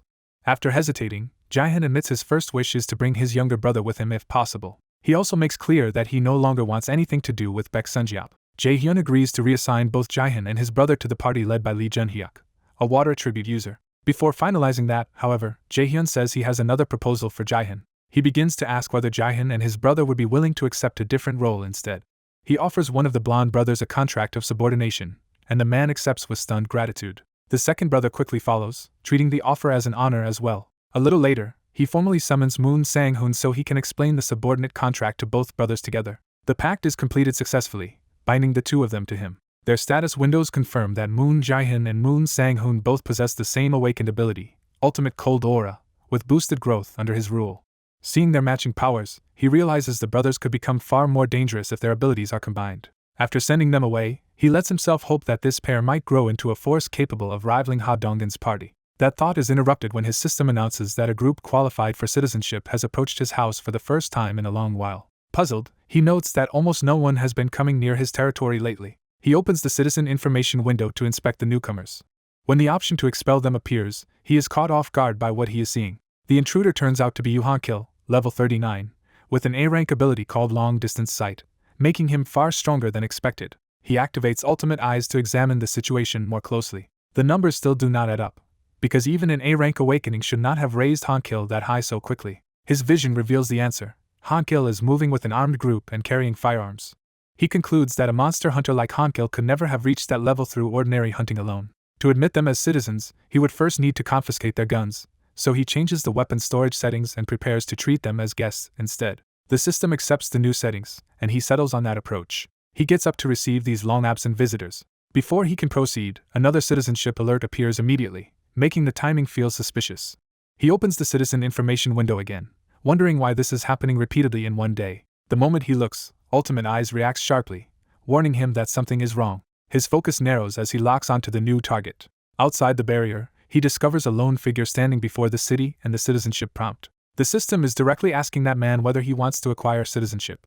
The applicant is identified as a high-tier vampire at level 50, instantly turning the situation into a major threat. Shaken by the vampire's level, he still decides the safest move is to offer citizenship. He urges the system to accept the vampire, reasoning that if the man is entering anyway, control would be better than open hostility. He reminds himself that while ruling tens of thousands is difficult, controlling one dangerous citizen through the system should be manageable. If citizenship is accepted, he could restrict the vampire with quests and even impose death as punishment, which would effectively end the problem. Instead, the system reports that the target has refused citizenship. The refusal shocks him, because it destroys the easiest path to controlling the intruder. The vampire immediately charges the barrier, as if testing or forcing entry by brute strength. With a savage grin, he drives in with full intent to break through. The barrier rejects him at once, repeatedly flagging him as an unauthorized subject attempting entry. Watching this, the ruler is thrown off by the vampire's reckless behavior. The vampire gathers immense power into his fist instead of backing down. His arm swells with violent energy as he roars and commits to a devastating strike. The blow detonates against the barrier hard enough to tear up the surrounding ground and hurl debris outward. Warning messages continue as the impact ripples across the dome over the ruined city. Rather than panicking, the vampire calmly studies the result of his attack. His fist is now coated in blood that he appears to be using as part of his power. From inside, the ruler recognizes that the vampire is unquestionably dangerous. Even though the barrier held, he realizes the force and shockwave behind that punch were far too great to dismiss. Judging from the explosion and the vibration transmitted through the barrier, he concludes the vampire's raw strength exceeds even Cyclops. He suspects vampires possess special skills of their own, much like awakened humans do. Remembering another high-tier vampire who manipulated blood like extra limbs, he infers that this one's blood-coated fist is a similar ability. Outside, the vampire turns slightly, still poised at the barrier with blood power gathered in one hand. After observing how the barrier responded to that blood-empowered thrust, he seems to reach a quiet conclusion. The shockwave continues spreading across the entire massive barrier, showing that the vampire's test strike affected the whole city-wide defense. A powerful enemy reflects that what he has just witnessed was beyond anything he considered sane. He realizes there truly is a force in this place capable of maintaining a barrier on an unimaginable scale. With that understanding, he finally makes sense of the death of Young Young-hoon. He concludes that an existence inside this ruined zone, operating far outside common sense, must have caused it. Even while facing a top-tier vampire, he cannot believe one individual should possess such overwhelming power. That doubt hardens into caution as he admits this is not an opponent he can handle alone. Abandoning the confrontation, he decides to withdraw and regroup. As he leaves, Seo Yejin urgently senses his movement and refuses to let him slip away. She immediately calls Jaehyun and insists the target must be tracked before he escapes. Jaehyun accepts the warning at once and prepares to act on her lead. The pursuit shifts to the subway system as the target moves through line K120. The fleeing man keeps advancing through the station without slowing. Small creatures race along with him through the dark passage. From afar, Seo Yejin anxiously asks Jaehyun what they should do before the psychic link breaks. Jaehyun presses for the target's exact route while she struggles to maintain the connection. Before the link collapses, she manages to report that he is passing Shinhaoni Station along the Donghae line. The connection is cut, but Jaehyun is reassured to hear that Ha Donggan's group is already in pursuit. He quickly starts thinking ahead and wonders whether the fugitive is heading all the way to Gyeonggangan. Reviewing what he learned from watching the man, Jaehyun realizes the destination may be farther away than he first assumed. He identifies the Donghae line as a route from Busan toward Taewagang Station in Ulsan, and the implication unsettles him. A worse possibility forms in his mind: the vampire's headquarters may actually be in Ulsan. He imagines the scale of the threat there, reasoning that a city of 1 million could support countless vampires, including many high-tier ones. If the scout who infiltrated their area returns to such a stronghold, he could bring back a devastating force. Jaehyun knows that scenario is only a possibility, but the risk is too catastrophic to ignore. He makes his decision and moves immediately. Ha Donggan's people continue the chase at full speed through the city. Jaehyun activates his ability and prepares to issue orders remotely. He contacts Ha Donggan and confirms the line is open. Then he gives a surprising command: follow Plan B and let the fugitive escape alive. Ha Donggan accepts the responsibility, understanding Jaehyun is entrusting him with something critical. Elsewhere, a bag is opened and the group discovers their firearms are gone. Panic spreads as the loss of their main weapons throws everyone into confusion. Attempts to calm the crowd fail because the situation now feels far more dangerous. The angry survivors accuse Hankil of leading them here only to lose the one thing they were relying on. Under pressure, Hankil tries to steady the group and get them to listen. He apologizes for the missing gun but insists they will understand his judgment if they see the situation for themselves. His plea only deepens the tension as the others demand a better explanation. One man argues that without guns, moving around this area is reckless no matter what Hankil says. Hankil counters that there are no monsters here, so their fear is misplaced. The others reject that claim outright, saying no one could reasonably believe it in a crisis like this. Hankil falters, unable to make them trust him. Another man admits he understands Hankil's ability, but says the current situation still makes no sense. The group protests that entering unarmed against a possible horde would amount to suicide based only on Hankil's word. Before the argument can spiral further, blue system windows suddenly appear in front of multiple people. The interruption stuns them into silence. Hankil stares at the glowing message, shocked by the impossible development. The notice reveals a party quest directing them to reach room 3002 in Building 114, with no time limit and only a small experience reward. Meanwhile, the fleeing vampire keeps running across the night landscape, trying to put distance between himself and his pursuers. From above, one of the hunters spots him and announces that the target has been found. As the winged pursuer closes in, he confirms to his ally that this is the man they were searching for. Young-Hoon decides to move immediately and begins activating a prepared plan. He opens his storage ability and shifts to Plan B without hesitation. Using his summoned power, he releases a spreading poison mist to control the battlefield. The target suddenly finds himself surrounded by the unnatural fog and realizes the situation has changed. As the man turns in alarm, Young-Hoon closes in and catches him off guard. Young-Hoon raises a gun at point-blank range, forcing the confrontation into open violence. He fires repeatedly into the man's back before the target can properly react. The man is stunned that someone would ambush him so abruptly and tries to understand who attacked him. Even while taking the shots, he demands to know his attacker's identity. Young-Hoon answers with another violent strike instead of giving his name. The wounded man lashes out with brute force, trying to crush Young-Hoon before he can press the advantage. Young-Hoon narrowly evades the counterattack with an acrobatic retreat.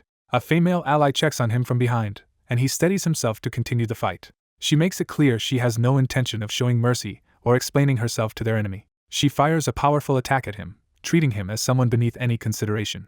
The blast tears across the ground, but the man avoids being finished by it. Realizing they know exactly who he is, he understands this is a deliberate hunt rather than a random attack. Young-Hoon reaches out toward him, preparing the next stage of his summon-based assault. He calls forth a knight, bringing another combatant onto the field. A large armored summon materializes directly in front of the target and blocks his path. The man instantly disengages and slips away from the knight's descending strike. He dives deeper into the poison mist, using the obscuring cloud as cover. Young-Hoon's side judges the move reckless, convinced the mist will work against him. Young-Hoon explains that no matter how hard the man tries to hold his breath, he cannot avoid inhaling the poison completely. Once Hiron's paralysis toxin enters his body, Young-Hoon is certain tracking him down will become easy. He remains calm because the mist is only one layer of the trap. On the far side of the fog, more allies and summons are already waiting to cut off any escape route. From above, the encirclement becomes clear, and the target is effectively trapped on all sides. In a brief earlier moment, Young-Hoon had ordered Donggan to buy time together with Yeonju while he prepared the setup. Back in the present, Young-Hoon senses that the enemy's intentions are about to become clear. Inside the mist, the man unleashes a surge of monstrous power instead of succumbing. He slams the ground with overwhelming force and blasts the poison cloud outward. The summoned knight immediately understands that the enemy used raw power to clear the mist away. Younghun's group realizes they are facing someone far beyond an ordinary human. The transformed man addresses Younghun by name, showing he now recognizes his opponents too. He concludes that these are the people responsible for killing someone he hated and prepares to retaliate. His killing intent freezes the surrounding fighters as he stands exposed but fully empowered. Younghun curses under his breath as the situation turns worse than expected. He realizes the man never entered the poison mist to flee at all. Instead, the enemy used the cover to hide himself and buy time to activate his abilities. Now empowered, the man advances straight at the summoned knights rather than trying to escape. The armored summons move to intercept him and hold the line. He smashes into them with contempt, treating their defense like a nuisance. With a furious charge, he blows through the formation and forces the knights aside. The summons are battered back as his physical strength overwhelms them. One knight tries to meet him head-on with a weapon, but the clash favors the transformed man. He seizes the opening and prepares a decisive follow-up before the knight can recover. His strike lands cleanly, punching through the knight's defense and damaging the armor. The blow reaches the summoner through the linked summon, and Younghun feels the backlash immediately. Byunggo rushes in to catch the collapsing knight, and cries out to Deoksu as Younghun is shaken by the hit. The vampire warns that whatever worked against Younghun will fail against him. He easily stops the attack and makes clear that copying the same approach is pointless. With open contempt, he declares that everyone present is doomed. The threat lands hard enough to shock his opponents into panic. He slams down with overwhelming force, turning his threat into immediate violence. A woman rushes in, desperately calling for Byunggo as the situation spirals. Even while charging, the vampire dismisses concern for the others and focuses on killing her first. She is struck down before she can defend herself, and the group loses another fighter. One of the men lunges in to protect her, shouting Gael's name in alarm. Furious, he unleashes a powerful counterattack at the vampire. The blow reaches the monster, but it is nowhere near enough to stop him. Another ally joins him with a close-range strike, trying to overwhelm the beast by force. The vampire crashes down through the assault and powers through the pain with brute strength. He admits the attack was impressive for a human, but only as a taunt while his enemies collapse. He orders them to stay down and watch what happens next. Shielding the injured behind his wings, one survivor braces himself as the vampire promises to butcher the rest and drain him last. The monster fully gives in to his predatory hunger, vowing to drink them dry and devour them. Before he can finish them, a new presence interrupts the battlefield. A column of blue energy descends, announcing the arrival of someone far stronger. The vampire halts in confusion, sensing that something has changed. The newcomer apologizes for being late, explaining that he came as soon as he received a request to help. He quickly identifies the battered youths as his son's friends. He introduces himself as Kim Jae-hyun's father, confirming exactly who has come to save them. A brief flashback reveals the moments before his arrival. The group had been rushing into danger, still believing reinforcements would catch up soon. One young man had trusted Ha Donggen's party to handle the vampire based on past experience. But seeing how badly things were going, that confidence began to collapse. He realized the real issue was the enemy's level, not just the number of fighters. At around level 50, the vampire was so far above them that even a small gap became decisive. Understanding that one defeat could cost them everything, he decided they needed insurance. He considered calling the strongest hidden force available within their territory. Back in the present, that insurance now stands before the vampire and tells the exhausted group to rest. He calmly takes control of the battlefield from this point onward. The vampire recognizes that this man knows the others and prepares to test him personally. Scoffing at the idea of a savior, the monster insists that nothing has changed. He launches a crushing attack, confident he can kill this newcomer like the rest. The newcomer meets the charge without fear, while the vampire boasts that consuming him will make him even stronger. That arrogance ends the moment a blue-enhanced kick drives straight through the vampire's body. The strike tears him apart in one clean motion and leaves him screaming. For the first time, the vampire cannot believe what has been done to him. He realizes a single kick empowered by body enhancement has pierced him with force great enough to stop bullets. Defeat shatters his assumptions, because no ordinary human should possess that kind of power. The survivors can only stare as the battle is decided in an instant. Those who were moments from death are left stunned by the sudden reversal. Even the remaining fighters and summoned allies freeze, recognizing that the newcomer is operating on another level. Without giving the vampire room to recover, he follows up with a devastating surge of blue energy. The attack rips across the area, carving through the ground and blasting the monster away. The shockwave is strong enough to topple nearby structures and signs. When the dust settles, the vampire is left wrecked in the cratered street, while the others huddle behind their rescuer. With the immediate danger under control, the man finally relaxes enough to let out a brief breath. With the fight over, he judges the scene under control and declares the cleanup essentially finished. He acknowledges everyone's effort, signaling that the immediate danger has passed. But the defeated vampire, despite the power in his blood, is forced to admit he has lost to an ordinary human. Staring at his own hands, he cannot accept that borrowed strength still failed him so completely. As dark energy consumes him, he bitterly confesses to Vlad that he has failed the mission entrusted to him. His final thought is a plea for forgiveness, and his death triggers the system's rewards. The victory is immediately converted into growth as one of Jaehyun's skills levels up. Elsewhere, blood spreads across a floor, marking the aftermath of another brutal loss. A pale woman silently takes in the scene, already understanding what it means. She confirms that Go In-seok is dead, turning the bloodshed into a clear report rather than a rumor.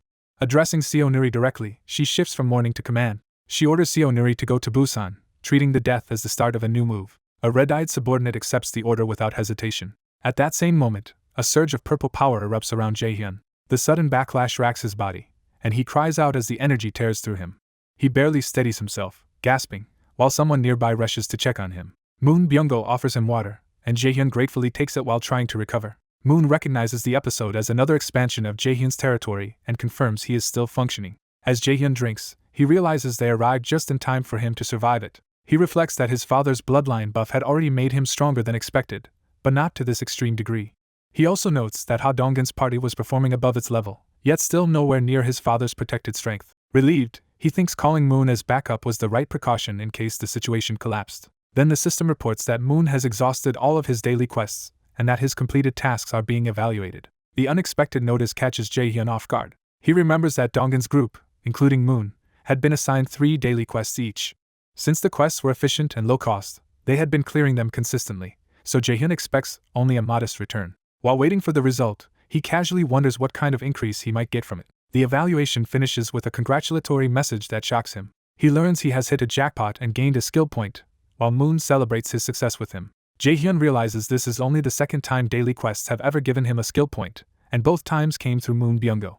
Moon jokingly frames himself as a support character who remains useful, prompting Jaehyun to share the good news. Jaehyun excitedly compares the reward to winning the lottery, and Moon immediately understands how valuable that must be. He decides to spend the leftover skill points on the store skill, expecting his rapid leveling to fill the rest of the store slots before level 30. Even though he has not planned carefully for these points before, he knows he should not waste a free upgrade. Then one option catches his eye: Ultimate Shut-in's health. He briefly wonders whether improving it might lessen the pain he suffers whenever he levels up. But he rejects the idea as too risky, since a random increase to regeneration could make the point worthless. After thinking it through, he settles on the safer path. He chooses to upgrade Ultimate Shut-in's dignity preservation instead. The moment he confirms it, golden light bursts out and engulfs him. The system announces that the dignity preservation skill has risen to level 6. Jaehyun stares at the effect in disbelief, struggling to accept that the upgrade is producing a real physical change. Then the system reveals that the upgrade has unlocked an entirely new function. Far away, the story shifts to a devastated cityscape scarred by collapse and ruin. Signs identify the place as Ulsan, where abandoned streets and wreckage show that civilization has broken down. Monstrous, vampire-like creatures roam openly among the ruined buildings, proving the city has been overrun. A silver-haired woman recalls Yoon Young-hoon and Go In-seok by name, linking this disaster to the dead men. She concludes that the 2 true vampires must have received their power directly from the same person behind all of this. Fixing on the earlier order, she repeats Busan, now treating it as the key destination. Standing alone above the ruined city, she begins to question what kind of place Busan has become. A silver-haired vampire manifests blood-red wings, preparing to move. She launches forward in a violent burst of speed. She crosses the ruined city skyline alone, heading toward a destination with purpose. As she approaches, she identifies a place where a monster is said to reside. The scene shifts to a room marked 2902, where a strategy meeting is underway. The group begins from the assumption that recent vampire activity may be centered in Ulsan. Their leader warns that the vampires may already have established a base of operations there. He pushes the worst-case scenario further, suggesting the entire city could be under vampire control. That possibility becomes horrifying when they remember Ulsan holds over 1 million people who could become livestock. He adds that such a feeding ground would inevitably attract many more high-ranking vampires. Recalling a previous encounter, he suspects those elite vampires may be trying to awaken something even stronger than themselves. That thought forces him to confront a grim possibility. He asks the room whether they could survive if more than 2 high-ranking vampires appeared at once. The answer is blunt: they could fight, but victory would be far from easy. After thinking it through, he reveals that there may be one workable method.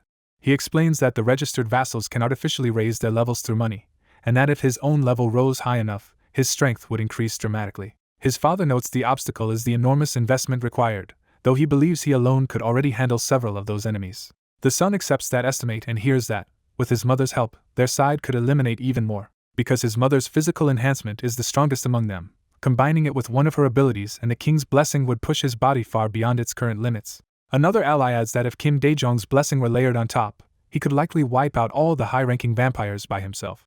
Even so, he remains troubled by one unresolved issue. He fears that none of this would matter if the high-ranking vampires are merely servants of the mysterious being they worship. Admitting he lacks enough information, he turns to Lee-hyun for a practical next step. Lee-hyun volunteers to go to Ulsan alone and scout the situation firsthand. He argues that his ability lets him travel there and back quickly enough to make the risk manageable. Still, the leader points out that speed will not help if the city truly is a vampire nest. He warns that entering such a place alone could be extremely dangerous. Someone presses Lee-hyun on whether he can really survive that mission. Lee-hyun answers that danger is irrelevant because the reconnaissance has to be done. The leader accepts the plan and promises to monitor him, asking only that Lee-hyun stall if things go wrong. He further promises to extract him immediately with vassal summon if the situation turns bad. With that safeguard in place, the mission is entrusted to Lee-hyun. The room falls into a tense silence as everyone accepts the risk. That night, the silver-haired vampire races over Ulsan to investigate on her own. She reminds herself that even the eccentric high-ranking vampires who died here had been among the strongest of their kind. Knowing that, she resolves to proceed carefully. She decides to make only a quick sweep before retreating. But something unexpected stops her cold. She discovers an impossibly massive tree rising through the city, and immediately realizes it should not exist. The sight confirms her suspicion that the two vampires were killed by that tree. Then she notices something even stranger nearby. To her shock, a human is standing on a building beside the monstrous trunk. When a bright glow appears, she reacts in alarm because vampires should not be using light like this. She realizes the illumination is coming from the area around the tree and begins questioning what kind of force is at work there. Driven by curiosity, she moves in for a closer look. Before she can approach, a glowing system blocks her path and denies her entry. The barrier identifies the issue as citizenship and unexpectedly offers her a chance to obtain it. She is rattled by the fact that the system has detected her presence at all. Recognizing that advancing further could expose her, she pulls back while trying to understand what this place really is. As she stares at it in disbelief, she begins to grasp that this is something far beyond an ordinary vampire nest. He identifies this city as the one place the destruction never reached and realizes he has to return there. Driven by urgency, he races back through the night sky toward the city. On the way, he regrets that the enemy turned out to be a winged vampire. He reflects that the vampires rejected citizenship almost immediately, ruining any chance to bring them fully under control. That refusal also means they cannot leave with much real information, though he had hoped to feed their side false intelligence if things went well. He accepts that this opportunity is gone, and reminds himself that what a vampire can carry back is still very limited. As far as he knows, all they have seen is the world tree, the transparent barrier, and the fact that citizenship was offered. He notes that events accelerated unexpectedly, with a second high-ranking vampire appearing far sooner than the first one did. That makes him wonder whether higher vampires can sense the deaths of their subordinates, and he concludes it is possible. Even so, that connection let him determine where they were. Because Kim Ji-yeon is keeping the vampire occupied from a distance, he is able to track the target's exact location. He reassures himself that as long as Kim Ji-yeon keeps avoiding direct combat, the situation should remain manageable. His thoughts are interrupted when his father calls out to him. His father approaches casually, remarking that it has been a while. He invites his son to sit down and talk for a minute. Trying to make the conversation easier, the father adds that he even prepared food to go with a drink. The son hesitates, caught off guard by the domestic gesture. They sit across from each other, and the father asks directly what his son wants to discuss. The father offers him a drink, but the son says he has something more important to handle first. The father accepts that answer and moves to pour for himself instead. As he fills his cup, he addresses him with quiet familiarity, signaling a serious talk. He asks his son to come home once in a while because his grandmother wants to see him. The son apologizes, knowing he has been absent too long. He learns that his grandmother is only briefly awake each day and that his mother has been staying by her side to care for her. Feeling guilty for not showing himself all this time, he promises he will visit them soon. His father accepts the promise and finishes his drink before turning to the real issue. He drops the small talk and asks for the truth. The father makes it clear that he wants to discuss the vampires. He presses his son to explain what he intends to do about them. The question forces the son to confront his own resolve. In the tense silence between them, the father waits for a concrete answer. The son says he first needs to find out how strong the vampires are before deciding the next step. His father answers that once they know that, they can work out how to bring them down based on the kind of enemy they are facing. But he immediately challenges the premise and asks whether they even need to wipe the vampires out at all. The son is taken aback, since he thought the danger to Ulsan already made the answer obvious. His father warns that their own people could be put at risk and asks whether that gamble is truly worth it. The son argues that even if the vampires come to them, it will not be too late, and fighting here would let them use his father's safe zone ability to full effect. His father pushes back by raising the worst-case scenario. He questions why his son is so determined to go out of his way to exterminate the vampires instead of simply defending their side. That challenge makes the son pause and admit inwardly that his father has a point. He reminds himself that the invisible barrier should keep the vampires from crossing into their side anyway, but memories of past bloodshed and helpless victims surge back, and he cannot bear the thought of living through that again. He admits that no matter how prepared he is now, the memory still unsettles him deeply. He recalls how, before he understood what vampires were, he had unknowingly accepted one as a citizen, and he sees every similar case as a disaster waiting to happen. So he decides he will tell Kim Jian to stop them at the source and cut the thread out completely. He lays out the full story to his father without holding anything back. After hearing what happened that day, his father falls into heavy silence. The father's grave expression shows that he understands the weight of what his son is carrying. The son finally states the core of it plainly: these creatures eat people, and he cannot tolerate letting that continue. He resolves to wipe out the vampires in Ulsan and save the survivors still trapped there. A young man insists he will not stay on the sidelines and will help with the vampire problem as much as he can within his limits. He steels himself and resolves to take a more active role this time. Across from him, his father awkwardly apologizes before explaining himself. Pressed on why he is acting this way, the father struggles to answer directly. He admits he originally thought his son was only interested in the experience points from hunting vampires. Trying to lighten the mood, he jokes that defeating a strong vampire would indeed give huge rewards. The son cuts through the awkwardness and moves the conversation back to what matters. He accepts that explanation for now and makes it clear he will not press the issue further. Instead, he warns his father to stay alert and protect himself no matter what happens. His father quietly thanks him, leaving a brief, heavy silence between them. The scene shifts to a ruined section of the city devastated by the ongoing crisis. A winged figure streaks through the sky toward the wreckage below. He arrives over Ulsan city center in Samsundong, tracing the area from above. Seeing the destruction firsthand, he realizes this must be where the vampires are operating from. He confirms to himself that he has found their base of activity. To investigate properly, he decides he needs to descend closer to the streets. Before he can do so, vampires below spot that he is human and order the others to seize him. The pack surges after him, determined not to let their prey escape. As he prepares to respond, something on the ground suddenly catches his attention. A girl is sprinting desperately through the ruined street. She is panicked and barely holding herself together as she runs. She begs to be left alone while fleeing from the monsters behind her. The pursuing vampires close in and shout for her to stop. She keeps running through the debris, but the gap is shrinking fast. One bald vampire bears down on her from directly behind.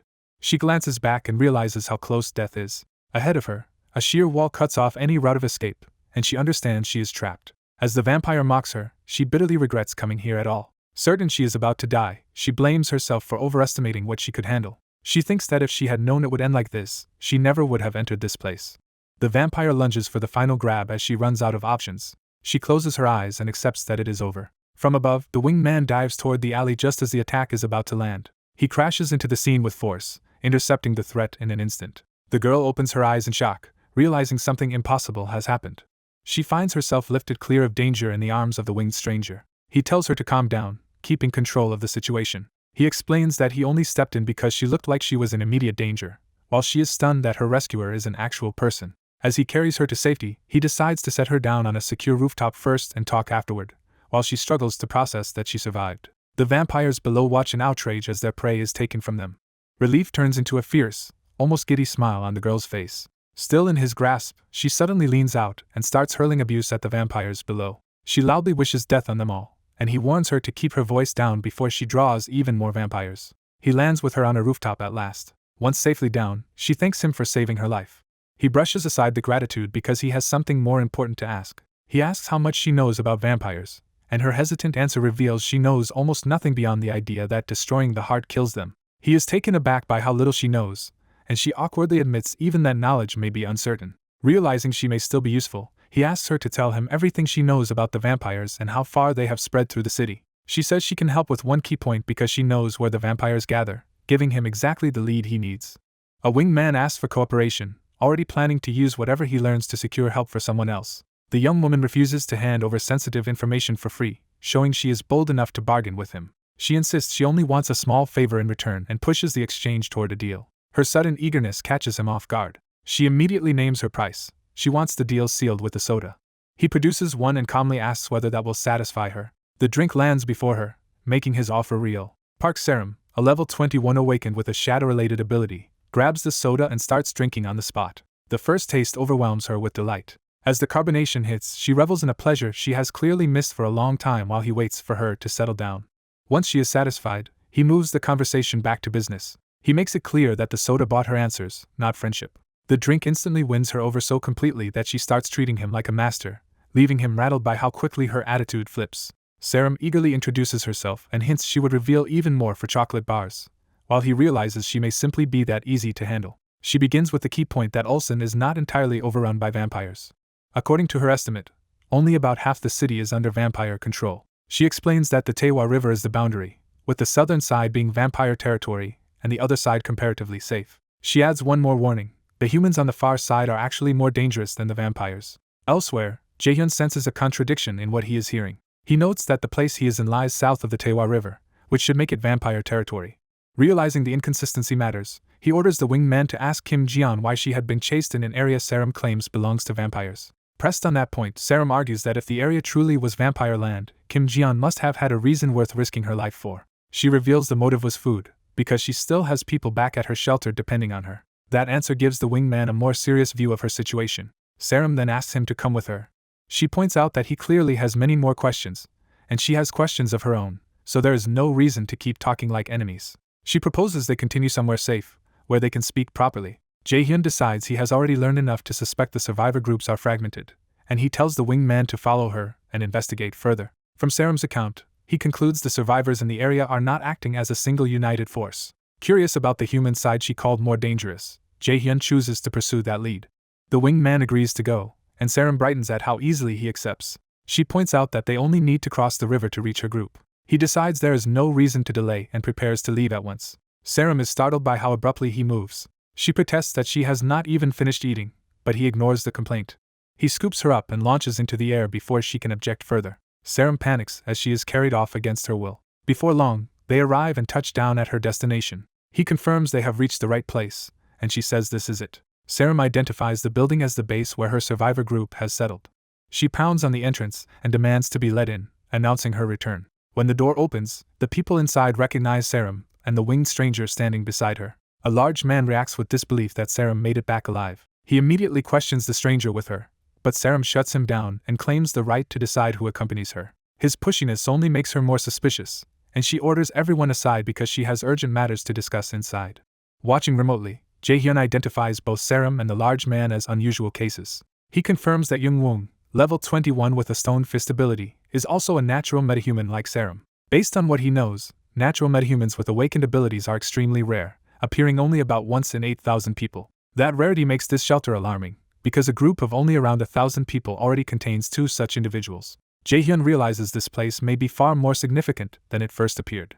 At dusk, Kim Jian follows Park Serim into a staff-only area after hearing talk that this place might be a source of gold. They slip deeper into the restricted storage section of the building. A flashlight suddenly flares toward them, exposing the intruders.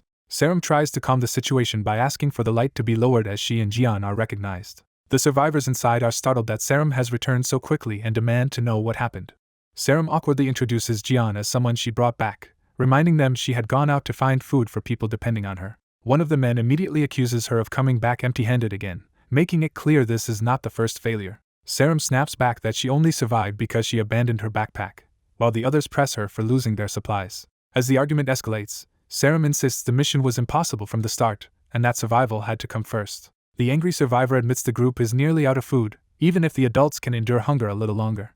The real pressure becomes clear when the children are brought into it, because they cannot be left unfed. A child voices the group's trust in Serim, saying they relied on her because she alone had an ability. That trust turns into blame as the adults condemn her for failing to secure food and for returning with an unknown outsider instead. Serim falters under the accusation, realizing she has no way to defend what she did. Jian quietly assesses the room and concludes from the condition of the market and these people that they have truly reached desperation.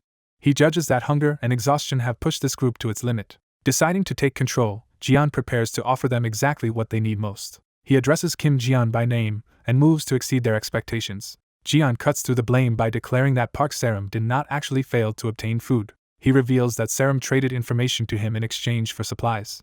Using his open storage ability, Jian produces food and proves that Serim did in fact secure a deal. The starving group is stunned by the sudden appearance of real supplies. Jian shows that he can provide far more than a token amount and invites them to begin negotiations properly. The man who had been attacking Serim is left speechless by the scale of what Jian offers. His hostility vanishes instantly, and he hurriedly starts treating Jian like an honored superior. Jian is ushered inside with exaggerated respect as the group scrambles to accommodate him. The scene shifts away from the storage room to another faction's nighttime base. Elsewhere, a silver-haired subordinate finishes reporting everything she has learned. She addresses Seonuri while presenting her report with visible tension. Kneeling before her superior, she admits that the information she gathered is limited. Seonuri receives the report coolly, unimpressed by how little has been uncovered. The subordinate lists the few leads she has: a giant tree, an apartment complex, and something tied to citizenship. She adds that the causes of death for 2 named individuals remain unknown, offering an apology for the gaps. Nuri finds the mention of the tree more interesting than the rest and orders to be taken there. Her predatory gaze makes clear that she intends to verify it personally. Nuri rises and decides she will go see the tree with her own eyes. Intimidated, the subordinate immediately agrees to guide her. Back in the storage room, Jian asks for a full explanation, and the survivors begin laying out the broader situation. Serum explains that their group is not alone and that multiple survivor factions now exist. She identifies 3 major organizations in Yuzin: the sports complex, Yunggangdong, and the industrial zone. She clarifies that her people belong to the sports complex group, despite currently sheltering in the mart. More specifically, she says they are Supply Unit Team 3 of the sports complex faction and are stationed here for that purpose. Jian is surprised, realizing the mart survivors are only one branch of a much larger structure. He understands that the number and scale of organized survivor groups in Yuzin are far greater than he had assumed. From the existence of at least 3 supply teams, he estimates that the supply division alone may already involve around 3,000 people. Wanting the full picture, Jian asks about the sports complex group's organization and total population. Serum explains that besides 3 supply teams, the faction also has 3 combat teams. She estimates the sports complex group's total population at a little over 10,000. When Jian asks whether the other major groups are similar in size, she says her own faction is the largest, and the others are smaller. She adds that beyond the 3 major factions, many smaller citizen groups are also scattered around apartment complexes.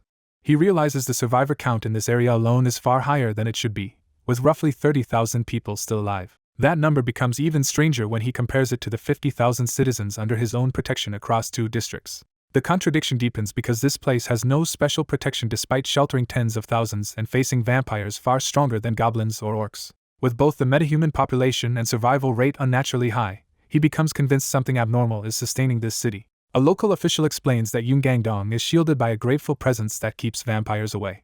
She adds that combat units also hold the vampires back from advancing north, but her hesitation makes clear that this is not the full explanation. The discussion shifts toward another district whose situation may reveal what is really happening. There, the industrial zone has collapsed into human lawlessness, with looters and violent gangs proving more dangerous than monsters. That account feels incomplete to him, and he presses for information about other kinds of monsters that no one has mentioned. He specifically asks about goblins and orcs, implying he expected them to be part of the threat here as well.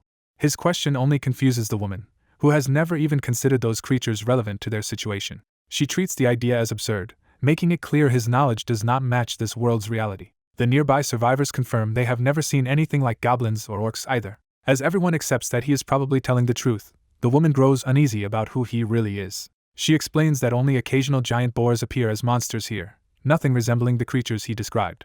Trying to stay composed, she decides the safest response is to take him to the team leader. Before that can happen, the house defense system suddenly flags an unauthorized attempt to enter. The alert shocks him, because he had not sensed anyone approaching the room. A second system message immediately overturns the warning by identifying the approaching presence as someone eligible for citizenship. When the system asks whether he wants to grant citizenship, he realizes the visitor may be someone extraordinary. Outside above the city, a winged woman is already hovering in the night sky. He recognizes her as the same woman he encountered before, which makes her sudden arrival even more alarming. Caught off guard, he struggles to understand how she reached him so quickly. Then a worse possibility hits him, and he abruptly stops himself. He realizes she is not alone, and that another presence is tied to the giant tree at the center of the city. The winged woman reports exactly what she found to a superior named Seonuri, who confirms her assessment. That superior arrives in person and is identified as Vlad Teeps. The newcomer reveals himself as the vampire's true ancestor, a being of overwhelming status and power. Rather than attacking immediately, Vlad reacts with calm curiosity toward what he has found. Inside, the man tries to speak the title aloud but can barely process it.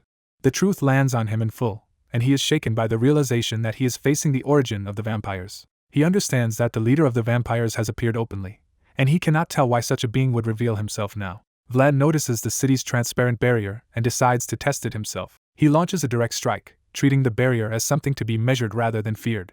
Inside the house, the man forces himself to ignore the shock and focuses on waking his father. He rushes to act before the situation outside turns catastrophic. The attack reaches the barrier, and he senses the impact an instant before the system reacts. Multiple emergency warnings erupt at once as the house registers repeated unauthorized intrusion attempts. The backlash tears through him, and he cries out as the strain hits his body. He cannot believe what he is feeling, because the impossible has happened. Outside, he realizes the barrier has actually been breached. A crack opens across the shield under Vlad's attack. The fracture spreads further, proving the defense can be damaged by enough force. Vlad is impressed that the barrier resisted him at all. Having confirmed what he wanted, he orders Sionuri to withdraw for now. He leaves with quiet satisfaction, already thinking beyond this brief test. The two vampires depart into the night, abandoning the assault as suddenly as they began it. As the barrier restores itself, the pain in his body fades and he regains control. That recovery confirms his conclusion that Ulsan's surviving population exists because this barrier is protecting the city. He finally understands that the vampires have not failed to conquer Ulsan through weakness, because if Vlad truly wished to, he could erase the entire city alone. The protagonist realizes the enemy deliberately spared survivors, which means the vampire had a purpose beyond simple slaughter. He weighs whether to abandon his plan to subjugate the vampire, fearing that provoking a city-level monster could make the situation even worse. Even so, he hardens his resolve instead of backing down. He recalls that the supposedly impenetrable barrier was breached for the first time, proving the vampire can force his way into this territory. That breach also makes him question whether his system's anti-hostility effect would even work on someone powerful enough to break the barrier. If the vampire enters, not only everyone around him but even he himself may no longer be safe. With Ulsan and Busan so close together, he judges the vampire's retreat as temporary rather than a true withdrawal. The look in the vampire's eyes convinces him this is not surrender, but a predator marking prey for later. He decides that leaving such a threat alone would only mean neglecting a danger that will return. So if conflict is inevitable, he chooses to seize the initiative while he still can. He commits himself to acting immediately with whatever means are available to him now. The scene shifts as footsteps approach elsewhere. A young woman named Park Saram arrives and hesitantly brings up Team 3's leader. She asks what kind of person the leader of Team 3 is. Her companion reassures her that the man in overall charge is not difficult to deal with. Without waiting any longer, she opens the door and calls for the team leader. She is immediately scolded for barging in, but insists that something more important has happened. She announces that an extraordinary person has come to see them, and the others recognize they have a guest. The visitor greets them politely and introduces himself as Shin Yoo-min, leader of Supply Team 3 at the sports complex. He formally gives his name and offers a courteous introduction. Back in his own planning, the protagonist reminds himself he is not acting recklessly and already has a strategy to hurt the vampires as much as possible. He reveals that he intends to secure Ulsan for himself by beginning outpost base construction. He starts laying claim to the city and activates the system for establishing that foothold. The system explains that building an outpost base requires suitable land and at least 3 vassals of knight rank or higher. While the vassal requirement is easy for him to satisfy, obtaining the right land is the real obstacle. From past experience, he knows such land usually has to be won by hunting boss monsters that occupy key areas. An orc chieftain in a station or building would have been ideal for this purpose. But Ulsan has no goblins or orcs at all, leaving him without the usual route to claim territory. That means the only alternative would be pushing into the vampire-controlled area south of the Taewa River, which would attract too much notice. Such a move could alert the barrier-breaking vampire and draw in a being far too dangerous to confront yet. He concludes that delaying that monster's involvement is critical, even though the mart remains the best location for his future shop. As he considers giving up on that site, he suddenly hears the name Shin Yoo-min and is caught off guard. The unexpected introduction jolts him into stunned confusion. He recognizes that the polite greeting he is hearing belongs to the very person now standing before Team 3. The coincidence makes him break into a tense, disbelieving laugh. At the same time, the visitor reveals his true nature as a middle-tier vampire and invites them to pay attention to what he is about to show. Elsewhere in the night sky, a silver-haired subordinate rushes to report to Lord Vlad. She approaches carefully, sensing from his mood that something is wrong after his return from that territory. She notes that she has never seen him wear such an expression before and suspects that place disturbed him. Vlad remains silent, his face set in unusual seriousness. He studies the damage to his hand and realizes the power there is even slowing his regeneration. He reflects that when he first found the young world tree, he should have been able to burn it or corrupt and consume part of its authority with ease. Instead, the barrier around it made that impossible, proving the force protecting it was not the world tree's own authority. He remembers that all he managed was a tiny crack in the barrier, and even that came at a severe cost. The immense scale of the barrier, and the dense authority filling that territory left a deep impression on him.